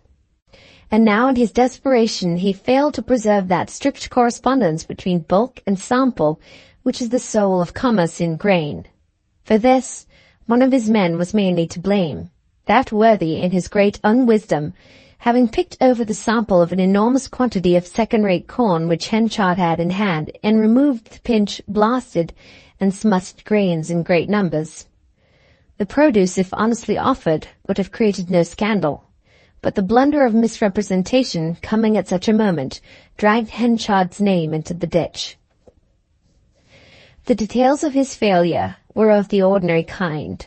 One day Elizabeth Jane was passing the King's Arms when she saw people bustling in and out more than usual when there was no market.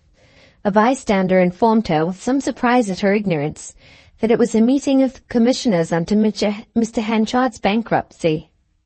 She felt quite tearful, and when she heard that he was present in the hotel, she wished to go in and see him, but was advised not to intrude that day.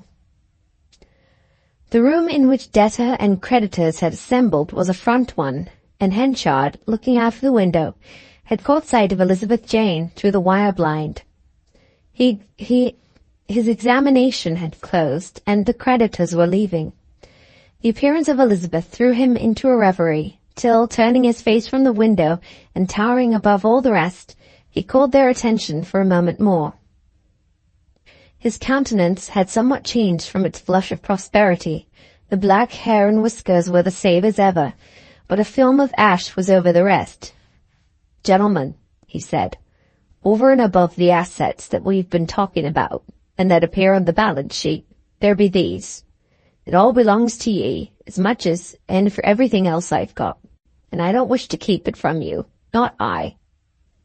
Saying this, he took his gold watch from his pocket and laid it on the table, then his purse, the yellow canvas money bag such as was carried by all farmers and dealers, untying it and shaking the money out upon the table beside the watch. The latter he drew back quickly for an instant to remove the hair guard made and given him by Lucetta. "There, now you have all I've got in the world," he said, "and I wish for your sakes 'twas more." The creditors, farmers almost to a man, looked at the watch and at the money and into the street, when Farmer James Everdeen of Weatherbury spoke. "No, no, Henchard," he said warmly, "we don't want that. 'Tis honourable in ye, but keep it. What do you say, neighbours? Do ye agree?" "Aye, sure, we don't wish it at all," said Grower, another creditor. "Let him keep it, of course," murmured another in the background, a silent, reserved young man named Boldwood, and the rest responded unanimously. "Well," said the senior commissioner, addressing Henchard, "though the case is a desperate one, I am bound to admit that I have never met a debtor who behaved more fairly. I've proved the balance sheet to be as honestly made out as it could possibly be. We have had no trouble. There have been no evasions and no concealments. The rashness of dealing which led to this unhappy situation is obvious enough, but as far as I can see, every attempt has been made to avoid wronging anybody." Henchard was more affected by this than he cared to let them perceive, and he turned aside to the window again. A general murmur of agreement followed the commissioner's words, and the meeting dispersed. When they were gone, Henchard regarded the watch they had returned to him. "'Tisn't mine by rights," he said to himself. "Why the devil didn't they take it? I don't want what don't belong to me." Moved by a recollection, he took the watch to the maker's just opposite, sold it there, and then, for what the tradesman offered, and went with the proceeds to one among the smaller of his creditors, a cottager of Durnover in straitened circumstances, to whom he handed the money. When everything was ticketed that Henchard had owned, and the auctions were in progress, there was quite a sympathetic reaction in the town, which till then for some time past had done nothing but condemn him. Now that Henchard's whole career was pictured distinctly to his neighbours, and they could see how admirably he had used his one talent of energy to create a position of affluence out of absolutely nothing, which was really all he could show when he came to the town as a journeyman hay-trusser, with his wimble and knife in his basket. They wondered and regretted his fall. Try as she might, Elizabeth could never meet with him. She believed in him still, though nobody else did, and she wanted to be allowed to forgive him for his roughness to her, and to help him in his trouble. She wrote to him. He did not reply. She then went to his house, the great house she had lived in so happily for a time, with its front of dun brick, vitrified here and there, and its heavy sash bars. But Henchard was to be found there no more. The ex-mayor had left the home of his prosperity, and gone into Jopp's cottage by the Priory Mill, the sad purlieu to which he had wandered on the night of his discovery that she was not his daughter. Thither she went. Elizabeth thought it odd that he had fixed on this spot to retire to, but assumed that necessity had no choice. Trees which seemed old enough to have been planted by the friars still stood around, and the back hatch of the original mill yet formed a cascade which had raised its terrific roar for centuries. The cottage itself was built of old stones from the long-dismantled priory, scraps of tracery, moulded window jambs, and art labels being mixed in with the rubble of the walls. In this cottage he occupied a couple of rooms, Jopp, whom Henchard had employed, abused, cajoled, and dismissed by turns, being the householder. But even here his stepfather could not be seen. "Not by his daughter?" pleaded Elizabeth. "Not by nobody, at present. That's his order," she was informed. Afterwards she was passing by the corn stores and hay barns, which had been the headquarters of his business. She knew that he ruled there no longer, but it was with amazement that she regarded the familiar gateway. A smear of decisive lead-colored paint had been laid on to obliterate Henchard's name, though its letters dimly loomed through like ships in a fog. Over these, in fresh white, spread the name of Farfree. Abel Whittle was edging his skeleton in at the wicket, and she said, "Mr. Farfree's master here?" "Yes, Miss Henchard. Mr. Farfree have bought the concern, and all of we work folk with it. And 'tis better for us than 'twas, though I shouldn't say that to you, as a daughter-in-law. We work harder, but we'd might afeard now. It was fear made my few poor hairs so thin. No busting out, no slamming of doors, no meddling with your eternal soul and all that. And though 'tis a shilling a week less, I'm a richer man. For what's all the world if your mind is always in a larry, Miss Henchard?" The intelligence was in a general sense true, and Henchard's stores, which had remained in a paralyzed condition during the settlement of his bankruptcy, were stirred into activity again when the new tenant had possession. Thenceforward the full sacks looped with the shining chain went scurrying up and down under the cathead. Hairy arms were thrust out from the different doorways, and the grain was hauled in. Trusses of hay were tossed anew in and out of the barns, and the wimbles creaked, while the scales and steelyards began to be busy where guesswork had formerly been the rule. Chapter 32. Two bridges stood near the lower part of Casterbridge town. The first, of weather-stained brick, was immediately at the end of High Street, where a diverging branch from that thoroughfare ran round to the low-lying Durnover lanes, so that the precincts of the bridge formed the merging point of respectability and indigence.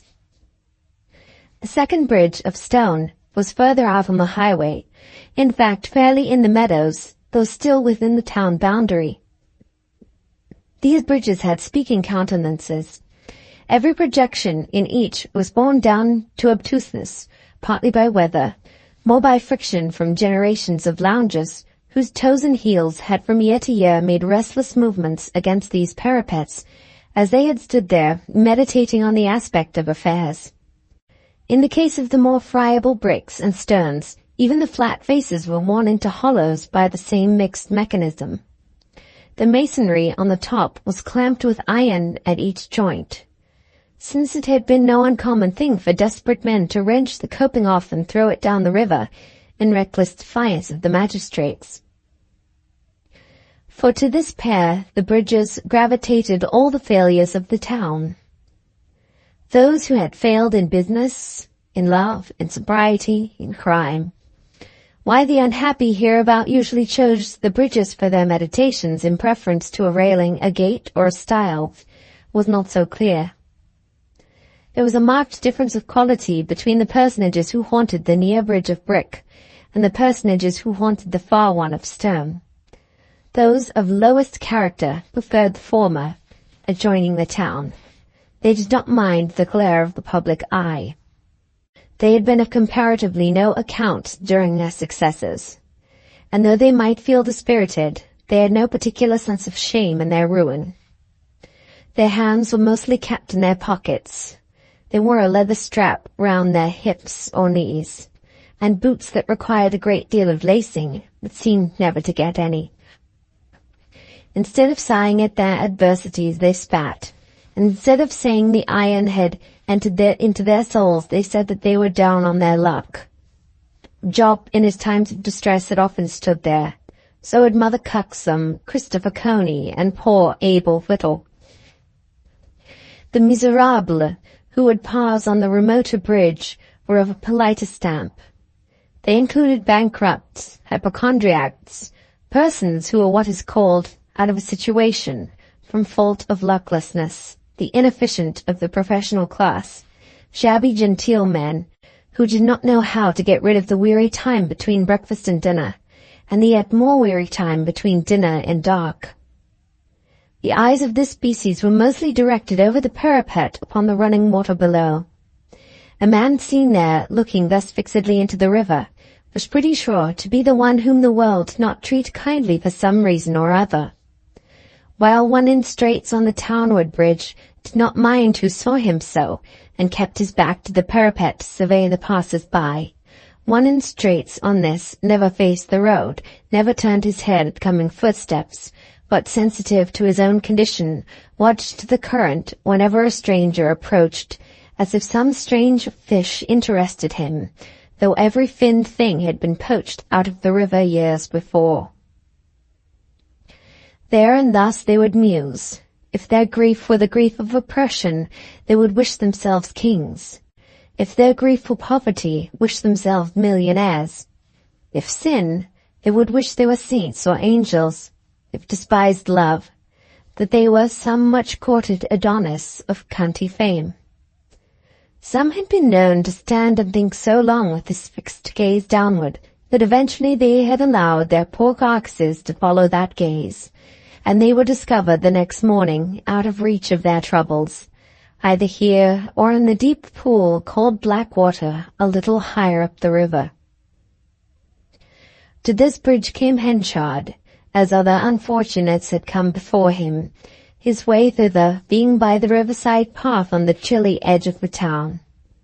Here he was standing one windy afternoon when Durnover Church's clock struck 5. While the gusts were bringing the notes to his ears across the damp intervening flat, a man passed behind him and greeted Henchard by name. Henchard turned slightly and saw that the comer was Job, his old foreman, now employed elsewhere, to whom, though he hated him, he had gone for lodgings because Job was the one man in Casterbridge whose observation and opinion the fallen corn merchant despised to the point of indifference. Henchard returned him a scarcely perceptible nod, and Job stopped. "He and she are gone into their new house today," said Job. "Oh," said Henchard absently. "Which house is that?" "Your old one." "Gone into my house?" Starting up, Henchard added, "My house, of all others in the town." "Well, as somebody was sure to live there and you couldn't, it can't do 'ee no harm that he's the man." It was quite true. He felt that it was doing him no harm. Farfrey, who had already taken the yards and stores, had acquired possession of the house for the obvious convenience of its contiguity, and yet this act of his taking up residence within those roomy chambers while he, their former tenant, lived in a cottage, galled Henchard indescribably. Jock continued, "And you heard of that fellow who bought all the best furniture at your sale? He was bidding for no other than Farfrey all the while. It has never been moved out of the house, as he'd already got the lease. My furniture, too. Surely he'll buy my body and soul likewise." "There's no saying he won't, if you be willing to sell."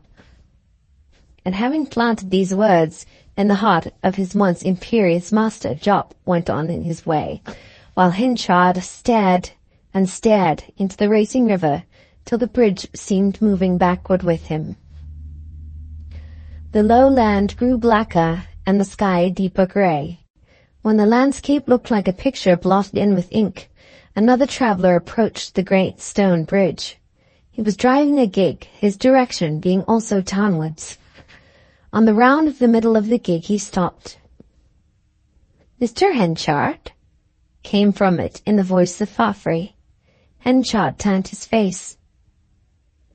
Finding that he had guessed rightly, Farfrey told the man who accompanied him to drive home while he alighted and went up to his former friend. "I have heard that you think of emigrating, Mr. Henchard," he said. "Is it true? I have a real reason for asking." Henchard withheld his answer for several instants and then said, "Yes, it is true. I am going where you were going to a few years ago, when I prevented you and got you to bide here. 'Tis turn and turn about, isn't it? You mind how we stood like this in the chalk walk when I persuaded ye to stay? You then stood without a chattel to your name, and I was the master of the house in Corn Street. But now I stand without a stick or a rag, and the master of that house is you." "Yes, that's so. It's the way of the world," said Fafhree. "Ha ha, true," cried Henchard, throwing himself into a mood of jocularity. "Up and down. I'm used to it. What's the odds after all?" "Now listen to me. If it's no taking up your time," said Fafhree, "just as I listen to you, don't go. Stay at home." "But I can do nothing else, man," said Henchard scornfully. "The little money I have will just keep body and soul together for a few weeks and no more. I've not felt inclined to go back to journey work yet, but I can't stay doing nothing, and my best chance is elsewhere." "No, but what I propose is this, if you will listen.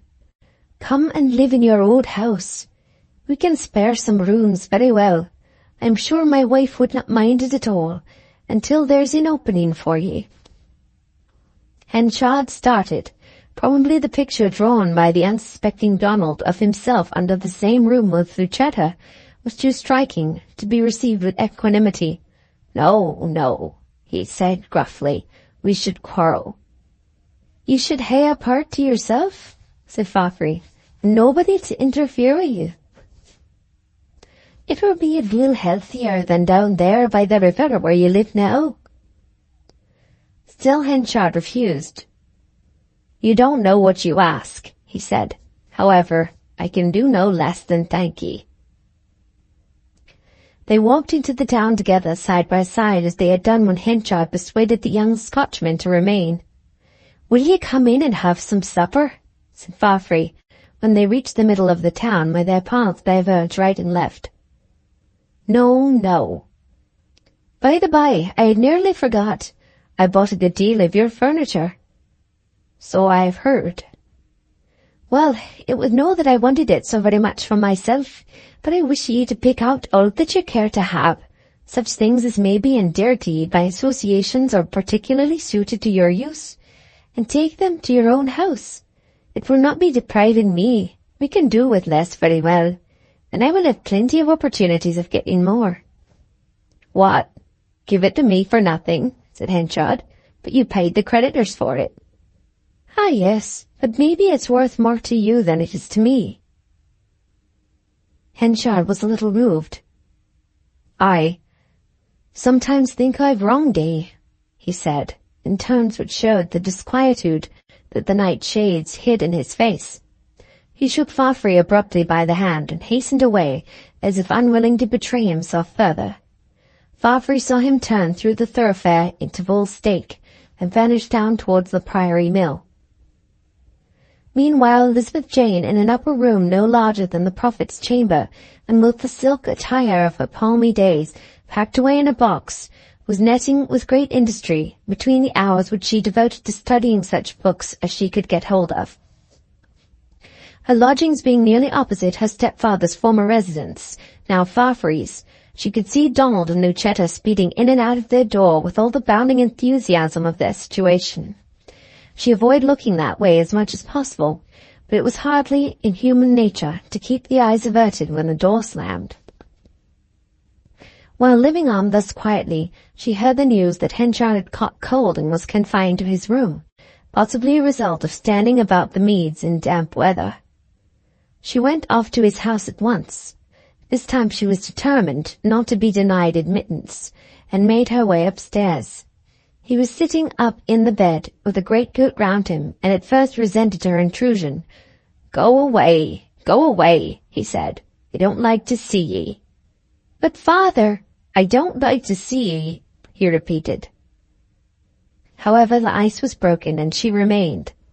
She made the room more comfortable, gave directions to the people below, and by the time she went away had reconciled her stepfather to her visiting him. The effect either of her ministrations or of her mere presence was a rapid recovery. He soon was well enough to go out, and now things seemed to wear a new color in his eyes. He no longer thought of immigration, and thought more of Elizabeth. The having nothing to do made him more dreary than any other circumstance, and one day, with better views of Farfree than he had held for some time, and a sense that honest work was not a thing to be ashamed of, he stoically went down to Farfree's yard and asked to be taken on as a journeyman hay-trusser. He was engaged at once. This hiring of Henchard was done through a foreman, Farfree feeling that it was undesirable to come personally in contact with the ex-corn factor more than was absolutely necessary. While anxious to help him, he was well aware by this time of his uncertain temper and thought reserved relations best. For the same reason, his orders to Henchard to proceed to this and that country farm trussing in the usual way were always given through a third person.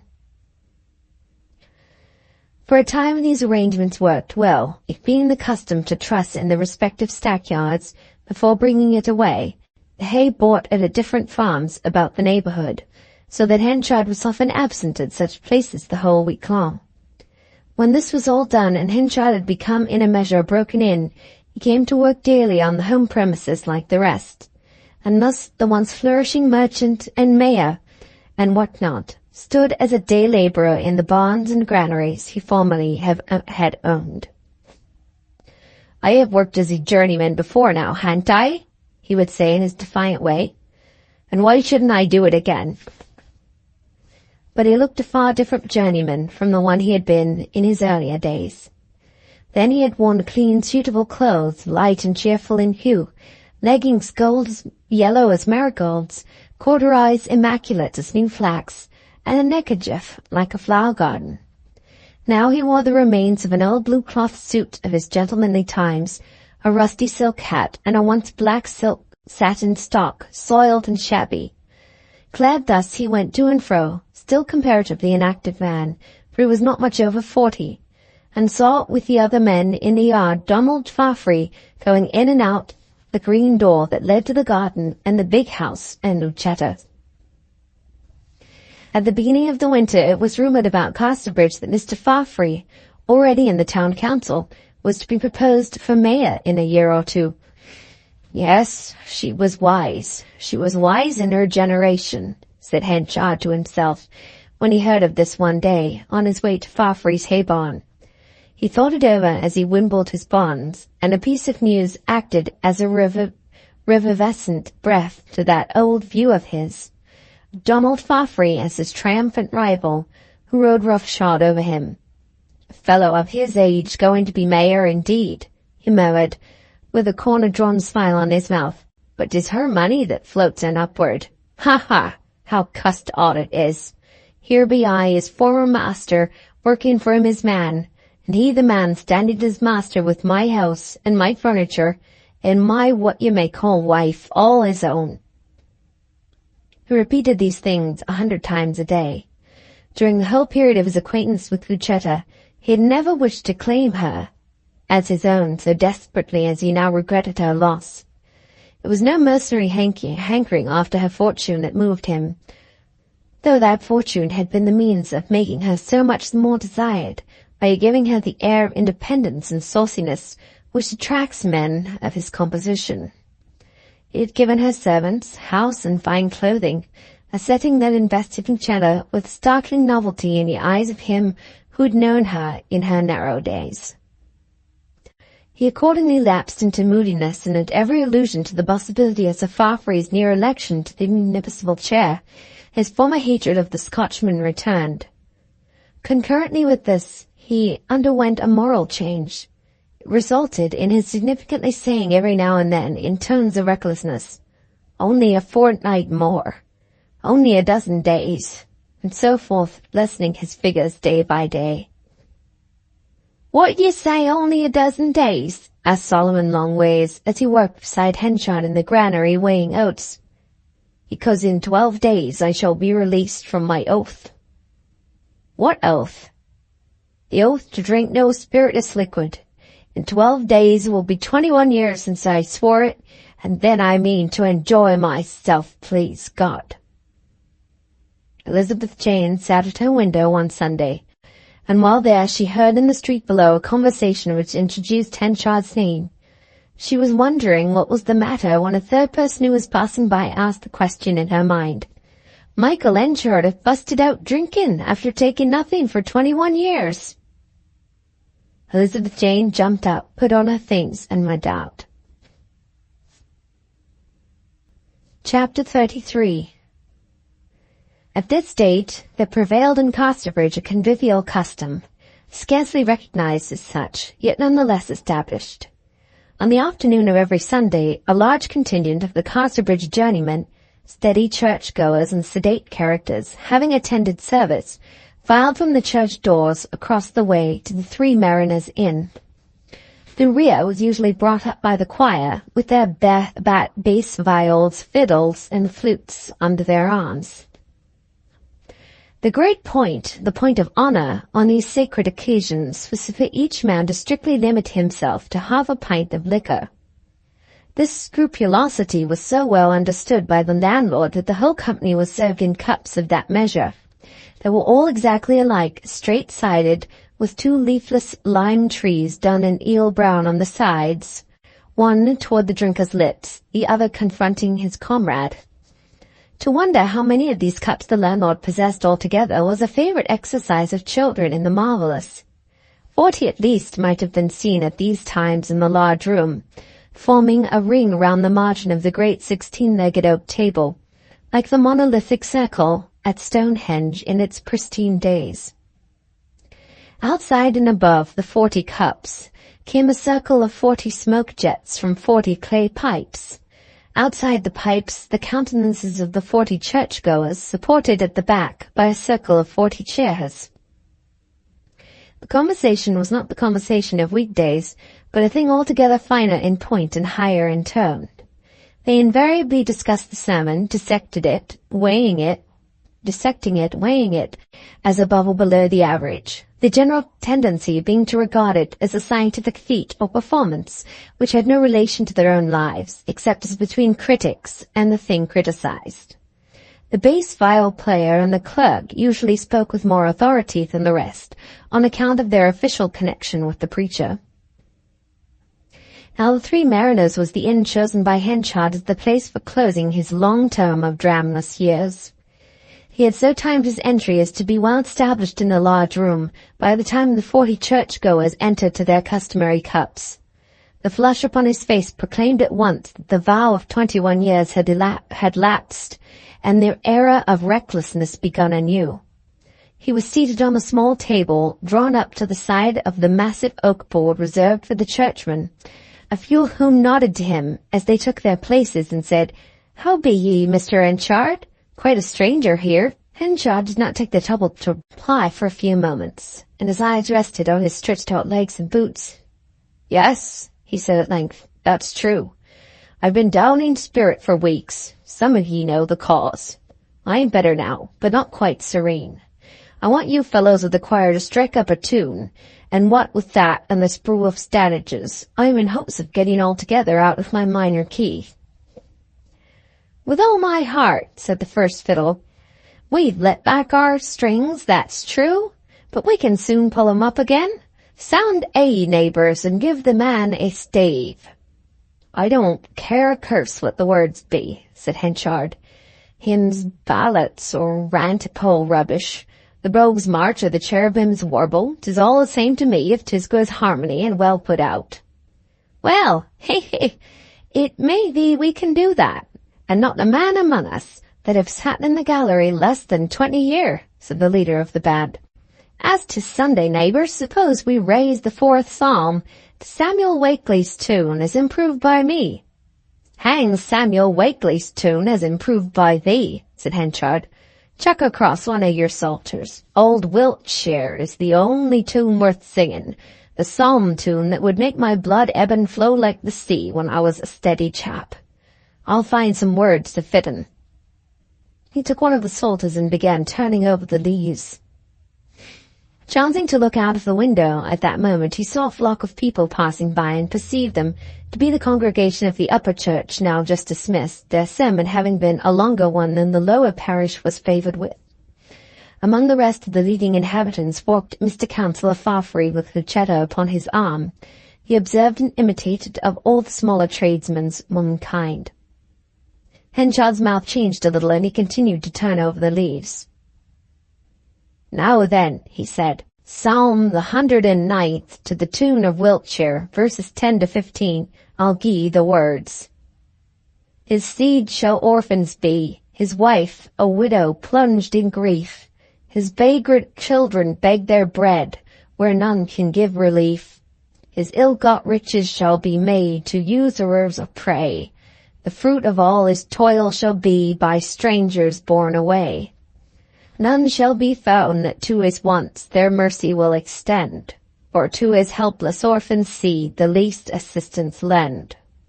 A swift destruction soon shall seize on his unhappy race, and the next age his hated name shall utterly deface." "I know the psalm, said the leader hastily, "but I would as lief not sing it. 'Twasn't made for singing. We closed it once when a gypsy stole the parson's mare, thinking to please him, but parson were quite upset. Whatever servant David were thinking about when he made a psalm that nobody can sing without disgracing himself, I can't fathom. Now then, the 4th psalm, Samuel Wakely's tune, is improved by me. Odd seize your sauce. I'll tell you to sing the 109th to Wiltshire, and sing it you shall," roared Henchard. "Not a single one of all the droning crew of ye goes out of this room till that psalm is sung." He slipped off the table, seized the poker, and going to the door, placed his back against it. "Now then, go ahead, if you don't wish to have your cussed pates broke." Don't ye take on so, as 'tis the Sabbath day, and 'tis servant David's words and not ours. Perhaps we don't mind for once, eh?" said one of the terrified choir, looking round upon the rest. So the instruments were tuned, and the comminatory verses sung. Thank ye, said Henchard in a softened voice, his eyes growing downcast, and his manner that of a man much moved by the strains. "Don't you blame David," he went on in low tones, shaking his head without raising his eyes. "He knew what he was about when he wrote that.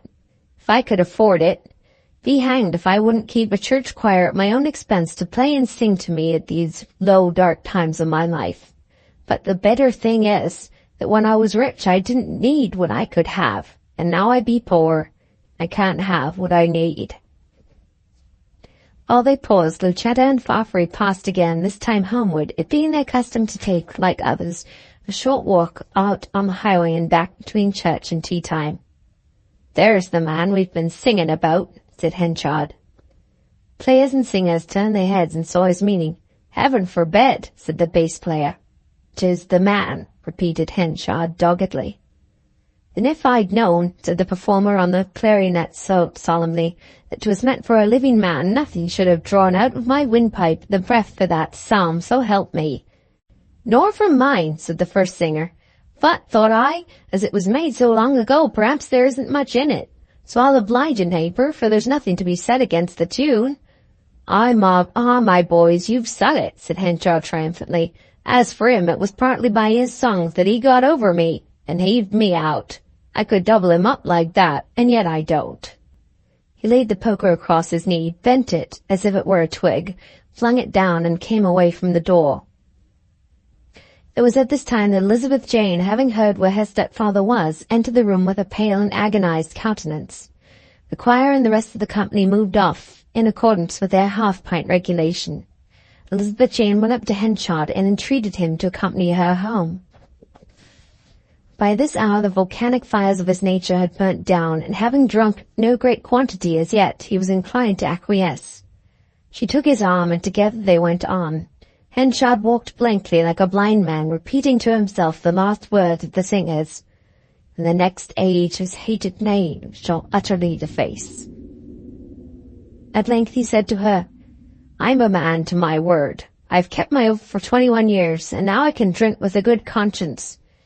If I don't do for him, well, I am a fearful practical joker when I choose. He's taken away everything from me, and by heavens, if I meet him I won't answer for my deeds." These half-uttered words alarmed Elizabeth, all the more by reason of the still determination of Henchard's mien. "What will you do?" she asked cautiously, while trembling with disquietude, and guessing Henchard's allusion only too well. Henchard did not answer, and they went on till they had reached his cottage. "May I come in?" she said. No, not today," said Henchard, and she went away, feeling that to caution Farfrey was almost her duty, as it was certainly her strong desire. As on the Sunday, so on the weekdays, Farfrey and Lucetta might have been seen flitting about the town like two butterflies, or rather like a bee and a butterfly in league for life. She seemed to take no pleasure in going anywhere except in her husband's company, and hence when business would not permit him to waste an afternoon, she remained indoors waiting for the time to pass till his return, her face being visible to Elizabeth Jane from her window aloft. The latter, however, did not say to herself that Farfrey should be thankful for such devotion, but, full of her reading, she cited Rosalind's exclamation, "Mistress, know yourself. Down on your knees and thank heaven fasting for a good man's love." She kept her eyes upon Henchard also. One day he answered her inquiry for his health by saying that he could not endure Abel Whittle's pitying eyes upon him while they worked together in the yard. "He is such a fool," said Henchard, "that he can never get out of his mind the time when I was master there." "I'll come and wimble for you instead of him if you will allow me," said she. Her motive, on going to the yard, was to get an opportunity of observing the general position of affairs on Farfrey's premises, now that her stepfather was a workman there. Henchard's threats had alarmed her so much that she wished to see his behaviour when the two were face to face. For 2 or 3 days after her arrival, Donald did not make any appearance, and one afternoon the green door opened, and through came first Farfrey, and at his heels Lucetta. Donald brought his wife forward without hesitation, it being obvious that he had no suspicion whatever of any antecedents in common between her and the now journeyman hay-trusser. Henchard did not turn his eyes toward either of the pair, keeping them fixed on the bond he twisted, as if that alone absorbed him. A feeling of delicacy which ever prompted Farfrey to avoid anything that might seem like triumphing over a fallen rival led him to keep away from the hay barn where Henchard and his daughter were working, and to go on to the corn department. Meanwhile, Lucetta, having never been informed that Henchard had entered her husband's service, rambled straight on to the barn, where she came suddenly upon Henchard and gave vent to a little "Oh!" which the happy and busy Donald was too far off to hear. Henchard, with withering humility of demeanour, touched the brim of his hat to her as Whittle and the rest had done, to which she breathed a dead alive "Good afternoon." "I beg your pardon, ma'am," said Henchard as if he had not heard. "I said good afternoon," she faltered. "Oh, yes, good afternoon, ma'am," he replied, touching his hat again. "I'm glad to see you, ma'am."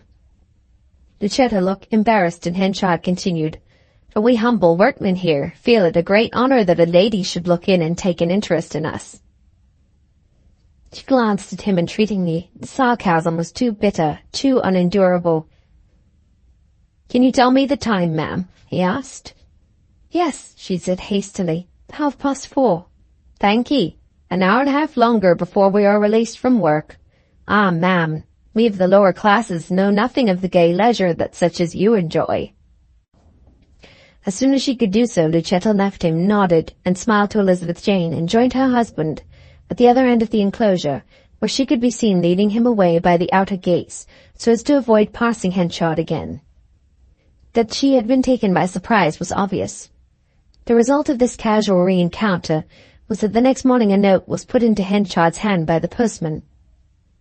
"Will you," said Lucetta, with as much bitterness as she could put into a small communication, "will you kindly undertake not to speak to me in the biting undertones you used today if I walk through the yard at any time? I bear you no ill will, and I am only too glad that you should have employment of my dear husband. But in common fairness, treat me as his wife, and do not try to make me wretched by covert sneers. I have committed no crime and done you no injury."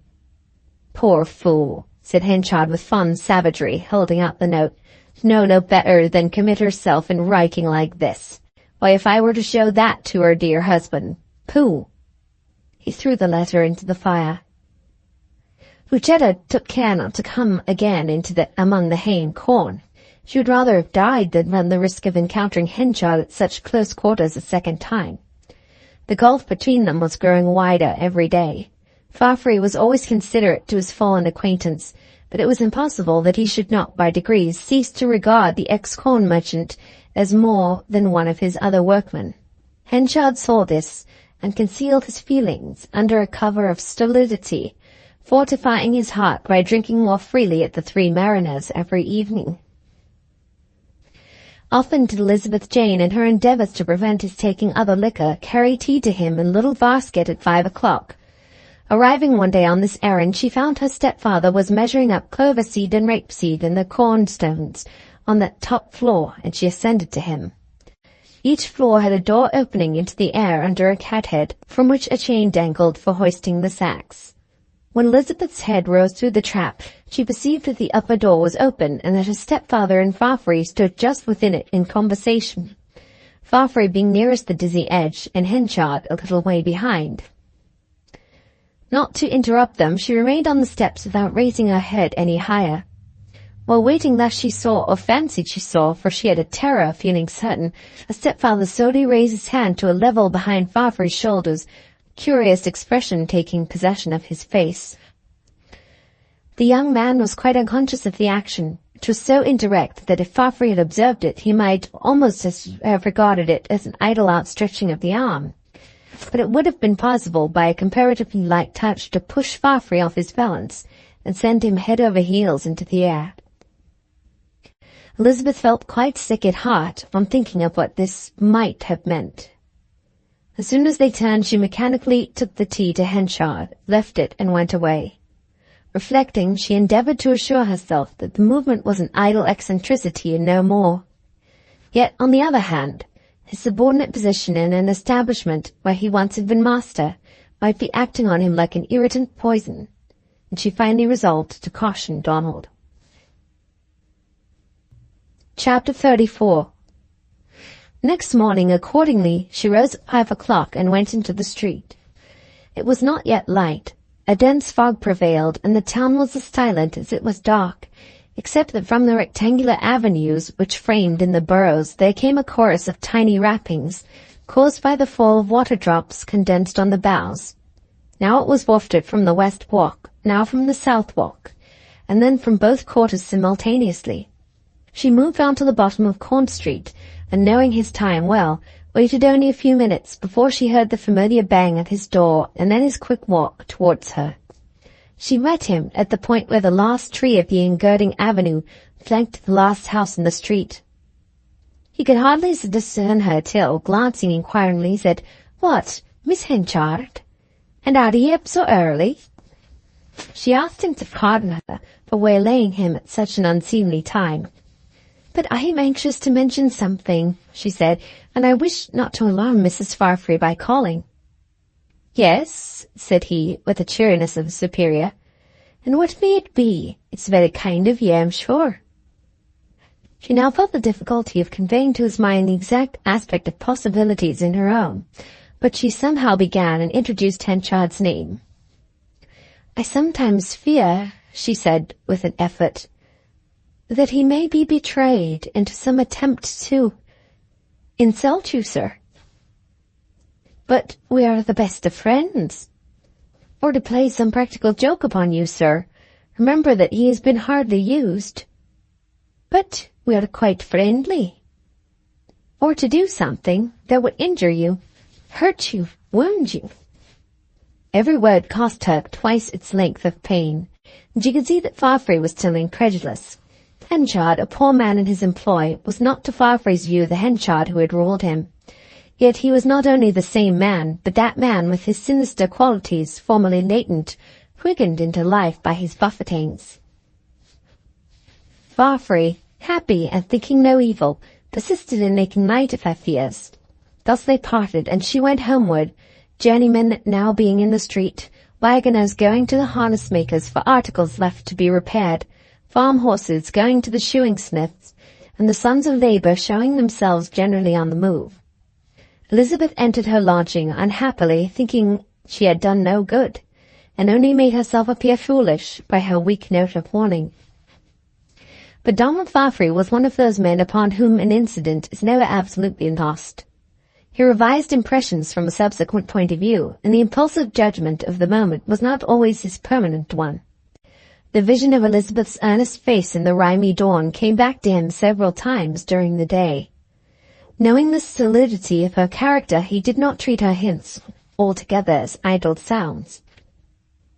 But he did not desist from a kindly scheme on Henchard's account that engaged him just then. And when he met Lawyer Joyce, the town clerk, later in the day, he spoke of it as if nothing had occurred to damp it. "About that little seedman's shop," he said. "The shop overlooking the churchyard, which is to let. It is not for myself I want it, but for our unlucky fellow townsman Henchard. It would be a new beginning for him, if a small one, and I've told the council that I would hit a private subscription among them to set him up in it, that I would be £50 if they would make up the other 50 among them." Yes, so I've heard, and there's nothing to say against it for that matter," the town clerk replied in his plain, frank way. "But Fafhrey, others see what you don't. Henchard hates ye. I hates ye, and 'tis right that you should know it. To my knowledge he was at the Three Mariners last night, saying in public that about you which a man ought not to say about another." "Is that so? Is that so?" said Fafhrey, looking down. "Why should he do it?" added the young man bitterly. "What harm have I done him, that he should try to wrong me?" "God only knows," said Joyce, lifting his eyebrows. "It shows much long-suffering in you to put up with him and keep him in your employ." "But I cannot discharge a man who was once a good friend to me. How can I forget when I came here 'twas he enabled me to make a footing for myself? No. As long as I've a day's work to offer, he shall do it if he chooses. 'Tis not I who will deny him such a little as that. But I'll drop the idea of establishing him in a shop till I can think more about it." It grieved Fafhrey much to give up this scheme, but a damp having been thrown over it by these and other voices in the air, he went and countermanded his orders. The then occupier of the shop was in it when Fafhrey spoke to him, and feeling it necessary to give some explanation of his withdrawal from the negotiation, Donald mentioned Henchard's name, and stated that the intentions of the council had been changed. The occupier was much disappointed, and straightway informed Henchard as soon as he saw him that a scheme of the council for setting him up in a shop had been knocked on the head by Fafhrey, and thus out of error, enmity grew. When Fafhrey got indoors that evening, the tea-kettle was sitting on the high hob of the semi-egg-shaped grate. Lucetta, light as a sylph, ran forward and seized his hands, whereupon Fafhrey duly kissed her. "Oh," she cried playfully, turning to the window, "see, the blinds are not drawn down and the people can look in. What a scandal!" When the candles were lighted, the curtains drawn, and the twain sat at tea, she noticed that he looked serious. Without directly inquiring why, she let her eyes linger solicitously on his face. "Who is called?" he absently asked. "Any folk for me?" "No," said Lucetta. "What's the matter, Donald?" "Well, nothing worth talking of," he responded sadly. "Then never mind it. You will get through it. Scotchmen are always lucky." "No, not always," he said, shaking his head gloomily as he contemplated a crumb on the table. "I know many who have not been so. There was Sandy MacFarlane, who started to America to try his fortune, and he was drowned. And Archibald Leith, he was murdered. And poor Willie Dunblees and Maitland McFreeze, they fell into bad courses and went the way of all such." "Why, you old goosey, I was only speaking in a general sense, of course. You are always so literal. Now, when we have finished tea, sing me that funny song about high-heeled shoon and silver tags, and the 1 in 40 wooers."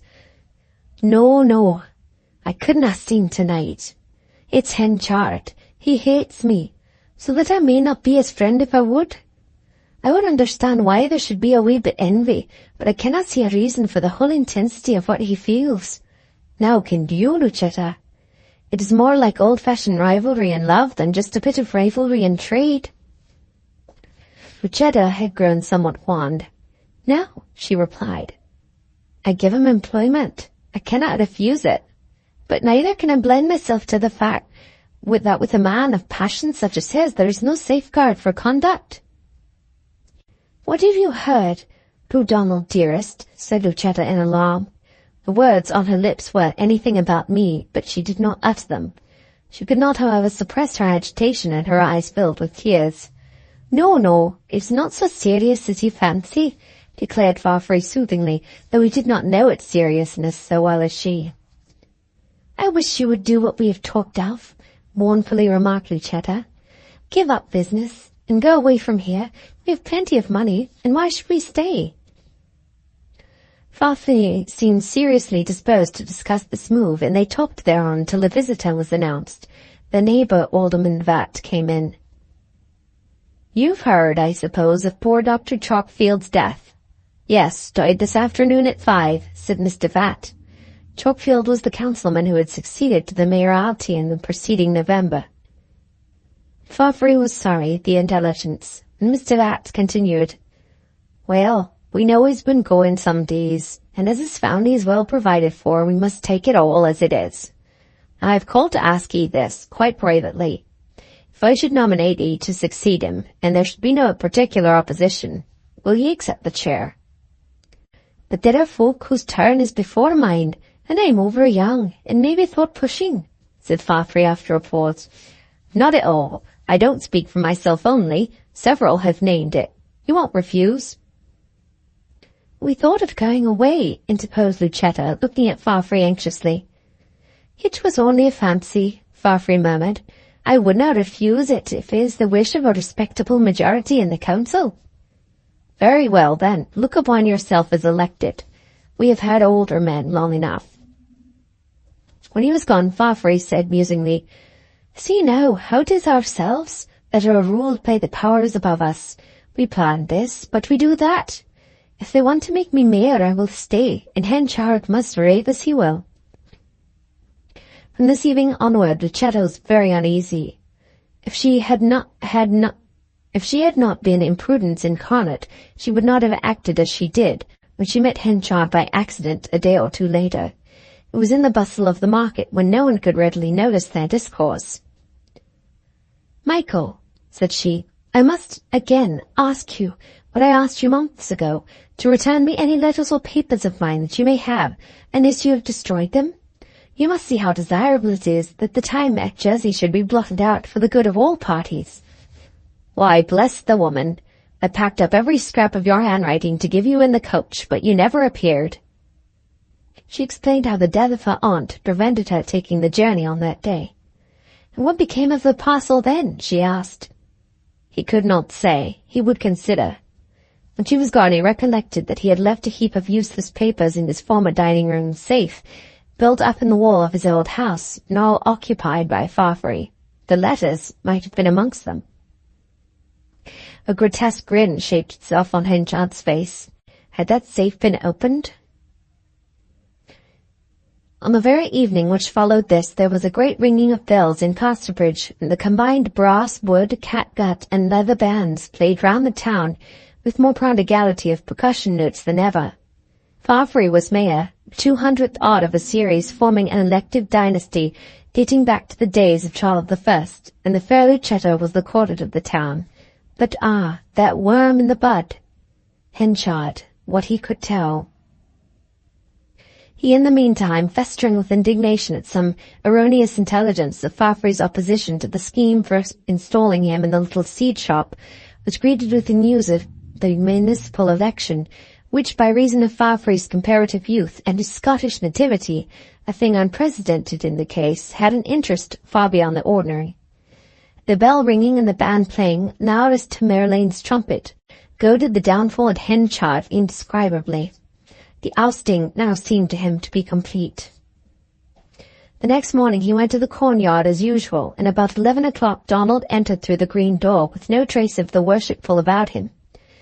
The yet more emphatic change of places between him and Henchard, which this election had established, renewed a slight embarrassment in the manner of the modest younger man. But Henchard showed the front of one who had overlooked all this, and Farfrey met his amenities halfway at once. "I was going to ask you," said Henchard, "about a packet that I may possibly have left in my old safe in the dining room." He added particulars. "If so, it is there now," said Farfrey. "I have never opened the safe at all as yet, for I keep my papers at the bank to sleep easy o' nights." "It was not of much consequence to me," said Henchard, "but I'll call for it this evening, if you don't mind." It was quite late when he fulfilled his promise. He had primed himself with grog, as he did very frequently now, and a curl of sardonic humour hung on his lip as he approached the house, as though he were contemplating some terrible form of amusement. Whatever it was, the incident of his entry did not diminish its force, this being his first visit to the house since he had lived there as owner.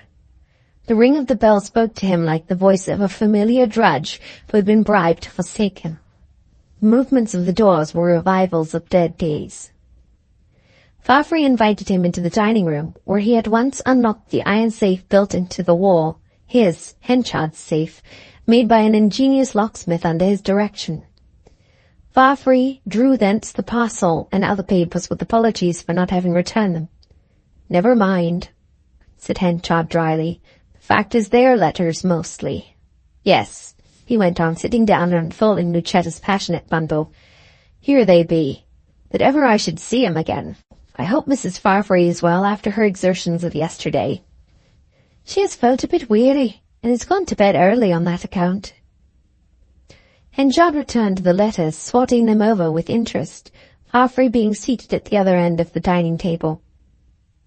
"You don't forget, of course," he resumed, "that curious chapter in the history of my past which I told you of, and that you gave me some assistance in. These letters are, in fact, related to that unhappy business, though, thank God, it is all over now." "What became of the poor woman?" asked Farfrey. "Luckily she married, and married well," said Henchard, "so that these reproaches she poured out on me do not now cause me any twinges, as they might otherwise have done. Just listen to what an angry woman will say." Farfrey, willing to humour Henchard, though quite uninterested and bursting with yawns, gave well-mannered attention.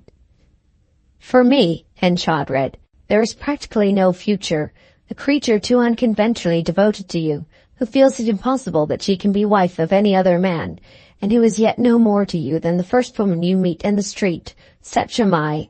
I quite acquit you of any intention to wrong me, yet you are the door through which wrong has come to me. That in the event of your present wife's death you will place me in her position is a consolation so far as it goes. But how far does it go? Thus I sit here, forsaken by my few acquaintance, and forsaken by you." "That's how she went on to me," said Henchard. "Acres of words like that, when what had happened was what I could not cure." "Yes," said Farfrey absently, "it is the way with women."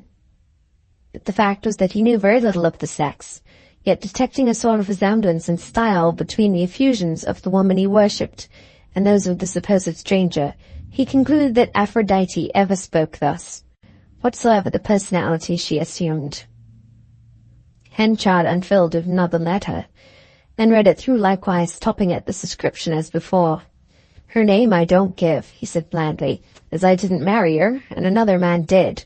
I can scarcely do that in fairness to her." True, said Farfrey. "But why didn't you marry her when your wife Susan died?"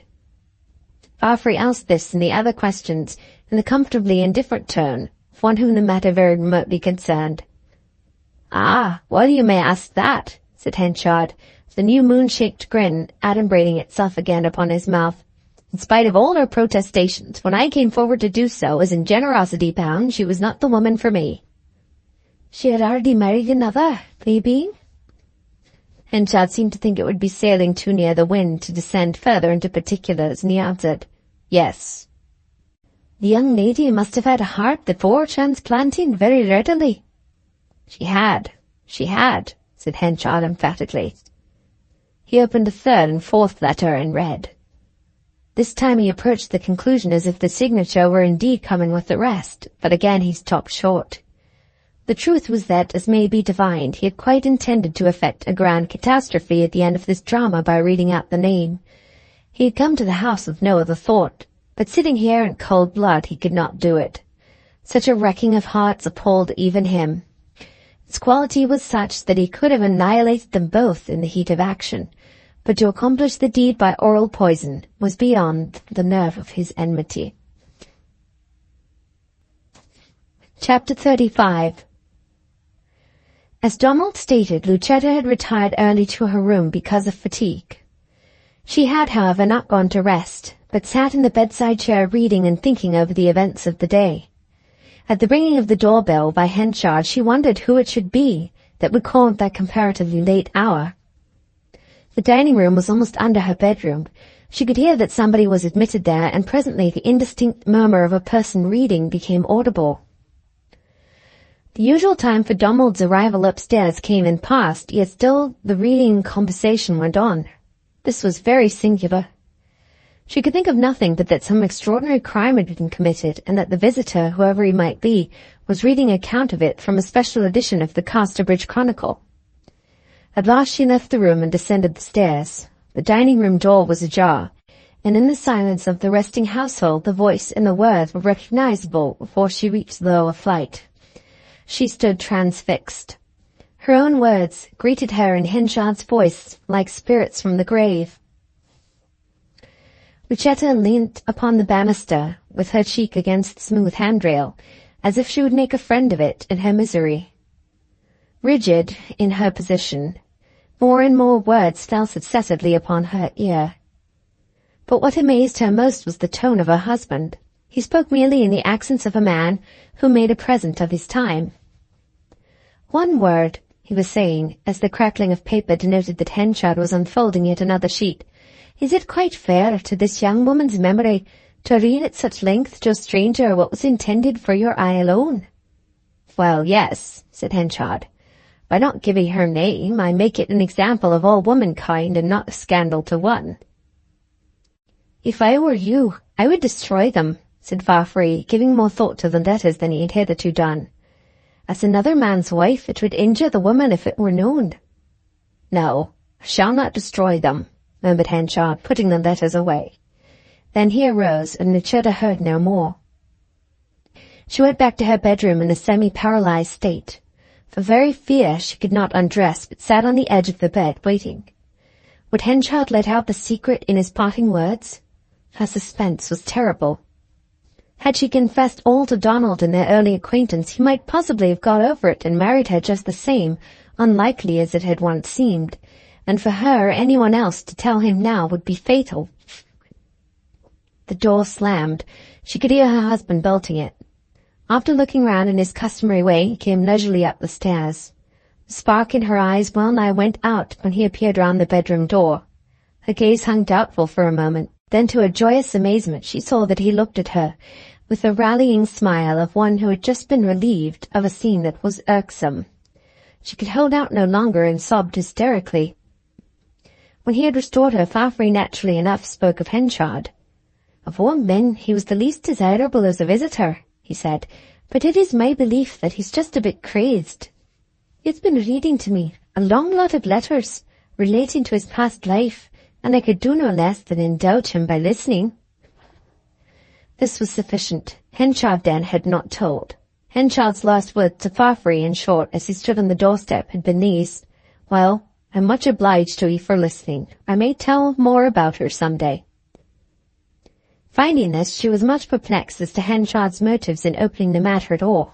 For in such cases we attribute to an enemy a power of consistent action which we never find in ourselves or in our friends, and forget that abortive efforts from want of heart are as possible to revenge as to generosity. Next morning Lucetta remained in bed, meditating how to parry this incipient attack. The bold stroke of telling Donald the truth, dimly conceived, was yet too bold, for she dreaded lest in doing so he, like the rest of the world, should believe that the episode was rather her fault than her misfortune.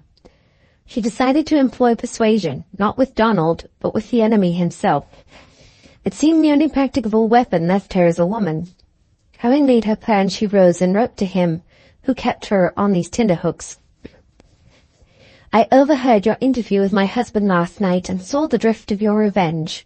The very thought of it crushes me. Have pity on a distressed woman. If you could see me, you would relent. You do not know how anxiety has told upon me lately. I will be at the ring at the time you leave work, just before the sun goes down. Please come that way. I cannot rest till I have seen you face to face and heard from your mouth that you will carry this horseplay no further." To herself she said, on closing up this appeal, "If ever tears and pleadings have served the weak to fight the strong, let them do so now." With this view she made a toilette which differed from all she had ever attempted before. To heighten her natural attractions had hitherto been the unvarying endeavour of her adult life, and one in which she was no novice, but now she neglected this, and even proceeded to impair the natural presentation. Beyond a natural reason for her slightly drawn look, she had not slept all the previous night, and this had produced upon her pretty though slightly worn features the aspect of a countenance aging prematurely from extreme sorrow. She selected, as much from want of spirit as design, her poorest, plainest, and longest discarded attire. To avoid the contingency of being recognized, she veiled herself and slipped out of the house quickly. The sun was resting on the hill like a drop of blood on an eyelid by the time she had got up the road opposite the amphitheatre, which she speedily entered. The interior was shadowy and emphatic of the absence of every living thing. She was not disappointed in the fearful hope with which she awaited him. Henchard came over the top, descended, and Lucetta waited breathlessly. But having reached the arena, she saw a change in his bearing. He stood still at a little distance from her. She could not think why. Nor could anyone else have known. The truth was that in appointing this spot and this hour for their rendezvous, Lucetta had unwittingly backed up her entreaty by the strongest argument she could have used outside words with this man of moods, glooms, and superstitions. Her figure in the midst of the huge enclosure, the unusual plainness of her dress, her attitude of hope and appeal, so strongly revived in his soul the memory of another ill-used woman who had stood there and thus in bygone days, and had now passed away into her rest, that he was unmanned, and his heart smote him for having attempted reprisals on one of a sex so weak. When he approached her, and before she had spoken a word, her point was half gained. His manner, as he had come down, had been one of cynical carelessness, but now he put away his grim half-smile and said in a kindly subdued tone, "Good night, ye. Of course I'm glad to come if you want me." "Oh, thank you," she said apprehensively. "I'm sorry to see ye looking so ill," he stammered with unconcealed compunction. She shook her head. "How can you be sorry," she asked, "when you deliberately cause it?" "What?" said Henchard uneasily. "Is it anything I have done that has pulled you down like that?" "It is all your doing," said she. "I have no other grief. My happiness would be secure enough but for your threats. Oh, Michael, don't wreck me like this. You might think that you have done enough. When I came here I was a young woman. Now I am rapidly becoming an old one.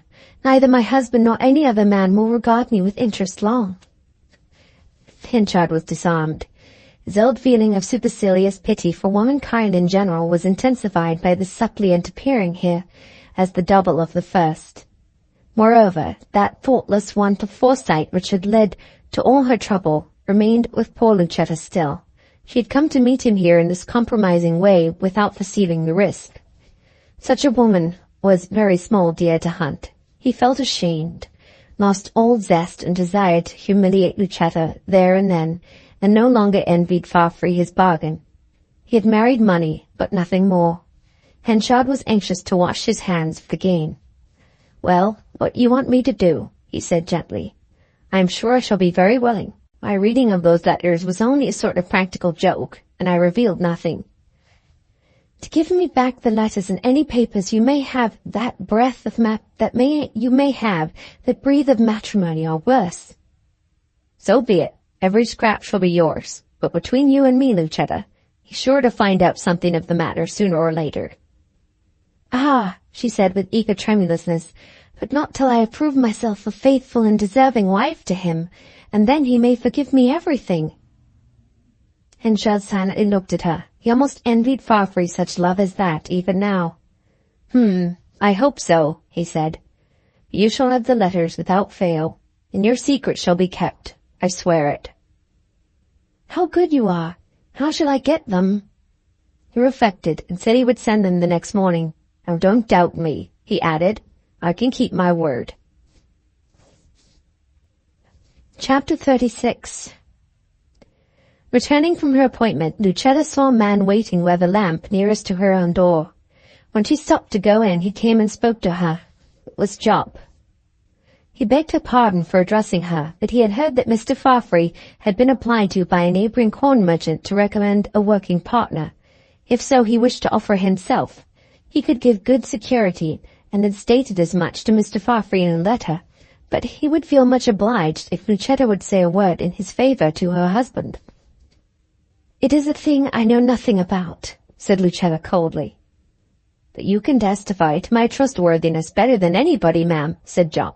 "I was in Jersey several years and knew you there by sight." "Indeed," she replied, "but I knew nothing of you." "I think, ma'am, that a word or two from you would secure for me what I covet very much," he persisted. She steadily refused to have anything to do with the affair, and cutting him short because of her anxiety to get indoors before her husband should miss her, left him on the pavement. He watched her till she had vanished and then went home. When he got there, he sat down in the fireless chimney corner, looking at the iron dogs, and the wood laid across them for heating the morning kettle. A movement upstairs disturbed him, and Henchard came down from his bedroom, where he seemed to have been rummaging boxes. "I wish," said Henchard, "you would do me a service, Job. Now, tonight, I mean, if you can. Leave this at Mrs. Farfrae's for her. I should take it myself, of course, but I don't wish to be seen there." He handed a package in brown paper, sealed. Henchard had been as good as his word. Immediately on coming indoors, he had searched over his few belongings, and every scrap of Lucetta's writing that he possessed was here. Job indifferently expressed his willingness. "Well, how have you got on today?" his lodger asked. "Any prospect of an opening?" "I'm afraid not," said Job, who had not told the other of his application to Farfrae. "There never will be in Casterbridge," declared Henchard decisively. "You must roam further afield." He said good night to Job and returned to his own part of the house. Job sat on till his eyes were attracted by the shadow of the candle snuff on the wall, and looking at the original, he found that it had formed itself into a head like a red-hot cauliflower. Henchard's packet next met his gaze. He knew there had been something of the nature of wooing between Henchard and the now Mrs. Farfrae, and his vague ideas on the subject narrowed themselves down to these. Henchard had a parcel belonging to Mrs. Farfrae, and he had reasons for not returning that parcel to her in person. What could be inside it? So he went on and on till, animated by resentment at Lucetta's haughtiness, as he thought it, and curiosity to learn if there was any weak side to this transaction with Henchard, he examined the package.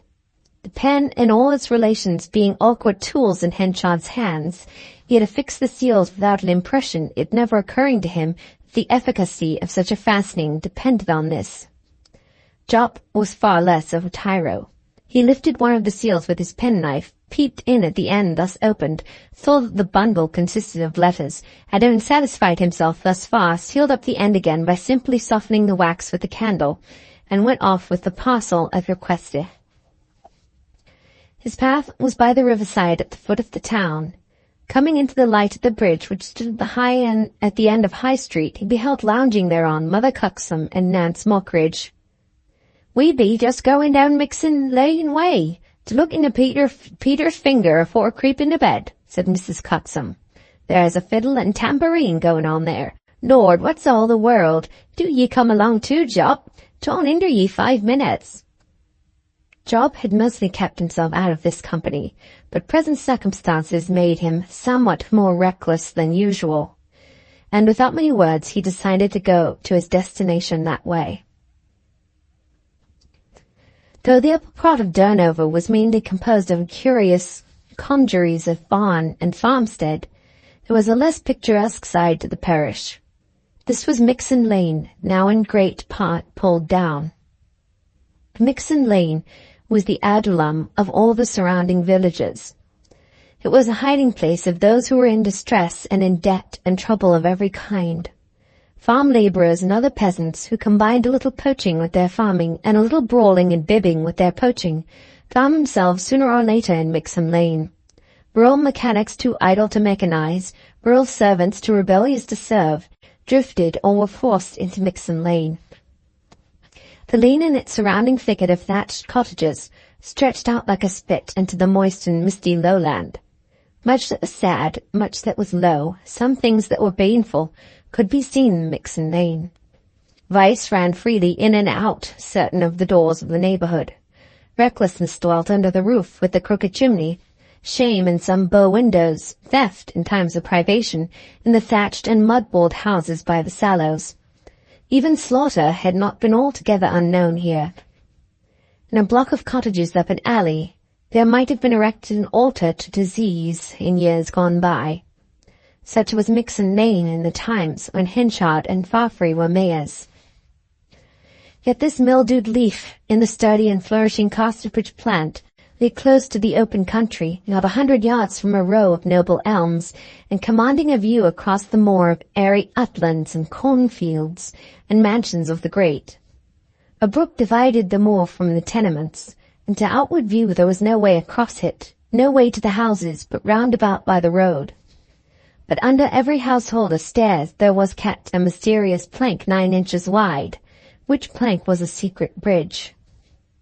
If you, as one of those refugee householders, came in from business after dark, and this was the business time here, who stealthily crossed the moor, approached the border of the aforesaid brook, and whistled opposite the house to which you belonged, a shape thereupon made its appearance on the other side, bearing the bridge on end against the sky.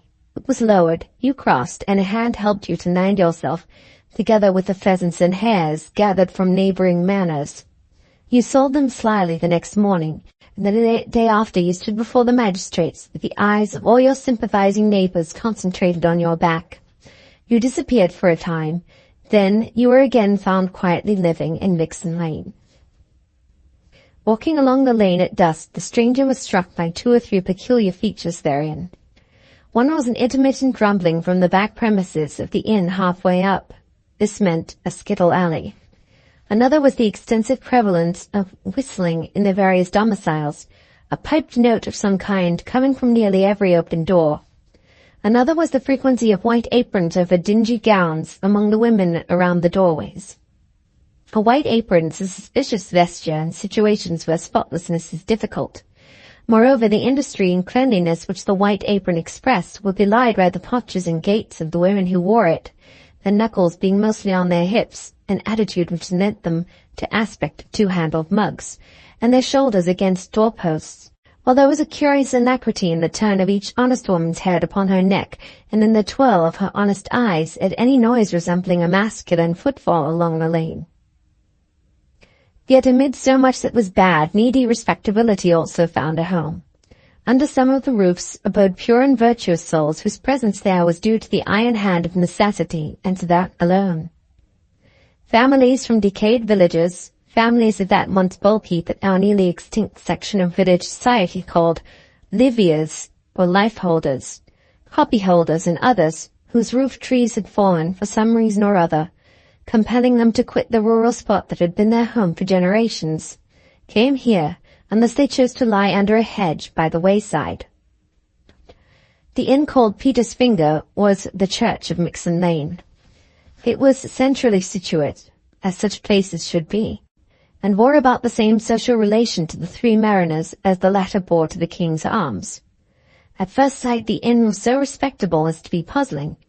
The front door was kept shut, and the step was so clean that evidently but few persons entered over its sanded surface. But at the corner of the public house was an alley, a mere slit dividing it from the next building. Halfway up the alley was a narrow door, shiny and paintless from the rub of infinite hands and shoulders. This was the actual entrance to the inn.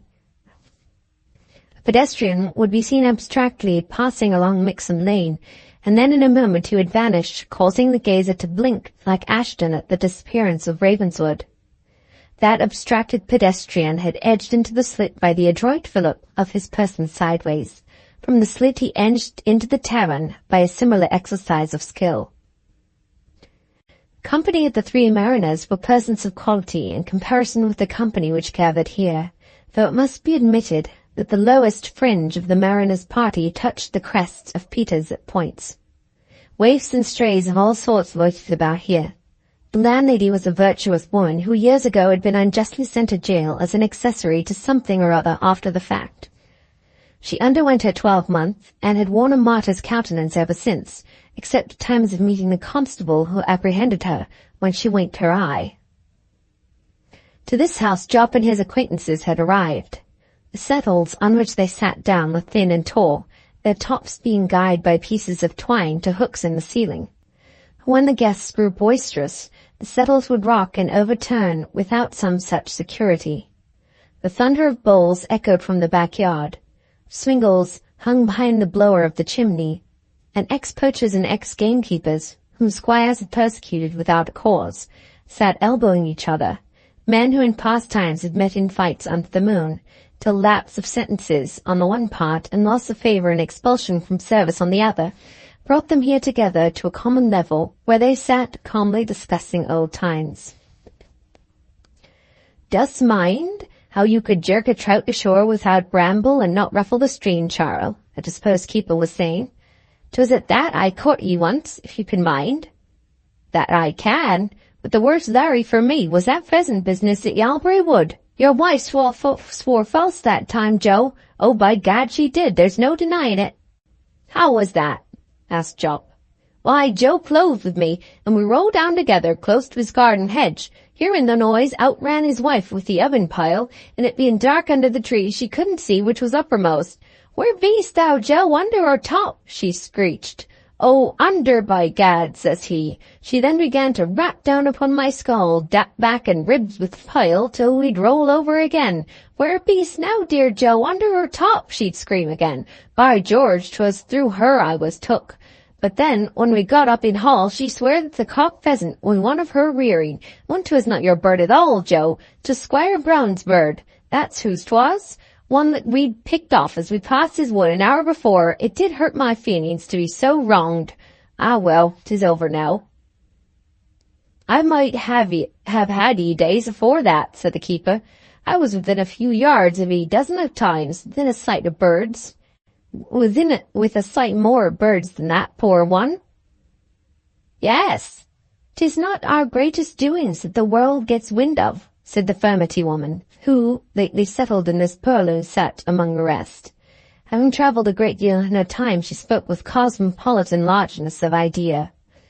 It was she who presently asked Jop what was the parcel he kept so snugly under his arm. "Ah, therein lies a grand secret," said Jop. "It is the passion of love. To think that a woman should love one man so well and hate another so unmercifully."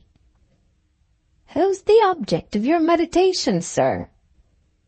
"One that stands high in this town. I'd like to shame her. 'Pon my life, 'twould be as good as a play to read her love letters, the proud piece of silk and waxwork, for it is her love letters that I've got here." "Love letters? Then let's hear 'em, good soul," said Mother Cutsum. "Lord, do you mind, Richard, what fools we used to be when we were younger? Getting a schoolboy to write ours for us, and giving him a penny, do you mind, not to tell other folks what he'd put inside, do you mind?" By this time Jop had pushed his finger under the seals and unfastened the letters, tumbling them over and picking up one here and there at random, which he read aloud. These passages soon began to uncover the secret which Lucetta had so earnestly hoped to keep buried, though the epistles, being allusive only, did not make it altogether plain. "Mrs. Farfrey wrote that," said Nance Mockridge. "'Tis a humbling thing for us, as respectable women, that one of the same sex could do it, and now she's vowed herself to another man." "So much the better for her," said the aged furmity woman. "Ah, I saved her from a real bad marriage, and she's never been the one to thank me." "I say, what a good foundation for a skimmity ride," said Nance. "True," said Mrs. Cuxom, reflecting. "'Tis as good a ground for a skimmity ride as ever I knowed, and it ought not to be wasted. The last one seen in Casterbridge must have been 10 years ago, if a day." At this moment there was a shrill whistle, and the landlady said to the man who had been called Charles, "'Tis Jim coming in. Would you go and let down the bridge for me?" Without replying, Charles and his comrade Joe rose, and receiving the lantern from her, went out at the back door and down the garden path, which ended abruptly at the end of the stream already mentioned. Beyond the stream was the open moor, from which a clammy breeze smote upon their faces as they advanced. Taking up the board that had lain in readiness, one of them lowered it across the water, and the instant its further end touched the ground, footsteps entered upon it, and there appeared from the shade a stalwart man with straps round his knees, a double-barreled gun under his arm, and some birds slung up behind him. They asked him if he had had much luck. "Not much," he said indifferently. "All safe inside." Receiving a reply in the affirmative, he went on inwards, the others withdrawing the bridge and beginning to retreat in his rear. Before, however, they had paused the house, a cry of "Ahoy!" from the moor led them to pause. The cry was repeated. They pushed the lantern into an outhouse and went back to the bridge of the stream. "Ahoy! Is this the Mayor of Casterbridge?" said someone from the other side. "Not in particular," said Charles. "There's a river afore ye." "I don't care. Here's 4 through it," said the man in the moor. "I've had a travelling enough for today." "Stop a minute then," said Charles, finding that the man was no enemy. "Joe, bring the plank and lantern. Here's somebody that's lost his way. You should have kept along the turnpike road, friend, and not have struck across here." "I should, as I see now, but I saw a light here, and I says to myself, there's an outlying house, depend on't." The plank was now lowered, and the stranger's form shaped itself from the darkness. He was a middle-aged man, with hair and whiskers prematurely grey, and a broad and genial face. He had crossed on the plank without hesitation, and seemed to see nothing odd in the transit. He thanked them, and walked between them up the garden. "What place is this?" he asked, when they reached the door. "A public house." "Ah, perhaps it will suit me to put up at. Now then, come in and wet your whistle at my expense for the lift over you have given me." They followed him into the inn, where the increased light exhibited him as one who would stand higher in an estimate by the eye than in one by the ear. He was dressed with a certain clumsy richness, his coat being furred and his head covered by a cap of sealskin, which, though the nights were chilly, must have been warm for the daytime, spring being somewhat advanced. In his hand he carried a small mahogany case strapped and clamped with brass. Apparently surprised at the kind of company which confronted him through the kitchen door, he at once abandoned his idea of putting up at the house. Taking the situation lightly, he called for glasses of the best, paid for them as he stood in the passage, and turned to proceed on his way by the front door. This was barred, and while the landlady was unfastening it, the conversation about the Skimmington was continued in the sitting-room and reached his ears. "What do they mean by a skimmity ride?" he asked. "How, sir," said the landlady, swinging her long earrings with deprecating modesty. "'Tis an old foolish thing they do in these parts when a man's wife is, well, not too particularly his own, but as a respectable householder I don't encourage it." "Still, are they going to do it shortly? It's a good sight to see, I suppose." "Well, sir," she simpered, and then bursting into naturalness and glancing from the corner of her eye, "'tis the funniest thing under the sun, and it costs money." "Ah, I remember hearing of some such thing. Now I shall be in Casterbridge for 2 or 3 weeks to come, and should not mind seeing the performance. Wait a moment." He turned back, entered the sitting-room, and said, "Here, good folks, I should like to see the old custom you were talking of, and I don't mind being something towards it. Take that." He threw a sovereign on the table and returned to the landlady at the door, of whom, having inquired the way into town, he took his leave.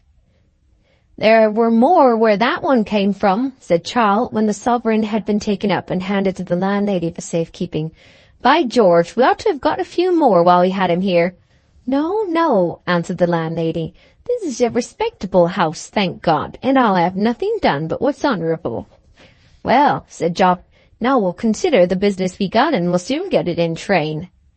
"We will," said Nance. "A good laugh warms my heart more than a cordial, and that's the truth on't."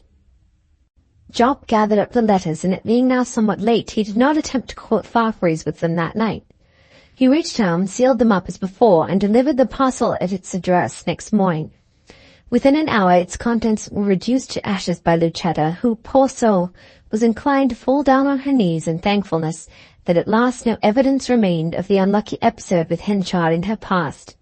For though hers had been rather the laxity of inadvertence than of intention, that episode, if known, was not the less likely to operate fatally between herself and her husband. Chapter 37. Such was the state of things when the current affairs of Casterbridge were interrupted by an event of such magnitude that its influence reached to the lowest social stratum there during the depths of its society simultaneously with the preparations for the skimmington. It was one of those excitements which, when they move a country town, leave a permanent mark upon its chronicles, as a warm summer permanently marks the ring in the tree trunk corresponding to its date. A royal personage was about to pass through the borough, on his course further west, to inaugurate an immense engineering work out that way.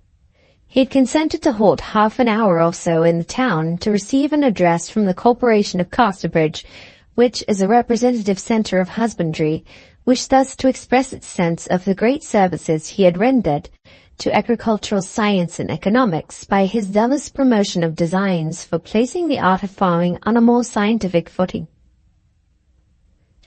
Royalty had not been seen in Casterbridge since the days of the third King George, and then only by candlelight for a few minutes when that monarch on a night journey had stopped to change horses at the King's Arms.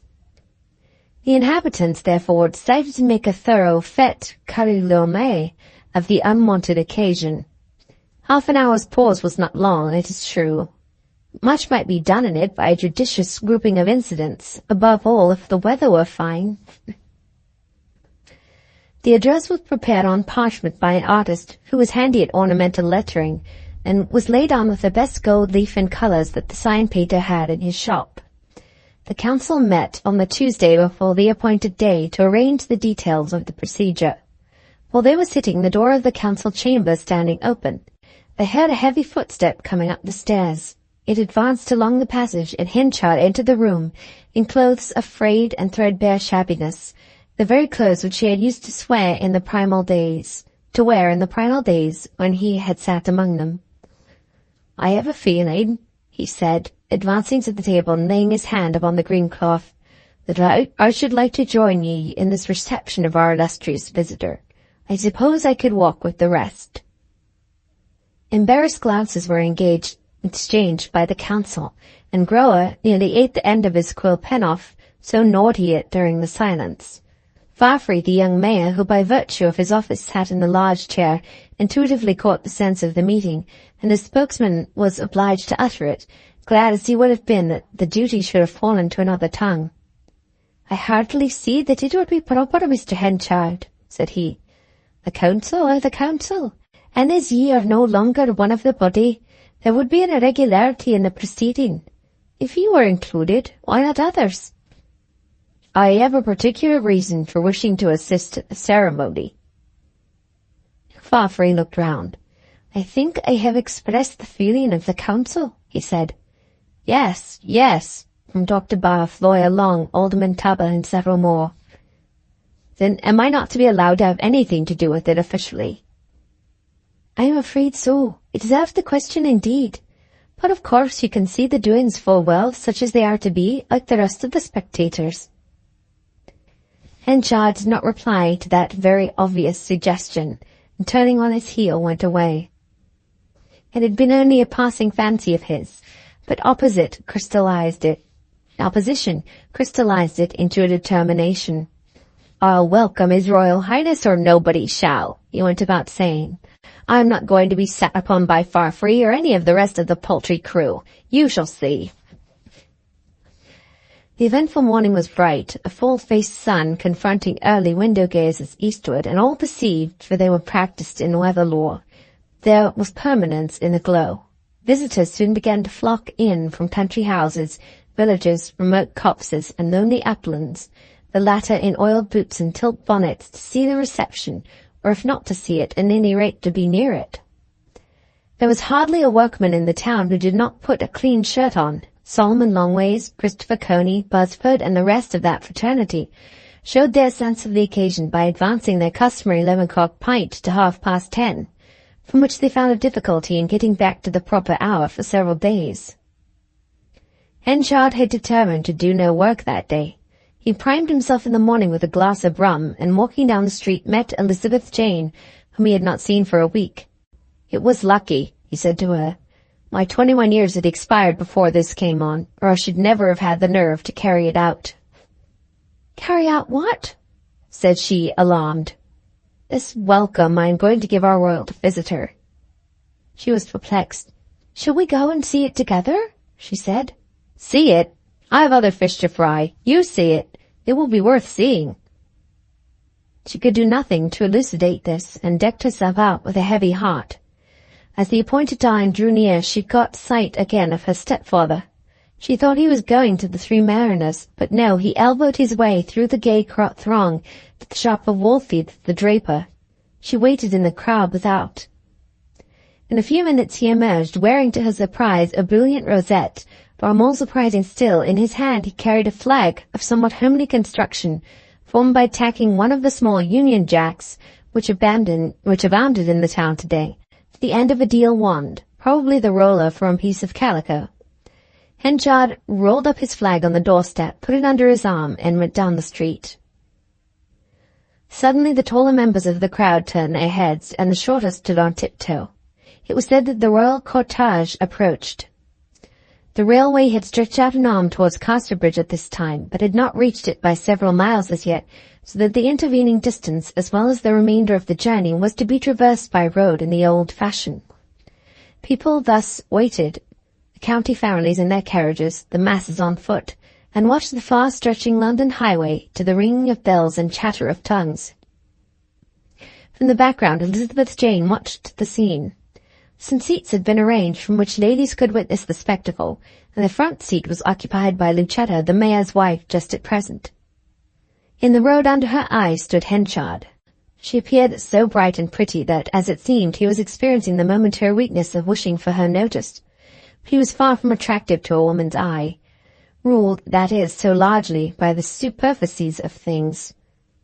He was not only a journeyman, unable to appear as he formerly had appeared, but he disdained to appear as well as he might. Everybody else, from the mayor to the washerwoman, shone in new vesture according to means, but Henchard had doggedly retained the fretted and weather-beaten garments of bygone years. Hence, alas, this occurred. Lucetta's eyes slid over him to this side and to that without anchoring on his features, as gaily dressed women's eyes will too often do on such occasions. Her manner signified quite plainly that she meant to know him in public no more. She was never tired of watching Donald as he stood in animated converse with his friends a few yards off, wearing round his young neck the official gold chain with great square links, like that round the royal unicorn. Every trifling emotion that her husband showed as he talked had its reflex on her face and lips, which moved in little duplicates to his. She was living his part rather than her own, and cared for no one's situation but Farfrae's that day.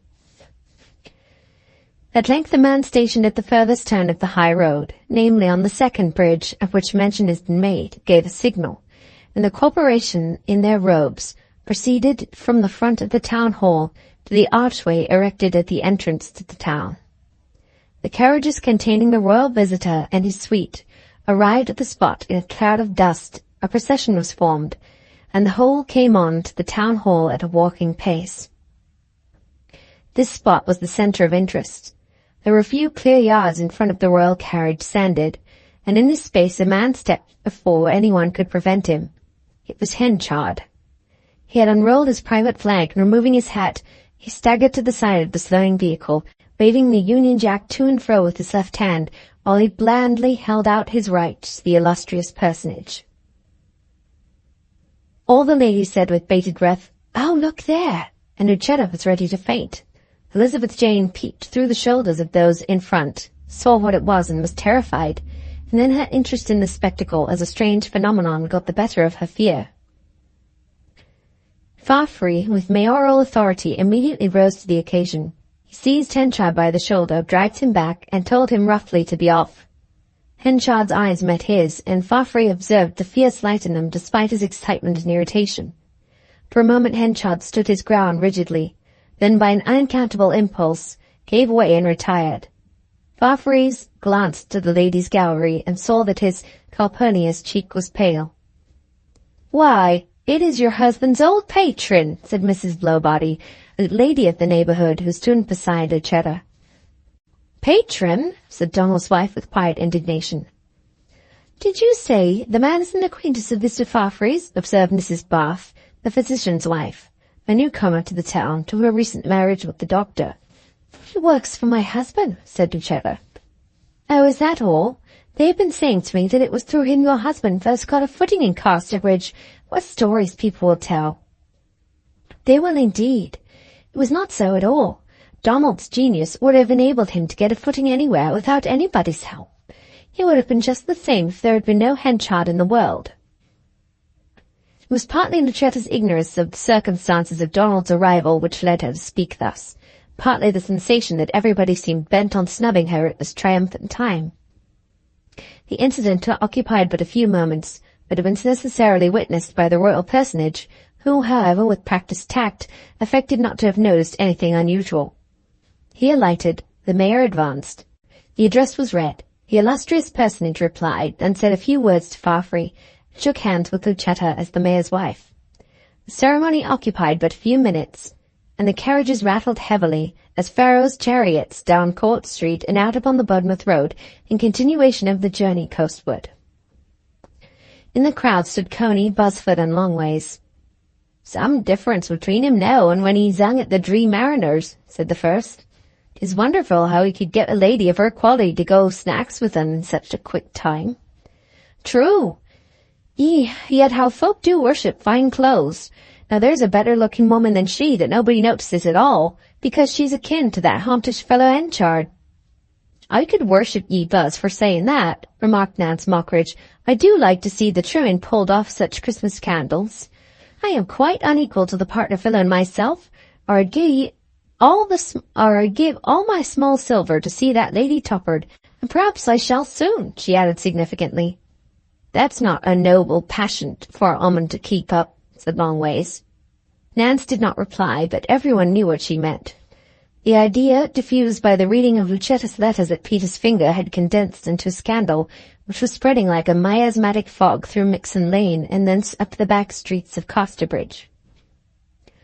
This mixed assemblage of idlers, known to each other, presently fell apart into two bands by a process of natural selection, the frequenters of Peter's Finger going off Mixen Lane wards, where most of them lived, while Coney, Buzzford, Longways, and that connection remained in the street.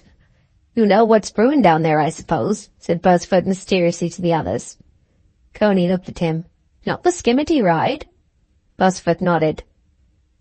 "I have my doubts if it will be carried out," said Longways. "If they're getting it up, they're keeping it mighty close. I heard they were thinking of it a fortnight ago, at all events." "If I were sure on't, I'd lay information," said Longways emphatically. "'Tis too rough a joke and apt to wake riots in towns. We know that the Scotchman is a right enough man, and that his lady has been a right enough woman since she came here. And if there was anything wrong about her afore, that's their business, not ours." Coney reflected. Farfrey was still liked in the community, but it must be owned that, as the mayor and man of money engrossed with affairs and ambitions, he had lost in the eyes of the poorer inhabitants something of that wondrous charm which he had for them as a light-hearted, penniless young man who sang ditties as readily as the birds in the trees. Hence the anxiety to keep him from annoyance showed not quite the ardour that would have animated it in former days. "Suppose we make inquiration into it, Christopher," continued Longways. "And if we find there's really anything in it, drop a letter to them most concerned and advise them to keep out of the way." This course was decided on, and the group separated, Buzzford saying to Coney, "Come, my ancient friend, let's move on. There's nothing more to see here." These well-intentioned ones would have been surprised had they known how right the great jocular plot really was. "Yes, tonight," Jop had said to the Peters party at the corner of Mixen Lane, "as a wind-up to the royal visit, the hit will be all the more pat by reason of their great elevation today." To him, at least, it was not a joke, but a retaliation. Chapter 38. The proceedings had been brief, too brief to Lucetta, whom an intoxicating Weltblast had fairly mastered. But they had brought her a great triumph nevertheless. The shake of the royal hand still lingered in her fingers, and the chit-chat she had overheard that her husband might possibly receive the honour of knighthood, though idle to a degree, seemed not the wildest vision. Stranger things had occurred to men so good and captivating as her Scotchman was. After the collision with the mayor, Henchard had withdrawn behind the ladies' stand, and there he stood, regarding with a stare of abstraction the spot on the lapel of his coat where Fafhrey's hand had seized it. He put his own hand there, as if he could hardly realize such an outrage from one whom it had once been his wont to treat with ardent generosity. While pausing in his half-stupefied state, the conversation of Lucetta with the other ladies reached his ears, and he distinctly heard her deny that he had assisted Donald, that he was anything more than a common journeyman. He moved on homeward and met Jop in the archway to the Bull Stake. "So you've had a snub," said Jop. "And what if I have?" answered Henchard sternly. "Oh, I've had one too, so we're both under the same cold shade." He briefly related his attempt to win Lucetta's intercession. Henchard merely heard his story, without taking it deeply in. His own relation to Fafhrey and Lucetta overshadowed all kindred ones. He went on saying brokenly to himself, "She has supplicated to me in her time, and now her tongue won't own me nor her eyes see me, and he, how angry he looked. He drove me back as if I were a bull breaking fence. I took it like a lamb, for I saw it could not be settled there.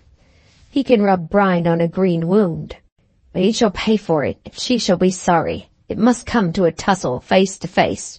Then we'll see how a coxcomb confront a man." Without further reflection, fallen merchant, bent on some wild purpose, ate a hasty dinner and went forth to find Fafhrey. After being injured by him as a rival and snubbed by him as a journeyman, the crowning degradation had been reserved for this day, that she should be shaken at the collar by him as a vagabond in the face of the whole town. The crowds had dispersed, but for the green arches which still stood as they were erected, Casterbridge life had resumed its ordinary shape. Henchard went down Corn Street till he came to Fafhrey's house, where he knocked and left a message that he would be glad to see his employer at the granaries as soon as he conveniently could come there. Having done this, he proceeded round to the back and entered the yard. Nobody was present, for, as he had been aware, the labourers and carters were enjoying a half-holiday on account of the events of the morning, though the carters would have to return for a short time later on to feed and litter down the horses. He had reached the granary steps and was about to ascend when he said to himself aloud, "I'm stronger than he." Henchard returned to his shed, where he selected a short piece of rope from several inches that were lying about.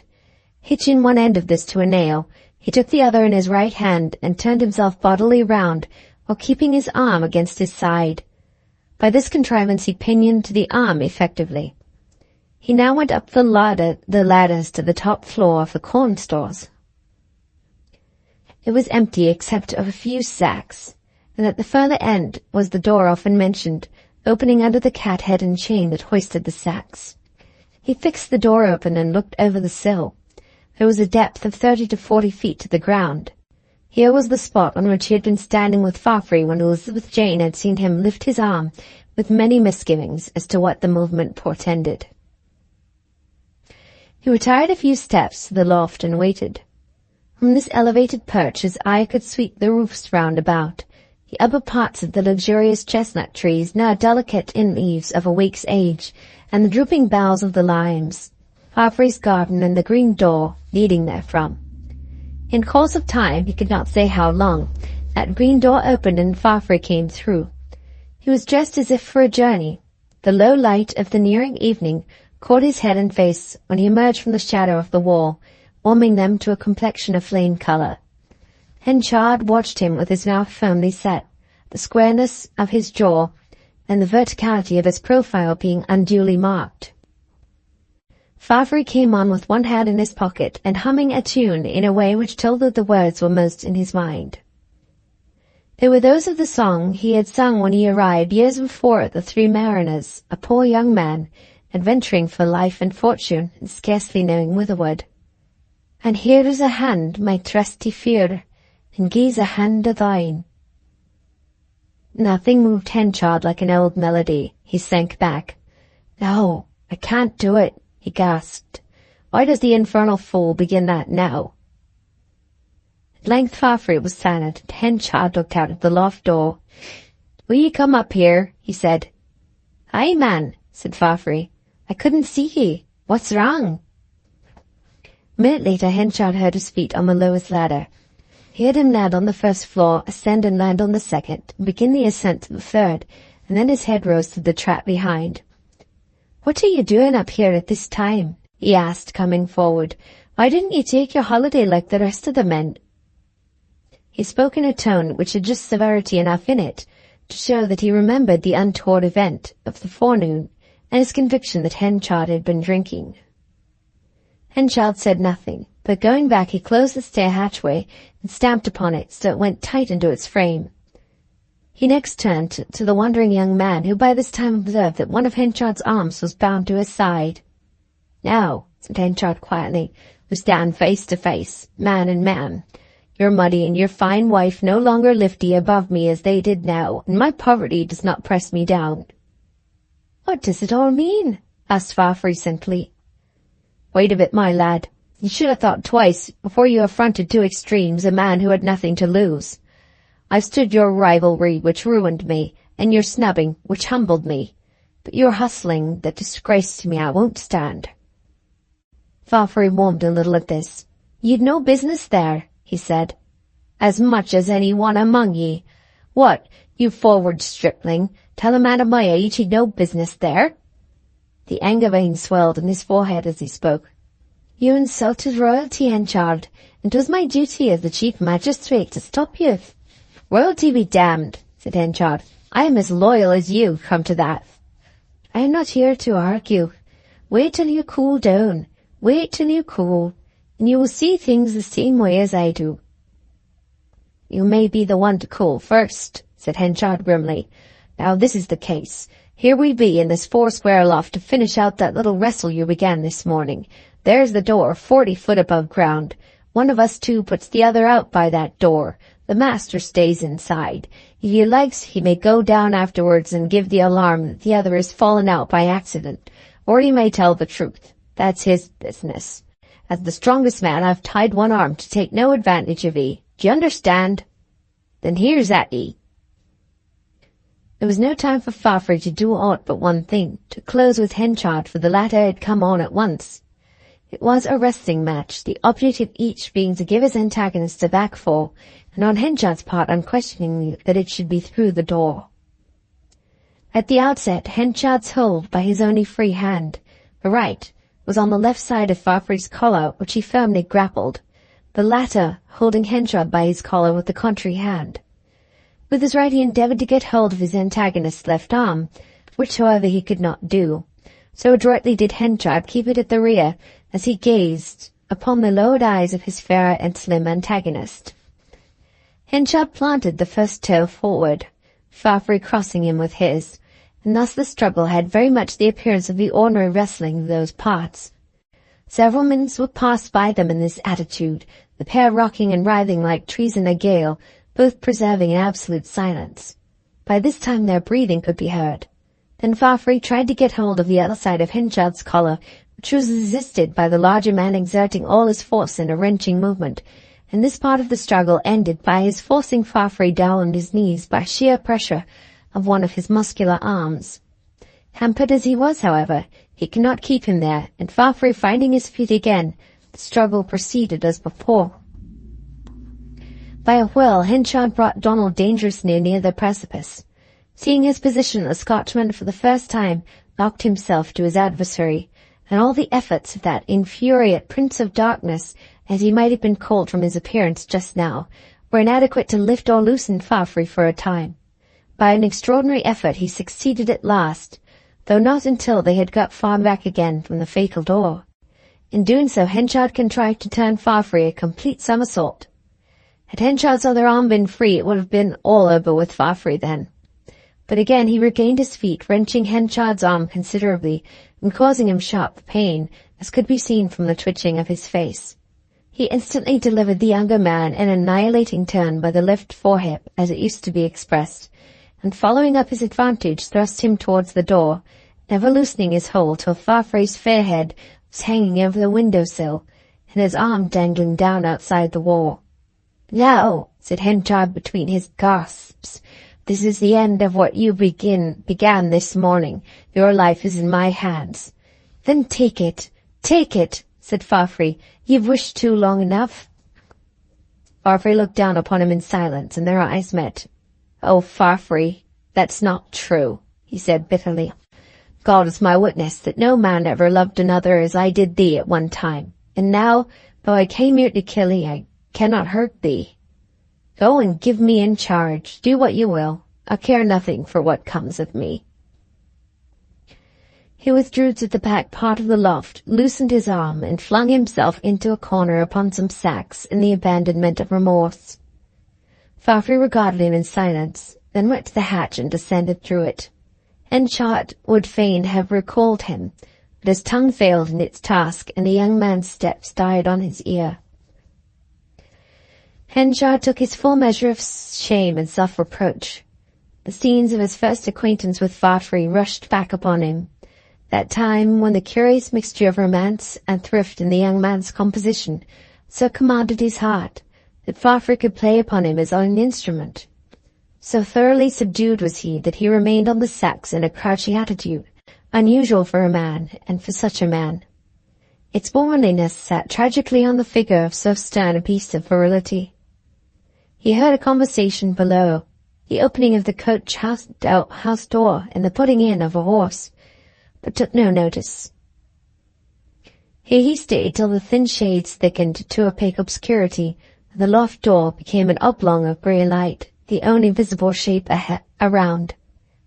At length he arose, shook the dust from his clothes wearily, felt his way to the hatch, gropingly descended the steps till he stood in the yard.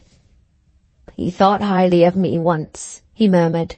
Now he'll hate me and despise me forever. He became possessed by an overpowering wish to see Farfrey again that night, and by some desperate pleading to attempt the well-nigh impossible task of winning pardon for his late mad attack. But as he walked towards Farfrey's door, he recalled the unheeded doings in the yard, which he had lain above in a sort of stupor. Farfrey, he remembered, had gone to the stable and put the horse into a gig. While doing so, Whittle had brought him a letter. Farfrey had then said that he would not go towards Budmouth as he had intended, that he was unexpectedly summoned to Weatherbury, and meant to call at Millstock on his way thither, that place lying but 1 or 2 miles out of his course. He must have come prepared for a journey when he first arrived in the yard, unsuspecting enmity, and he must have driven off, though in a changed direction, without saying a word to anyone on what had occurred between themselves. It would therefore be useless to call at Farfrey's house till very late. There was no help for it but to wait till his return, though waiting was almost torture to his restless and self-accusing soul. He walked about the streets and outskirts of the town, lingering here and there till he reached the stone bridge, of which mention has been made, an accustomed halting place with him now. Here he spent a long time, the purl of waters through the weirs meeting his ear, and the Casterbridge lights glimmering at no great distance off. While leaning thus upon the parapet, his listless attention was awakened by sounds of an unaccustomed kind from the town quarter. There were a confusion of rhythmical noises, to which the streets added yet more confusion by encumbering them with echoes. His first incurious thought, the clangor arose from the town band, engaged in an attempt to round off a memorable day by a burst of evening harmony, was contradicted by certain peculiarities of reverberation. But inexplicability did not rouse him to more than a cursory heed. His sense of degradation was too strong for the admission of foreign ideas, and he leant against the parapet as before. Chapter 39. When Farfrey descended out of the loft, breathless from his encounter with Henchard, he paused at the bottom to recover himself. He arrived at the yard with the intention of putting the horse into the gig himself, all the men having holiday, and driving to a village on the Budmouth road. Despite the fearful struggle, he decided still to persevere in his journey, so as to recover himself before going indoors and meeting the eyes of each other. He wished to consider his course in a case so serious. When he was just on the point of driving off, Whittle arrived with a note badly addressed and bearing the word immediate upon the outside. On opening it, he was surprised to see that it was unsigned. It contained a brief request that he would go to Weatherbury that evening about some business which he was conducting there. Farfrae knew nothing that could make it pressing, but as he was bent upon going out, he yielded to the anonymous request, particularly as he had a call to make at Mellstock, which could be included in the same tour. Thereupon he told Whittle of his change of direction, in words which Henchard had overheard, and set out on his way. Farfrae had not directed his man to take the message indoors, and Whittle had not been supposed to do so on his own responsibility. Now the anonymous letter was a well-intentioned but clumsy contrivance of Longways and other of Farfrae's men to get him out of the way for the evening in order that the satirical mummery should fall flat if it were attempted. By giving open information, they would have brought down upon their heads the vengeance of those among their comrades who enjoyed these boisterous old games, and therefore the plan of sending a letter recommended itself by its indirectness. For poor Lucetta they took no protective measure, believing with the majority there was some truth in the scandal, which she would have to bear as she best might. It was about 8 o'clock, and Lucetta was sitting in the drawing-room alone. Night had set in for more than half an hour, but she had not had the candles lighted, for when Farfrae was away she preferred waiting for him by the firelight, and if it were not too cold, keeping one of the window sashes a little way open, that the sound of his wheels might reach her ears early. She was leaning back in her chair in a more hopeful mood than she had enjoyed since her marriage. The day had been such a success, and the temporary uneasiness which Henchard's show of effrontery had wrought in her disappeared with the quiet disappearance of Henchard himself under her husband's reproof. The floating evidences of her absurd passion for him and its consequences had been destroyed, and she really seemed to have no cause for fear. The reverie in which these and other subjects mingled was disturbed by a hubbub in the distance that increased moment by moment. It did not greatly surprise her, the afternoon having been given up to recreation by a majority of the populace since the passage of the royal equipages. But her attention was at once riveted to the matter by the voice of a maid-servant next door, who spoke from an upper window across the street to some other maid even more elevated than she. "Which way be they going now?" inquired the first with interest. "I can't be sure for a moment," said the second, "because of the maltster's chimbley. Oh, yes, I can see 'em. Why, I declare! What? From the first, more enthusiastically. "They're coming up Corn Street after all. They sit back to back." "What, 2 of them? Are there 2 figures?" "Yes, 2 images on a donkey back to back. Their elbows tight to one another. She's facing the head and he's facing the tail." "Is it meant for anybody particular?" "Well, it could be. The man has got on a blue coat and kerseymere leggings, and he has black whiskers and a reddish face. 'Tis a stuffed figure with a false face." The din was increasing now, then it lessened a little. "There, I shan't see it, after all," cried the disappointed first maid. "They've gone into a back street, that's all," said the one who occupied the enviable position in the attic. "There, now I have got 'em all endways nicely." "What's the woman like? Just say, and I can tell in a moment, for 'tis meant for one I've in mind." Why, 'tis dressed just as she was dressed when she sat in the front seat at the time the play actors came to the town hall." Lucetta started to her feet, and almost at the instant the door of the room was quickly and softly opened. Elizabeth Jane advanced into the firelight. "I have come to see you," she said breathlessly. "I did not stop to knock. Forgive me. I see you have not shut your shutters, and the window is open." Without waiting for Lucetta's reply, she crossed quickly to the window and pulled out one of the shutters. Lucetta glided to her side. "Let it be. Hush," she said peremptorily in a dry voice, while she seized Elizabeth Jane by the hand and held up her finger. The intercourse had been so low and hurried that not a word had been lost to the conversation without, which had thus proceeded. "Her neck is uncovered, and her hair in bands, and her back comb in place. She's got on a puce silk and white stockings and coloured shoes." Again Elizabeth Jane attempted to close the window, but Lucetta held her by main force. "'Tis thee," she said, with a face pale as death. "A procession, a scandal, an effigy of me and him." The look of Elizabeth betrayed that the latter knew it already. "Let us shut it out, coaxed Elizabeth Jane, noting that the rigid wildness of Lucetta's features was growing yet more rigid and wild with the nearing of the noise and laughter. "Let us shut it out." "It is of no use," she shrieked out. "He will see it, won't he? Donald will see it. He is just coming home, and it will break his heart. He will never love me any more, and oh, it will kill me, kill me." Elizabeth Jane was frantic now.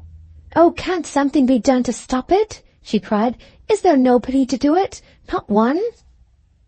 She relinquished Lucetta's hands and ran to the door. Lucetta herself, saying recklessly, "I will see it," turned to the window, threw up the sash, and went out upon the balcony. Elizabeth immediately followed her, and put her arm round her to pull her in. Lucetta's eyes were straight upon the spectacle of the uncanny revel now advancing rapidly. The numerous lights around the two effigies threw them up into lurid distinctness. It was impossible to mistake the pair for other than the intended victims. Come in, implored Elizabeth, "and let me shut the window." She's me, even to the parasol, my green parasol," cried Lucetta with a wild laugh as she stepped in. She stood motionless for 1 second, then fell heavily to the floor. Almost at the instant of her fall, the rude music of the skimmington ceased. The roars of sarcastic laughter went off in ripples, and the trampling died out like the rustle of a spent wind. Elizabeth was only indirectly conscious of this. She had rung the bell and was bending over Lucetta, who remained convulsed on the carpet in the paroxysms of an epileptic seizure.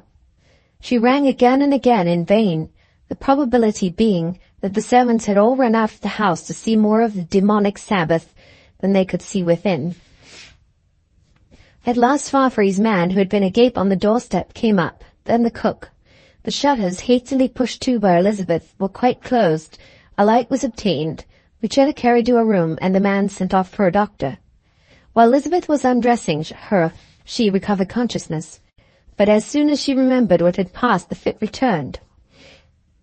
The doctor arrived with unhopeful promptitude. He had been standing at his door like others, wondering what the uproar meant. As soon as he saw the unhappy sufferer, he said, in answer to Elizabeth's mute appeal, "This is serious." "It is a fit," Elizabeth said. "Yes, but a fit in the present state of her health means mischief. You must send at once for Mr. Farfrae. Where is he?" "He is driven into the country, sir," said the parlour maid, "to some place on the Budmouth road. He's likely to be back soon." "Never mind. He must be sent for in case he should not hurry." The doctor returned to the bedside again. The man was dispatched, and they soon heard him clattering out of the yard at the back. Meanwhile Mr. Benjamin Grower, that prominent burgess, of whom mention had been already made, hearing the din of cleavers, tongs, tambourines, kits, crowds, humstrums, serpents, ram's horns, and other historical kinds of music as he sat indoors in the High Street, had put on his hat and gone out to learn the cause. He came to the corner above Farfrae's and soon guessed the nature of the proceedings, for being a native of the town he had witnessed such rough jests before. His first move was to search hither and thither for the constables. There were 2 in the town, shriveled men whom he ultimately found in hiding up an alley, yet more shriveled than usual, having some not ungrounded fears that they might be roughly handled if seen. "How can we 2 poor lambingers do against such a multitude?" expostulated Stubbard in answer to Mr. Grower's chiding. "'Tis tempting 'em to commit felo de se upon us, and that would be the death of the perpetrator, and we wouldn't be the cause of a fellow creature's death on no account, not we." "Get some help, then. Here, I'll come with you. We'll see what a few words of authority can do. Quick now, have you got your staves?" "We don't want the folk to notice us as law officers, being so short-handed, sir, so we pushed our government staves up this water pipe." "Out with them, and come along for heaven's sake. Ah, here's Mr. Blowbody, that's lucky." Blowbody was the third of the 3 borough magistrates. "Well, what's the row?" said Blowbody. "Got their names, hey?" "No." "Now," said Grower to one of the constables, "you go with Mr. Blowbody round by the old walk and come up the street, and I'll go up with Stubbard straight forward. But this plan we shall have in between us. Get their names only, no attack or interruption." Thus they started, but as Stubbard with Mr. Grower advanced into Corn Street, whence the sounds had proceeded, they were surprised that no procession could be seen. They passed Farfrae's and looked to the end of the street. The lamp flames waved, the walk trees soughed. A few loungers stood about with their hands in their pockets. Everything was as usual. "Have you seen a motley crowd making a disturbance?" Grower said magisterially to one of these in a fustian jacket, who smoked a short pipe and wore straps round his knees. "Beg your pardon, sir," blandly said the person addressed, who was no other than Charles of Peter's finger. Mr. Grower repeated the words. Charles shook his head to the zero of childlike ignorance. "No, we haven't seen anything, have we, Joe? And you was here afore I." Joseph was quite as blank as the other in his reply. That's odd," said Mr. Grower. "Here's a respectable man coming that I know by sight. Have you," he inquired, addressing the nearer shape of Jop, "have you seen any gang of fellows making a devil of a noise, skimmington riding, or something of the sort?" "Oh, no, nothing, sir," Jop replied, as if receiving the most singular news. "But I've not been far tonight, so perhaps—" "Oh, 'twas here, just here," said the magistrate. "Now I've noticed, come to think on't, the wind in the walk trees makes a particular poetical-like murmur tonight, sir, more than common." "So perhaps 'twas that," Jop suggested, as he rearranged his hand in his greatcoat pocket, where it ingeniously supported a pair of kitten tongs and a cow's horn thrust up under his waistcoat. No, do you think I'm a fool? Constable, come this way. It must have gone into the back street." Neither in back street nor in front street, however, could the disturbers be perceived, and Blowbody and the second constable, who came up at this time, brought similar intelligence. Effigies, donkey, lanterns, band, all had disappeared like the crew of Comus. "Now," said Mr. Grower, "there's only one thing more we can do. Get ye half a dozen helpers and go in a body to Mixon Lane and into Peter's Finger. I'm much mistaken if you don't find a clue to the perpetrators there." The rusty-jointed executors of the law mustered assistance as soon as they could, and the whole party marched off to the Lane of Notoriety. It was no rapid matter to get there at night, nor a lamp or glimmer of any sort offering itself to light the way, except an occasional pale radiance through some window curtain, or through the chink of some door which could not be closed because of the smoky chimney within. At last they entered the inn boldly, by the till then bolted front door, after a prolonged knocking of loudness commensurate with the importance of their standing. In the settles of the large room, guyed to the ceiling by cords as used for stability, an ordinary group sat drinking and smoking with statuesque quiet of demeanour. The landlady looked mildly at the invaders, saying in honest accents, "Good evening, gentlemen. There's plenty of room. I hope there's nothing amiss." They looked round the room. "Surely," said Stubber to one of the men. "I saw you by now in Corn Street. Mr. Grower spoke to 'ee." The man, who was Charles, shook his head absently. "I've been here this last hour, hain't I, Nance?" he said to the woman, who meditatively sipped her ale near him. "Faith that you have. I came in for my quiet supper-time half-pint, and you was here then, as was all the rest." The other constable was facing the clock case, where he saw reflected in the glass a quick motion by the landlady. Turning sharply, he caught her closing the oven door. "Something curious about that oven, ma'am," he observed, advancing, opening it, and drawing out a tambourine. "Ah," she said apologetically, "that's what we keep here to use when there's a little quiet dancing. You see, damp weather spoils it, so I put it there to keep it dry." The constable nodded knowingly, but what he knew was nothing. No how could anything be elicited from this mute and inoffensive assembly. In a few minutes the investigators went out, and joining those of their auxiliaries who had been left at the door, they pursued their way elsewhither. Chapter 40. Long before this time, Henchard, weary of his ruminations on the bridge, had repaired towards the town. When he stood at the bottom of the street, a procession burst upon his view in the act of turning out of an alley just above him. The lanterns, horns, and multitude startled him. He saw the mounted images and knew what it all meant. They crossed the way, entered another street, and disappeared. He turned back a few steps and was lost in grave reflection, finally wending his way homeward by the obscure riverside path. Unable to rest there, he went to his stepdaughter's lodging, and was told Elizabeth Jane had gone to Mrs. Farfrae's. Like one acting in obedience to a charm, and with a nameless apprehension, he followed in the same direction in the hope of meeting her, the roisterers having vanished. Disappointed in this, he gave the gentlest of pulls to the doorbell, and then learnt particulars of what had occurred, together with the doctor's imperative orders that Farfrae should be brought home, and how they had set out to meet him on the Budmouth road.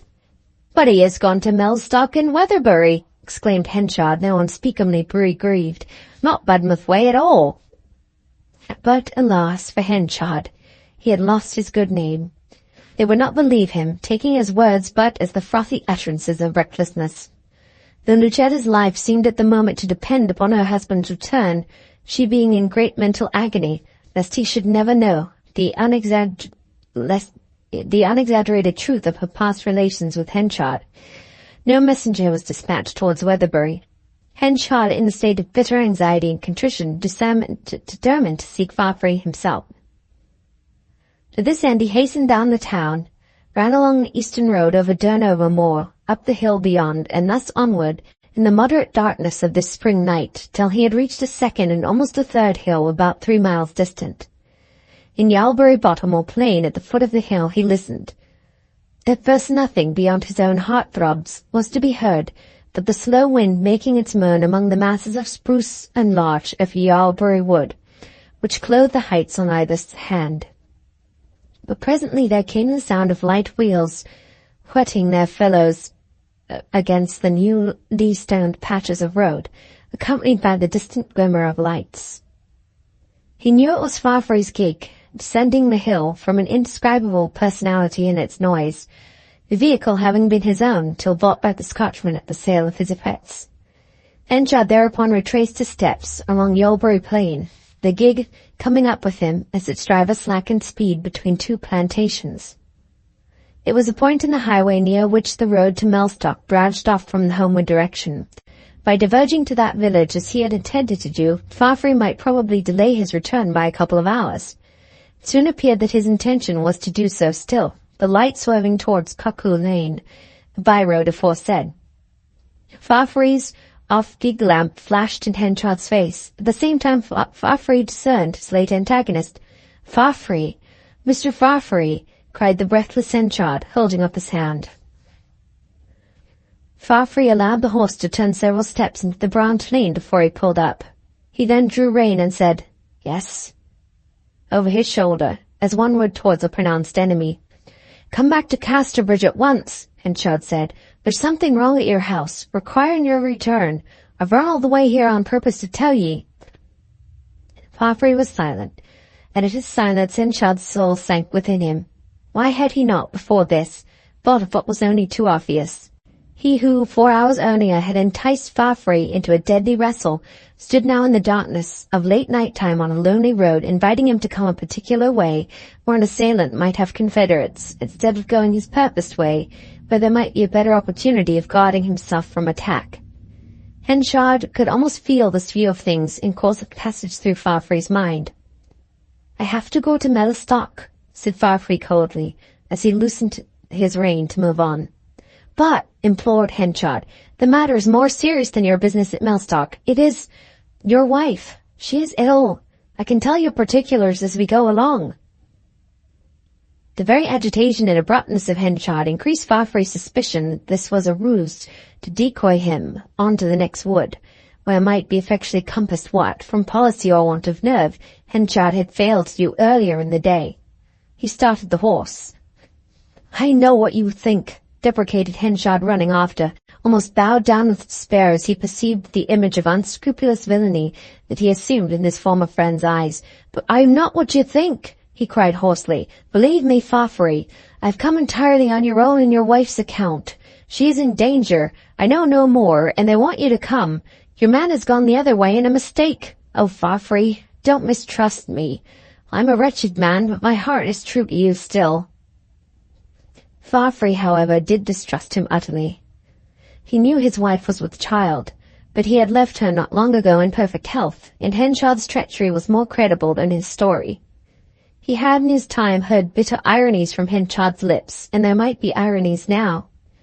He quickened the horse's pace and had soon risen into the high country lying between there and Mellstock, Henchard's spasmodic run after him, lending it more substance up to his thought of evil purposes.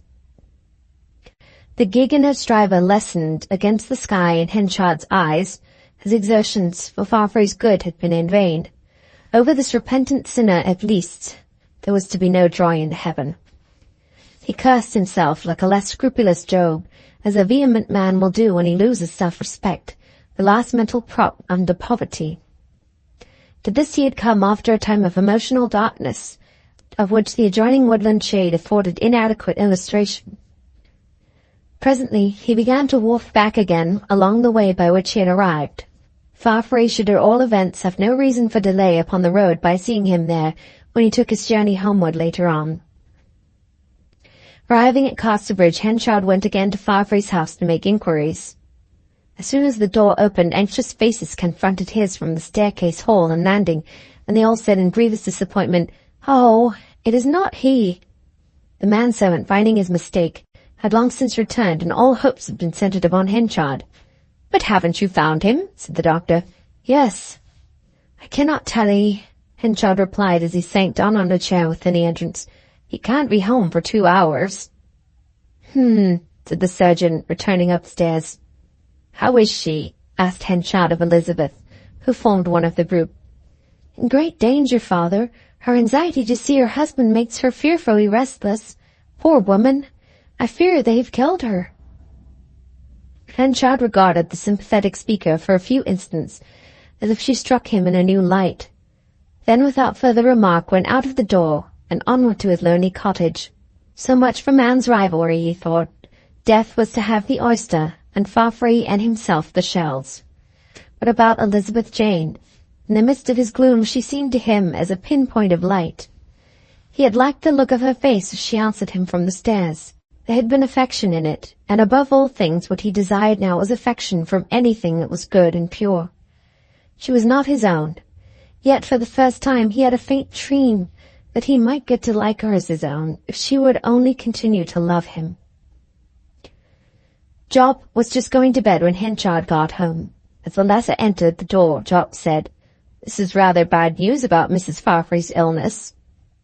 "Yes," said Henchard shortly, little dreaming of Job's complicity in the night's harlequinade, and raising his eyes just sufficiently to observe that Job's face was lined with anxiety.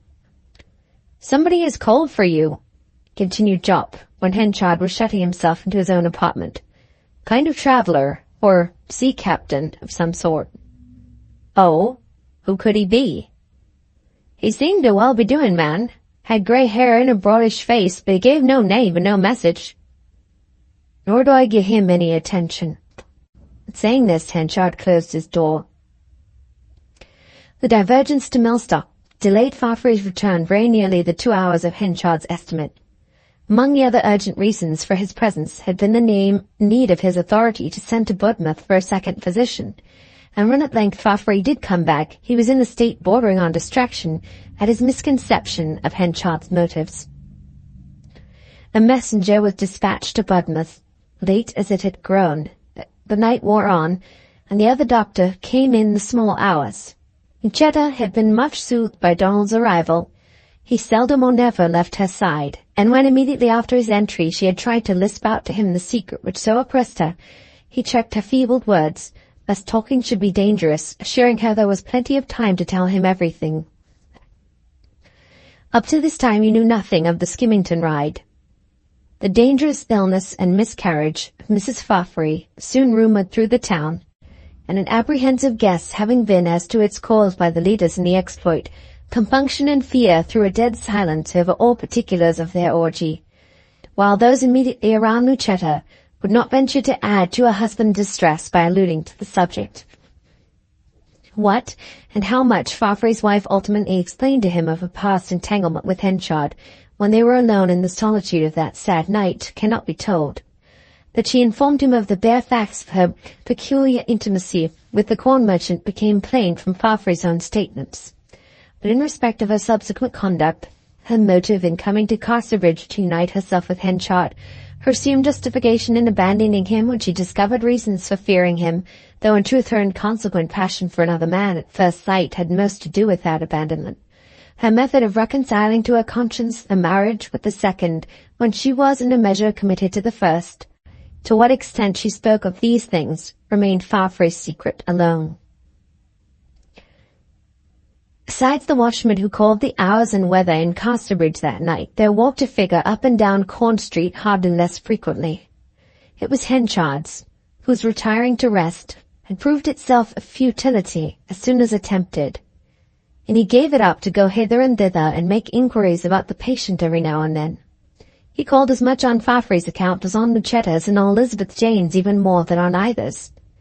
Shorn one by one of all other interests, his life seemed centering on the personality of the stepdaughter, whose presence but recently he could not endure.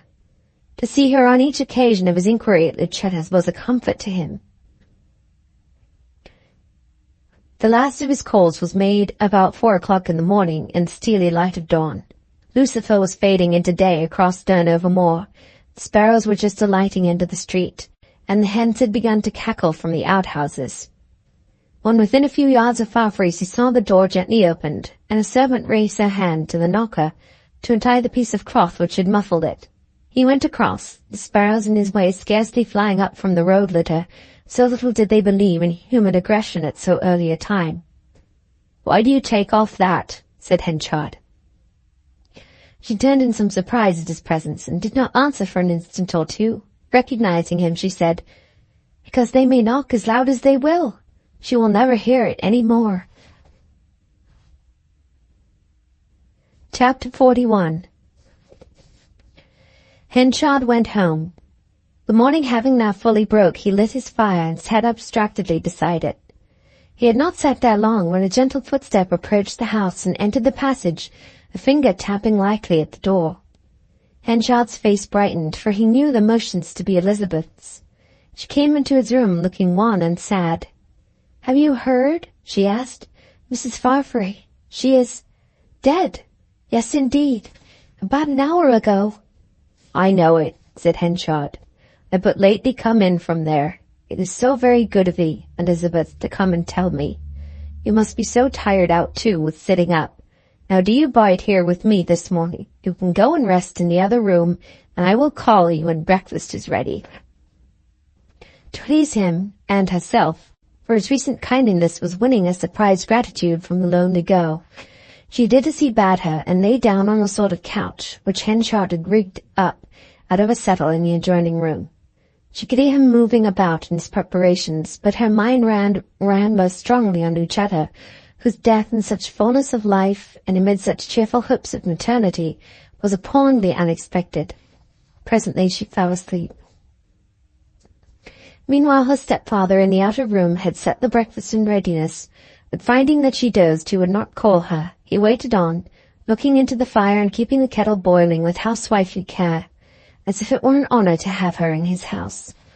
In truth, a great change had come over him with regard to her, and he was developing the dream of a future lit by her filial presence, as though that way alone could happiness lie. He was disturbed by another knock at the door, and rose to open it, rather deprecating a call from anybody just then. A stoutly built man stood on the doorstep with an alien, unfamiliar air about his figure and bearing, an air which might have been called colonial by people of cosmopolitan experience. It was the man who had asked the way at Peter's Finger. Henchard nodded and looked inquiry. Good morning, said the stranger with profuse heartiness. "Is it Mr. Henchard I am talking to?" "My name is Henchard." "Then I've caught thee at home. That's right. Morning's the time for business, says I. Can I have a few words with you?" "By all means," Henchard answered, showing the way in. "You may remember me," said his visitor, seating himself. Henchard observed him indifferently and shook his head. "Well, perhaps you may not. My name is Newson." Henchard's face and eyes seemed to die. The other did not notice it. "I know the name well," Henchard said at last, looking on the floor. "I make no doubt of that. Well, the fact is, I've been looking for you this fortnight past. I landed at Havenpool and met through Casterbridge on my way to Falmouth, and when I got there, they told me you had some years before been living at Casterbridge. Back came I again, and by long and by late I got here by coach 10 minutes ago. He lives down by the mill, says they, so here I am. Now that transaction between us some 20 years ago, 'tis that I've called about. 'Twas a curious business. I was younger then than I am now, and perhaps the less said about it in one sense the better." "Curious business. 'Twas worse than curious. I cannot even allow that I'm the man you met then. I was not in my senses, and a man's senses are himself. We were young and thoughtless, said Newson. However, I've come to mend matters rather than open arguments. Poor Susan, hers was a strange experience. It was. She was a warm-hearted, homespun woman. She was not what they call shrewd or sharp at all. Better she had been. She was not. As you in all likelihood know, she was simple-minded enough to think that the sale was in a way binding. She was as guiltless of wrongdoing in that particular as a saint in the clouds. I know it.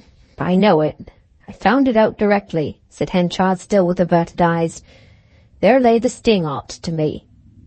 If she had seen it as what it was, she would never have left me. Never. But how could she be expected to know? What advantages had she? None. She could write her own name and no more. Well, it was not in my heart to undeceive her when the deed was done, said the sailor of former days. I thought, and there was not much vanity in thinking it, that she would be happier with me. She was fairly happy, and I never would have undeceived her till the day of her death. Your child died. She had another, and all went well.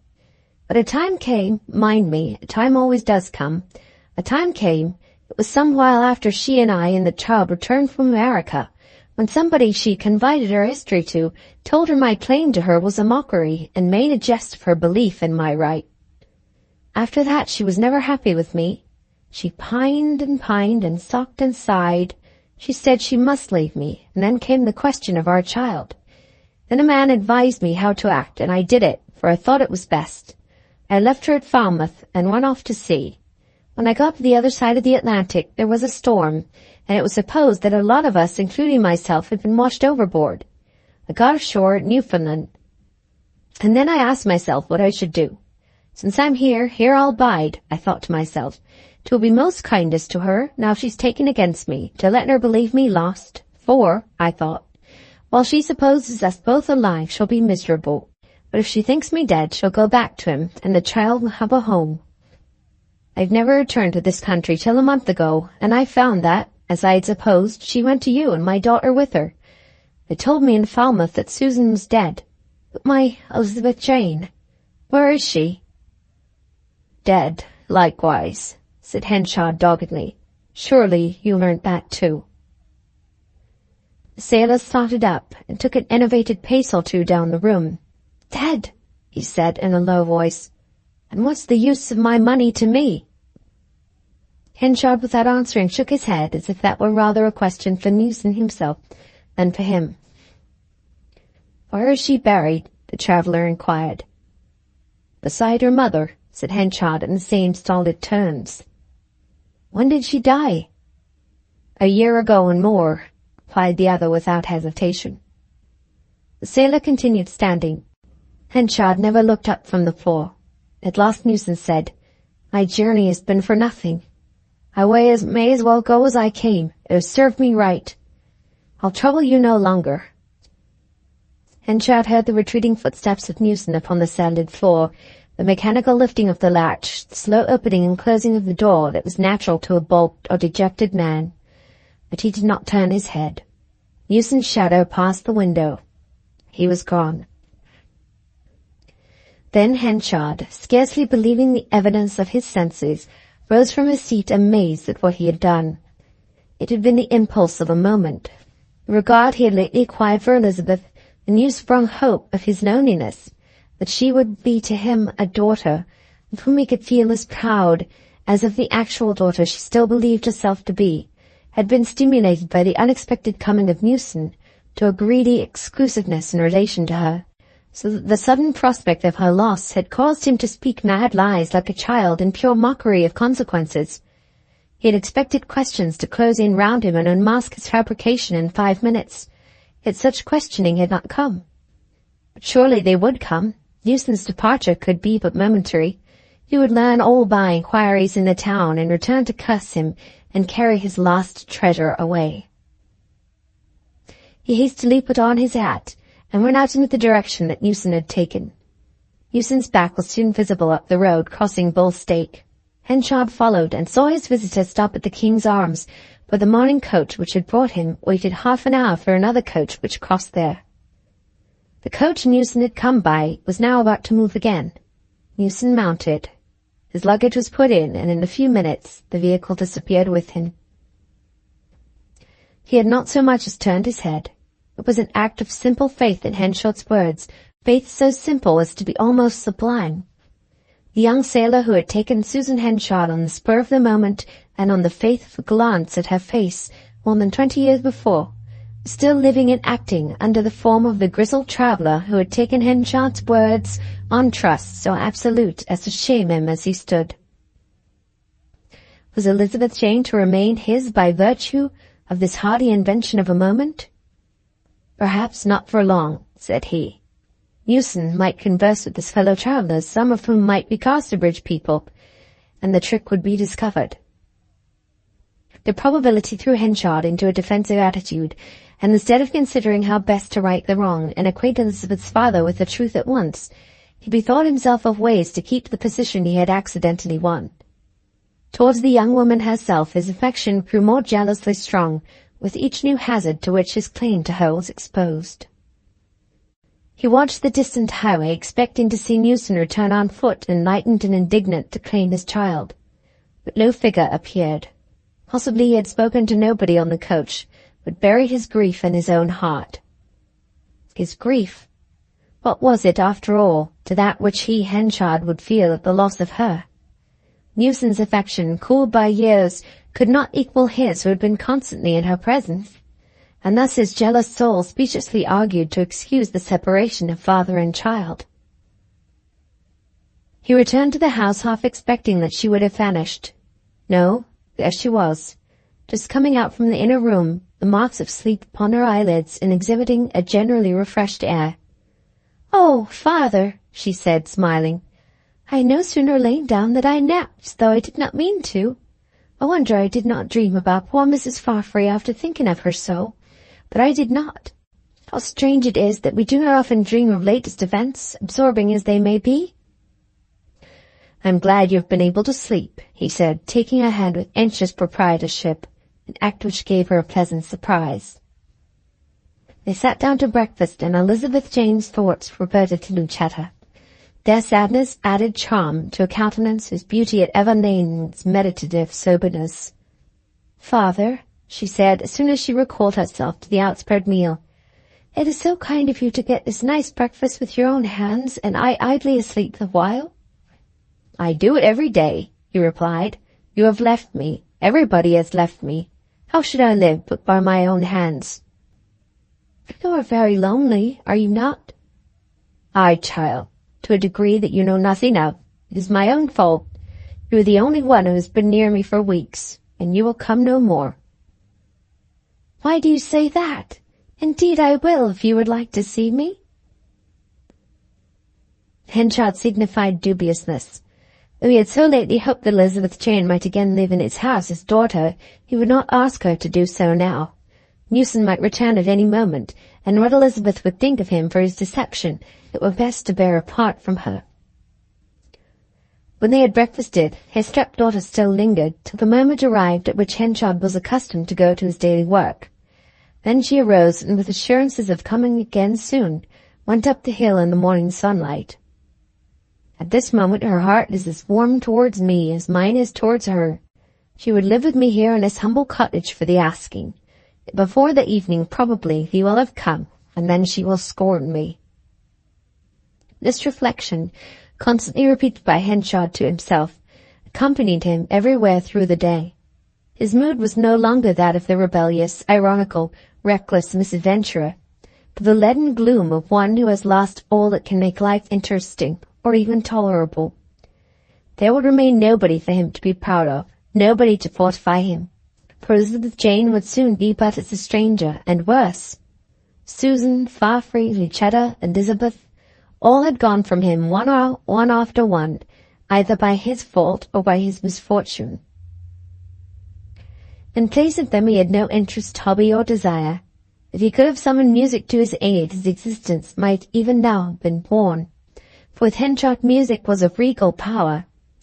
The merest trumpet or organ turn was enough to move him, and high harmonies transubstantiated him. but hard fate had ordained that he should be unable to call up this divine spirit in his need. The whole land ahead of him was as darkness itself.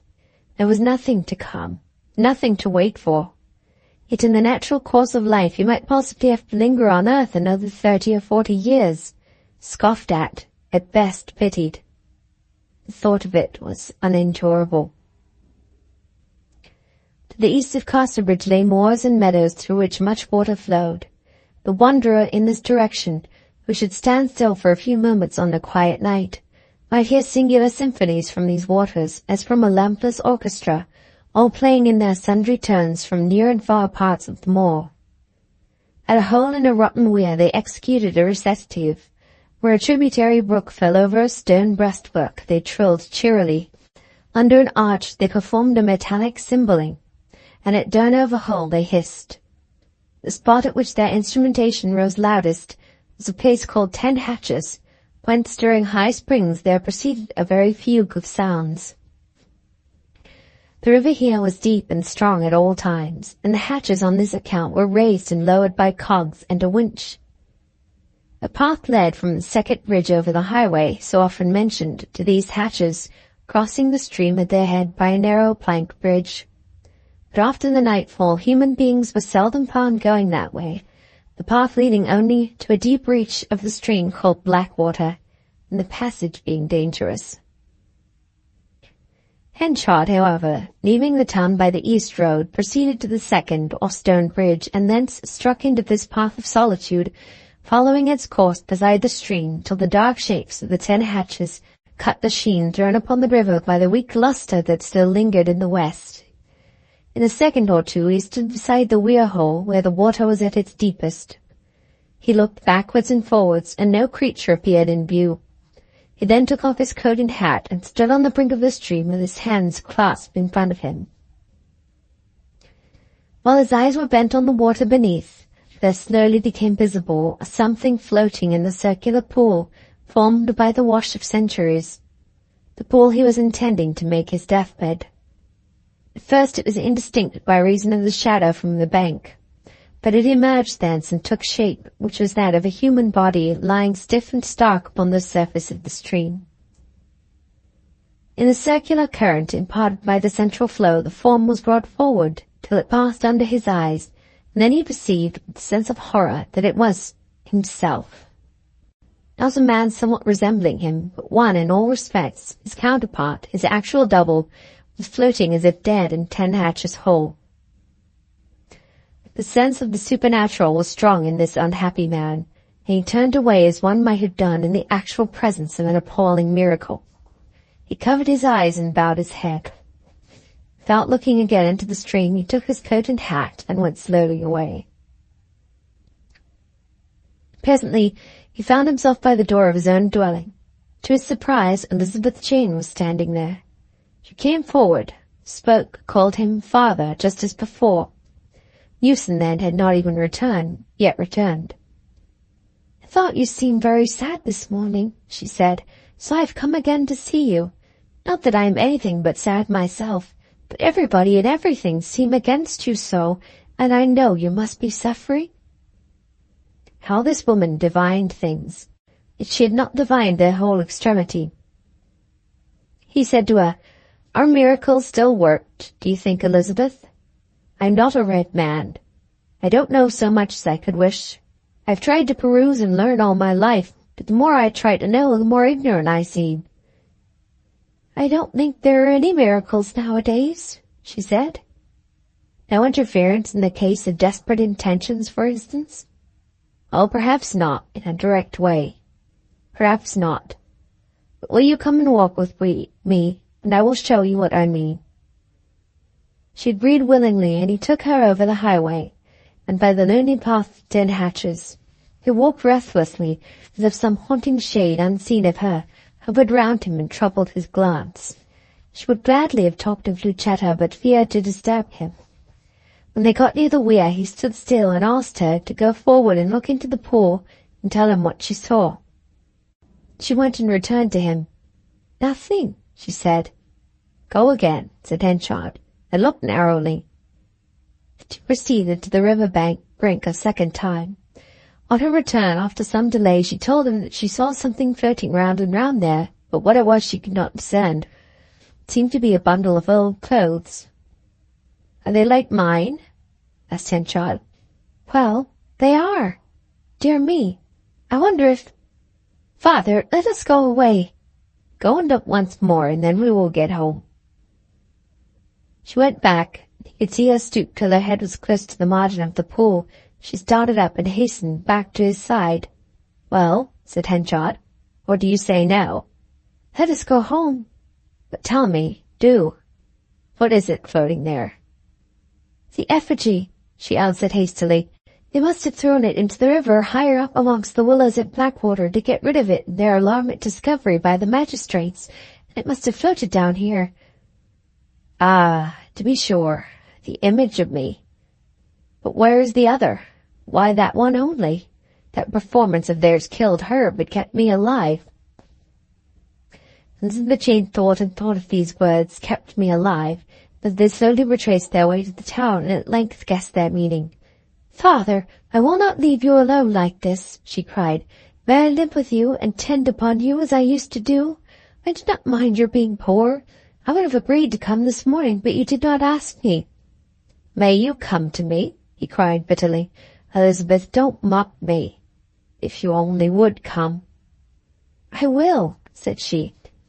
"How will you forgive all my roughness in former days? You cannot." "I have forgotten it. Talk of that no more." Thus she assured him, and arranged their plans for a reunion, and at length each went home. Then Henchard shaved for the first time during many days, and put on clean linen and combed his hair, and was as a man resuscitated thenceforward. Next morning the fact turned out to be as Elizabeth Jane had stated. The effigy was discovered by a cowherd at that of Lucetta a little higher up in the same stream. But as little as possible was said of the matter, and the figures were privately destroyed. Despite this natural solution of the mystery, Henchard no less regarded it as an intervention that the figure should have been floating there. Elizabeth Jane heard him say, "Who was such a reprobate as I? And yet it seemed that even I'd be in somebody's hand."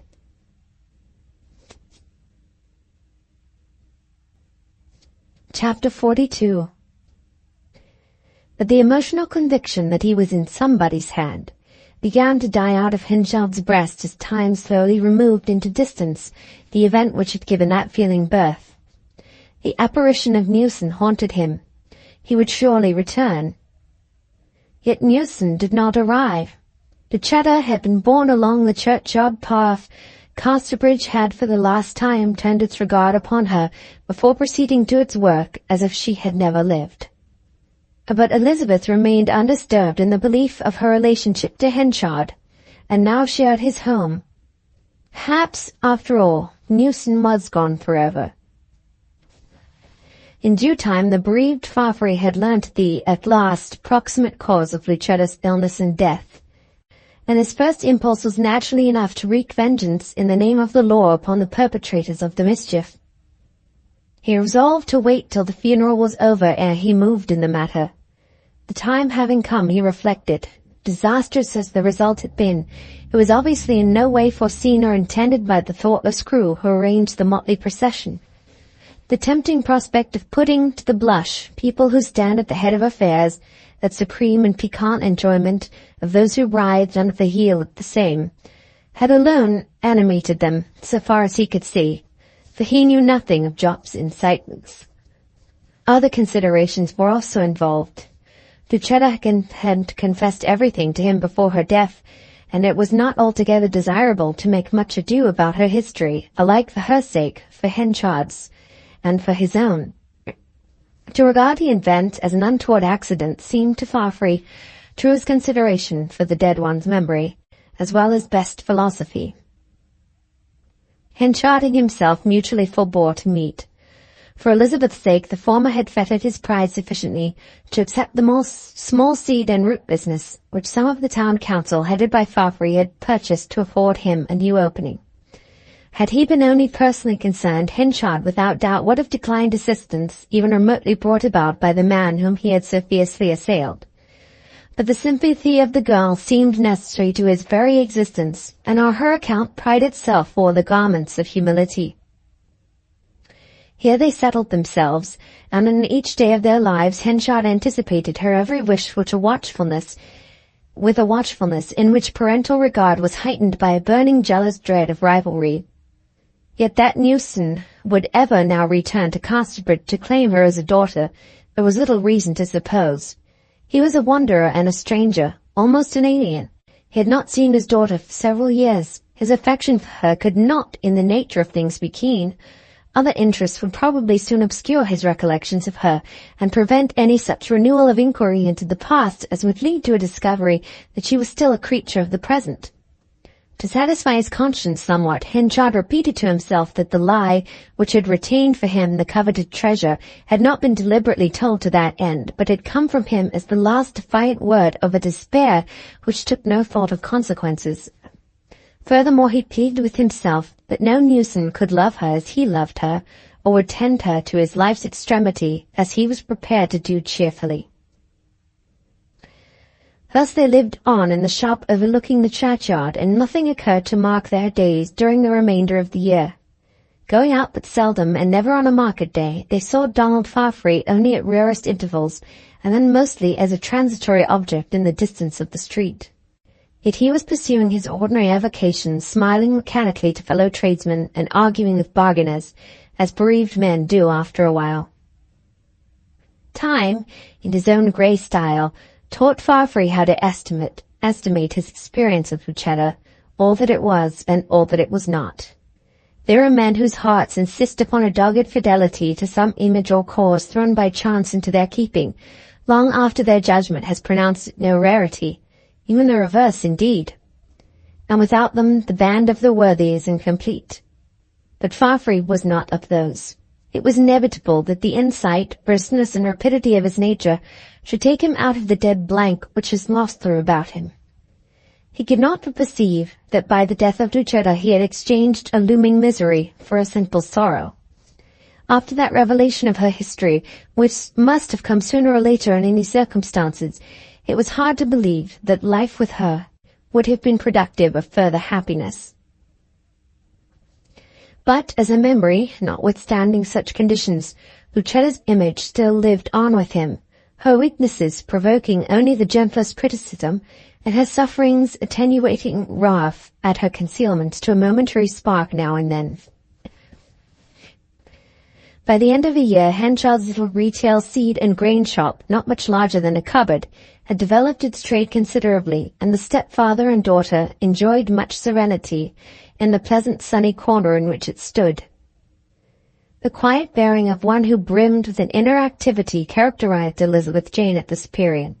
She took long walks into the country 2 or 3 times a week, mostly in the direction of Budmouth.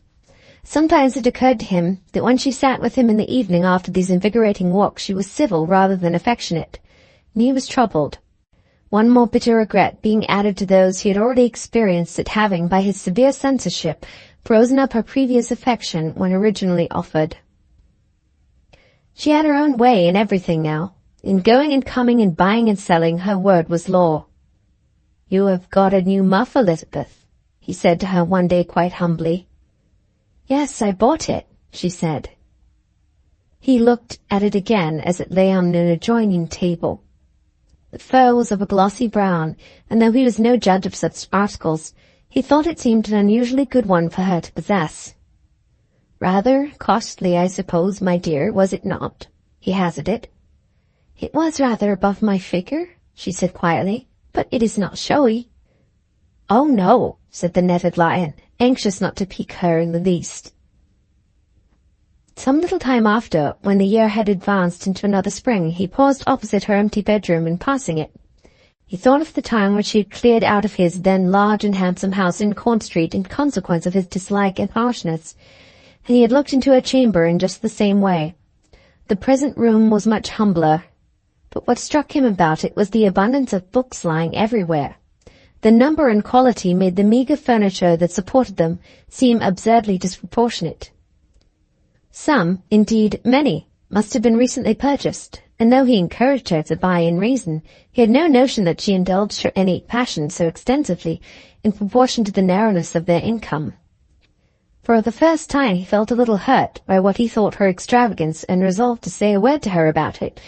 But before he had found the courage to speak, an event happened which set his thoughts flying in quite another direction.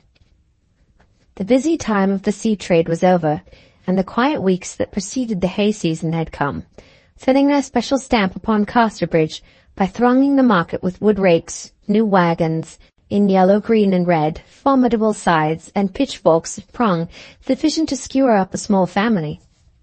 Henchard, contrary to his wont, went out one Saturday afternoon towards the marketplace from a curious feeling that he would like to pass a few minutes on the spot of his former triumphs. Farfree, to whom he was still a comparative stranger, stood a few steps below the corn exchange door, a usual position with him at this hour, and he appeared lost in thought about something he was looking at a little way off.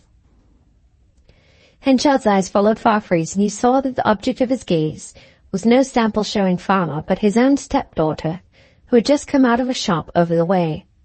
She, on her part, was quite unconscious of his attention, and in this was less fortunate than those young women whose very plumes, like those of Juno's bird, are set with Argus eyes whenever possible admirers are within ken.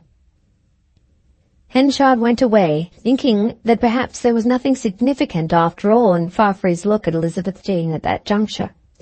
Yet he could not forget that the Scotchman had once shown a tender interest in her, of a fleeting kind. Thereupon promptly came to the surface that idiosyncrasy of Henchard's which had ruled his courses from the beginning, and mainly made him what he was. Instead of thinking that a union between his cherished stepdaughter and the energetic, thriving Donald was a thing to be desired for her good and his own, he hated the very possibility. Time had been when such a distinctive opposition would have taken shape in action, but he was not now the Henchard of former days. He schooled himself to accept her will, in this as in other matters, as absolute and unquestionable. He dreaded lest an antagonistic word should lose for him such regard as he had regained from her by his devotion, feeling that to retain this under separation was better than to incur her dislike by keeping her near. But the mere thought of such separation fevered his spirit much, and in the evening he said, with the stillness of suspense, "Have you seen Mr. Farfree today, Elizabeth?" Elizabeth Jane started at the question, and it was with some confusion that she replied, "No." "Oh, that's right. It was only that I saw him in this tree, when we both were there." He was wondering if her embarrassment justified him in a new suspicion, that the long walks which she had latterly been taking, that the new books which she had so surprised him, had anything to do with the young man. She did not enlighten him, unless silence should allow her to shape thoughts unfavourable to their present friendly relations. He diverted the discourse into another channel. Henchard was, by original make, the last man to act stealthily for good or for evil, but the solicitous timor of his love, the dependence upon Elizabeth's regard into which he had declined, or in another sense to which he had advanced, denaturalized him. He would often weigh and consider for hours together the meaning of such and such a deed or phrase of hers, when a blunt, settling question would formerly have been his first instinct. And now, uneasy at the thought of a passion for Farfree which should entirely displace her mild filial sympathy with himself, he observed her going and coming more narrowly.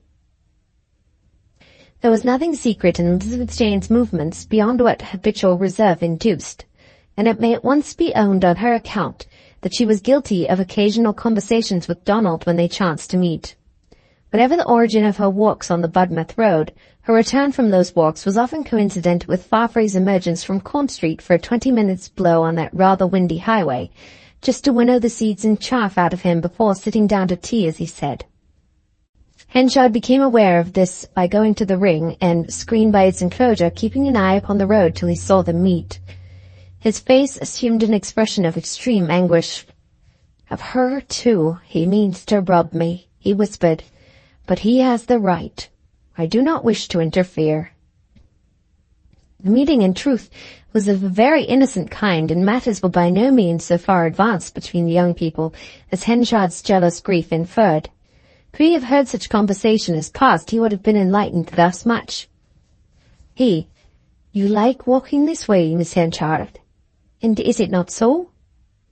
Uttered in his undulatory accents and with an appraising, pondering gaze at her. She, Oh yes, I've chosen this road latterly. I've no great reason for it. He, But that may make a reason for others. She, reddening, I don't know that. My reason, however, such as it is that I wish to get a glimpse of the sea every day. He, Is it a secret why? She, reluctantly, Yes. He, with the pathos of one of his native ballads, I doubt there will be any good in secrets. A secret casts a deep shadow over my life, and well you know what it was. Elizabeth admitted that she did, but she refrained from confessing why the sea attracted her. She could not herself account for it fully, not knowing the secret possibility to be that, in addition to early marine associations, her blood was a sailor's. Thank you for those new books, Mr. Farfrae, she added shyly. I wonder if I ought to accept so many. Why not? It gives me more pleasure to get them for you than you to have them. It cannot. They proceeded along the road together till they reached the town and their paths diverged. Henchard vowed that he would leave them to their own devices, put nothing in the way of their courses, whatever they might mean. If he were doomed to be bereft of her, so it must be. In the situation which their marriage would create, he could see no locus standi for himself at all. Farfrae would never recognize him more than superciliously. His poverty ensured that no less than his past conduct. And so Elizabeth would grow to be a stranger to him, and the end of his life would be friendless solitude. With such a possibility impending, he could not help watchfulness. Indeed, within certain lines, he had the right to keep an eye upon her as his charge. The meetings seemed to become matters of course with them on special days of the week. At last full proof was given him. He was standing behind a wall close to the place at which Farfrae encountered her. He heard the young man address her as Dearest Elizabeth Jane, and then kiss her, the girl looking quickly round to assure herself that nobody was near. When they were gone their way, Henchard came out from the wall and mournfully followed them to Casterbridge.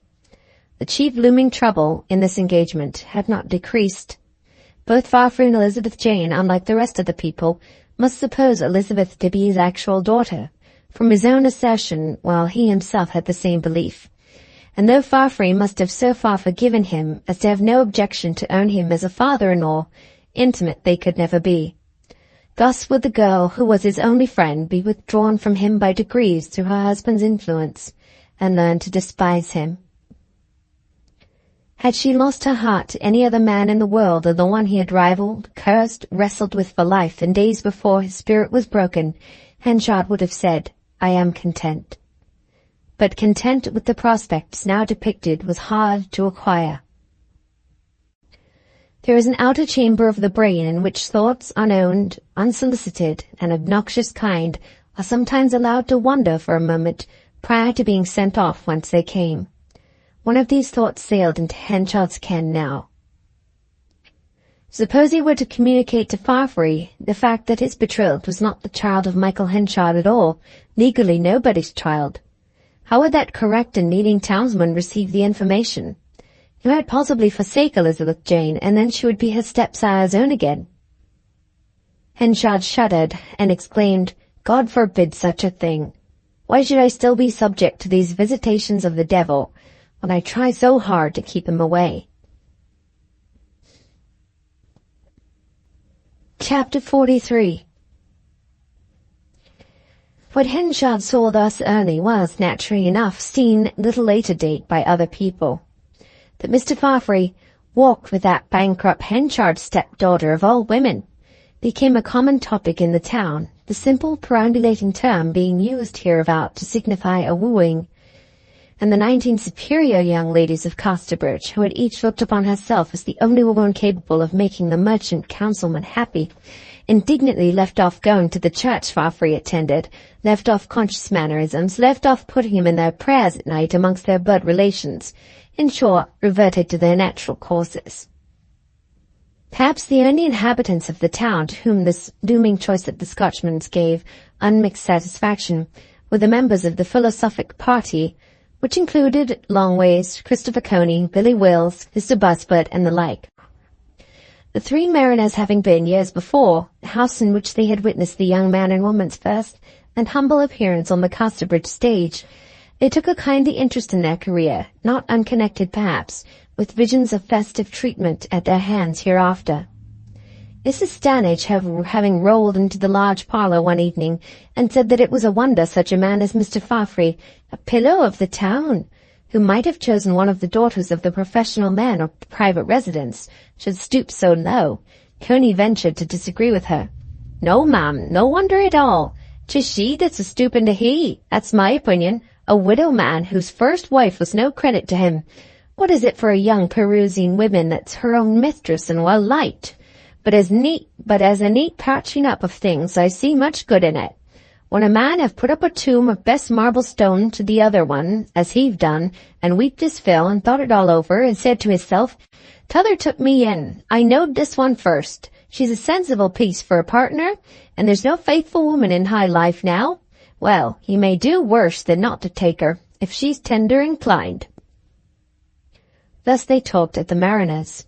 But we must guard against a too liberal use of the conventional declaration that a great sensation was caused by the prospective event, that all the gossips' tongues were set wagging thereby, and so on, even though such a declaration might lend some éclat to the career of our poor only heroine. When all has been said about busy rumourers, a superficial and temporary thing is the interest of anybody in affairs who do not directly touch them. It would be a truer representation to say that Casterbridge, ever excepting the 19 young ladies, looked up for a moment at the news, and withdrawing its attention, went on labouring and victualling, bringing up its children, and burying its dead, without caring a tittle for Farfrey's domestic plans. Not a hint of the matter was thrown out to her stepfather by Elizabeth herself, or by Farfrey either. Reasoning on the cause of their reticence, he concluded that, estimating him by his past, the throbbing pair were afraid to broach the subject, and looked upon him as an irksome obstacle whom they would be heartily glad to get out of the way. Embittered as he was against society, this moody view of himself took deeper and deeper hold of Henchard, till the daily necessity of facing mankind, and of them particularly Elizabeth Jane, became well nigh more than he could endure. His health declined, he became morbidly sensitive. He wished he could escape those who did not want him, and hide his head forever. But what if he were mistaken in his views, and there were no necessity that his own absolute separation from her should be involved in the incident of her marriage? He proceeded to draw a picture of the alternative, himself living like a fangless lion about the back rooms of a house in which his stepdaughter was mistress, an inoffensive old man, tenderly smiled on by Elizabeth and good-naturedly tolerated by her husband. It was terrible to his pride to think of descending so low. And yet, for the girl's sake, he might put up with anything, even from Farfrey, even snubbings and masterful tongue-scourgings. The privilege of being in the house she occupied would almost outweigh the personal humiliation. Whether this were a dim possibility or the reverse, the courtship, which it evidently now was, had an absorbing interest for him. Elizabeth, as has been said, often took her walks on the Budmouth Road, and Farfrey as often made it convenient to create an accidental meeting with her there. 2 miles out, a quarter of a mile from the highway, was the prehistoric fort called Maidun, of huge dimensions and many ramparts, within or upon whose enclosures a human being, as seen from the road, was but an insignificant speck. Hitherward Henchard often resorted, glass in hand, and scanned the hedgeless via, for it was the original track laid out by the legions of the Empire, to a distance of 2 or 3 miles, his object being to read the progress of affairs between Farfrey and his charmer. One day Henchard was at this spot when a masculine figure came along the road from Budmouth and lingered. Applying his telescope to his eye, Henchard expected that Farfrey's features would be disclosed as usual, but the lenses revealed that today the man was not Elizabeth Jane's lover. It was one clothed as a merchant captain, and as he turned in his scrutiny of the road, he revealed his face. Henchard lived a lifetime the moment he saw it. The face was Newson's. Henchard dropped the glass, and for some seconds made no other movement. Newson waited, and Henchard waited, if that could be called a waiting, which was a transfixture. But Elizabeth Jane did not come. Something or other had caused her to neglect her customary walk that day. Perhaps Farfree and she had chosen another road for variety's sake. But what did that amount to? She might be here tomorrow, and in any case Newson, if bent on a private meeting and a revelation of the truth to her, would soon make his opportunity. Then he would tell her not only of his paternity, but of the rules by which he had been once sent away. Elizabeth's strict nature would cause her for the first time to despise her stepfather, would root out his image as that of an arch-deceiver, and Newson would reign in her heart in his stead. But Newson did not see anything of her that morning. Having stood a while, he at last retraced his steps, and Henchard felt like a condemned man who has a few hours' respite. When he reached his own house, he found her there. "Oh, Father," she said innocently, "I have had a letter, a strange one, not signed. Somebody has asked me to meet him, either on the Budmouth Road at noon today, or in the evening at Mr. Farfree's. He said he came to see me some time ago, but a trick was played him, so that he did not see me. I don't understand it. Between you and me, I think Donald is at the bottom of the mystery, and that it is a relation of his who wants to pass an opinion on his choice. But I did not like to go till I had seen you. Shall I go?" Henchard replied heavily, "Yes, go." The question of his remaining in Casterbridge was forever disposed of by this closing in of Newson on the scene. Henchard was not the man to stand the certainty of condemnation on a matter so near his heart, and being an old hand at bearing anguish in silence, and haughty withal, he resolved to make as light as he could of his intention while immediately taking his measures.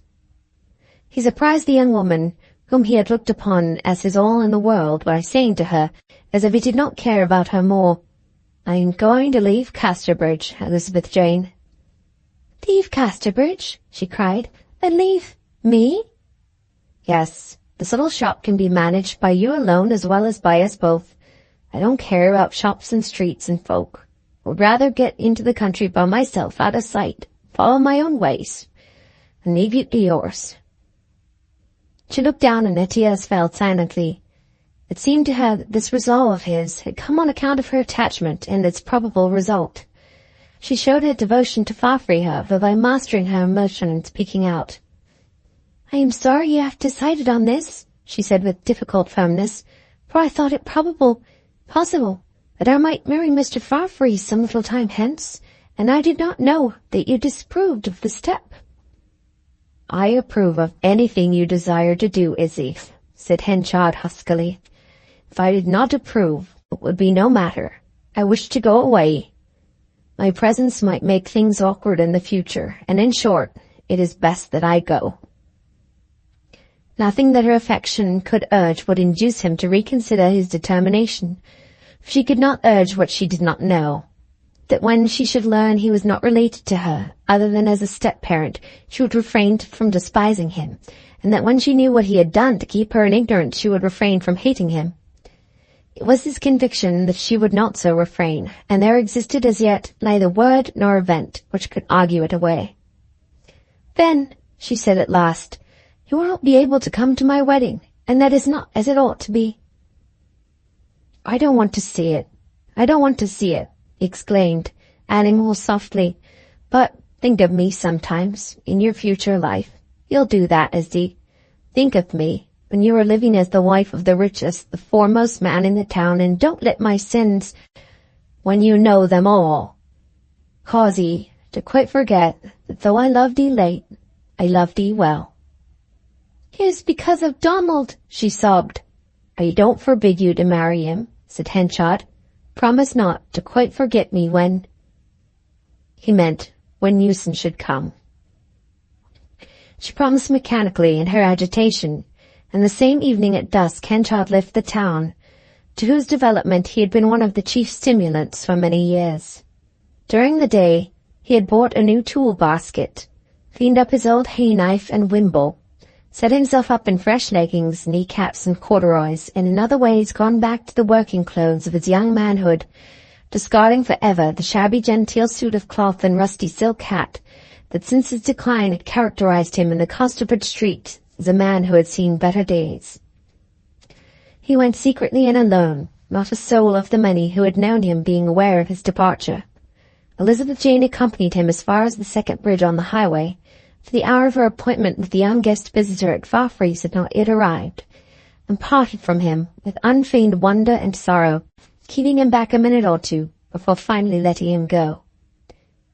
She watched his form diminish across the moor, the yellow rush basket at his back moving up and down with each tread, and the creases behind his knees coming and going alternately till she could no longer see them.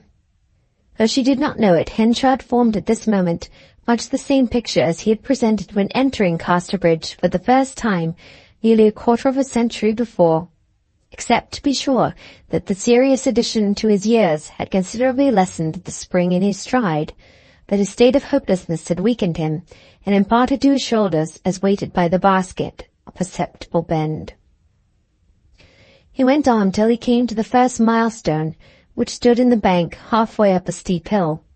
He rested his basket on the top of the stone, placed his elbows on it, and gave way to a convulsive twitch, which was worse than a sob, because it was so hard and dry. "If I had only got her with me. If I only had," he said. "Hard work would be nothing to me then." But that was not to be. "I, Cain, go alone as I deserve, an outcast and a vagabond. My punishment is not greater than I can bear." He sternly subdued his anguish, shouldered his basket, and went on. Elizabeth in the meantime had breathed him a sigh, recovered her equanimity, and turned her face to Casterbridge. Before she had reached the first house, she was met in her walk by Donald Fafhrey. This was evidently not their first meeting that day. They joined hands without ceremony, and Fafhrey anxiously asked, "And is he gone? And did you tell him? I mean of the other matter, not of ours." "He is gone, and I told him all I knew of your friend. Donald, who is he?" Well, well, dearie, you will know soon about that. Mr. Henchard will hear of it if he does not go far." "He will go far. He's bent upon getting out of sight and sound." She walked beside her lover, and when they reached the crossways or bow, turned with him into Corn Street instead of going straight on to her own door. At Fafhrey's house they stopped and went in. Fafhrey flung open the door of the ground-floor sitting-room, saying, "There he is waiting for you," and Elizabeth entered. In the armchair sat the broad-faced, genial man who had called on Henchard on a memorable morning between 1 and 2 years before this time, and whom the latter had seen mount the coach and depart within half an hour of his arrival. It was Richard Newson. The meeting with the light-hearted father from whom she had been separated half a dozen years as if by death need hardly be detailed. It was an affecting one, apart from the question of paternity. Henchard's departure was in a moment explained. When the true facts came to be handled, the difficulty of restoring her to her old belief in Newson was not so great as might have seemed likely, for Henchard's conduct itself was a proof that those facts were true. Moreover, she had grown up under Newson's paternal care, and even had Henchard been her father in nature, this father in early domiciliation might almost have carried the point against him when the incidents of her parting with Henchard had a little worn off. Newson's pride in what she had grown up to be was more than he could express. He kissed her again and again. "I've saved you the trouble to come and meet me. Ha ha," said Newson. "The fact is that Mr. Fafhrey here, he said, 'Come up and stop with me for a day or two, Captain Newson, and I'll bring her round.' Faith, says I, so will I, and here I am." "Well, Henchard is gone," said Fafhrey, shutting the door. "He's done it all voluntarily, and as I gather from Elizabeth, he's been very nice with her. I was got rather uneasy, but all is as it should be, and we will have no more difficulties at all." "Now that's very much as I thought," said Newson, looking into the fate of his by turns. "I said to myself, 100 times when I tried to get a peep at her unknown to herself, depend upon it, 'tis best that I should live on quiet for a few days like this till something turns up for the better. I now know you are all right, and what can I wish for more?" "Well, Captain Newson, "I'll be glad to see ye here every day now, since it can do no harm," said Fafry. "And what I've been thinking is that the wedding may be as well kept under my own roof, the house being large, and you being in lodgings by yourself, so that a great deal of trouble and expense would be saved to ye. And 'tis a convenience when a couple's married not to hae far to go to get home."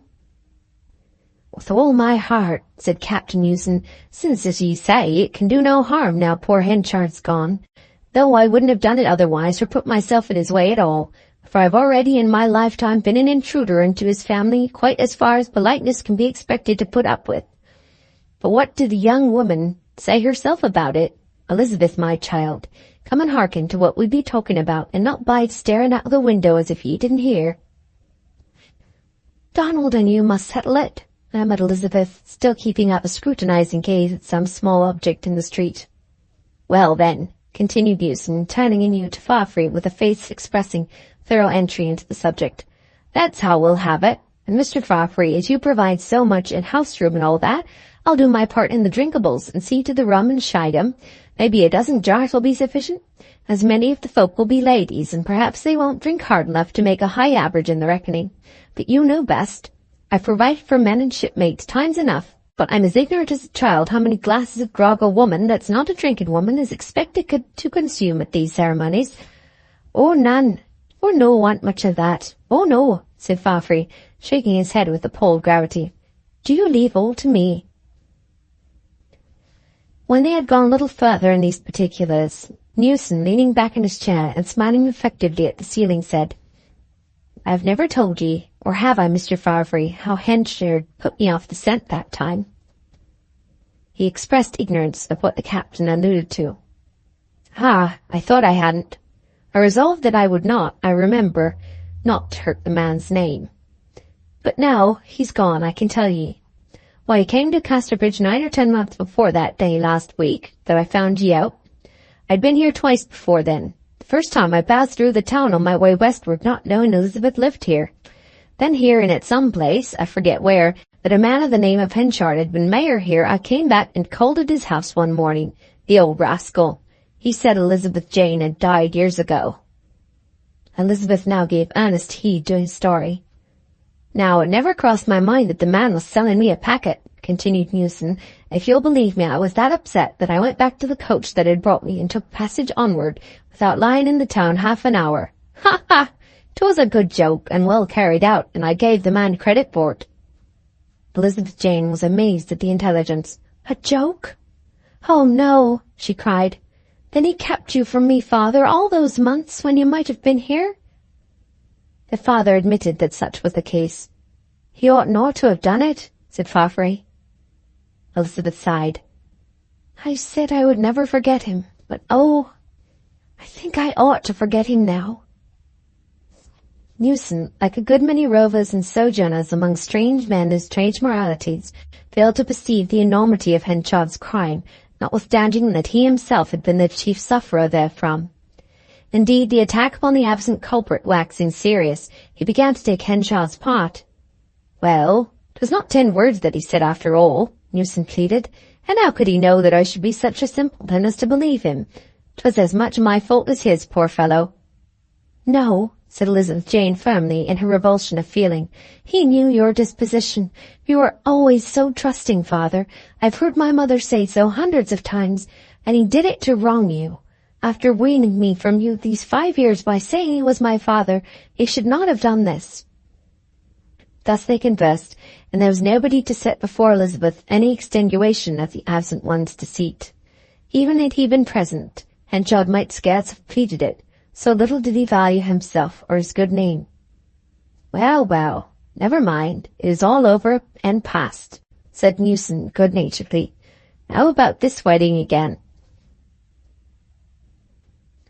Chapter 44. Meanwhile, the man of their talk had pursued a solitary way eastward till weariness overtook him, and he looked about for a place to rest. His heart was so exacerbated at parting from the girl that he could not face an inn or even a household of the most humble kind, and entering a field he lay down under a wheat rick, feeling no want of food. The very heaviness of his soul caused him to sleep profoundly. The bright autumn sun shining into his eyes across the stubble awoke him the next morning early.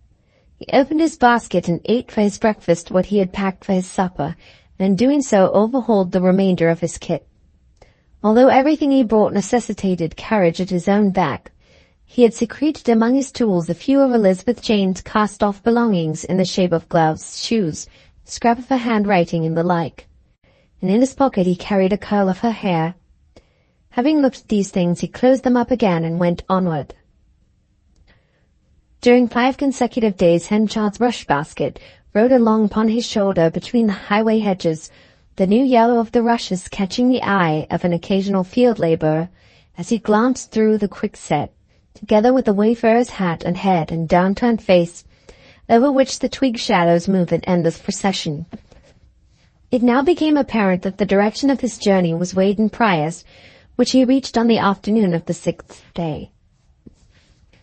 The renowned hill whereon the annual fair had been held for so many generations was now bare of human beings and almost of aught besides. Few sheep grazed thereabout, but these ran off when Henchard halted upon the summit. He deposited his basket upon the turf and looked about with sad curiosity, till he discovered the road by which his wife and himself had entered on the uplands so memorable to both 25 years before.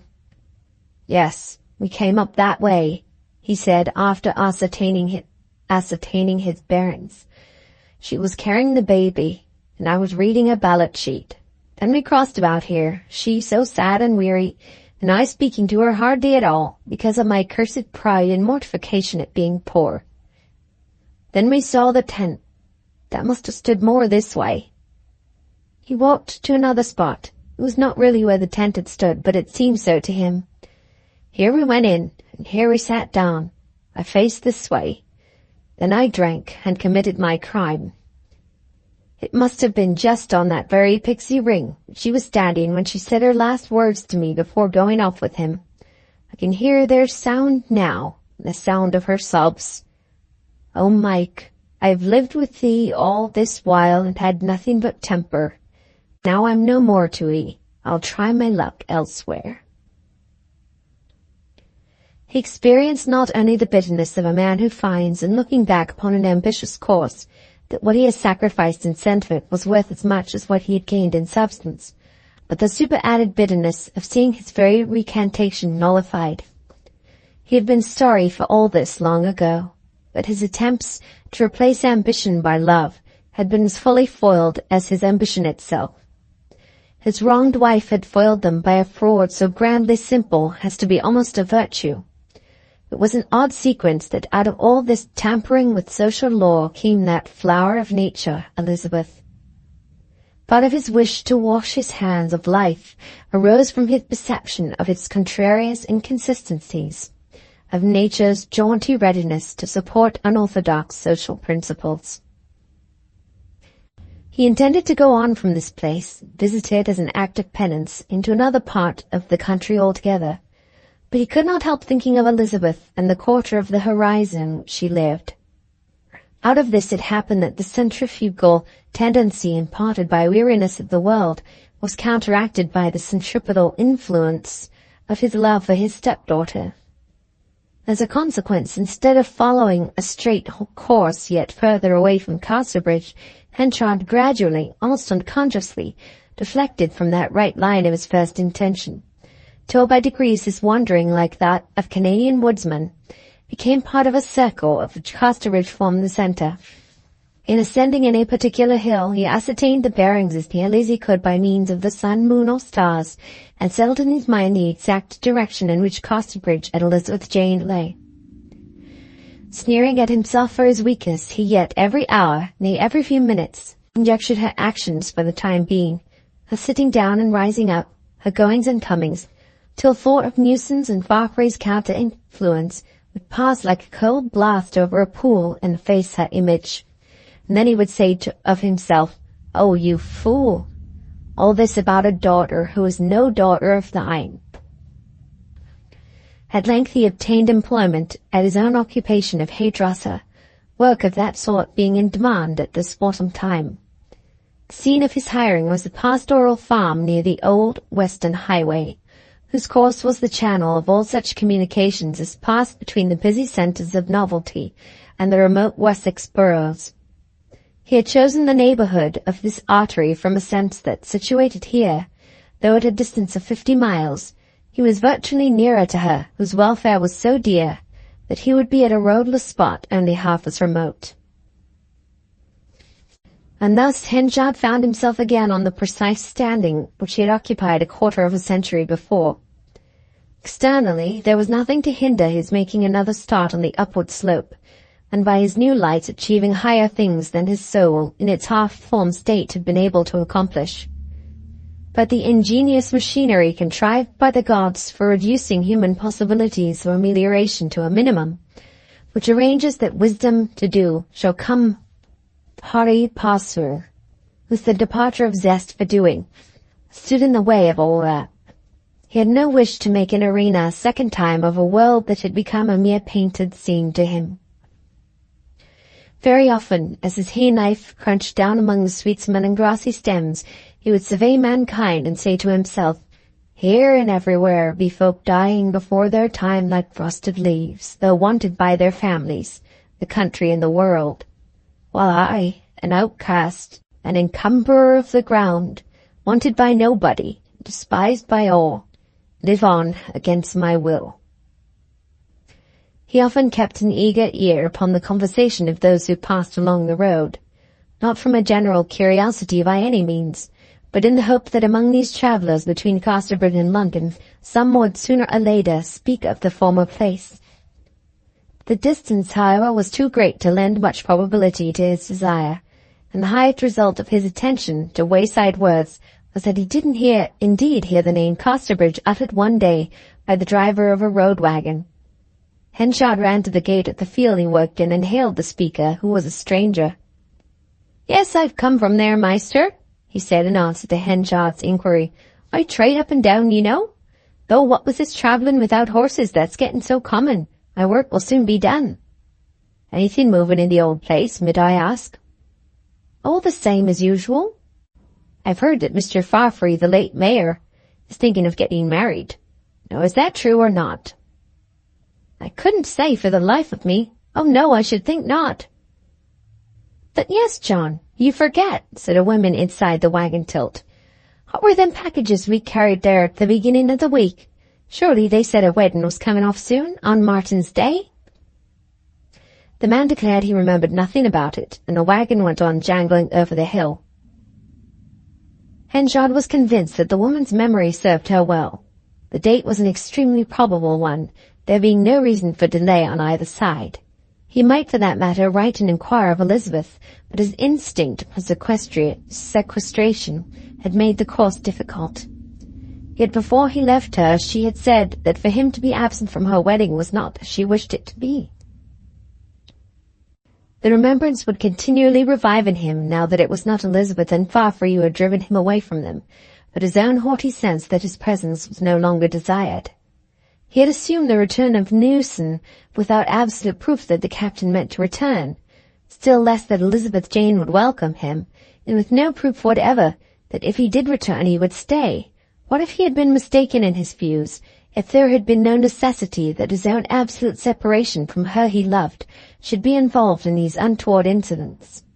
To make one more attempt to be near her, to go back, to see her, to plead his cause before her, to ask forgiveness for his fraud, to endeavour strenuously to hold his own in her love.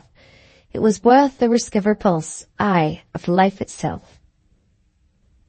But how to initiate this reversal of all his former resolves without causing husband and wife to despise him for his inconsistency was a question which made him tremble and brood. He cut and cut his trusses 2 days more, and then he concluded his hesitancies by a sudden reckless determination to go to the wedding festivity. Neither writing nor message would be expected of him. She had regretted his decision to be absent. His unanticipated presence would fill the little unsatisfied corner that would probably have place in her just heart without him.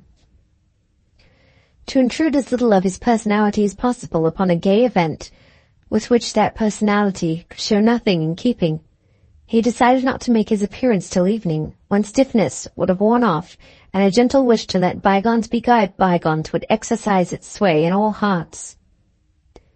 He started on foot 2 mornings before St. Martin's tide, allowing himself about 16 miles to perform for each of the 3 days' journey, reckoning the wedding day as one.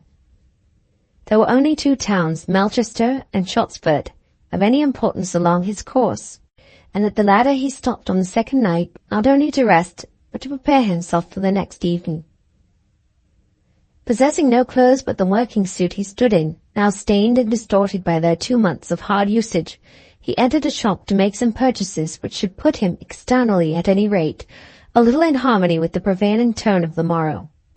A rough, yet respectable coat and hat, a new shirt and neckcloth, were the chief of these, and having satisfied himself that in appearance at least he would not now offend her, he proceeded to the more interesting particular of buying her some present.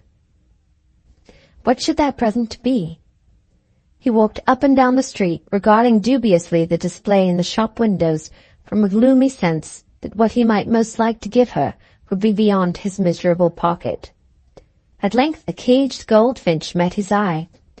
The cage was a plain and small one, the shop humble, and on inquiry he concluded he could afford the modest sum asked. A sheet of newspaper was tied round the little creature's wire prison, and with the wrapped-up cage in his hand, Henchard sought a lodging for the night. Next day he set out upon the last stage, and was soon within the district which had been his dealing ground in bygone years. Part of the distance he travelled by carrier, seating himself in the darkest corner at the back of that trader's van, and as the other passengers, mainly women going short journeys, mounted and alighted in front of Henchard, he talked over much local news, not the least portion of this being the wedding then in course of celebration at the town they were nearing. It appeared from their accounts that the town band had been hired for the evening party, and, lest the convivial instincts of that body should get the better of their skill, the further step had been taken of engaging the string band from Budmouth, so that there would be a reserve of harmony to fall back upon in case of need. He heard, however, but few particulars beyond those known to him already, the incident of the deepest interest on the journey being the soft pealing of the Casterbridge bells, which reached the traveller's ears while the van paused on the top of Yalbury Hill to have the drag lowered. The time was just after 12 o'clock. Those notes were a signal that all had gone well, that there had been no slip twixt cup and lip in this case, that Elizabeth Jane and Donald Farfrey were man and wife. Henchard did not care to ride any further with his chattering companions after hearing this sound. Indeed, it quite unmanned him, and in pursuance of his plan of not showing himself in Casterbridge streets till evening, lest he should mortify Farfrey and his bride, he alighted here with his bundle and birdcage, and was soon left as a lonely figure on the broad white highway. It was the hill near which he had waited to meet Farfrey almost 2 years earlier, to tell him of the serious illness of his wife Lucetta. The place was unchanged, the same larches sighed the same notes. Farfrey had another wife, and, as Henchard knew, a better one. He only hoped that Elizabeth Jane had obtained a better home than had been hers at the former time. He passed the remainder of the afternoon in a curious high-strung condition, unable to do much but think of the approaching meeting with her, and sadly satirize himself for his emotions thereon, as a Samson shorn. Such an innovation on Casterbridge customs as a flitting of bridegroom and bride from the town immediately after the ceremony was not likely, but if it should have taken place, he would wait till their return. To assure himself on this point, he asked a market-man when near the borough of the newly married couple had gone away, and was promptly informed that they had not. They were at that hour, according to all accounts, entertaining a houseful of guests at their home in Corn Street.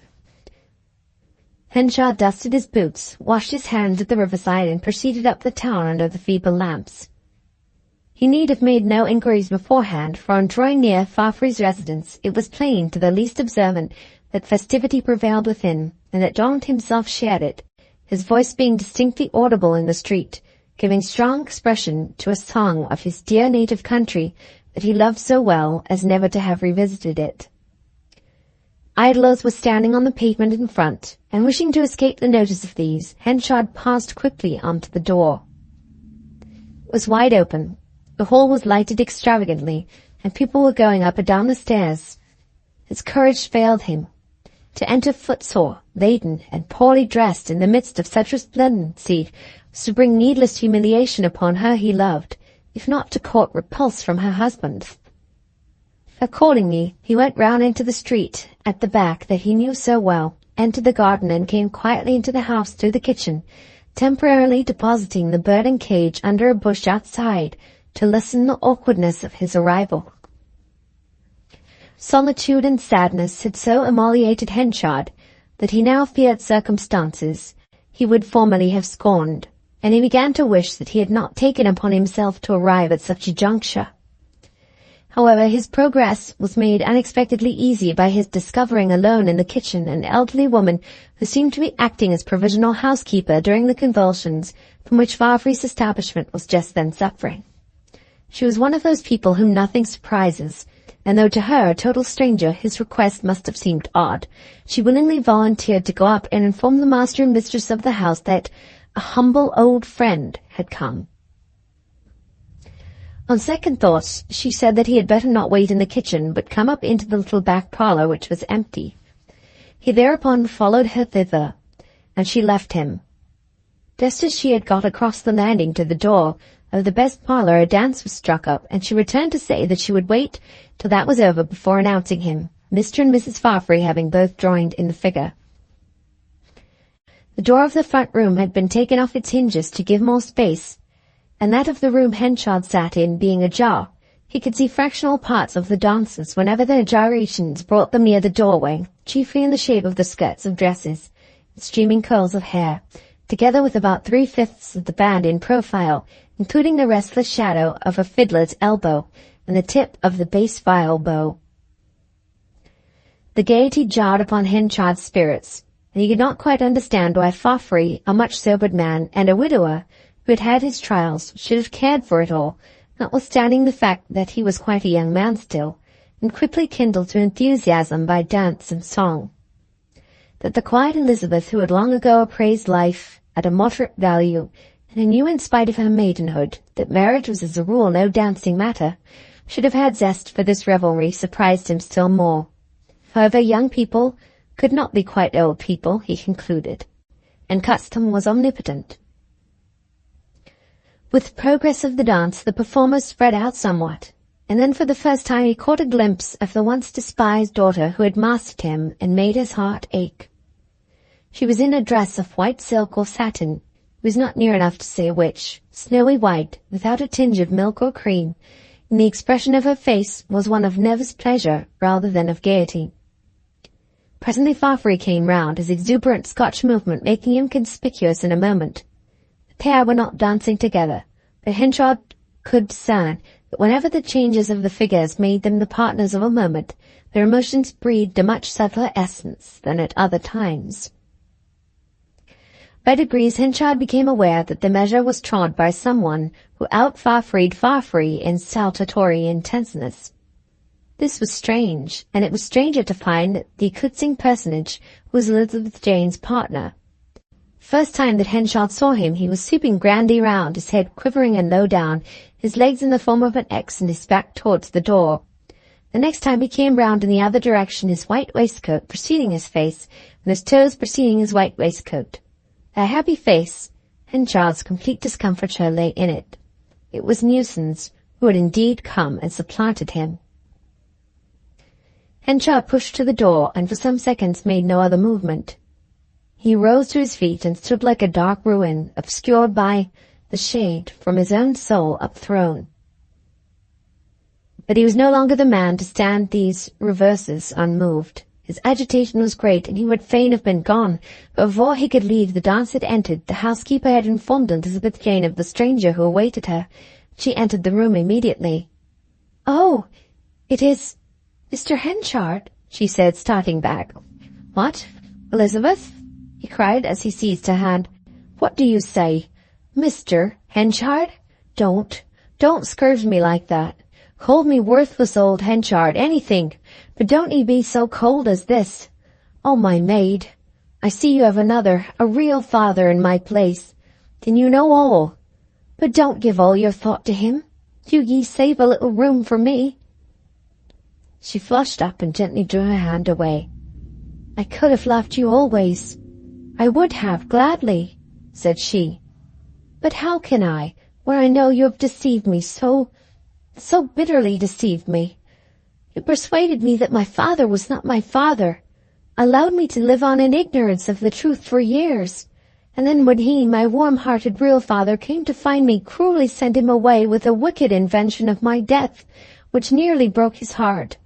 Well, how can I love as I once did a man who has served us like this?"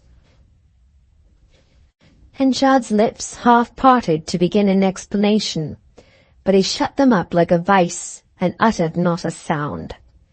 How should he, there and then, set before her with any effect the palliatives of his great faults, that he had himself been deceived in her identity at first, till informed by her mother's letter that his own child had died, that in the second accusation his lie had been the last desperate throw of a gamester who loved her affection better than his own honour. Among the many hindrances to such a pleading, not the least was this, that he did not sufficiently value himself to lessen his sufferings by strenuous appeal or elaborate argument. Waiving, therefore, his privilege of self-defence, he regarded only her discomposure. "Don't ye distress yourself on my account," he said, with proud superiority. "I would not wish it, at such a time, too, as this. I have done wrong in coming to ye. I see my error. But it is only for once, so forgive it.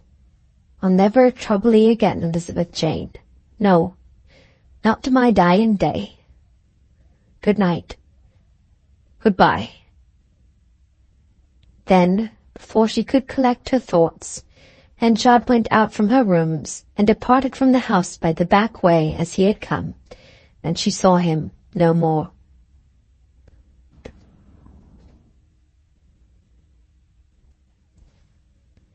Chapter 45.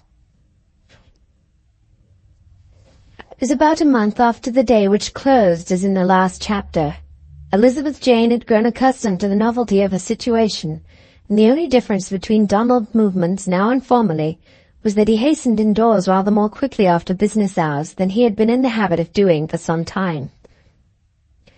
Newson had stayed in Casterbridge 3 days after the wedding party, whose gaiety, as might have been surmised, was of his making rather than of the married couple's, and was stared at and honoured as became the returned Rousseau of the hour. But whether or not because Casterbridge was difficult to excite by dramatic returns and disappearances, through having been for centuries an assize town, in which sensational exits from the world, antipodean absences and such like, were half-yearly occurrences, that the inhabitants did not altogether lose their equanimity on his account. On the 4th morning he was discovered disconsolately climbing a hill, and was craving to get a glimpse of the sea from somewhere or other. The contiguity of salt water proved to be such a necessity of his existence that he preferred Budmouth as a place of residence, notwithstanding the society of his daughter in the other town. Thither he went, and settled in lodgings in a green-shuttered cottage, which had a bow window, jutting out sufficiently to afford glimpses of a vertical strip of blue sea to anyone opening the sash, and leaning forward far enough to look through a narrow lane of tall intervening houses. Elizabeth Jane was standing in the middle of her upstairs parlour, critically surveying some rearrangement of articles, with her head to one side, when the housemaid came in with the announcement, "Oh, please, ma'am, we know now how the birdcage came there." In exploring her new domain during the first week of residence, gazing with critical satisfaction on this cheerful room and that, penetrating cautiously into dark cellars, sallying forth with gingerly tread to the garden, now leaf-strewn by autumn winds, and thus, like a wise field marshal, estimating the capabilities of the site whereon she was about to open her housekeeping campaign, Mrs. Dolan Farfrey had discovered in a screened corner a new bird-cage shrouded in newspaper, and at the bottom of the cage a little ball of feathers, the dead body of a goldfinch. Nobody could tell her how the bird and cage had come there, though that the poor little songster had been starved to death was evident. The sadness of the incident had made an impression on her. She had not been able to forget it for days, despite Farfrey's tender banter, and now when the matter had been nearly forgotten it was again revived. "Oh, please, ma'am, we know how the bird cage came there. That farmer's man who called on the evening of the wedding, he was seeing it in his hand as he came up the street, and 'tis thought it that he put it down while he came in with his message, and then went away forgetting where he had left it." This was enough to set Elizabeth thinking, and in thinking she seized hold of the idea, at one feminine bound, that the caged bird had been bought by Henchard for her as a wedding gift and token of repentance. He had not expressed to her any regrets or excuses for what he had done in the past, but it was a part of his nature to extenuate nothing and live on as one of his own worst accusers. She went out, looked at the cage, buried the starved little singer, and from that hour her heart softened towards the self-alienated man. When her husband came in, she told him her solution of the birdcage mystery, and begged Donald to help her in finding out as soon as possible whither Henchard had banished himself, that she might make her peace with him, try to do something to render his life less that of an outcast and more tolerable to him. Although Farfrae had never so passionately liked Henchard as Henchard had liked him, he had, on the other hand, never so passionately hated in the same direction as his former friend had done, and he was therefore not the least indisposed to assist Elizabeth Jane in her laudable plan. But it was by no means easy to set about discovering Henchard. He had apparently sunk into the earth on leaving Mr. and Mrs. Farfrae's door. Elizabeth Jane remembered what he had once attempted, and trembled. But though she did not know it, Henchard had become a changed man since then, as far, that is, as change of emotional basis can justify such a radical phrase, and she needed not to fear. In a few days, Farfrae's inquiries elicited that Henchard had been seen by one who knew him, walking steadily along the Melchester highway eastward at 12 o'clock at night, in other words, retracing his steps on the road by which he had come. This was enough, and the next morning Farfrae might have been discovered driving his gig out of Casterbridge in that direction, Elizabeth Jane sitting beside him, wrapped in a thick flat fur, the Victorine of the period, her complexion somewhat richer than formerly, and an incipient matronly dignity, which the serene Minerva eyes of one whose gestures beamed with mind made becoming, settling on her face. Having herself arrived at a promising haven from at least the grosser troubles of her life, her object was to place Henchard in some similar quietude before he should sink into that lower state of existence which was only too possible to him now. After driving along the highway for a few miles, they made further inquiries, and learnt of a road mender who had been working thereabouts for weeks, that he had observed such a man at the time mentioned. He had left the Melchester coach road at Weatherbury by a forking highway which skirted the north of Egdon Heath. Into this road they directed the horse's head, and soon were bowling across that ancient country whose surface never had been stirred to a finger's depth, save by the scratchings of rabbits, since brushed by the feet of the earliest tribes. The tumuli these had left behind, dun and shagged with heather, jutted roundly into the sky from the uplands, as though they were the full breasts of Diana, multi-mammia, supinely extended there. They searched Egdon, but found no Henchard. Farfrae drove onward, and by the afternoon reached the neighbourhood of some extension of the heath to the north of Anglebury, a prominent feature of which, in the form of a blasted clump of firs on the summit of a hill, they soon passed under. That the road they were following had, up to this point, been Henchard's track on foot they were pretty certain, but the ramifications which now began to reveal themselves in the route made further progress in the right direction a matter of pure guesswork, and Donald strongly advised his wife to give up the search in person and trust to other means for obtaining news of her stepfather. They were now a score of miles at least from home, but by resting the horse for a couple of hours at a village they had just traversed, it would be possible to get back to Casterbridge that same day, while to go much further afield would reduce them to the necessity of camping out for the night, and that would make a hole in a sovereign, said Farfrae. He pondered the position and agreed with him. He accordingly drew rein, before reversing their direction, paused a moment and looked vaguely round upon the wide country which the elevated position disclosed. While they looked for a solitary human form, came from under the clump of trees and crossed ahead of them. The person was some labourer, His gait was shambling, his regard fixed in front of him as absolutely as a few old blinkers, and in his hand he carried a few sticks. Having crossed the road, he descended into a ravine, where a cottage revealed itself, which he entered. "If it were not so far away from Casterbridge, I should say that must be poor Whittle. 'Tis just like him," observed Elizabeth Jane. "But it need be Whittle, for he's never been to the yard these 3 weeks, going away without saying any word at all, and I owing him 2 days' work, without knowing who to pay it to." The possibility led them to alight, and at least make an inquiry at the cottage. Farfrey hitched the reins to the gate-post, and they approached what was of humble dwellings, surely the humblest.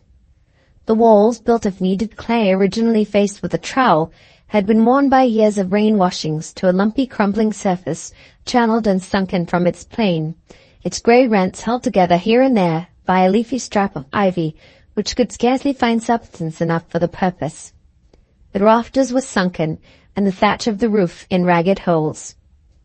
Leaves from the fence had been blown into the corners of the doorway and lay there undisturbed. The door was ajar. Farfrey knocked, and he who stood before them was Whittle, as they had conjectured. His face showed marks of deep sadness, his eyes lighting on them with an unfocused gaze, and he still held in his hand the few sticks he had been out to gather. As soon as he had recognized him, he started.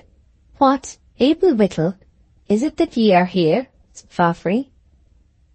"Aye, yes, sir.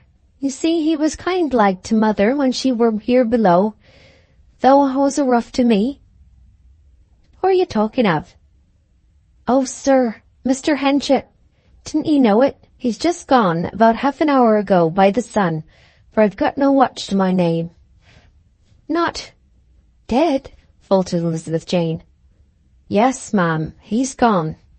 He was kind like to mother when she were here below, sending her the best chip coal and hardly any ashes from it at all, and tatties and such like that were very needful to her.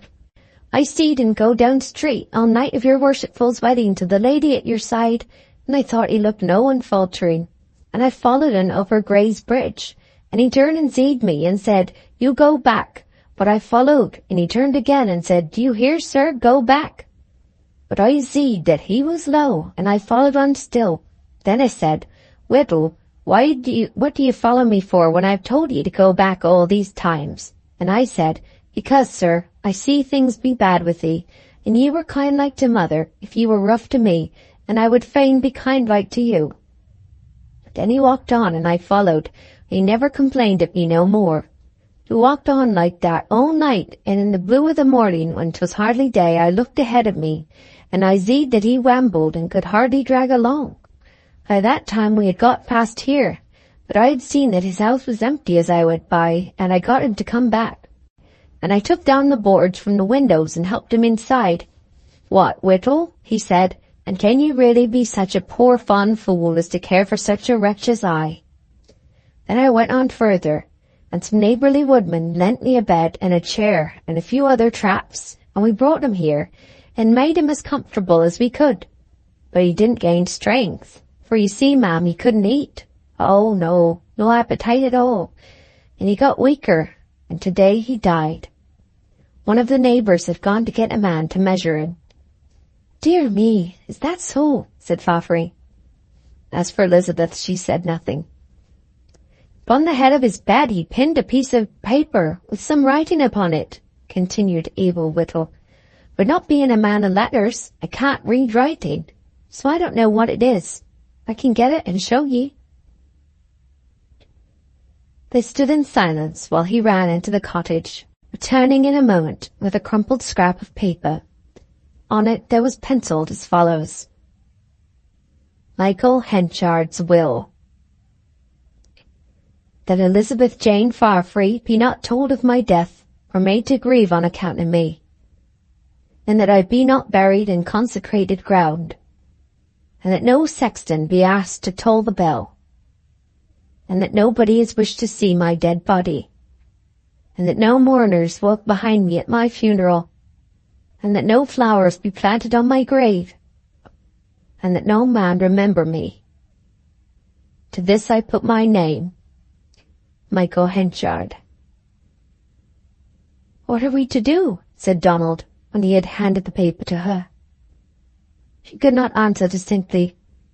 "Oh, Donald," she said at last through her tears, "what bitterness lies there! Oh, I would not have minded so much if it had not been for my unkindness at that last parting. But there's no altering. So it must be." What Henchard had written in the anguish of his dying was respected as far as practicable by Elizabeth Jane, though less from a sense of sacredness of lost words as such than from her independent knowledge that the man who wrote them meant what he said. She knew the directions to be a piece of the same stuff that his whole life was made of, and hence were not to be tampered with to give herself a mournful pleasure or her husband credit for large-heartedness. All was over at last, even her regrets for having misunderstood him on his last visit, for not having searched him out sooner, though these were deep and sharp for a good while. From this time forward, Elizabeth Jane found herself in an attitude of calm weather, kindly and grateful in itself, and doubly so after the Capernaum in which some of her preceding years had been spent. As the lively and sparkling emotions of her early married life cohered into an equitable serenity, the finer movements of her nature found scope in discovering to the narrow-lived ones around her the secret, as she had once learnt it, of making limited opportunities endurable, which she deemed to consist in the cunning enlargement, by a species of microscopic treatment, of those minute forms of satisfaction that offer themselves to everybody not in positive pain, which, thus handled, have much of the same inspiring effect upon life as wider interests, cursorily embraced. Her teaching had a reflex action upon herself, insomuch that she thought she could perceive no great personal difference between being respected in the nether parts of Casterbridge and glorified at the uppermost end of the social world. Her position was, indeed, to a marked degree, one that, in the common phrase, afforded much to be thankful for. That she was not demonstratively thankful was no fault of hers. Her experience had been of a kind to teach her, rightly or wrongly, that the doubtful honor of a brief transit through a sorry world hardly called for effusiveness, even when the path was suddenly irradiated at some halfway point by daybeams rich as hers. But her strong sense that neither she nor any human being deserved less than was given did not blind her to the fact that there were others receiving less who had deserved much more. And in being forced to class herself among the fortunate, she did not cease to wonder at the persistence of the unforeseen, when the one to whom such unbroken tranquillity had been accorded in the adult stage was she whose youth had seemed to teach that happiness was but the occasional episode in a general drama of pain.